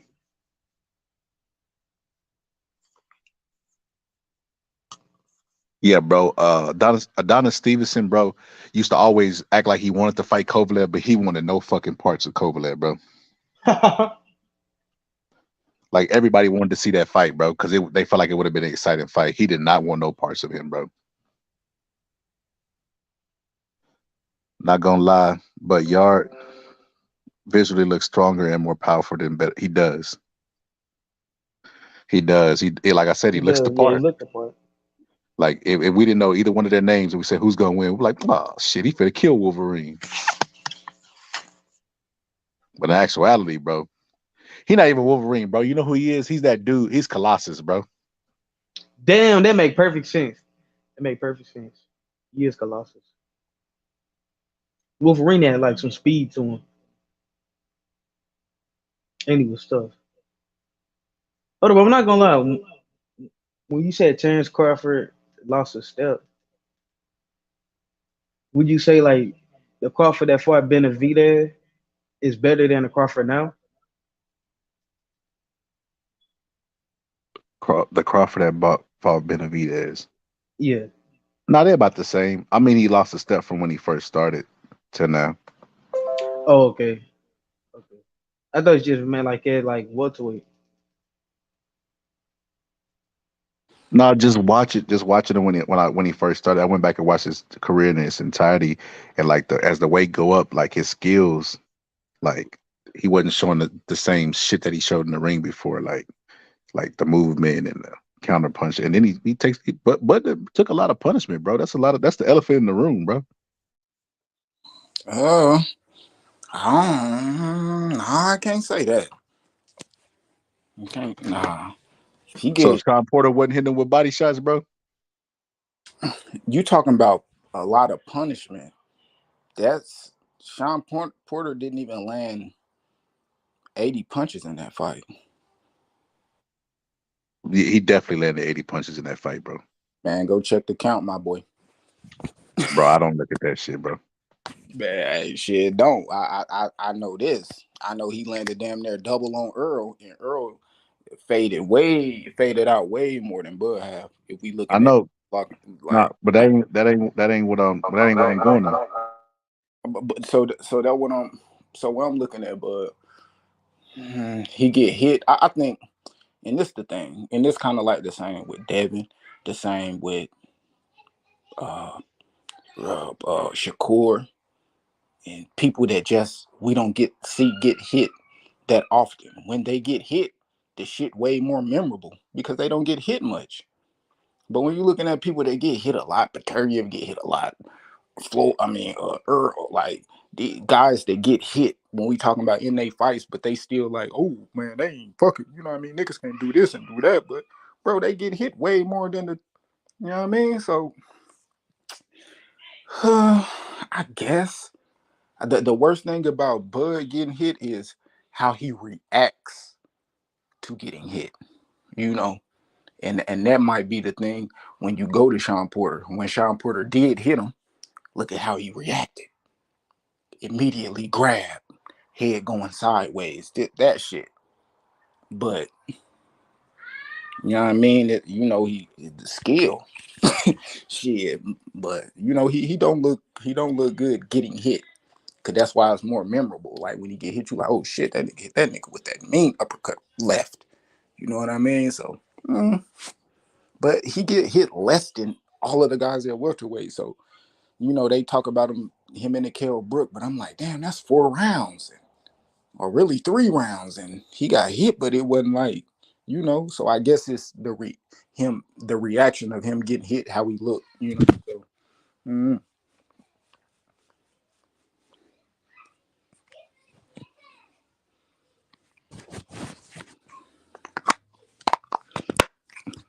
What you pulling up? That Andre Ward getting dropped by that jab? Like, can you hear us? Yeah.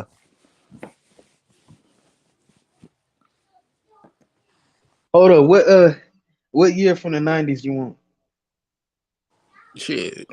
I mean, you could go to 1990, like 1990. Shit, the beginning of the decade. All right. So in the top 10, Can y'all hear me?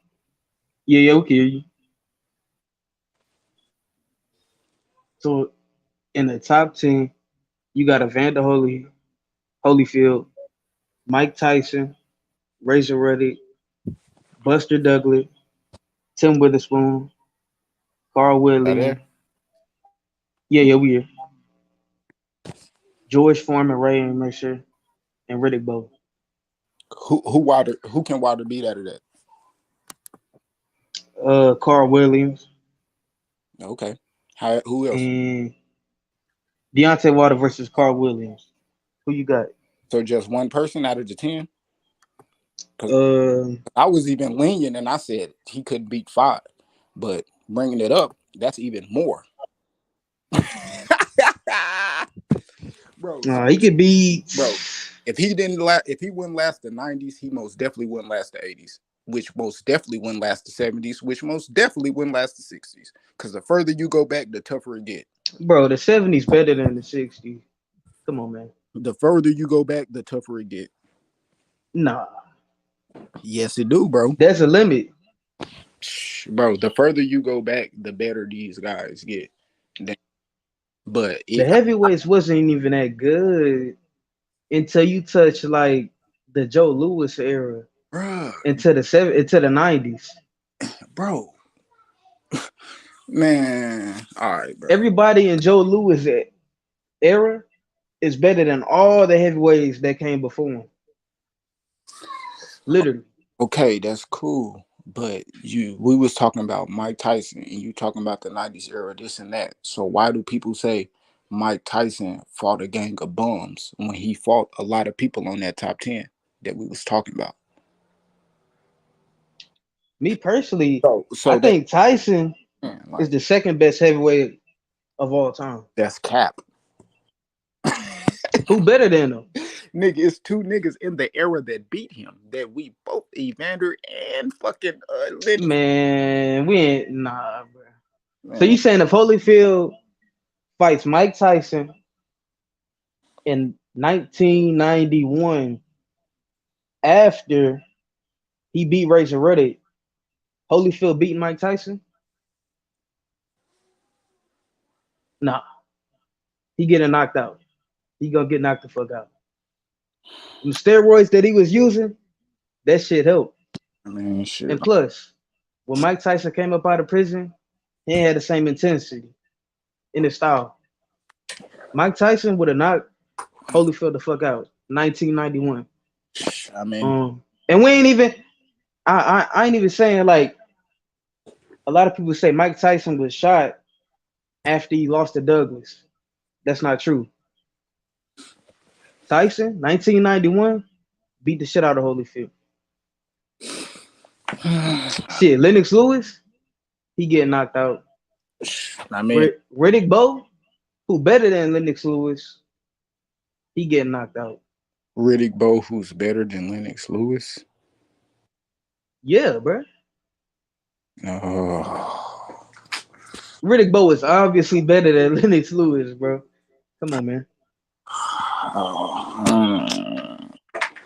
George Foreman?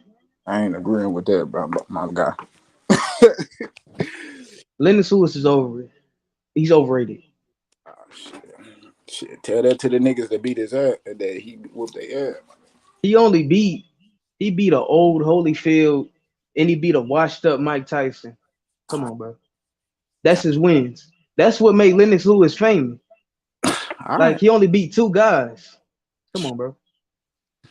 And you know Mike Tyson was washed up because he had a prison layoff. Then he got laid off after Holyfield. Then he came back off the couch and fought Lennox Lewis. That's a washed up Mike Tyson, bro. I can't even count that. Yeah, they dusted his ass off too. Yeah, he beat a washed up Mike Tyson. That's what he beat. Yeah, they dusted. That's like me saying. That's like saying. I'm trying to think. Like an old fighter that got washed. That's like saying Terry Norrie is the GOAT. For beating Sugar Ray Leonard. Terry Norrie is better than Sugar Ray Leonard because he beat an old washed up Sugar Ray Leonard. Nah, it's not the same. It definitely is. Okay, so what major fight did Mike Tyson win after he fought Lennox Lewis? Okay. What's Mike Tyson's biggest win, my nigga?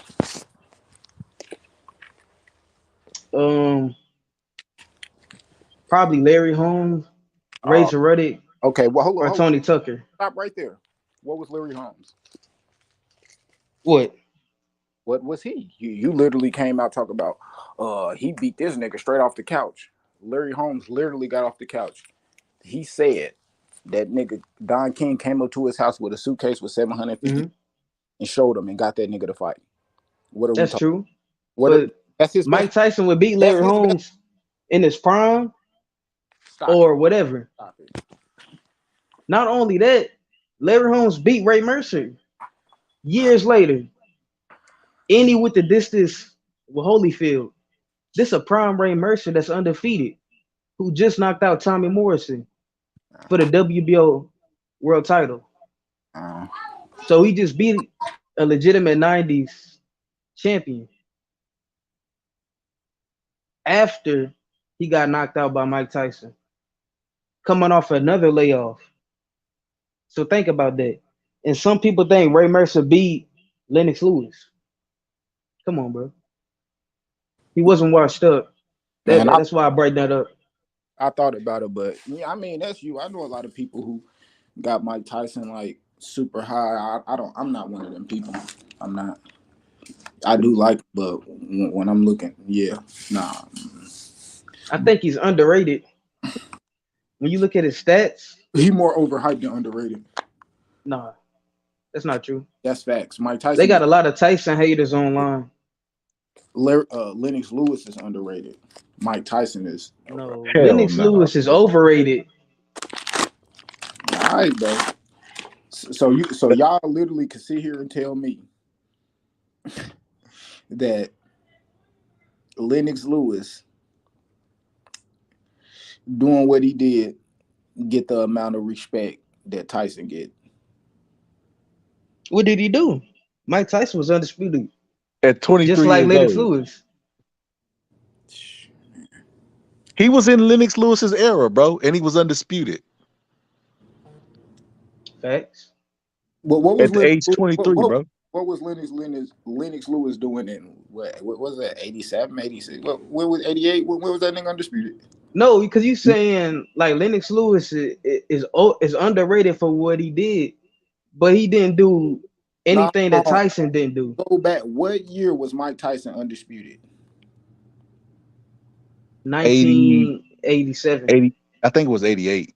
What the Well, fuck? 87. 87, and then he went and fought a fight that he didn't have to fight with Spinks because he was like the lineal champion. What was Lennox Lewis doing then? Lennox Lewis In the stayed in the Olympics. amateur. He stayed in the amateur. But that ain't Tyson's problem. About, bro? Bro, he's older than Mike Tyson, bro. He didn't have to stay in the Olympics. He didn't have to, but I'm saying that because nigga, he wasn't even pro. But that's not Mike Tyson's It just problem. goes to show you Mike that the Tyson levels that he was believed in his- operating on. Bro, Mike Tyson believed in himself. So he left the Olympics or the amateurs, went and got all the belts and accumulated them while Lennox Lewis was like, nah, I need to stay in the amateur a little bit longer. To get some more experience. Okay. What that mean? That means he believed in himself more and he accomplished more than Lennox Lewis did. Exactly. Man, bro. So if I come out right now and bring up a dude that didn't go to the Olympics and bring up a dude that did go to the Olympics, and I can sit there and say this nigga's better because he didn't go to the Olympics. No, you could say like, well, Tank and Dev yeah. are around the same age, right? Dev is undisputed and Tank is not. So Tank is Neither not better than Dev. Olympics. But Tank is still an amateur, bro. He ain't got no belts. Oh, okay. Yeah, no belts at all. Okay, we could probably do it like this. They ain't there yet, but you got Keyshawn Davis went to the Olympics. Abdullah Mason didn't go to the Olympics. What that mean? Are you making it about the Olympics, bro? I'm making it about their ages. The fact that Mike Tyson was younger than. I'm saying this. I'm not gonna say a nigga is not that because he was in the Olympics at a time another nigga was pro. Yeah, but why? But what, bro? Why is he staying in the Olympics at like ages 25 and 24? Because he won't. You beating up young guys at that point, bro. And You beating up kids. And that's the same reason I just brought up Keyshawn, who was a silver medalist, and he's 23, and Abdullah Mason, who is 17 years old. Okay, well, we can fast forward. We can fast forward to 91. Let's fast forward to 91 when they both pros. You know what happens? Lennox Lewis gets a belt, and Oliver McCall relieves him of his belt, bro, and his consciousness. And that's Mike Tyson's sparring partner that he got knocked out by. So y'all got niggas that get knocked out? Because that nigga got knocked out before Lennox Lewis even lost, bro. What are you talking about? Who? Mike Tyson. By Buster Douglas? Yes. Douglas? Yes, nigga. Buster Douglas is better. Tokyo Douglas is better than Oliver McCall. Bro, Buster Douglas got the fuck knocked out of his ass by Evander Holyfield. The nigga came in. Buster Douglas beat Oliver McCall. Wow, I didn't even know that. Yeah, he beat Oliver McCall, bro. So we playing triangle theory. I'm just saying, bro. You acting like this nigga Buster Douglas was a scrub, bro. Bro, he was my nigga. But he beat Oliver McCall. Was the nigga that knocked out Lennox Lewis. My God. Did Lennox Lewis knock out Oliver McCall? Nope. Bro. He didn't. Bro, okay, let's put it like this. Put it like this. Put it like this, Q. Are Put it you like serious, this, bro? Lennox Lewis, bro. Lennox Lewis did knock Oliver McCall out? Lennox Lewis, Lennox Lewis was removed by his Lennox consciousness. Lewis did knock Oliver McCall out? Bro, he nigga had a nervous breakdown in the ring, bro. No, that's a knockout? Out or not, bro? Yeah, he TK, bro. It was a TKO, bro. It wasn't. It wasn't. Quit playing, bro. He knocked that. You talking about he knocked him out? He knocked that nigga the fuck out. Buster Douglas, that nigga Mike Tyson ain't get his favor returned, my nigga. Come on. The nigga ain't want to fight him. So hold on. So look. Everybody talk about Lennox Lewis' accomplishments. This is what they gloss over. Lennox Lewis losses, bro. Like you talk about Tyson losing to Douglas. He don't got nobody. He has nobody else on his resume considered in his prime that he lost to it. Lennox Lewis was removed twice from his consciousness, bro, by Hasim Rockman, who's not even, if you named the 10 hardest punches of all time, you wouldn't name no Hasim Rockman, bro. If you named the 10 hardest punches of all time, you wouldn't put no fucking Oliver McCall in there, bro. Like, did Lennox Lewis knock those two guys the fuck out? Yes or no? You missing He didn't knock out Oliver McCall. Okay, so I'm gonna answer for you. So stop lying about that, bro. That's a lie. Yes, hold up. Both of them niggas that Lennox Lewis lost to, he knocked them out, bro. He returned. But you missing the point. He was removed from his consciousness, bro, by niggas that they even consider punches. And when he received his consciousness, what did he do to their consciousness? Do y'all remember what fucking Hasim Rockman head looked like? Do y'all remember that nigga in the starfish position, my nigga? Fuck out of here, y'all. I remember Lennox Lewis getting knocked out more than him knocking out Hasim Rockman. Yeah, let's not make it seem like Lennox Lewis' next fight after he lost to Oliver McCall was Oliver McCall, bro. He fought Oliver McCall years later, bro. Okay. Let's not act like he ran that grudge match and then knocked the nigga out, bro. Bro, did Mike Tyson get his get back, bro? Buster Douglas didn't want to fight him, bro. All right. All right. Yeah, he really didn't want to get another Mike Tyson check. Okay. Man, if we gonna keep it all the way real, Lennox Lewis wasn't even undisputed, bro. That's another thing.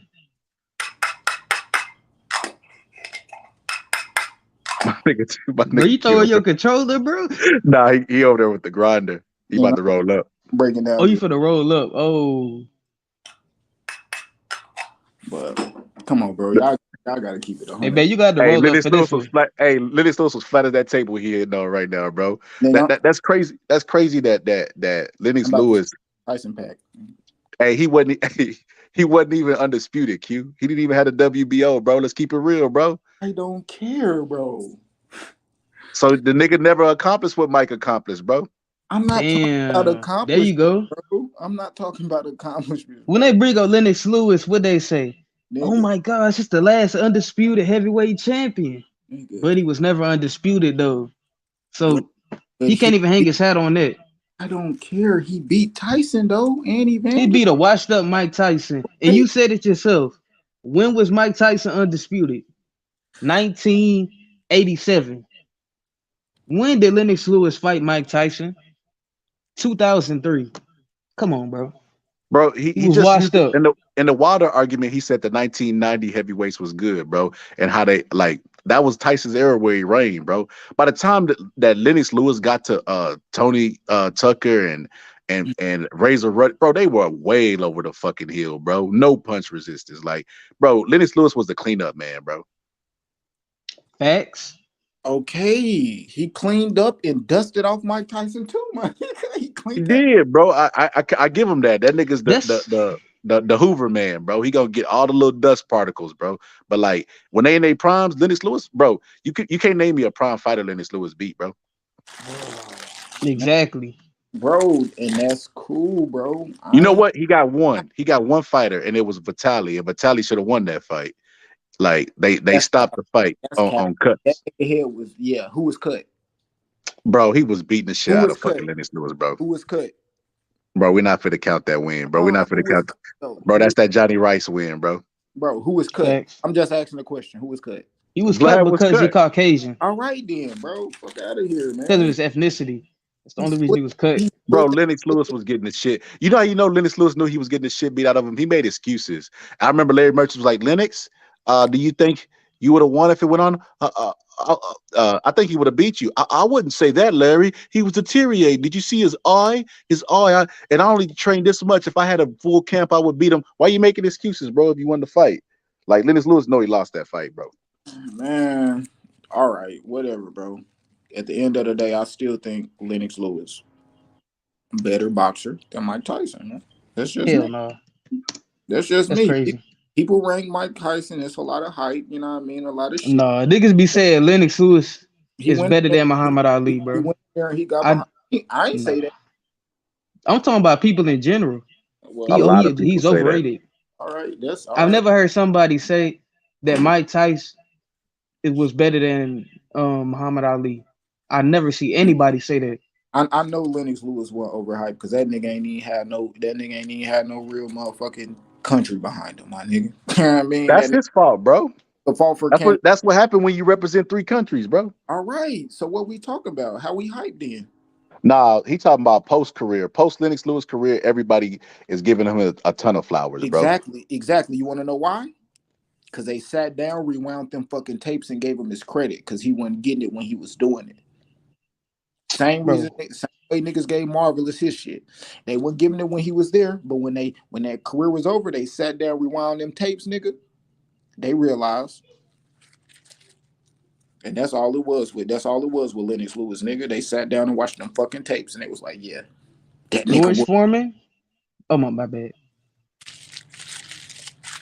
So, I mean, it's Lennox, bro. I like him. You know what I mean? Mike is Mike. I see what it is now, Q. You got a bias to punchers, bro. You don't like punchers. You're absolutely wrong. What is James Toney? That nigga's a boxer. He's a boxer. All right, bro. Yeah. Why his name Lights Out there? Because that nigga chose that name. That nigga is not no hellified ass puncher, bro. I done seen that nigga make nigga do the stanky, nigga bend this whole vertebrae backwards. Like, quit playing, dog. I seen. Is he anywhere? Have you seen him get any other knockouts comparable to Mike Tyson or Deontay Wilder? Yes. Bro, cut it out, bro. Bro, are you serious, bro? Yeah. When that nigga slid over and hit that nigga and that nigga whole body bent backwards, what are you talking about, bro? When he hit Montreal, when he hit Montreal Griffin and made that nigga do the stanky leg, bro. What are you talking about, bro? That was Roy And Jones. No, it wasn't. Roy Montel Jones didn't Griffin knock and out him went to Montel Griffin. the decision, bro. I didn't say he stopped him. I said he hit that nigga and made him do the fucking stanky leg, nigga. Wilder and Mike Tyson is stopping niggas though, bro. It's not even comparable. Bro, I'm talking, bro. So Mike Tyson was just wobbling people? Bro, this what y'all not understanding. How I look at, how I measure punching power is how the nigga's body react when they get touched. So if I'm looking at how a nigga body reacted when James Toney touched him, nigga, that dude got power, bro. What we talking about, man? Bro, if you could find me one knockout, bro, I'd cash up you $50 right now of James Toney hitting a nigga on the top of the head like Henry Tillman got hit and knocked out, bro. Like there's like, bro, he hit that nigga at the top of the head and folded him over, bro. Like literally, he was like in the yoga stance, just like Romain Stavern, bro. Wilder did the same thing to Ortiz, bro. Like there's levels to this shit, bro. James Toney's not a puncher like them, bro. Bro, you can go to my goddamn nigga, you could go to my goddamn my intro. I got like 2 different intros. Both of my intros got James Toney in them. And when he hit a nigga, they soul start rising and they body dropped. My nigga, what we talking about, man? Come on, Steven A. Stop. Cut that out, man. Okay, name a power punching middleweight that James Toney punches harder than.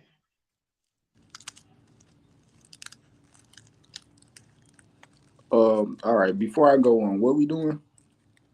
Like, what y'all thinking I'm saying with James Toney? You said James Toney was a hellified ass puncher and he got punching power. So he's saying name name a list. I mean, Tyson and Wilder is arguably top 10 if you make a list, bro, like in the heavyweight. So name some middleweights that James Toney can mix it up with and power is comparable to. Yes. Hagler. Bro, what?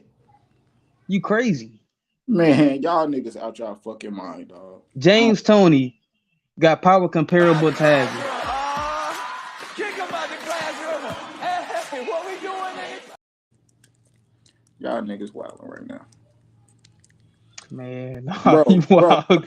Bro, show me you wilding with that comment. Show me the knockout that y'all going super duper crazy that Hagler did that got y'all. Oh, that nigga. Like, where are you talking? Show me. Wait a minute. So now Hagler can't punch? No, bro. Y'all That's exactly what he suggested. Stop. No, I'm not. No, I'm not. This is what I just said. Show me. I didn't say Marvin didn't have power. Y'all saying he got more power than James Toney. So I want to know. Y'all tell me the fight. Show me that person that he done. The people that he was out here knocking, flexing, got him going, knocking plumb the fuck out that make you think Marvin Hagler is that over James Toney. Bro, you should maybe pull up some clips, bro. I just pull up the Andre. You see Andre Ward getting dropped by the right hand, right? Yep, that's right. I don't see it. Damn, you made me go through all that trouble and you weren't even looking. Oh yeah, I seen it when you put it up there. I mean, he knocked that nigga down with the right hand. I should have bet you on that shit, bro. But yeah, bro, like Marvin Hagler punched harder, bro. Like I ain't like that shouldn't even be a debate. That's not even debatable, bro. I feel like James Toney will beat him in a match, bro. But I would never say. I didn't say he do or don't punch harder. I'm talking about they in the same realm. Hell no, bro. Man, y'all out y'all fucking minds. No, bro. You trolling? You're not serious. No, you're not serious about that. You trolling. Y'all in this bitch. Bruh, nah, you trolling, bro. James Toney ain't got power, but I seen him knock out a heavyweight. Okay. We ain't say he don't have power. What are y'all talking about? He just not don't got devastating power, bro. That knocked out a heavyweight, bro. What are you talking about? He don't got devastating power, bro, is what I'm saying. No power to make motherfuckers stop that Evander Holyfield fight, nigga. But that's not as devastating, bro. We just beat the shit out of Holyfield. Hey, that's how we go. That's how the cookie crumble, my nigga. Hey, He beat Holyfield. Holyfield was deaf by 1,000 cuts, bro. It was like 1,000 bees attached to the Yeah, voice. bro. It wasn't like the nigga just knocked Holyfield block off, bro. Hey, Holyfield is on the list as being stopped. You know what I mean? Stopped. Man, Q, we gotta stop this shit, bro. We gotta stop this. I mean, y'all gotta. I'm still waiting for for the clips. Like who? Yeah, like what? Who? How are y'all refuting that James Toney don't got the power? How are you refuting that James Toney don't got the power? Instead of me trying to prove that y'all that he do, show me that he don't, my nigga. Please. He threw 1,000 punches in a fight, bro. Oh my god, bro! If he had power, it don't take 1,000 punches. He landed when he made when Barkley spit that mouthpiece out, bro, he should have been in dreamland, bro. Did he land or did he throw 1,000 punches? Bro, he landed that punch on Barkley and made him spit his mouthpiece out, bro. Barkley should have been dreaming, bro. Shoulda, woulda. Exactly. He should have been falling all around the canvas. Shoulda, woulda, coulda ass shit. What we talking But about? that's because If he James was Toney punching wasn't like that. devastated, bro. Man, that ain't good enough, bro. I'm gonna be honest, that ain't good enough. Bro, we just watched the fight together with Iran the Blade Barkley, bro. He was just beating the shit out of him. He wasn't staggering all over the place, tripping over himself. The referee had to stop the fight, bro. If James Toney had power like that, bro, them clean shots he landed, bro, Iran the Blade Barkley wouldn't even have no teeth left, bro. Exactly, because he was hitting with everything.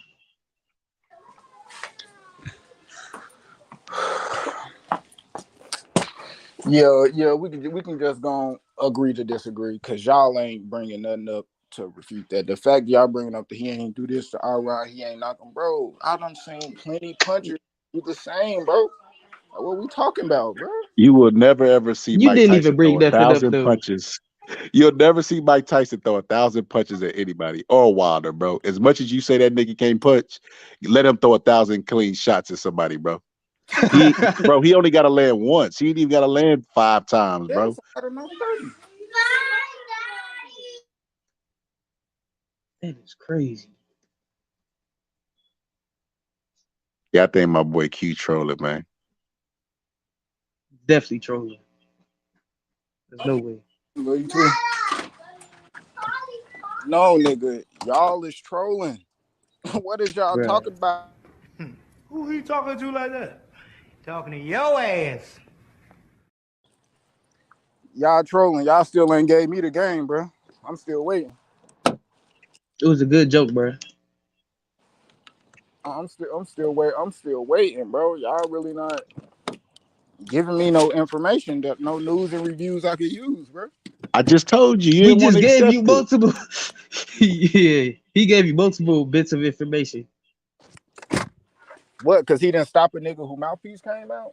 Bro, yes, bro. That was a clean shot. And then you talk about 1,000, bro. That nigga James Toney ain't never hit a nigga with 1,000 punches. Yeah, he threw 1,000 punches. He didn't land 1,000 punches. Okay, so out of those 1,000, how much you think he landed, bro? Nigga, he's accurate. You tell me, you got the stats, man. James Toney is an accurate puncher, bro. So we could just take half of that, 500. Well, bro, we can. No. What did he really hit him with? I don't want to hear no. Oh, we gonna say he did 50. No, you got the stats. So, bro, okay, 1,000. bro. Tell me how many he really landed. Bro. We could go with the lowest number possible, bro. We can go to 100. We can say James Toney missed 90% of those punches, bro. He landed 10%, right? So he landed 100 punches. 100 punches should be enough, bro. Julian Jackson, he don't need 100 punches. Gerald McCullough, he don't need 100 punches. Mike Tyson, definitely don't need 100, bro. Be real, man. Stop doing that, bro. We ain't comparing him to no damn Julian Jackson, bro. Come on, man. Those is real punches. Bro, you just said that's James Toney could punch like that. I didn't say James Toney is the most hellacious puncher ever, bro. What are you talking? I said the nigga got power. Oh, hell no. I don't even know where you sitting at.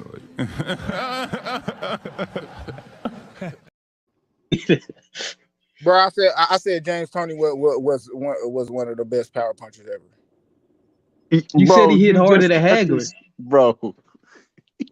Bro, I said him and Hagler in the same realm, bro. Oh, Bro, hell no. Hagler's one of the hardest hitting middleweights of all time, bro. Bro, if James Toney Exactly. stayed at 160 his whole career, what the fuck you think niggas would have done, bro? What are you talking about, man? I don't. The nigga got pound for pound power if he going all the way to fucking heavyweight. Man, stop that shit, bro. Y'all niggas tripping, man. Stop that shit, bro. Y'all niggas is tripping, Why bro. you get mad? Chill. Y'all niggas is tripping, bro. Be real, bro. Damn, Q, hit the blood, bro. Hit the blood, take a look. Oh, damn, bro. James Toney ain't no all-time puncher, bro. That's my favorite fighter of all time, bro. I wouldn't even say that shit, bro. We not saying he pillow fisted. He just, Bro, he ain't no not a Paulie devastating. Malignaggi, but he not no Deontay Wilder or Mike Tyson either, bro. Exactly. Like, bro, we just watched film. Bro. I just told you how that like that nigga's one of my favorite fighters of all time, bro. I would never like you know what I mean? Like, I would never try to take credit from my favorite fighter of all time, but I also wouldn't give him credit he don't deserve, bro. And to put him in the same realm as Hagler, bro, that's kind of absurd, bro. Exactly.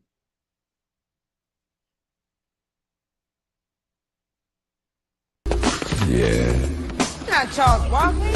Sing it It's a out. wannabe who looks like him. Mari, break out. Shouldn't even be here. Be gone. Wannabe, be gone. Damn. They really robbed James Toney. Who? Because, hold up.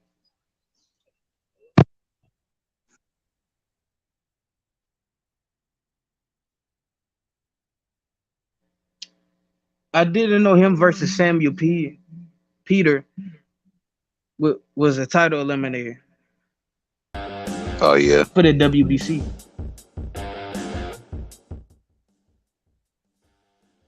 Yeah.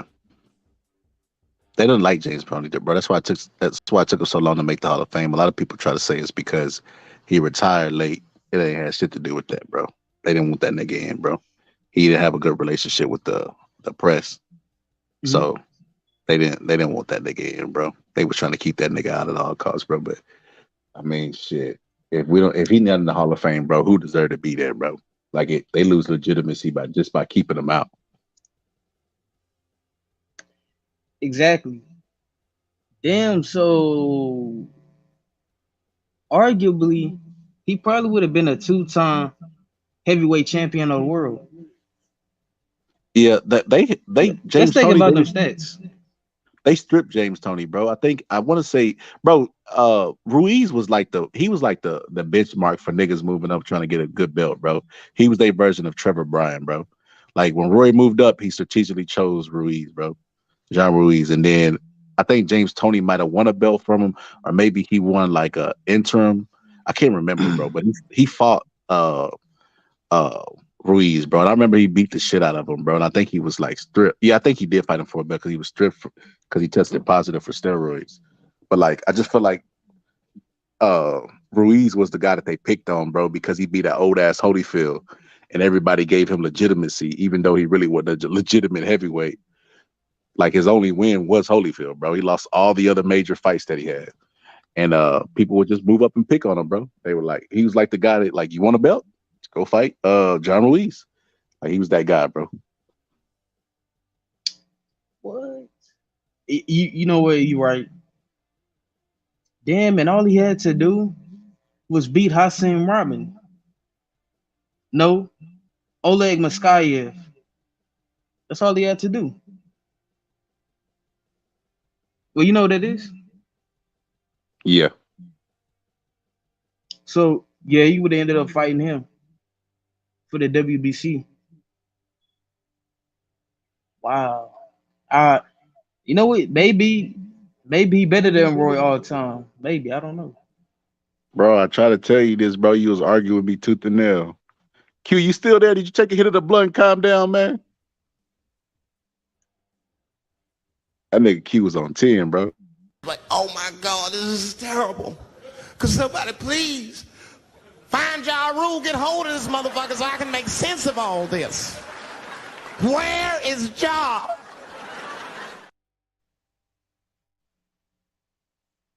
Man, is it really barren out here, man?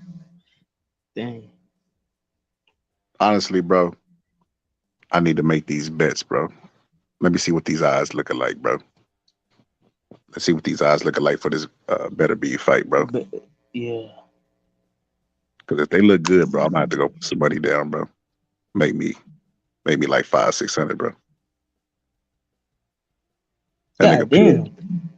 Yeah, you can make a lot, 600. bro. You got to pick the round. That's why I was telling Puro, bro. Like, if you pick the round, bro, and you put the money down, you can win big. But it's a gamble, bro. That right there show everybody. What's everybody's favorite saying on YouTube, bro?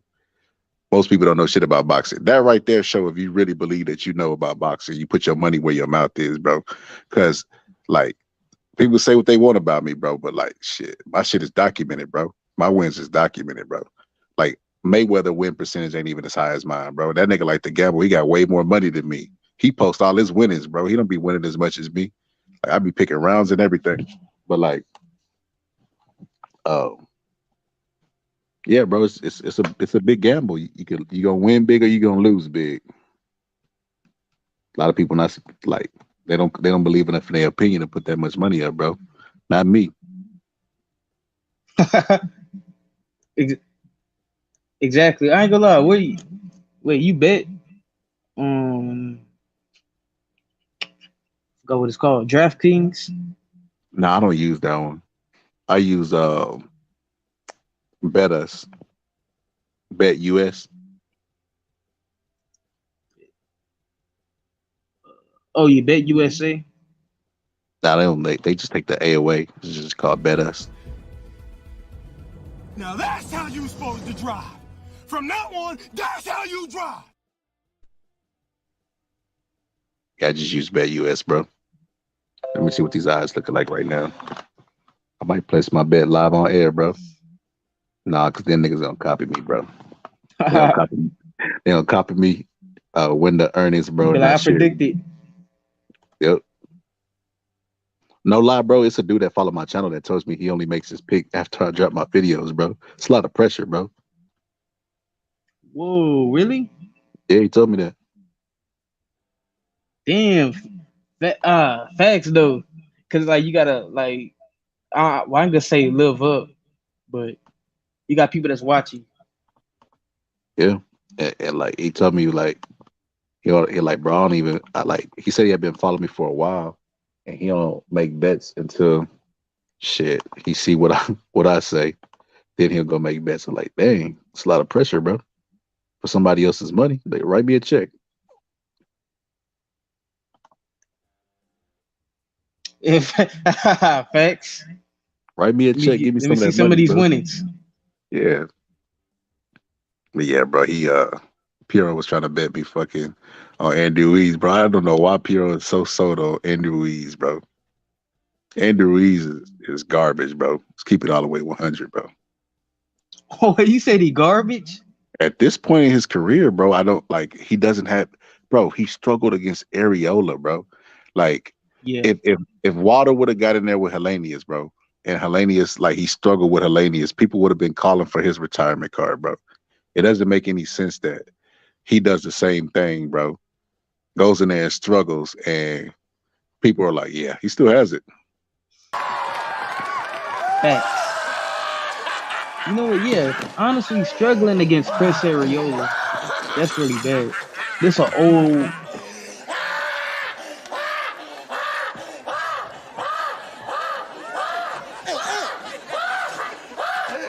Okay, fat jokes. But shit, I ain't gonna lie. Him beating Andy Ruiz would be like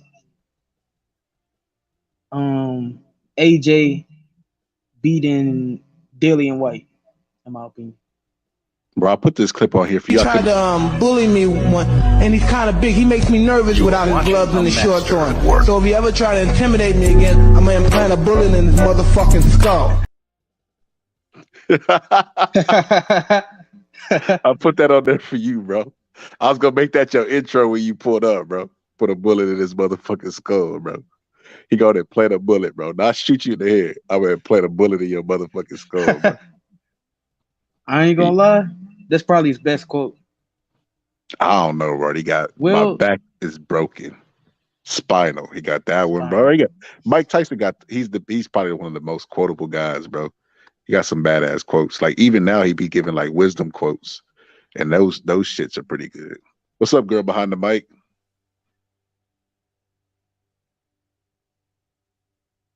Girl behind the mic's gonna write my autobiography, bro. Oh, real talk. Nah, I honestly, girl behind the mic, we need to do a live together. I know you're nervous about that, but we definitely need to do a live together. I'll pull up and moderate. Look at my boy Piero pulling up out of nowhere. Piero, what's good? Not much, man. I was just working on some computer shit. You know, just fucking You know, Piero, I noticed you sniffed when you cook the came. scholar, not just playing.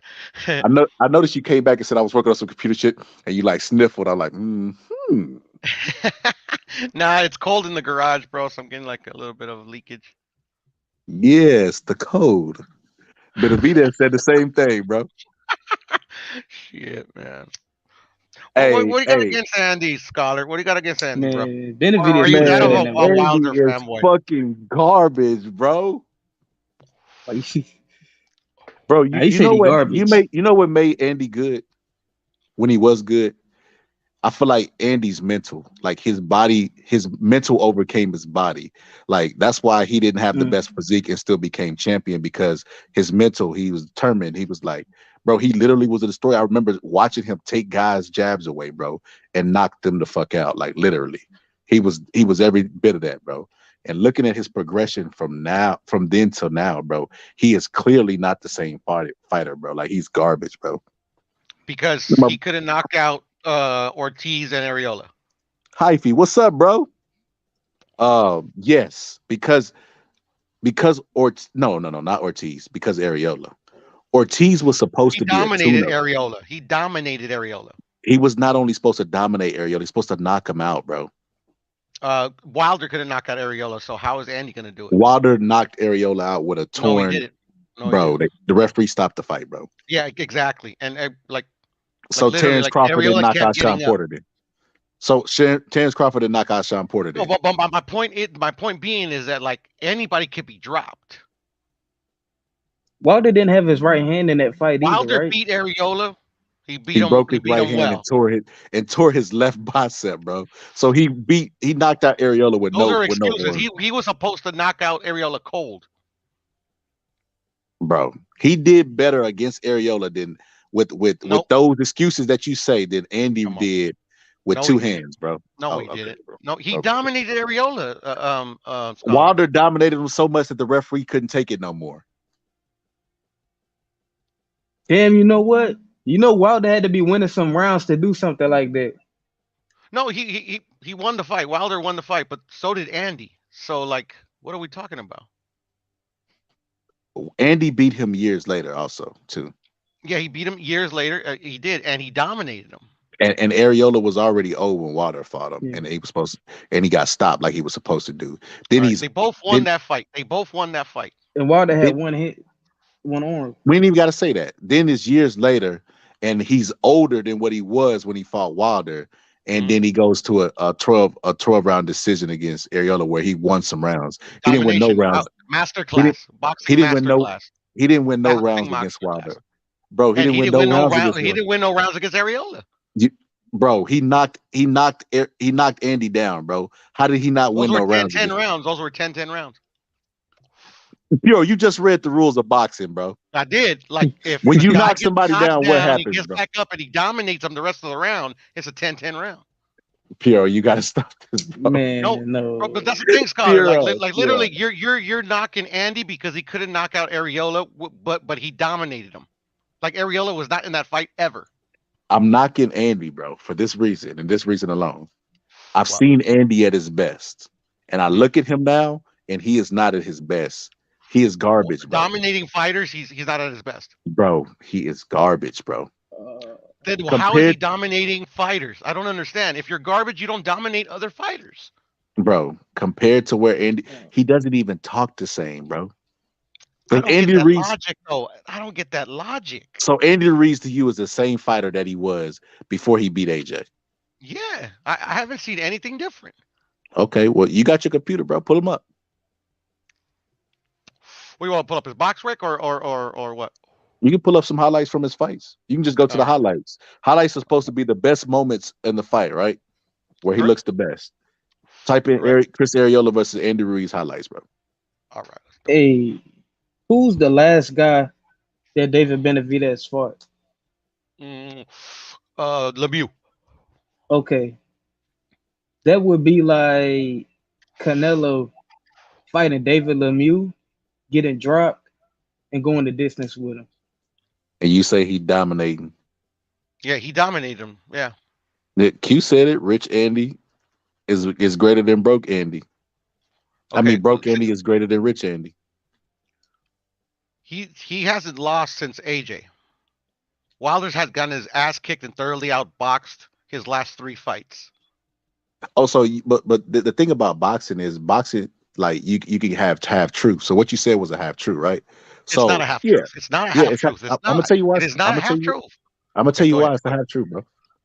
Andy Ruiz, bro. You can win in boxing and lose, right? Boots just won, but he lost. He lost because he was exposed and he didn't stop a guy who he's expected to stop. Andy Ruiz won the fight against Areola, but he lost because he was supposed to go in there and knock him out and showcase his new talents. But he didn't do that with Eddie Yes, he Reynoso. did.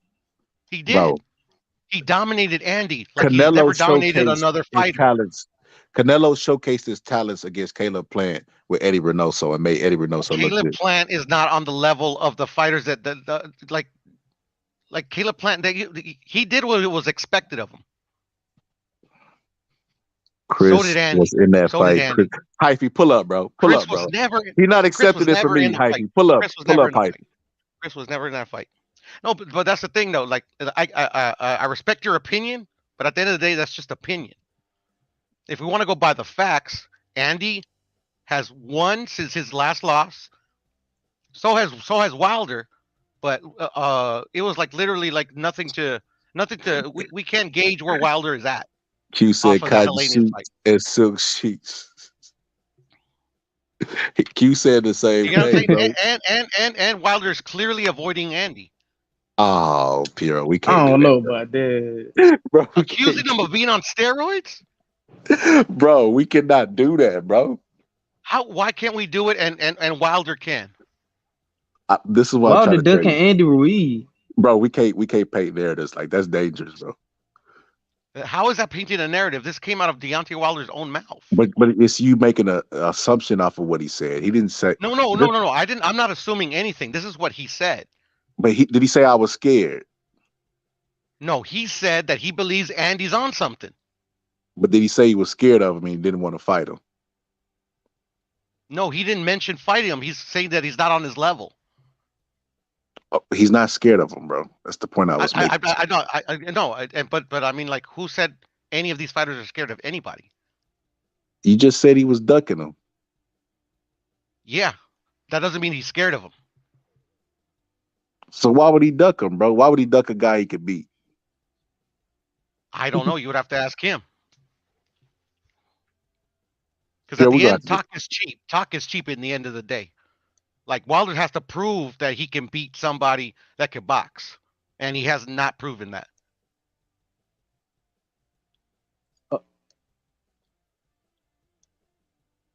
Bro. He beat Ortiz. I'ma Yes, just he did. I'ma just Yes, have to he bet. did. I see what Puro is. Puro's from the show me state, bro. He ain't the person that you can convince with your mouth, bro. You just gotta bet him, bro. I'ma just bet him when the fight happens, bro. But I mean, we should all be from the show me state, though. Nah, bro. Somebody can convince me with facts, bro. But I just gave you facts, but at the end of the day, I'm not trying to convince you. But I just gave you facts. Okay, what facts did you give me? Wilder has yet to beat somebody that can box. Andy could box. Ortiz couldn't box. Yeah, but Andy was better. Nah, man, nah, he's not a better boxer. Then Ortiz, yes, he is. He beat the ever living shit out of him. Did you see his eye? He looked like the guy from. Have you guys ever seen the Goonies? Have you guys ever seen the Goonies? Oh, Hey, you guys, remember that? you know what? Yeah, You that know dude like what? Marvin Hagler. I see what you're talking about. I see what you're talking about. I forgot. I forgot they fought. You forgot who fought, I forgot. Andy fought Ortiz. I forgot. bro. Bro, he fought a Boring ass fight. 60-year-old. Boring ass fight. But, you know, Bro, he I fought a already knew. I knew that was gonna 60-year-old happen. Ortiz, bro. Like when Water beat him, he was already fucking He was 50, 50. bro. He was And then 50. So, by the time okay, Andy so we'll Ruiz got scratch to that him, he one. was Cancel each 60, other's out bro. then. That one will cancel each other out then. He was well past his prime when Andy got to him. Bro, He was like, he looked like he was disappointed that he was going down from them shots, bro. Like he looked into the camera like, guys, I don't got anything left. It's gone. Yeah, I mean, I walked this world for like a god. Almost had him out of there, and he sucks. yeah, he was old. Yeah, bro, he dropped him with a jab, bro. Like that's crazy. Like, yeah, that's why Andy can't. Yeah, he can't get that from me, bro. Like the only fight that I have to gauge him from, bro, since the loss against AJ, is Areola, bro. Bro, I tell you, bro, pull it up. What you scared to pull it up, yo? You No, ducking? I'm ducking. Like literally, I've debunked every single one of your points. Okay, well, you know how I do, bro. We can go to the X's and O's, bro. I can show you exactly what I'm talking about. All right, I'm gonna pull it up right now. Water is a poor sport, score loser, falsely accusing fighters. He doesn't realize when he accuses all of his counterparts, he destroys the sport. Ortiz KO Martin. I won't go that far, but I mean, he he talks destroys out the of his ass sport. all the time. He talks out of his ass all the time, but I wouldn't go That's this far. true. Say he destroys the sport. Come on, bro. He destroys the sport That's a because he little. can't accept That's a his little loss. far. Yeah. That I sounds mean, he more destroys like a his personal reputation. problem. He destroys his integrity doing that. I don't know, bro. A lot of these fighters, bro, people don't realize the fighters are just entertainers, bro. Like it would be like judging Stone Cold Steve Austin for what he does outside of wrestling, bro. Like he probably beats his wife, bro. Allegedly. But yeah, like I mean, I don't care. Accusing a guy of attempted murder is not my idea of entertainment, but hey, to each their own. I mean, it was shit. He got to tell himself that, Pure. He can't say this guy was better than me. There's a guy out there that exists that's better than me, and my best wasn't good enough. He has to think like that, bro. Nah, he doesn't. Bro, Vladimir Klitschko lost and said his water was spiked. Damn, there you go. All right, so we're gonna give these guys passes for being delusional by not No, taking a loss. you just got to understand the mind of a fighter. The mind of a fighter, if they're going to continue fighting, they can't accept the fact that somebody on any given day was better than them. So the way that they cope with that is they say this guy had to cheat or do something else to beat me because there's no way he could beat me regular. And because they tell themselves that, they're able to have careers after that loss. Whatever it takes to get them over that loss. I don't want to see fighters fall off the cliff after a loss because they already don't want to fight each other as it is. Why would anyone want to watch?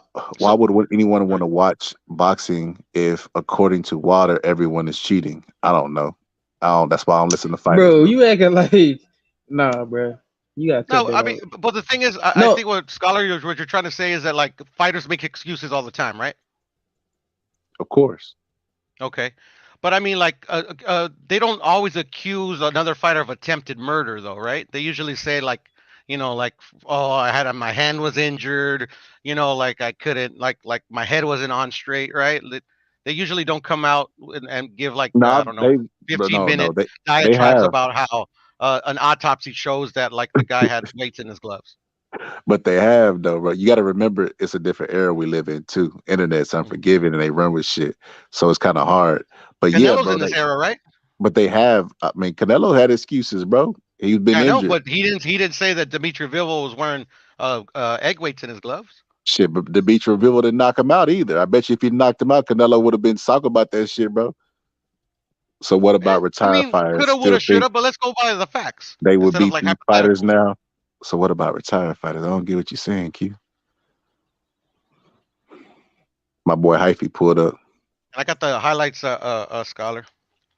All right, pull it. How do I do it?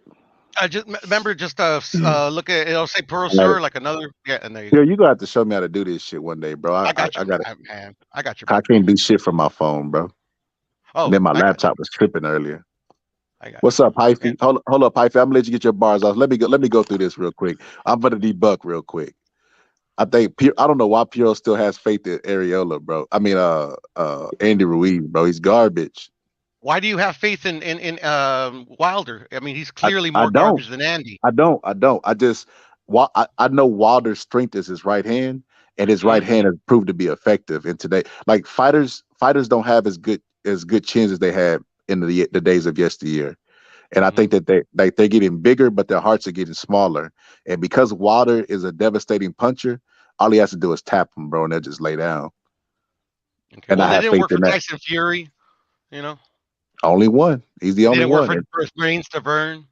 And that motherfucker said he had memory loss. Remember that? That motherfucker said after he got out the ring, bro, he was losing memory. So did Timothy Bradley. That's not good. I know, but he Wilder, still ended Wilder up may have, being Juan Manuel he may, Marquez. bro, he might have lost the battle and won the war. Motherfucker losing memory on his brain, bro. Yeah, but hey, Timothy Bradley didn't lose a war, did he? Shit. I mean, that motherfucker, I don't know, bro. He made it to the Just Hall of saying. Fame. Yeah, he beat Juan Manuel Marquez. He also retired early too. The fights took a lot Yeah, out of his career. he retired a little bit early. Yeah, I agree with you. All right, let's press play. All right, let's show Mr. Snickers bar. He coming out there.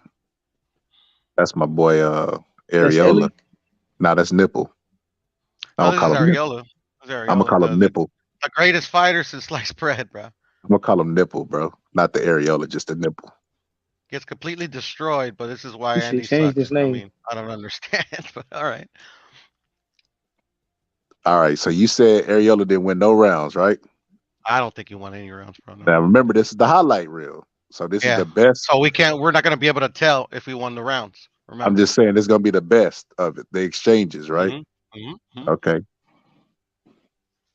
I remember this. Andy Ruiz was supposed to come out and look really impressive. Everybody was scared for Areola. They was like, "Oh my gosh, why is Areola getting back in the A ring?" boxing master class is not impressive, scholar. If you look, this is not a master class. If you go back and look at Areola's last fight before this one, bro, it was inactivity there. Like they brought this guy to be in a sacrificial lamb, bro. And he was. You gonna get flagged for this, bro? Who is it? Is it PBC? Oh, this is PBC. Yeah, you want me to take it off? Shit. Yeah, I'll take it off. I'll take it off, bro. I mean, because at the end of the day, I mean, like, bro, like, facts are facts, bro. Let me fucking stop sharing this shit. I just lose my fucking mouse thing because it's like. Yeah, get this master I'm looking class at off. two screens. Get this master class off, bro. Yeah, I'm trying to. There it goes. Okay, cool. Boom. Yeah, man. Oh, he said on the show key moments, not the full screen. What's up, Hyphy? Yo, peace. What's going on, brother? What's up, man? What up, Hyphy? What's going on, brother? Go ahead, man. Cook. Chilling, man. So, I guess I'm like split in the middle of both you guys' opinion because to me, Andy did dominate that fight, especially the second half of it, but he had more success than people thought, a la the two knockdowns. Yeah, I do feel that Areola won some rounds in that fight, but Andy clearly won the fight.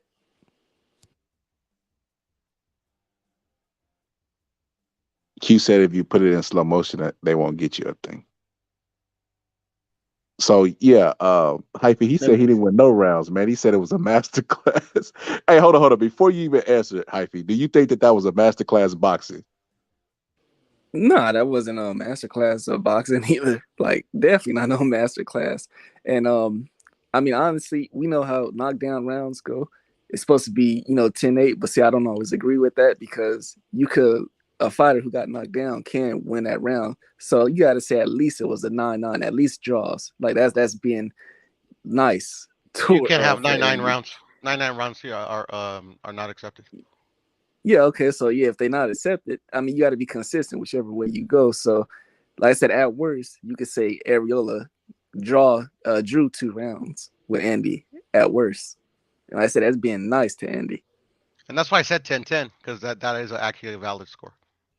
Man, Well, 10 that's yeah, but see, I thought I was supposed to be scored 9-9. Yeah, no. I don't know. 10-10 is for rounds without knockdowns. No. 10-10s are for rounds that like literally somebody gets knocked. Yeah, there only happens if a knockdown happens.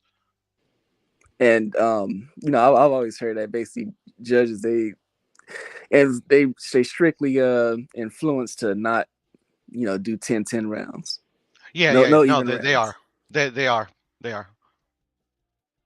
Yeah, but anyways, if people, you know, looked at Ariola's career, I mean, it spans over 2 decades, but this dude's career has just been full of ups and downs where he has taken stuff serious, he hasn't taken it serious. For example, like when he got the call for Wilder, I think he was just, you know, somebody just sitting on the couch and he just accepted the fight based on money. Whereas he went into fights like Andy Ruiz, the Adam Kalinowski fights, actually trying to win. You know, he put himself in some decent fighting shape. And yeah, that's what he was when he fought Andy, and he still came up short. I know he was about 40 years old when he fought Andy, but I said he came into the fight almost in the best position he possibly could be. He just still came up short. I don't know if you call what one of my lies, bro. Now they deleted, so you might not cut them. But I always say that the most luckiest heavyweight of all time, bro, is Chris Arreola, bro. He got more opportunity. You know they say like, do not miss your chance to blow. This opportunity comes once in a lifetime. That nigga got like, bro, he destroyed that myth, bro. That nigga got like 8 tries at the plate, bro. Like he's the luckiest like heavyweight of all time. Like from the Vladimir Klitschko's like to the Deontay Waters, bro. He fought Deontay Wilder, bro, and Deontay Wilder broke his right hand and pulled his left arm, bro. Like, bro, you don't get that lucky in a championship fight, bro. Like, what are the odds of that happening to a guy who, you know what I mean, that who you're supposed to be a sacrificial lamb to? If he loses both arms, bro, that's some luck. That's some Johnny Rice shit. Like him and Johnny Rice, I say perhaps are like the 2 luckiest heavyweights of all time, bro. Ain't no luck in boxing, bro. Oh, it's definitely a luck in boxing, bro. Yeah, I remember like way back when we diminish these fighters saying that. I remember like way back when, you know, after he fought who was it, Vitaly, and then after that they tried to build him back up against a fighter like Thomas Adamek, and he came in that fight just totally out of shape, and he didn't even try. And after the fight, he just said like, he basically said, "Fuck it, like I don't even care." Bro, I remember him fighting what's that guy's name? We got a draw with him. God damn it, I can't think of this guy. His trainer wanted me to spar him. What is his name? Shit. Greg Cassie. Travis Kaufman. Yeah. I remember when he fought him, bro. Like, I feel like he lost that fight, bro. But bro, he kept getting opportunity, bro. Think about this, bro. He fought Stavern for the WBC title after losing and saying he don't give a fuck with the Thomas Adamax and losing to Vladimir Klitschko. He had a shot at the WBC title, vacant title for Stavern. With Stavern, like a beatable guy. Lost that fight. Did he earn it though? His shot? No. No, he didn't win any fights. No, up into that vacant shot. Okay. He definitely didn't deserve that, bro. Like if you go look at the wins that he got, he did not deserve that fucking title shot, bro. I remember like it was on ESPN and they were like covering it, and he was talking about like how he was out of shape and he had took boxing serious, and this is the first time in his life, bro, that he's taking boxing serious and that he's going to go out there and get the W, and then he ends up getting his ass KO'd. Then a couple years later, he gets another shot at the title, bro. Like, bro, he gets shot after shot after shot, bro. Payday after payday after payday, bro. And he is so undeserving and like fucking not like dedicated. All right, so he knocked out Seth Mitchell to earn that shot. Yeah, that was like his last I guess we could say decent victory, which I don't even consider Seth Mitchell. You know, he's a converted football player. And after that fight, we never heard of Seth Mitchell again. And I think that was almost like 10 years ago. Still earned it though. Yeah. I give him that. Man, And that's all you can ask from these fighters is to earn it, not to he be shouldn't given. even been ranked, bro. He shouldn't even been ranked for that WBC title, bro. Because that title was vacant because Vitali had retired. Hmm. So you mean to tell me if Vitali had stayed, he was gonna be like a mandatory? That makes no sense, bro. He didn't deserve that title shot, bro. I mean, he beat Seth Mitchell for the shot. I know, yeah. We established who he beat to get the shot, bro. And I'm saying he's still not deserving of that, bro.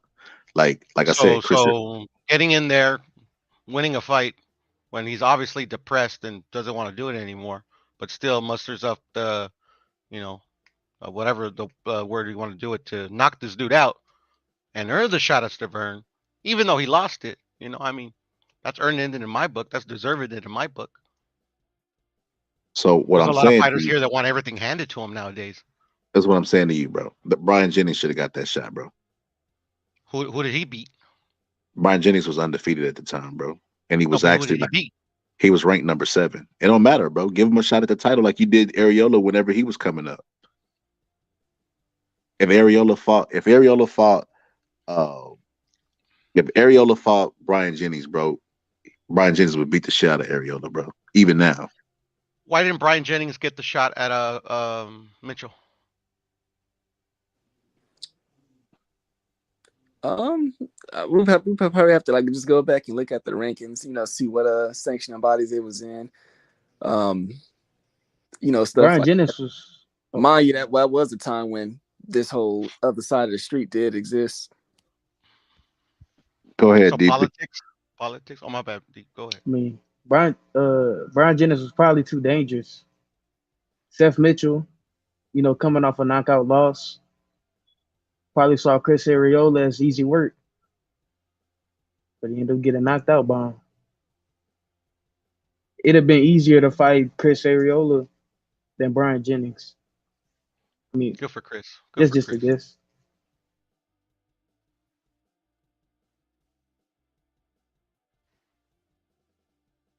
Yeah, that's not gonna change my mind, bro. Chris Trying Areola, to, scholar. Not trying to, scholar. he's undeserving, bro. Like I think if you ask Chris Areola, he would say it himself, bro. Like I don't think what I'm saying is just so far fetched, bro. I think Chris Areola would be like, "Yeah, I didn't take my career as serious as I should have. I got a lot of opportunities and I blew them." I think he would tell you himself, bro. I don't think it would it's not a secret, bro. Like I said, No, it's not. It's not a secret. But the thing is, at the end of the day, he still earned it.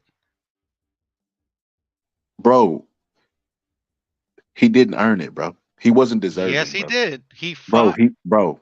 Seth Mitchell for here. I'll tell you exactly what he fought him for. Bro, here, pull up your screen, bro. He fought him for the WBC International Heavyweight. Okay, pull up your screen, title. Pierre. Let's go to the heavyweight rankings, bro. At that time, I bet you Brian Jennings was right higher than him, bro. Okay, but let's say that he is. Why didn't he get the shot then? Why did Arreola get it? But see, now you're asking me questions, bro. I don't know why sanctioning bodies do what they do, bro. I can remember that. I tell you, I stopped questioning what they do when I realized they were just making the shit up as they go.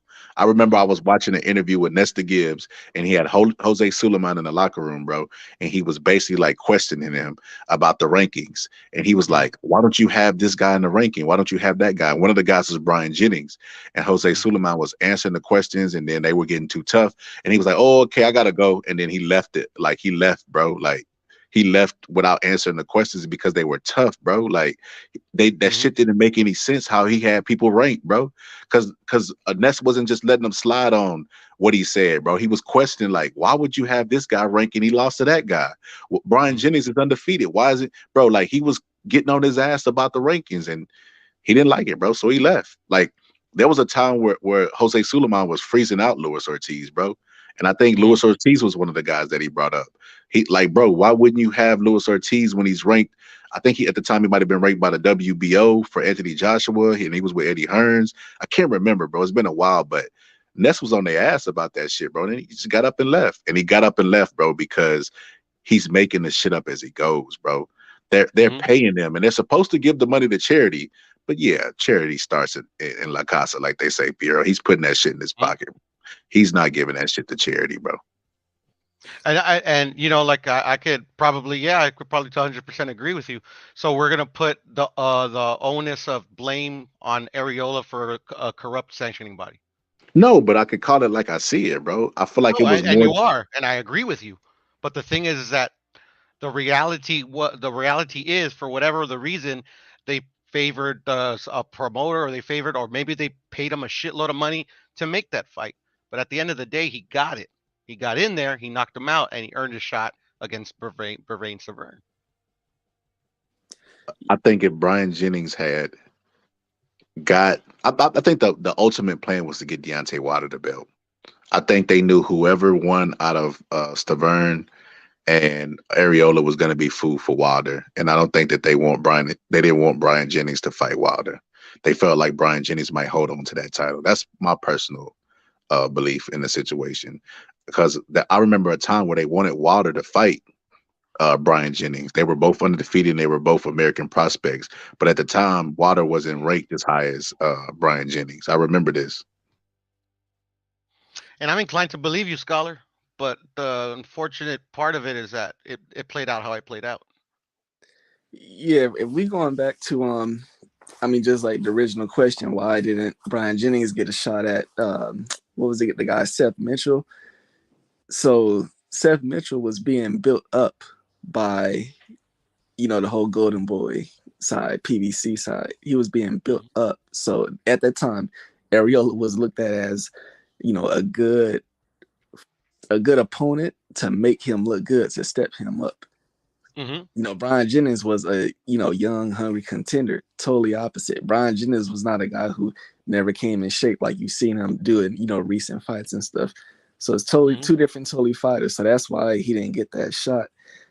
We'd have to go look at rankings and all type of stuff. But I just say we got to factor in even that time. That was the time when this whole promoter war was going on. I 100% agree with you, Hyphy, and you're just making my case stronger. Thank you. I appreciate that.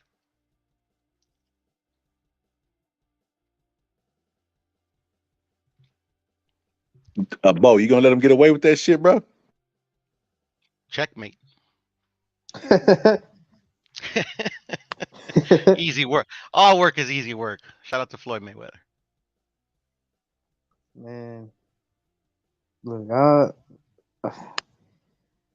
you know, I don't even know if I want to say nothing, man. I'm gonna just let it be what it be. Yeah, man. Can't go back in time. Fuck it.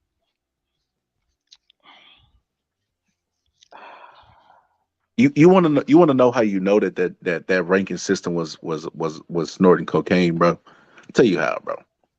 Brian Jennings was not in line to get the WBC shot, right? But he fought Vlad for the WBO, the IBF, and 3 of the other belts, bro. With that same resume that he had. Why wouldn't they let him fight for the vacant title? But they had him ranked for the other titles, bro. Don't know. But they let Chris Areola, bro. Would they put Chris Areola in the ring with Klitschko again, bro, for those titles, those 3 titles? I don't know. I would say yeah. Bro, Probably no. not. Probably No, not. bro. I mean, they did it. I mean, it already happened. So, I mean, I would be inclined to say that that would He still got happen. knocked out. He got stopped, bro. They would not put him. I don't even think he would want to get in the ring. Like, hell no, I ain't taking that Klitschko fight again. But So they already know that. Okay, I get what you're saying. So, like, we already know that Areola got fucked up. yeah, he got fucked up. So they wouldn't put him in the ring, but they would give him a WBC ranking type a vacant title. They would let him get a chance to get the vacant WBC belt, bro. Like, it doesn't make any sense. Why wouldn't you give Brian Jennings, who's in line to fight for the IBF? It would have been an undisputed. Then we wouldn't even have to worry about this shit now. We would have one face, one champion, one name. If they would have let Brian Jennings fight for the vacant title and then go fight Vladimir Klitschko for undisputed, bro. Yeah, but that's contingent that he beats Stavern, right? Bro, he would have beat Stavern, bro. just like Seth Mitchell was gonna beat Areola. No. I know boxing. I wouldn't I have know picked. you know boxing scholar, I but I wouldn't have mean, picked. I I think wouldn't you have, do know that like nothing's guaranteed until they get in the ring, right? bro. Styles, bro. Styles, bro. There is no scenario in which Vermaine Stavern can beat Brian Jennings. If you go back and look at that fight between Stavern and Wilder, he just followed Wilder around the ring talking shit, bro. Literally. He had a high guard and he was walking Wilder down, telling him he had like a bitch, bro.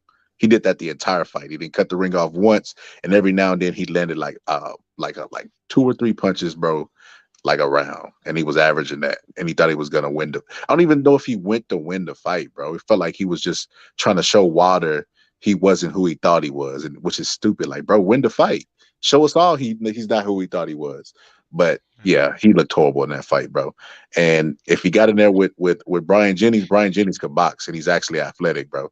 Like everything that you say bad about Deontay Wilder, you said he can't box, bro. Brian Jennings is that plus, right? Like, so he's a good boxer. He has a good chin. Like all the stuff that you said negative about Wilder, Brian Jennings has. He would have beat the shit out of Stavern, bro. And you may be right, but it didn't play out that way. And that goes back to my original point, bro. Chris Areola was undeserving of that shot, bro. If he would have been undeserving of that shot, he would have lost to Seth Mitchell. But he didn't. Bro, put it like this. We ain't got to go to Brian Jennings route. You know who was around during that time? Luis Ortiz, bro. You know who was undefeated? Luis Ortiz. They could have gave Luis Ortiz a shot at that title, bro. They could have, but they didn't. And why? Why do you think that they strategically chose these people, bro? Going with Hyphy's explanation, I think they saw Areola as food. You know, they were probably saying the same things that we're saying about, you know, like Brian Jennings and Stavern. They're like, oh man, there's no way he can lose to this dude. And then what happens? He loses because ain't nothing guaranteed in life but death and taxes. So they're playing chess, right? They're not playing who deserves the title. That's what I'm saying. Because they were playing chess, bro. Areola was a pawn who did not deserve the title shot, and that's all I'm saying. No, but he did deserve it. He beat the guy that he wasn't supposed to beat. You really sold on Areola, ain't you? No, I'm not. I'm sold on what they do in the ring, Scholar. Like all the other hypotheticals, I understand, and nobody's trying to. I'm not trying to question your boxing knowledge. I'm sure if that fight probably would have came to fruition, everything that you said would have came to pass. But unfortunately, it didn't work out that way. The shot was the fight that was made was Seth Mitchell, Areola. Areola knocked him out, earned the title shot. So facts. Okay, so let me go to the facts, right? Let me go to the facts, right? I just explained the facts, brother. Okay, I'm gonna get even deeper, bro. We're gonna get surgical with this here, right? Let's go. Areola, bro, is the same thing to me as Adam Kalnaki, bro. Okay. They don't punch hard at all. They just kill you with volume of punches, bro. Their punches don't have a lot on them. They don't have really good fundamentals, no good right hands. They just throw a whole bunch of wild punches and accept punches from you. And that's what Areola was his entire career to me. I've never been impressed with Areola. Like I sent a clip of them talking about Areola being the next Riddick Bowe, bro. They literally said that on HBO. Areola is going to be the next Riddick Bowe, which is absurd. But Areola, to me, even then, he had a good machine behind him. Joe Goosen was his trainer. They poured a lot of money into Areola, bro. I can remember Areola being ranked high in the division just before he fought Vlad. Like, bro, I think he was like number 7 in the world, bro, which I don't even know how the fuck he got there. But Areola had a lot of hype coming behind him. I remember they were showing his amateur clips and how, you know, he wasn't a big amateur and then he gained all his weight and his body's never been ideal and how he didn't take training serious even then when he was younger. And I just remember all this, and I remember all the opportunities he got and blew. Like, he never became champion. And like I said, bro, if Areola was as tough as people thought he was, he should have beat Wilder, bro. Wilder had his best punch was gone, his right hand, and then he tore his other bicep, bro. All Areola had to do was show a little bit of resistance, push Wilder in that fight, and he would have gave Wilder hell in that fight, bro. But he didn't. He got stopped. Like, the fight with Stavern, he was winning that fight, bro, and then he got clipped. And he lost the fight. Like, bro, he's had opportunity after two. Like, bro, just countless of opportunities, bro. Like, Areola's undeserving because he doesn't take advantage of. He won't even show up in shape, bro. He's not deserving, bro. I mean, but that's the thing, Scholar. That's where that's not the facts. Like he was undeserving of being called champion because he lost the championship fights that he earned. But deserving of the shot, he earned it in the ring. He didn't even, bro. He didn't even show up in shape for the fights to get him to the championship fight, bro. Then how did he? Then how did he win? I gotta. Who the fuck is Seth Mitchell, bro? I gotta be honest. The guy he had to beat to get the shot at Brain Subvern. Go ahead. Go ahead, bro. At the time that they thought he like literally like they put him there for food, right? But obviously he wasn't food. Personally, I think that Chris Areola was looked at as like a journeyman or a gatekeeper by the time he fought Seth Mitchell. Seth Mitchell had just been knocked out, right? And he fought one guy, beat him, and he was supposed to fight Areola as as a get back fight. But Seth Mitchell, being trash, I guess, he gets knocked out by Areola, which gives them an excuse to give him a title shot against Vern. Then he gets knocked out in that fight. And now personally, I don't think you high on Areola at all. I do think you defending the Areola to make Andy Ruiz look good. How does him losing his title shots make Ruiz look good? I just looked it up. He was knocked out by Jonathan Banks, bro. Let's stop this Seth Mitchell shit, bro. Jonathan Banks, bro. The nigga that What does Jonathan Banks have to do with He was knocked out before Areola knocked him out. Like he was coming off a knockout. How was he expected to beat Areola? I don't know. I mean, I was going off I think he was the food. I think Seth Mitchell was the food for Areola. Mm-hmm. Like he was coming off a knockout loss. They don't throw you. They normally don't throw you in there with contenders, bro. Like people that are even ranked coming off a knockout loss. If you're a star that they're putting money into, like stock into. The only time that they do that is when you're supposed to be food, like a Johnny Rice. Like this nigga was supposed to be food, bro. Seth Mitchell was supposed to be the food, not Chris Areola. Mm-hmm. Okay, but how does that change him earning the shot? Because they fed him somebody to get him the shot. You still had to beat him. Still had to get in there. Well, bro, going by that, fucking bro, then Wilder's the greatest of all time because he beat those 40 people, bro. I mean, if that is your opinion, I mean, I could disagree. He did get in with them, right? Yeah, he knocked him out too, bro. Got to give Wilder his credit, there bro. It is. I give Wilder 100% credit for everything he did in his career, the defeats and bro. You said Randall takes Cobb. Yeah, but because we were discussing like fantasy matchups, Scholar. We're actually now we're discussing events that actually occurred. Okay, so Primo Canary. You said Wilder could box, bro. He's trash.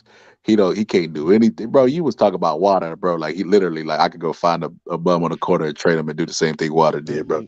Yes. I mean, I didn't mean to perceive him in that way. I was just trying to make the point that it's just like it's a different level of fighter. So Randall takes Cobb. No, that's a tangent. That's a tangent. Bro, I can't even say that name without laughing, bro. Yeah. Piro, you had to be trolling, bro. Randall takes Cobb, bro. No, I mean, I was trolling a little bit with like some of these fighters, but the thing is, at the end of the day, we're discussing fantasy fights that we're never, ever going to be able to prove, because at the end of the day, to know for 100% facts who can beat who, they got to get in there. But yeah, but like you said, nothing is guaranteed.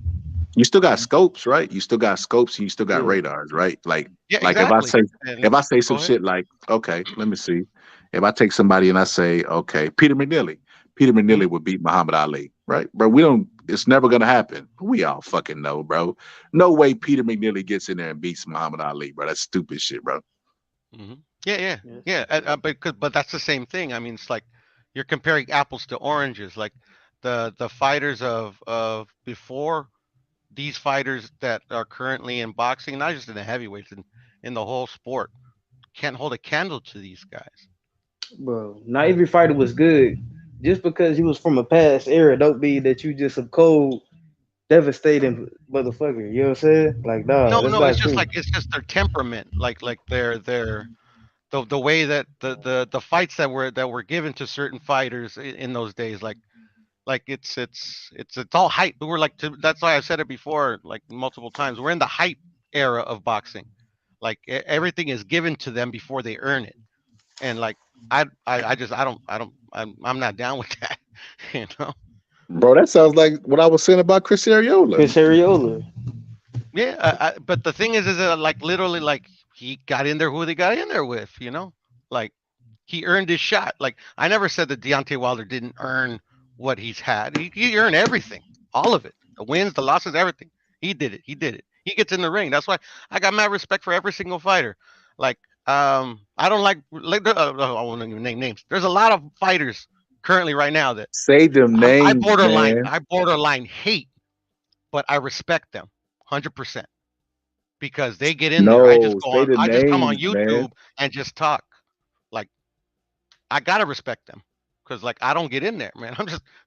I'm just giving a boxing opinion, bro. I can't disrespect these dudes. Say them names, man. No, I mean, bro. Okay, every single fighter in boxing. Hey, Bo, you know who you are. Say the names, man. Yeah, you know who you is. Let me see. Lomachenko. I'm not very fond of Lomachenko. Entitled prick. But he's a very good fighter, and I respect him nonetheless. Lomachenko could be Andy Ruiz. Probably, bro. But Andy gets my respect, though. I mean, excuse me, Andy. I like Andy. I don't like Loma. That's the difference for me. Man, you know what? Man, these heavyweights really are garbage. Because Andy Ruiz, man, there's some sparring that came out that was leaked. And shit, it wasn't impressive. It was Andy versus Evander Holyfield, bro. Oh yeah, he wasn't destroying Holyfield. You seen that sparring? Yeah. You know what he said after that sparring? What? He canceled his comeback. Bro, he wasn't destroying Holyfield in that sparring. Yeah, probably. And this is like a wash. I haven't seen it, but I did see the interview where he says that like Andy Ruiz literally made him reconsider his comeback tour. Then we see him on TV getting beat up by Victor Belfort, bro. He be lying, bro. Yeah. Hey, maybe so, bro. But I mean, I don't know Evander Holyfield, so I'm gonna take him by his word. Like, what I'm saying is like Holyfield shouldn't have been able to share a ring with Andrew Ruiz. Like Andy Ruiz, he's post Klitschko era. Like, like Holyfield was extremely old. Like, it's just levels. Yeah, and there's levels. I realized that's like what Holyfield realized, you know. No, I think he just realized he was old. Yeah, of course, because he's like he don't want no part of these young, you know, these youngsters. You know, everybody's got their time in the sport. You know, it always ends. Yeah, that's true.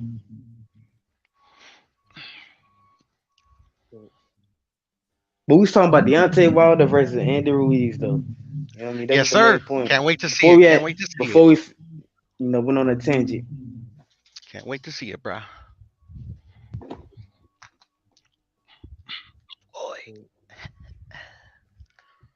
Yeah, man. Q was down with it though. Q said it's not gonna happen. Ah, man. I hope he's mistaken, bro. Because like, I mean, like shit, bro. I mean I mean that'll give the heavyweight division and American boxing a shot in the arm, no matter who wins. Facts. And truth be told, I think it's a bigger fight. I think it's a big fight, like you said. I agree, man. Because look at the like just on the promotional aspect. Forget like the like who's gonna win or whatever. You got California versus Alabama. You got fucking Mexico versus United States. All the old school ways they promote the fights. You got the very last two American heavyweight champions. One unified, another fucking WBC. The green belt. Bro, I mean, it's an easy sell, bro. You have it in Vegas, you have it in Texas, bro, man. Shit, man. They'll go nuts.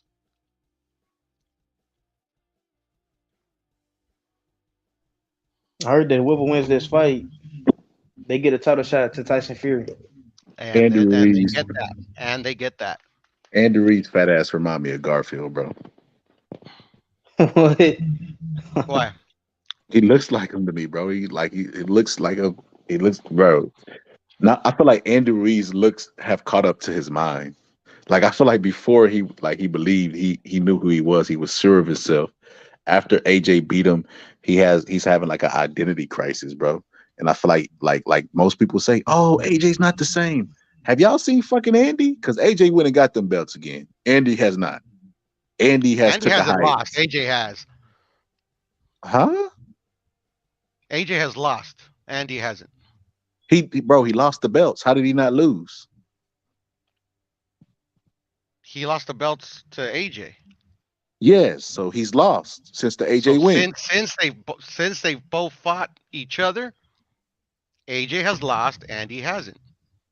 So the people that say AJ's not the same, they say AJ's not the same since the Andy lost. Since the Andy lost, Andy Ruiz has lost. So he beat AJ and then he lost. AJ lost to him and then won the belts back. Yeah, he did. That's why I said since their last fight, AJ has lost, Andy has not. Yeah, but I'm not saying what I'm trying to say is the narrative is this. The narrative is AJ is not the same fighter since Andy Ruiz beat him. But since Andy Ruiz has beat him, he went back and beat Andy Ruiz and got the belts back. Andy Ruiz lost since he beat AJ. So you didn't say that AJ has lost something until after, like this was they had like they didn't say that something was missing from AJ going into the rematch. Not that I can recall. Yes, they did. They were saying AJ was gonna lose because of that. They said he's not the same fighter. He's not hungry. All the shit that they're saying, they were saying before Ruiz fought him the second time. I can remember even Wilder was saying that he think Andy Ruiz gonna go in there and spark him out, and that he gonna finally get his fight for undisputed because it'll be an easy fight to make it, and it's in house. And he been knowing since the beginning that he could beat Andy Ruiz ass, bro. Did you believe the narrative, Scholar? The narrative of what? That he lost something when he lost to Andy. No. Okay, so there you go. I mean, at the end of the day, it's just a narrative. I didn't believe in it either. Yeah, I'm just saying. I'm just debunking shit. Like Andy Ruiz is not the same though, bro. Andy Ruiz. And how is he not the same? Because AJ became champion again, like a 2-time champion. Andy Ruiz will never become champ again, bro. But AJ has lost. But Ruiz didn't become a champion. AJ did. But AJ was became fighting a Usyk champion too. by beating Andy. AJ The was guy fighting that Usyk knocked too, him though. out, bro. The guy that stopped The him. guy that knocked him out, exactly. And since that loss, Andy's been on the comeback trail with 2 wins. AJ has lost twice. But he's been a champion since the if you take their period, Fighting right? championship level guys. Bro, he it's not like he lost every fight, bro. Let's not do that. He won his belts back against Andy Ruiz, and then he knocked out Pulev. Like, let's not act like you need to start losing all of a sudden, bro. Yeah, Like, but like, up to like something missing. this point, since they both fought each other, AJ has lost. He's had more fights. He has 4 fights versus Yeah, Andy Ruiz 2 fights. he's had more fights. He has. So with that being said, I mean he's giving himself more opportunities to lose. I mean, Andy Ruiz, bro, technically, bro, give Andy time, bro.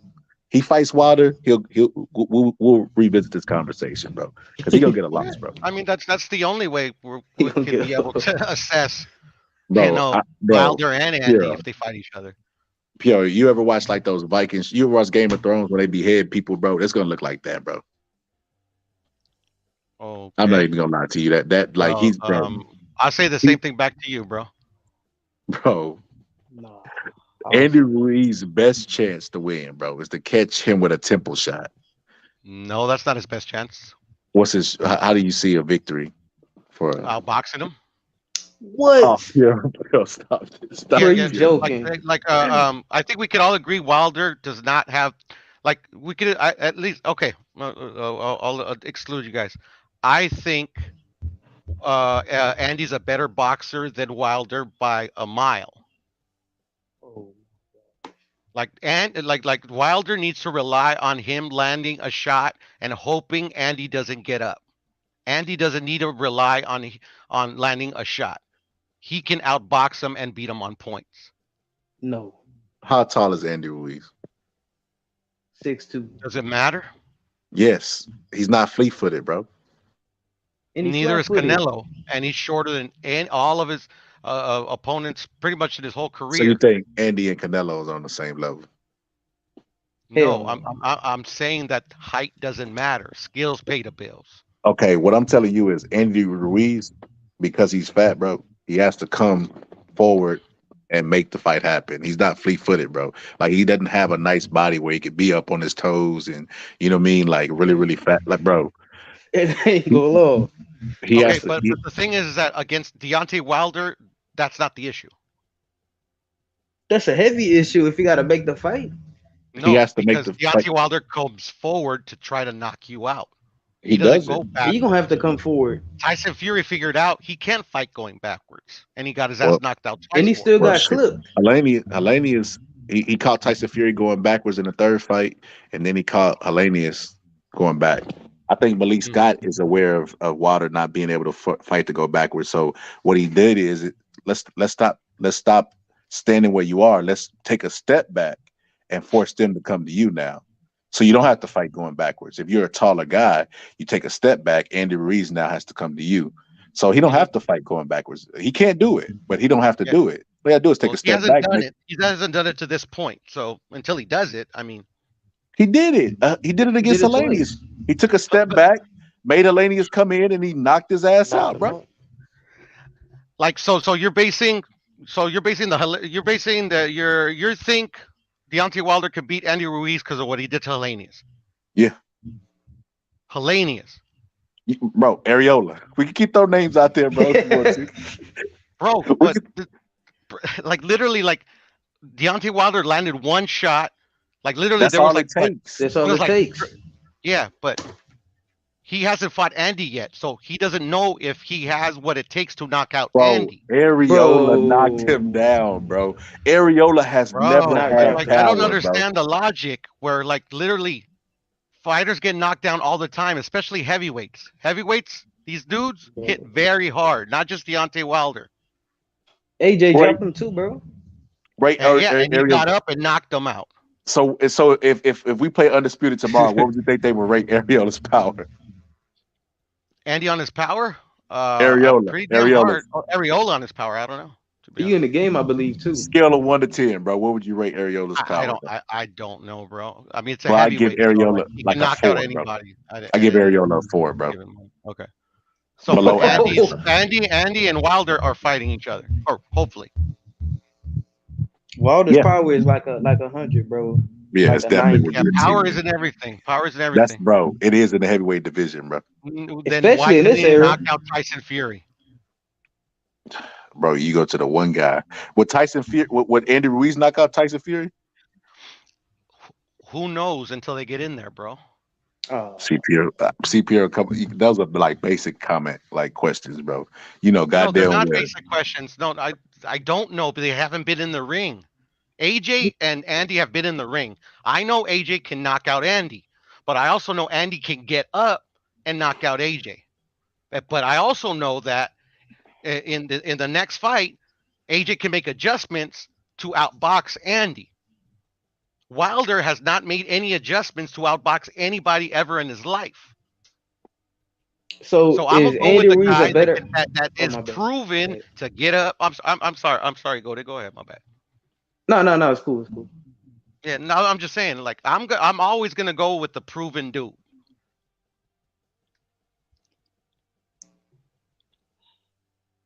So do you think? So you think Andy Ruiz is a better boxer than Luis Ortiz and Tyson Fury? Tyson Fury, no. Luis Ortiz, yes. Oh no. Okay, does he have better defense than either one of those fighters? Better defense than Fury and Ortiz. You said? Yeah. Yes. Yeah. I would say yeah. He has better defense than Ortiz at least.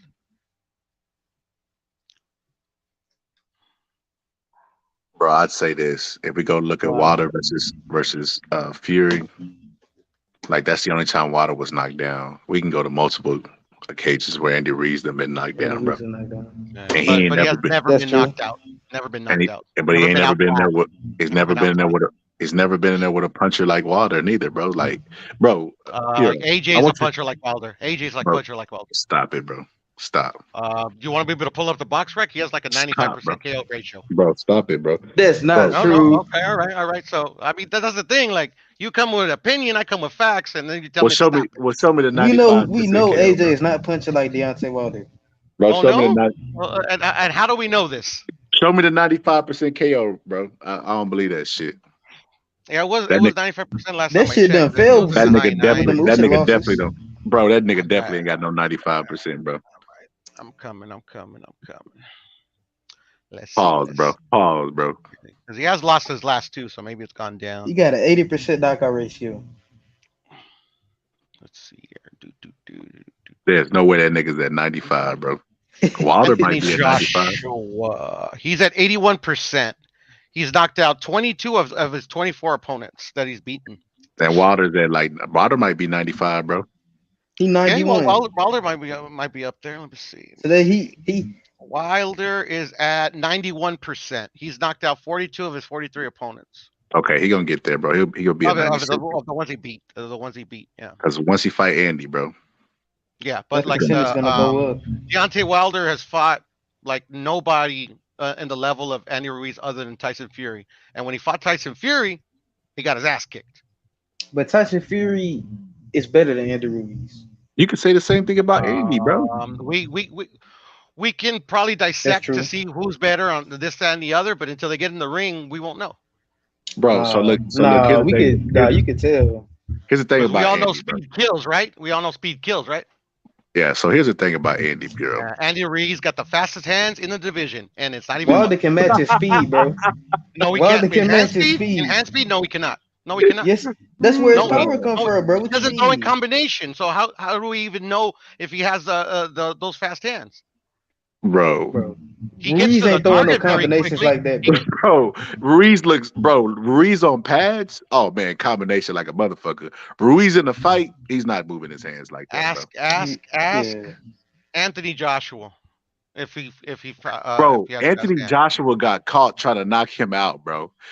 With a lucky shot, bro, and he never recovered from that shot. Lucky Like, shot. bro, Jesus. if that's not if Andy Ruiz was so fucking skilled, bro, and so fast and unstoppable, bro, why in the rematch, bro, did we not see that same punch duplicated, bro? Hand speed.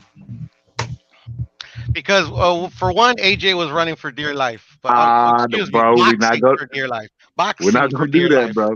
He was boxing for no. He was obviously trying to box from the outside and not engage with Andy. And still, I was actually kind of impressive, But I mean, I don't know, Scholar, you know how to break them down better than I do. it was it his reach that he was able to land some good shots on him, even though he That just and fell the out. fact that I don't think Andy Ruiz ever believed he was better than Joshua, bro. Oh I yeah, so think he just Andy, showed up to collect money. I think Andy Ruiz. It's like if me and you play Undisputed, and you like, Mhm. damn, this motherfucker's cold, and I play you, and I got the better fighter. I got Tyson. You got fucking Trevor Burbank. And but like I'm beating you the entire fight, and then somehow you beat me, bro. And you're like super excited, adrenaline pumping, and I'm like, come on, let's run that shit back. And you're like, nah, you wouldn't do it, bro, because you like shit. I'm gonna just take my victory and be settled with it. A lot of people are like that. I feel like Buster Douglas was like that with Tyson, why he never rematched him. I feel like Andy Ruiz was like that with AJ. Like he felt like he couldn't duplicate it again, but he done it and he peaked when he done it. That's what I see whenever I see that. I don't feel like he felt like he was gonna beat him in the second fight. I remember whenever he was fighting him, it was one moment in the fight where he told AJ like stop running and stand right here. And it's like, bro, you didn't know he was gonna stay away from you. You didn't know that coming into the fight. Well, I mean, he did land a lucky shot, so why would he have to stay away from him? So he wouldn't land a lucky shot again. It's common sense.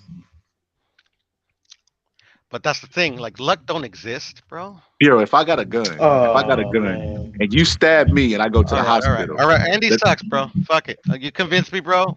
The Wilder should, he's just a vastly superior boxer to Andy. Man, it's full up. Full up. It's a righteous bust. No, it's not.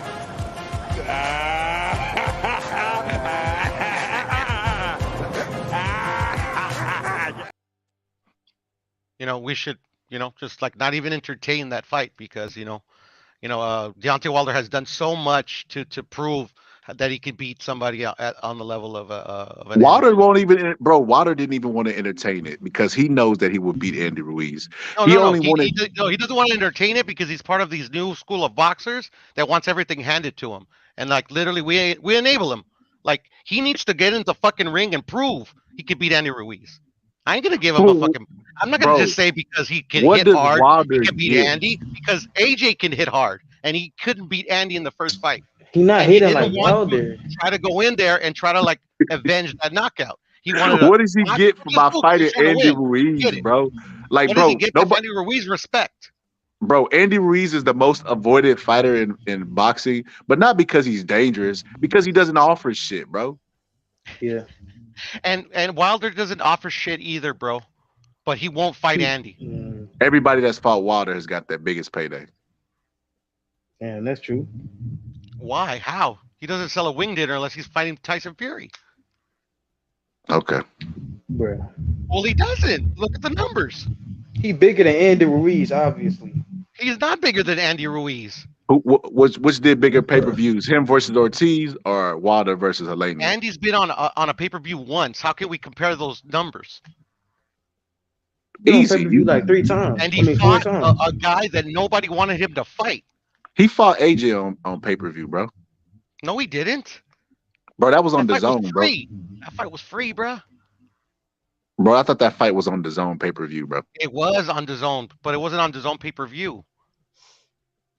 It was free, both of them. Well, they paid for that motherfucker, bro.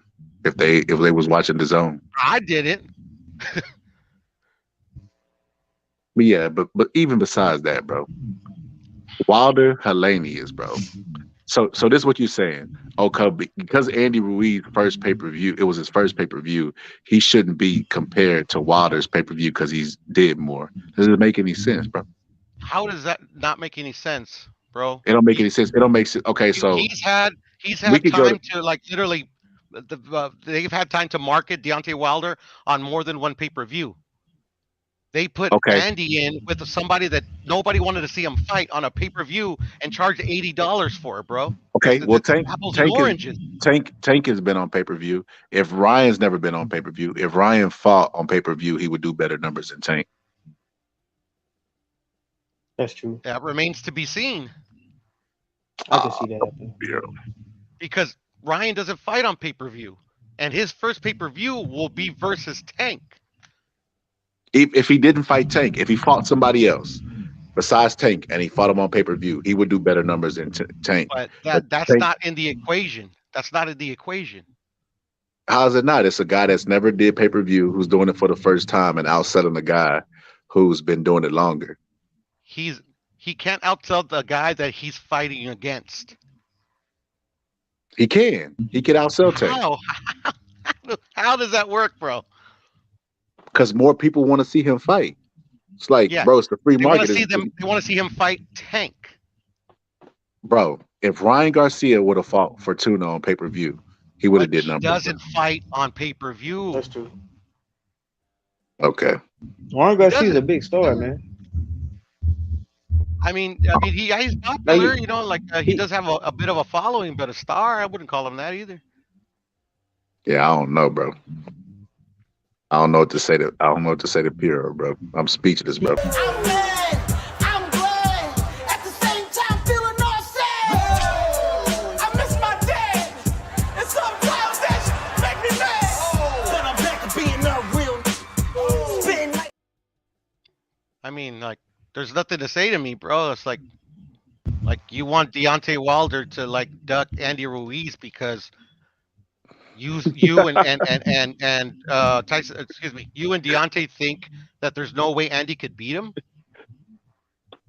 Yeah, I think that fight is not worth his time, bro. Like he gonna finally get in the ring with him, bro. And he gonna dust him off like a fucking fly on an elephant's ass, bro. I promise you, bro. People gonna be surprised. No, They but you gonna don't be want him to shocked. get in the ring. You don't want to find out. They ain't got a choice. I want to see it. No, they do have a choice. At this point, bro. They're gonna make that fight. They don't have anywhere to go. They want an in-house fight, bro. They've been trying to make this. Why are we trying to like not say that it's not going to happen or whatever? Who said that? What are we discussing here? If Why Deontay Wilder would beat Andy Ruiz? Oh, okay, no, I know, and that, but that's like 3 seconds, like. Yeah. Oh, you saying it's a 3-second discussion? Yeah. I don't know. Like, what were we discussing for the last 30 minutes? No, I mean, shit. You pulled up because I said that motherfucker sucked. That's not gonna change my opinion, bro. Oh no, and I'm not trying to change your opinion, bro. But I Andy mean, like, Ruiz literally, obviously, Andy Ruiz has fought the better competition. You want to talk about Deontay Wilder and time machines and shit like that, bro? If you take Andy Ruiz, bro, and put him in any era, including ours, he'll never be champion, bro. And you could take him back to John L. Sullivan, bro. We don't have to do that though, because he's already been champion. Deontay Wilder scales. What he's saying is Deontay Wilder, as a fighter, he scales like better, way better than Andy Ruiz. No, it's Which not. is to say that Wilder's better all the time than Andy Ruiz. No, it's not, bro. Like it's not. His first So step Wilder up was- fight, Deontay Wilder got his ass kicked 3 times. Bro. And he's Okay, still bro. being enabled by the WBC, like literally getting his ass kicked 3 times is still Bro, ranked number 1. You He's and still Q the number squeeze 1 Andy ranked Ruiz. fucking contender, Look, bro. hey, And you Andy and Ruiz Q, is winning fights, bro. you and Q make that time machine like Bulma's time machine from Dragon Ball Z, and squeeze Andy Ruiz fat ass in that time machine, and let him go back with Wilder, bro. They decapitate Andy Ruiz. That fat fuck is gonna beat the ever living shit out of fucking Deontay Wilder. Bro, And then like literally people Nah, are you gonna trolling. cry. You can't be They're gonna saying make this. videos of crying in there, making woman gestures like, I can't. like Man, literally you're crazy. all we have to go on is their fights. When Andy stepped Andy up, might retire after he gets knocked out by Wilder, he's bro. excelled. No, and he's gonna become the retire. unified champion. When Deontay Wilder has stepped up, he's gotten his ass kicked. You know what's funny about that, Puro? Bro, You when say Ruiz Andy, stepped up, he you literally say, got beat. hold up, bro. Hold up, bro. Because I pay attention, bro. And I got a pretty good memory, bro. Puro says when he stepped up, he became unified champion. But then he'll say Dev got credit for beating one guy, bro. Well, Yeah, he did. facts. Did I say Andy Ruiz was the best heavyweight that there is right now? No, you said he was I'm not. unified. You gave him He his was his, unified. his and recognized title. Devin So is Devin, undisputed. Devin but is you undisputed. always qualify that with, well, he only beat one guy. So you discredit after you credit it, bro. I'm not. No, it's not a discredit. It's the truth. Okay, well then Andy Ruiz, bro, he got it by beating one guy, bro. That's a He got fact. unified by fact. beating one guy. That's a, He beat the that guy is that a went and fucking collected the fact. bets. Scholar, that is a fact. That is a fact. All right, bro. Throw Andy Ruiz in that time machine, bro. No, throw him in there with Deontay Wilder. Fuck that time machine. Oh, he ain't gonna make it, Deontay bro. Wilder is gonna murder Andrew Ruiz and he's gonna retire Bro, right bro, If after. he don't get in the ring with him, he ain't. He's just gonna woof. He's been wanting this Wilder he fight, definitely bro, not for gonna whoop. years. I mean, this Andy Ruiz fight for years, bro. I can Okay, remember how then let's happy he make it was happen. Let's make it whenever happen. Andy Ruiz beat Joshua. He was like, "Yes, you gonna feed your mama?" Yes, yeah, bro. He was so excited, bro. He was gonna be undisputed, but that rematch clause was in there, and he was even rooting for AJ to knock out. AJ to get knocked out, but Andy Ruiz showed up and laid an egg, bro, and the rest is history, bro. And Deontay Wilder was like expressing his concerns, like he was grilling Andy Ruiz about being fat, like how you get fatter than fat, bro. Like how you have another level of fat that you achieved, but and blow the title, bro. Like he was mad at Andy Ruiz, but he's been wanting this fight for a long time because he knows, bro. Andy Ruiz, bro. When I tell you Andy Ruiz's flaw is Wilder's biggest strength. He's going to sleep, bro. No, like And he's literally, gonna get a lot of credit for knocking that him out makes too. no sense. The one can box, the other one can't. Bro, Andy The Ruiz odds not. are their odds are in Andy's favor. Andy cannot box, bro. Yeah, he can't Yes, box. he can. Yes, he can. I wanted to say that. Yeah, he can't box. Andy cannot box. Okay, but Who did he Wilder box? can. But Wilder can, bro. Winging shots like a helicopter, bro. Come on. Man, shit. I damn didn't want to say Wilder boxed his way to the champions. He wouldn't have had that No, belt. he if didn't, bro. That's He facts. powered his way through the champions and He didn't mediocre knock out. fighters. He didn't knock out Stavern the Mediocre. first time. And then, like literally, like Malik Scott took a dive. I think it's clear as day. What about Stavern, bro? Skip to Stavern when he got the title. Yeah. He knocked out. He knocked out a very He didn't knock him D-class out. fighter. He boxed him. And it was very impressive. It was very impressive. He had him. He outboxed him, bro. He didn't knock him out. Outboxed him. Like, did you watch the fight? Bro, he definitely I watched outboxed the fight. him. Of course, I watched the fight, bro. He winged a shot until he landed it. No, that's the second fight. He didn't set it up. Footwork's atrocious. They had a Cardio's rematch, bro. atrocious. Not the first fight, bro. He can't throw a proper jab. The first fight, He he doesn't jabbed move his head. bro. Like, he jabbed Stavern He's all not a night, good bro. boxer. He is a brawler. He is a brawler and a mediocre brawler at that. The first fight, he jabbed the shit out of Vermaine Stavern to a 12-round decision, bro. Yeah, It's the LeBron James that's a Deontay testament Wilder. to how bad Stavern is. That a guy that was throwing those many horrible-looking jabs was able to be effective with them. It don't matter. ultimately It's knock him box, out. he boxed him, bro. He outboxed Yeah, no, him. it's he did not outbox him. He didn't outbox him. I mean, because we talking about looks, bro. He Andy Ruiz, threw a horrible looking jab at him all day until he was able to land, eventually land his right hand. Kudos to him. okay. I'm just saying, it should look easy from the couch, bro. He got in there and actually did it, bro. What? Why no? That's why I respect him. I was just saying, bro. That I I respect mean, him. Like you want I to talk don't- I about don't get in sloppy, there. bro? I just You want to talk. I talk just about talk. sloppy, bro? Oh my god, Andy Yeah, Ruiz, Andy's not sloppy. Andy's not sloppy. bro. Not only is his physique sloppy, bro, his punches his are physique, sloppy. yeah. as Physique obviously doesn't mean anything because literally the guy that just beat the ever living piss out of Deontay Wilder, and then Deontay Wilder accused of attempted murder, by the way, it literally looks like the Pillsbury Doughboy. Bro, but he leagues better than Andy Ruiz. No, he's not. Oh, come on, bro. No, he's So not. Andy Ruiz No, can beat he's Vladimir not. He's Klitschko? not, bro. Like I Can Andy Ruiz beat Vladimir Klitschko? what he's accomplished in the ring. Come on, bro. Hell no. Deontay Wilder is not a good boxer. He has tremendous power, and it got him. He's not a good boxer either. He I don't know where Piero he got went this. to his cap. He went to his cap. Bro, he said that when he beat Areola, it was a masterclass, bro. What the fuck fight was he watching, bro?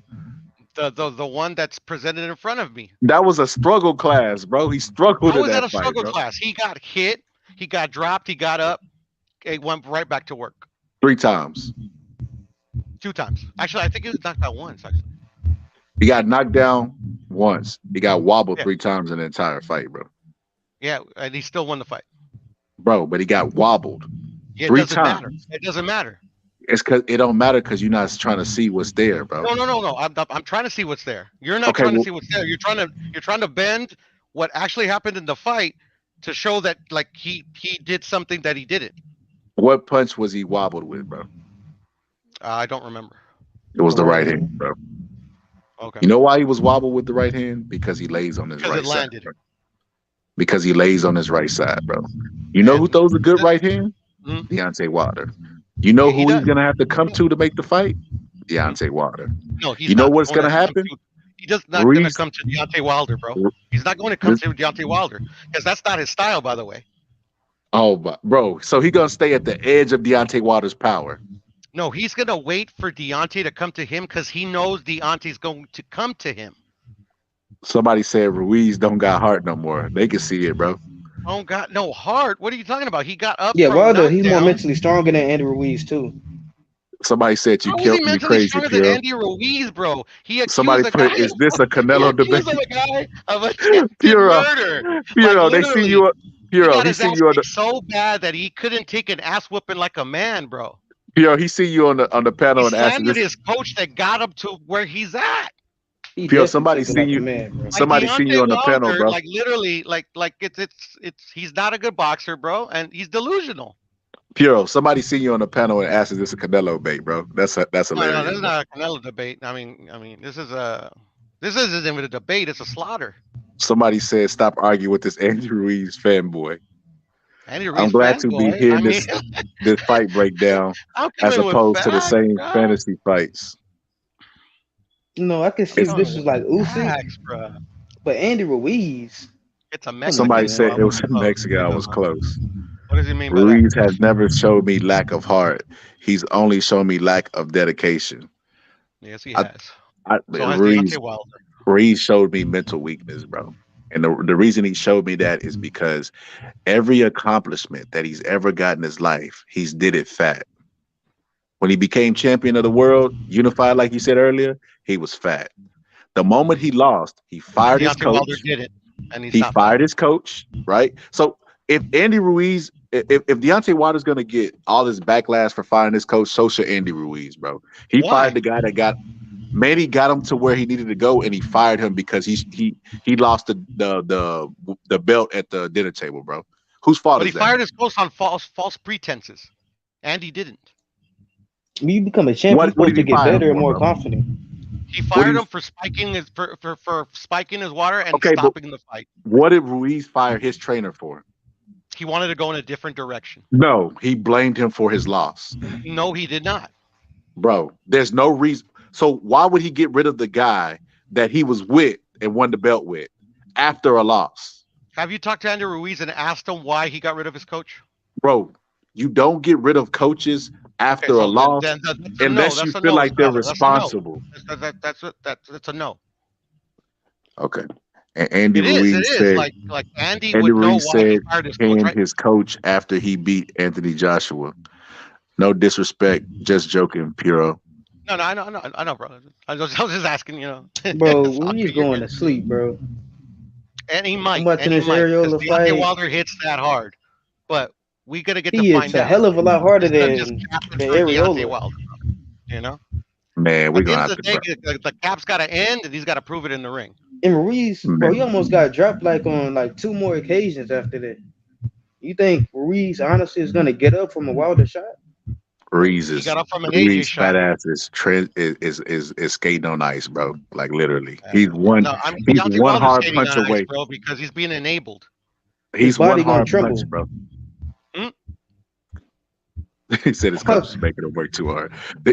He's skating on thin ice, bro. Like No, that's he's Deontay one. Wilder, bro. Like we don't he's even know one if Deontay crack- Wilder's the same after the ass kickings that. And that's funny because I made $1,000 off of people thinking Deontay Wilder wasn't the same, bro. $1,000 Yeah, because there you go. people for based knocking out Hellenius. and people thought Hellenius was gonna win, bro. Because I don't know they who said the thought same that. I thing don't know he who said, bro. thought that. Everybody I don't know who said, thought "I don't." Well, we don't know what Wilder has left. Everybody was saying and that, bro. we still don't know because that fight, like literally, like there was like what 4 punches landed. You hear what he said? He Think said about Manny it. Robles stated that Andy didn't know how to handle his success after the AJ win. Like I said, he wasn't the same after the AJ win. Andy wasn't around the gym nearly as much. So Andy Ruiz wasn't training, right? That's not Manny Robles' fault, right? And then I never, you lose. why are we blaming him? I mean, this has nothing to do with what we're talking about. So why did he get rid of Manny, bro?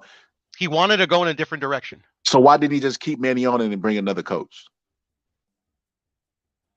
Because he wanted to go in a different direction. So he didn't want to be loyal to the guy that got him there. Well, He needed somebody to blame how his does he have loss to show on. his loyalty by keeping them if he wants to go in a different direction? Wilder went in a different direction and he kept Jay Diaz, bro. Facts. That's on Wilder. I mean, like these arguments make no sense. The arguments is not making sense because you're trying to miss the forest on purpose, bro. I'm not Like trying to miss the force on purpose. All I've said is facts, bro. And you guys are like giving me excuse after excuse after excuse after excuse. Okay, well, you want to hear facts? Yes. You want to hear facts? Andy Ruiz hasn't fought a lot since the AJ loss. And the AJ loss was what? 2019? I don't know. It was before COVID. So it had to be like 2019, 2018, maybe. Mm-hmm. Okay. Andy Ruiz hadn't fought a lot since then, right? The two fights that he had, he has not looked impressive in. In the Luis Ortiz fight, in your opinion, he just backed up. Bro, he hasn't looked impressive. In your opinion, he got the win. The one who hasn't looked impressive in any of his last fights is Deontay Wilder. Bro, he knocked the guy out in the first round, bro. Cut it out, bro. Cut it out. Hilarious. But you got to put it in context. It's hilarious. Okay, Areola. Since we throwing out names, bro. No, I understand that, but like Hellenius is better than Areola at this point in their career, bro. Yeah. Bro, but Andy's beating the better competition than Deontay Wilder. That's a Like fact. who? That's not going to change ever. Like who? Like AJ, like Anthony Joshua. That's one guy. Yeah, that one guy is better than anybody on Deontay Wilder's resume. So look, I don't argue with that, but that doesn't mean that he's the same fighter that beat AJ. Is what I'm trying to tell you. So the win that you're giving him all this credit for, until like he eventually gets that step up fight. But you don't know that. I know that, bro. My eyes are telling me you don't know that because he's won. He hasn't lost. So Bro. how is he a different fighter? He hasn't lost. Bro, Deontay you know who won? Deontay Wilder's gotten his ass kicked. AJ has not. I mean, we know Wilder still has power, Andy has and that's Hellenius win. Power never goes got away. him But we also know Andy Ruiz has back. a chin. I We still also know Andy question Ruiz how has a chin. We also his know Andy chin Ruiz will be like after literally has the those heart. three Fury Like fights. Deontay Wilder has no heart. Deontay Wilder has no heart. Bro, did you No watch heart. the Fury No heart fight? Now you whatsoever. just telling lies. All he Now, could this is do that- instead come of on, like man. going to analyze what he did wrong in the fights where he got his ass kicked. Instead of doing that, no, he wanted to fucking accuse the guy of attempted murder. That doesn't mean he has no heart, and that's not true. That's exactly what it means. It means you have no heart. Well, you only can have heart. It depends on what you do in the ring. No, That's how you prove if you have And heart he or didn't not. do what it he didn't do what it took to give himself the best shot to beat Tyson Fury. Bro, he definitely tried his best to beat Tyson Fury, Are bro. who we thought they were. And that's why we took the damn field. Now, if you want to crown them, then crown their ass. But they are who we thought they were. And we let them off the hook. I'm not saying he didn't try his best, Goated. I'm not saying he didn't try his best. But like literally, like he didn't change anything to give himself the best chance to win that fight. I don't know why that is, to be honest, because I don't know the dude. So okay. From all of this, I concluded this. Puro thinks Deontay Wilder is going to lose. And he thinks that Andy Ruiz is going to get in there. The shorter guy who hasn't looked good in his last two performances is going to get in there and outbox Wilder and avoid that right hand for 12 rounds. And you're saying that Deontay Wilder's going to win when Deontay Wilder has not looked good in his last 4 fights. He don't have to. Because one thing that's consistent with those 4 fights is he going to land that right hand. I mean, motherfuckers gonna get do weird we lose our wobbly. logic with certain fighters? I don't understand. That's He not landed logical. on every opponent he fought. Yeah, and I've said it many times on many panels and with my buddies. Deontay Wilder can land and will land against any heavyweight in the world, but that doesn't necessarily mean that he's going to win. because when he landed on Fury multiple times and he dropped them and he almost had him out, Fury got his fat ass up and went back to work. Fury got a better chin than Andy. Until Andy proves He's that taller, he can't too. do that, he's got a better shot of beating Deontay Wilder than Wilder has of beating Andy Ruiz. That's Wilder just was a fact. punching up. He was punching That's up with just a Fury. fact, bro. He's not punching up with It Andy doesn't Ruiz, matter, bro. It doesn't matter, bro. Like short dudes beat tall dudes all the time and vice versa, bro. At the end of the day, you go into the fight with a game plan, and whoever has the better game plan wins. It matters when you're talking The better about power. fighter is not always the guy that wins, bro. That's the beauty of boxing. That's why I love boxing. But yeah, when you have the ability to punch like Wilder, bro, you could always beat the better fighter. And then you just claimed Andy Ruiz was the better boxer. Andy Ruiz is going to sleep, bro. And I've never said that Wilder does not have a chance to win. I never said that. Like literally, he could go in there, probably knock him out in one round. He has that amount of power. But that's the beauty of them actually signing these fights with like fighters that we want to see fight. They get to like literally all the talk is done. Once the bell rings, it's up to Andy and it's up to Wilder to prove me, you, or goated right or wrong. How much are we putting on this, Bureau? I don't know. I mean, you tell me. You want to do push-ups? I hate doing push-ups. I mean, that's why I was like, I said $500 because like I only said $500, not because like oh my god, like $500. Yeah, now Scholar's gonna be scared. No, I just wanted to show you that I don't want to do any push-ups. I would not be scared to take a $500 bet, bro. No, I wouldn't be scared. Like that's why I said earlier in the stream. Let's do it. Let's do the 500. I said 500, and I don't go back. Hero, bro, you don't do this, man. That's the only Ruiz reason I like disappoint Hero, you. bro. No, $500 on Andy Ruiz fat ass. Let me tell you something. Let me tell you something about the guy. Himself.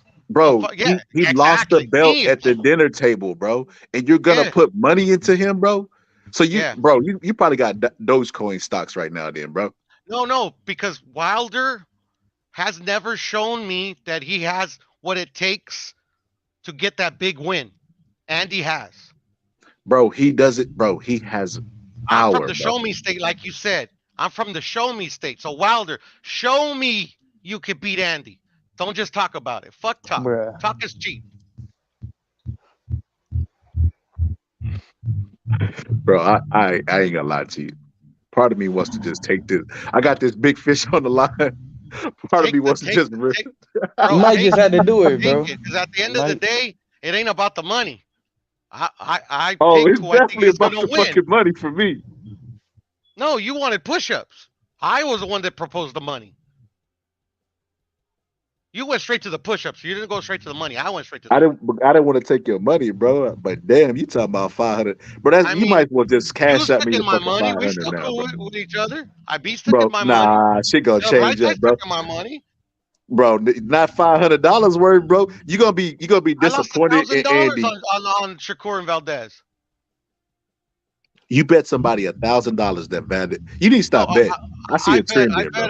But you picked Valdez over Shakur. $500 on the YTBC and another $500 at the sports book. Nah, Man, that's it's cap. full up. Full up. It's a righteous bust.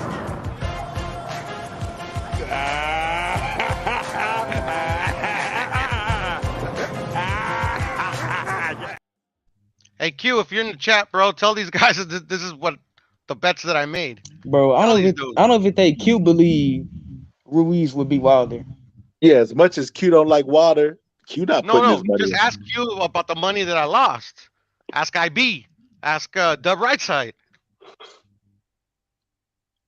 Wait, so I believe so you you lost really- it, bro. I just think that you should learn your lesson and stop betting, bro. I think you should be like him. I win my bets. But Bro, just like you're pretty sure gambling, you lost at the more end of the than day, you won, it's bro. gambling. At the end of the day, it's gambling. You don't win them all. You see what But- this guy said? I ain't even gonna read it. Read it Did you deeply. see how fast Wilder threw the right hand? Andy is not gonna have time to move out the way. He too flat-footed and slow. Stop it. This is But he's all not. facts. That's crap. This is all No, it's not. facts. He's not flat-footed, and he's He not has that slow. big ass So stomach, I bro. don't Like that. know what What? the fuck. Like that's all cap. That's whoever Andy took the Ruiz got belt off his footwork. stick fire, bro. You've never seen Andy fight because he's not. He's none of that. So Andy got his Bruh. fleet footed, bro. Yo, No, Andy has good footwork, and he has His fast footwork better hands. than Canelo? Yeah, I would say. Yeah. what Oh, the? what? That's Yo, No, good. bro. no, Different you styles. lying, bro. Nah, Nah. no, I'm You not saying lying. this out of spite. I'm not lying, You bro. It's saying just this like out you of guys are spite. trying to. Kick him out the classroom. Hey. You guys are You trying don't to believe that. discredit You said Andy this out of so spite. much that you're literally like saying stuff that's not true. Bro, You said he got Andy, better Andy footwork saying than comes from that the Canelo? Andy Cuban Ruiz. school of boxing. Andy comes from the Cuban school of boxing. Oh my He fights in a god. Cuban style. He's never fought in the so-called Mexican style. He's worse So, than Canelo in every way. No, Literally. no. Canelo bro, doesn't move his feet like Andy does. Andy don't. Andy fights off the Oh, back foot. bro. Believe it or not, he learned from the Cuban school. He tried to do that in one fight No, against not in Andy one fight. No, Ruiz. not in one fight. Not in one fight. He comes from the Man, Mexican amateur system. Piero, That you got my since stomach I hurt, forget bro. one he from trolling. what year? No, I'm not trolling, bro. It's just like you guys don't know Andy like I know Andy. Bro, you I've you been sound like following an Andy since he was an amateur. abused victim, bro. Like abusive relationship. Like you don't know my spouse like I know my spouse, bro. Like No, okay, Piero. no. I mean, if you guys don't want to like listen, it's cool. I mean, like I'm cooking you guys. You guys like getting cooked, okay? Man, No, hey, I this is was cooking. we Hey, was this ain't hearing even you a out, chance. I ain't even got a I bro. like You chance. I saying like some to Piero. cook for crazy people. things though, man. How am I saying some crazy things, bro? You name me You one said crazy thing I Andy said. Ruiz is flea footed, bro. Bro, I Andy never said Ruiz Andy is the Ruiz was closest that we're gonna fleet-footed. get to I Majin never Buu, said bro. Andy He's Ruiz was fat boo, bro. fleet-footed. I never said Andy Ruiz was fleet-footed. Scholar, you put it in my mouth. You You said it, said not me. you said You said it. he's I not said he has flat good footed. footwork. He's Good not flat-footed. footwork. He's not. That's fleet, He's not bro. Fleet flat-footed. footed and good footwork is damn near the Bro, same thing, bro. that is not the same. It's not the same. Scholar, you know boxing. It's not the fucking same. Okay, bro. So let's Do get you the think Canelo's flat-footed? yeah. Canelo fights flat footed. No, I asked him. Do you think he's flat-footed? Yeah. Not if he fights that way. Like, do you think that's like he has no other recourse? He has to fight the way he fights, flat-footed. No, he just does that for power. Exactly. That's my whole point. Man, he not Canelo. He ain't got the ability Canelo has, That's all I man. gotta He said say. Pierre. My He said daughter Pierre just woke cooking you. up. Checkmate. Thank you, J.O. Checkmate. He And said but Pierre this is the cooking you. beautiful thing, Scholar. If they make that fight, we gonna find out. J.O. Out of boxing, at the end of the day, that's all I want. I want to find out who the best.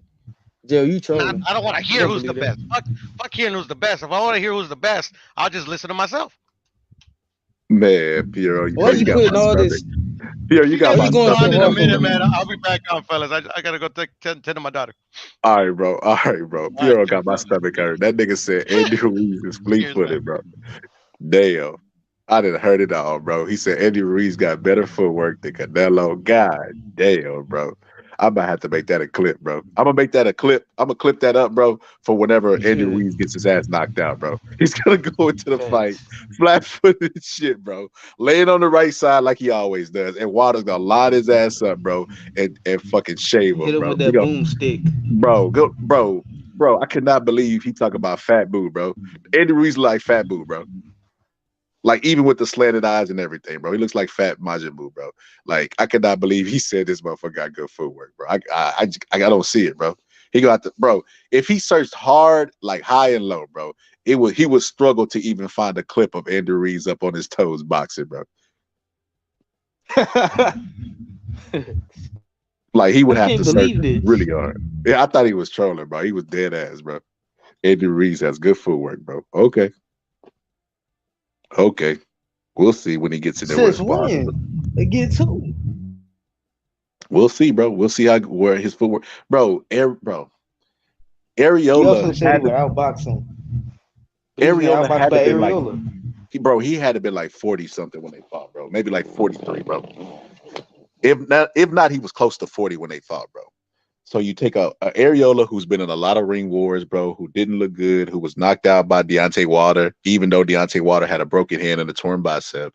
You take that Areola years later, they put him in the ring with Andy Ruiz. And I remember this. This was supposed to be Andy Ruiz comeback fight.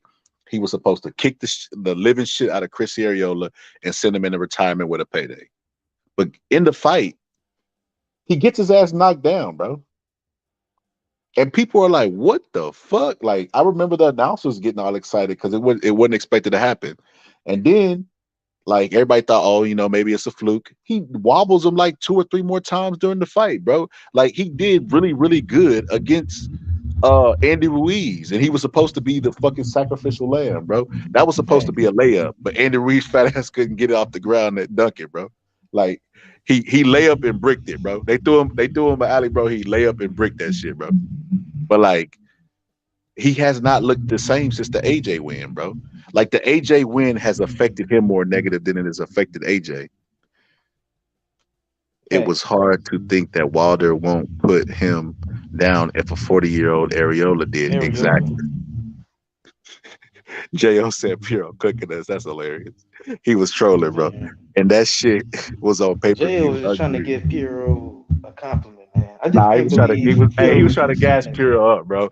He was trying to get you like, you know how people be like, yeah, man, you right. So they'll keep going. Like, he was gonna say some more bizarre shit that could have became clips, bro. Like Andy Ruiz has the best footwork since Muhammad Ali. That's the only way his statements could have got crazier today, bro. Andy Ruiz, bro, he got more faith in Andy Ruiz than Andy Ruiz has in Andy Ruiz, bro. Facts. I'm starting to question how much of a fan of he is to Canelo, bro. I think he got more faith in Ruiz than Canelo. Bro, he said he got better footwork than Canelo, bro. Wow. It's like, yeah, it's over. I was like, yeah, this is. I'm glad. At the same time, feeling all sad. I miss my dad. And sometimes that shit make me mad. Bro, no lie, bro. That shit was hilarious, bro. I could not believe he betrayed Canelo for Andy Ruiz, fat ass, bro. Like, that's a nigga I would never pour stock into, bro. He literally lost the heavyweight titles at the dinner table, bro. Like Buster Douglas. He's worse than Douglas, bro. Like his bro, like, it's like he was already fat for a heavyweight, and it's like he went like a level above fat, bro. Like, we didn't think he had any room to go, bro, but he gained more weight. It's like when the pretty girls gas up the fat girls on Instagram. Hilarious. Exactly. That money man Ruiz sleeping in silk sheets now might not have the same drive. Bro, I don't even think it's that, bro. I think it's, like I said, I don't think he ever thought he was in the class with AJ. I think he thought he seen the opportunity and he was hungry, pun intended, but he was a last minute replacement opponent and he knew he would have the edge over AJ. And if you go back and look at the press conferences, you know, Andy Ruiz has a little soft voice like this. Oh, yes, I'm happy he gave me the chance to fight for the belt. Like, he played really, really low key so he didn't look like a threat. So AJ wouldn't really take him serious like that. Then during the fight, bro, AJ like thought he was gonna mow over him. He knocked him down and then tried to finish him off, and that's when he got caught for that shot. Like, and if you go look after that fight, bro, he was never caught by that shot again. Andy Ruiz had to be more creative with how to beat him. And if Andy Ruiz was really this puncher and this creative and had these fast hands that Puro said he had, bro, he should have hit AJ with a 5-punch combination. He was 5-punch combination, bro. He was getting his ass beat up the entire fight, bro. Like, it's silly, bro, to act like Andy Ruiz is anything other than what he is, bro. And my opinion, Andy Ruiz is trash. He's trash, bro. Like, in his prime, bro, he was actually pretty decent. I've seen the Andy Ruiz in his prime. He was okay, bro, but he's well past his prime now, bro. Like, well past his prime. If you look at him, bro, if you just look at Andy Ruiz, right? and you judge him for like what you see, bro, like yeah, he's washed up, bro. Even though his age would suggest that he still might have a little bit left, like his His ring actual like, gauge. bro, look at the Ruiz fight, bro. He was so cautious in that fight, bro.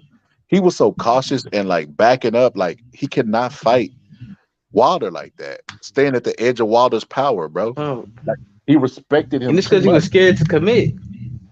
That's what I'm saying. He's not the destroyer anymore. So with that being said, bro, I do not see a path to victory for uh Andy Ruiz, bro. Like I can't see it, bro. You remember in that movie where Doctor Strange was looking at all those futures, bro? Mm-hmm. That's me looking at the futures, bro. And I just don't see a future, bro, for Andy Ruiz wins, bro. It's like if he does, bro, it's like a million. It's like 1,000,000 to 1. Best case scenarios, he do hit him with that temple shot, but shit, he'll probably be too scared to like go for it. Like he'll try. I think he'll have the mentality of going like the distance, What so he'll give Wilder a Rustam chance to recover. Rustam S says dogs in camp. Is he talking about Anthony Yarde? Yeah, I think Anthony Yarde's trainer said that. That's hilarious. Said they got Yeah, some that's dogs in the camp. what the fuck they got dogs for? No, like it's a metaphor. Oh, you mean like you got some killers in the camp? Yeah. Oh, it ain't gonna help him none. It ain't gonna help him none, bro. AJ did. Yeah, AJ literally got her trying to finish him. Them dogs in the camp ain't gonna help him none. He finna get his ass knocked out, bro. Matter of fact, I'm finna log on to my shit right now, bro, and to place my bet, bro. Then I'm gonna call it a debut until the fight come on, bro. The fight finna come on in the noon, right? I see some lives. They say it don't start until like 2 hours. That still ain't a lot of time, bro. I was trying to give me some sleep. I gotta I don't even know if place. I'm gonna be able to watch. Bro, I'm gonna probably have to take my bet right now, so I don't miss out, bro. Facts. Let's see what these odds look like, bro. Yeah, I don't know if I'm gonna watch it, bro. Because once I close my eyes, bro, I'm gonna probably be out for a while.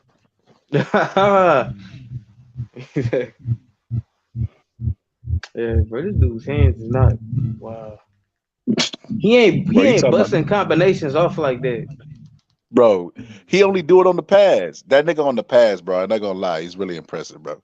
You be like, damn, he do got some fast hands. You look at him in real life, in real time, bro. He not throwing combinations like that, bro. Facts. I'm not gonna lie, Michael Dokes is better. I wouldn't necessarily go that far. God damn, bro. Michael Dokes? See, Bro, plus Anthony Yarde is a plus 10,000 to win, bro. I mean to knock him out. Like that's a round. If I bet on the round, if I bet $1, bro. If I bet $1 on Anthony Yarde to knock Beterbiev out in any round, bro. Like the odds is like plus 6,000, plus 10,000, plus 8,000. Like that shit is crazy, bro. Damn. Like you can literally bet $20. Let's see what happens, bro. Let's see. If I bet $20 on $10,000 odds, bro. Let's see. Let's do the simulator, bro. Oh look, bro, what the fuck going on? Oh, there it is. Bro, that nigga's the GOAT, bro. Faith, I mean, damn, bro. If I bet $20, bro, I win 2,000. Damn. If you bet on Beterbiev, Nah, to win. Nah, they in business to make money, bro. They know goddamn well Anthony Yarde ain't finna win, bro. Now it's on better. You might have a chance, bro. I lie. You're not going. So they think Beterbiev's gonna beat him in the 5th, the 6th, and the 7th. And I'd say it's gonna go in the 8th, 9th. So the late 10th, rounds. They think it's gonna go 11th, in the middle. 12th, yeah. Actually, I'm gonna be honest with you, bro. He might go early. I'm not gonna bet on those middle rounds. Those are the low rounds. Damn, bro. Hey, bro. I might go late. Why? The because the odds odds are better. good. And if he knocks him out around 12, it's plus 2,800. He get him in the 11th, it's plus 1,800. He get him in the 14th, it's 1,400. Like them some good odds, bro. Let's see what they talking about, bro. Beterbiev to win in the 4th round. Let's see what happened if I put $4. I mean $40. Oh, that's not bad, bro. 360 for a 4th round knockout. That's not bad, bro. Yeah. Can't wait. Not gonna lie, ain't nobody on the undercard. Worth looking at. Yeah, I don't. Yeah, I don't think so. But that Benavidez playing card though, El Rayo making a comeback. Oh well, you know I know you probably don't mess with El Rayo, but you know For he's who? like a cool guy. El Rayo, I don't even know what it is, bro. he the dude that got knocked out by the Dominican, by the Southpaw. Don't sound familiar, bro. Damn, bro. I gotta go late, bro. I gotta go late. I gotta go. I can't go with the odds, bro. The odds be getting me, bro, because I start seeing the money symbol. I start losing. Start losing hope in my logic, bro. I gotta go. I gotta go with the late rounds because I'm looking at Yard and he looks ready, and I'm like, okay, so he looks ready. So what is he gonna do And he won the face off. in the face off? Joe Smith broke in the face off, but he went out and fought really hard, even though he got broken in the face off. He went and what was that, Biggie, bro? Man, you can hear that? Yeah. Yeah. Let's see, bro. Yeah, I think I'm gonna go. I think I'm gonna bet it in late rounds, bro. I don't know, bro. That's what my gut is telling me, bro. Late rounds. Yeah, I go with the good as well. The But then Yams in again, bro, I Africa. don't know. I ain't even gonna lie, bro. I don't even know if I'm gonna bet on this fight, bro. Only because I did that film study really fast at the job. I didn't have time to really sit. I ain't gonna lie, Damn, bro. Speaking this, bro. If he gets him out of the first round, it's 2,000, bro. That means I could bet $12 and win 240, bro. does he have any first round knockouts? I don't think so, bro. He almost got Joe Smith out in the first. The referee let it go longer.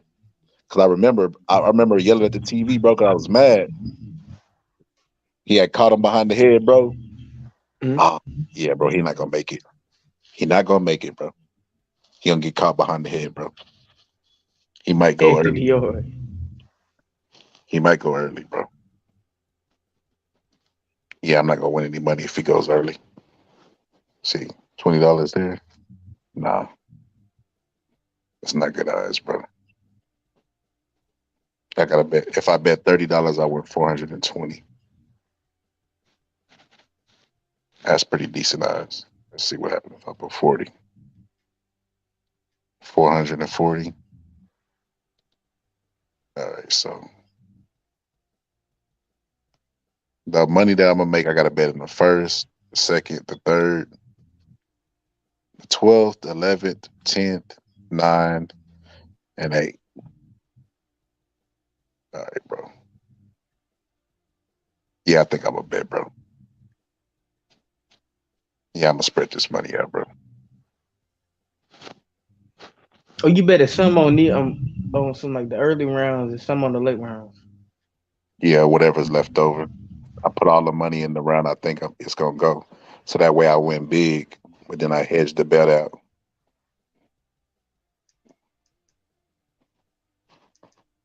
So whenever you see me win big, it's because I picked the exact round.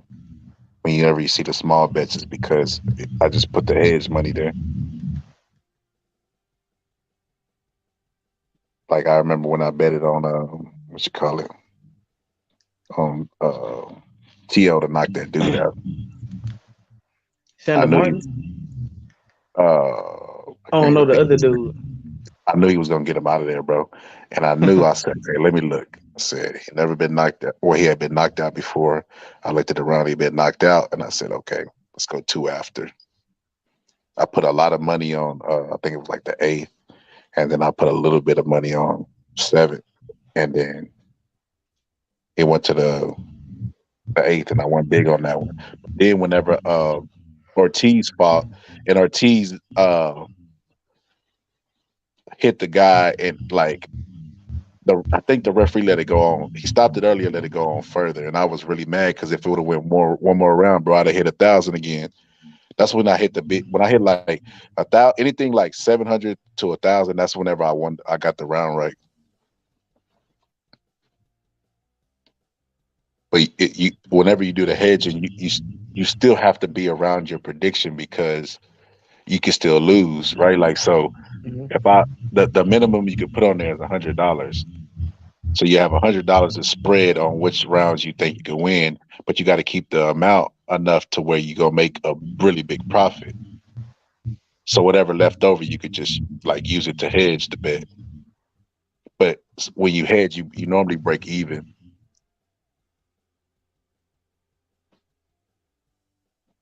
Hold up, my bad, man. I ain't gonna lie. I think I would log off. Like I just try to like mentally. I think I'm like done. If that makes sense. What you mean? Like I'm like just hit me. You what? Like no, like I said, I was just gonna log off this stream. Are you good, bro? I'm just bro. I'm just looking. I ain't even on the screen no more. But yeah, bro, you can log off. I'm gonna go ahead and end this. Hey, I don't know if y'all guys man, I ain't even been putting the comments up, bro. I've been looking on this betting site. So shout out to everybody that showed up. J.O. Gus. I'm gonna start doing more lives with my boy Deeply Goated, man. I don't know if we're gonna be able to go live for this fight because Yeah, it this come was on a in a couple long cook. hours, man. And This was shit, we'll 10 be going hours. for fucking 10 hours. That Bro, shit is 10 hours, crazy. bro. Hey, That went bro. by hella fast. That ain't feel If like 10 Andy hours. Ruiz had put 10 hours into his body, bro, he would be fleet-footed like Puro said, bro. That's how much 10 hours is. But nah, yeah, shout out to everybody that showed up, man. If I wake up in time, I'm gonna give y'all a live. Y'all know damn well, like I do one of the best commentaries on fucking YouTube. So I will be back to do Facts. that if I'm up. Now I don't know if I'm gonna be up because I gotta go to work tonight too. And I'm fucking like I said, like we said, we've been going like doing this live for fucking 10 hours. But yeah, man, I'ma holler at y'all, holler at you Deeply and see if you want to do it. Your ass probably gonna be knocked out, and I don't know if I'm gonna be up, so we'll see whenever the time gets here. Cause I do want to see the outcome because I'm gonna put a little money on it. Same. But yeah, But if all right, y'all bro. looking for somebody to break down the fight and watch the fight live, check out the Boston Scholar channel, man. He got the best breakdowns on the tube. If He y'all want can to be do it lied live. to, go to Puro's channel. He'll be like, "Ooh, look at this fleet-footed fighter." If you All think right, bro. Andy's better than Canelo, pull up to Hero's channel. That's hilarious, bro. Hey, Canelo gonna spit on Puro when he sees him, bro. He gonna straight Facts. slap him, bro. He gonna be like horrible Horrible commentator, fighter. horrible Horrible commentator, fed. horrible. But all right, bro. All right, man.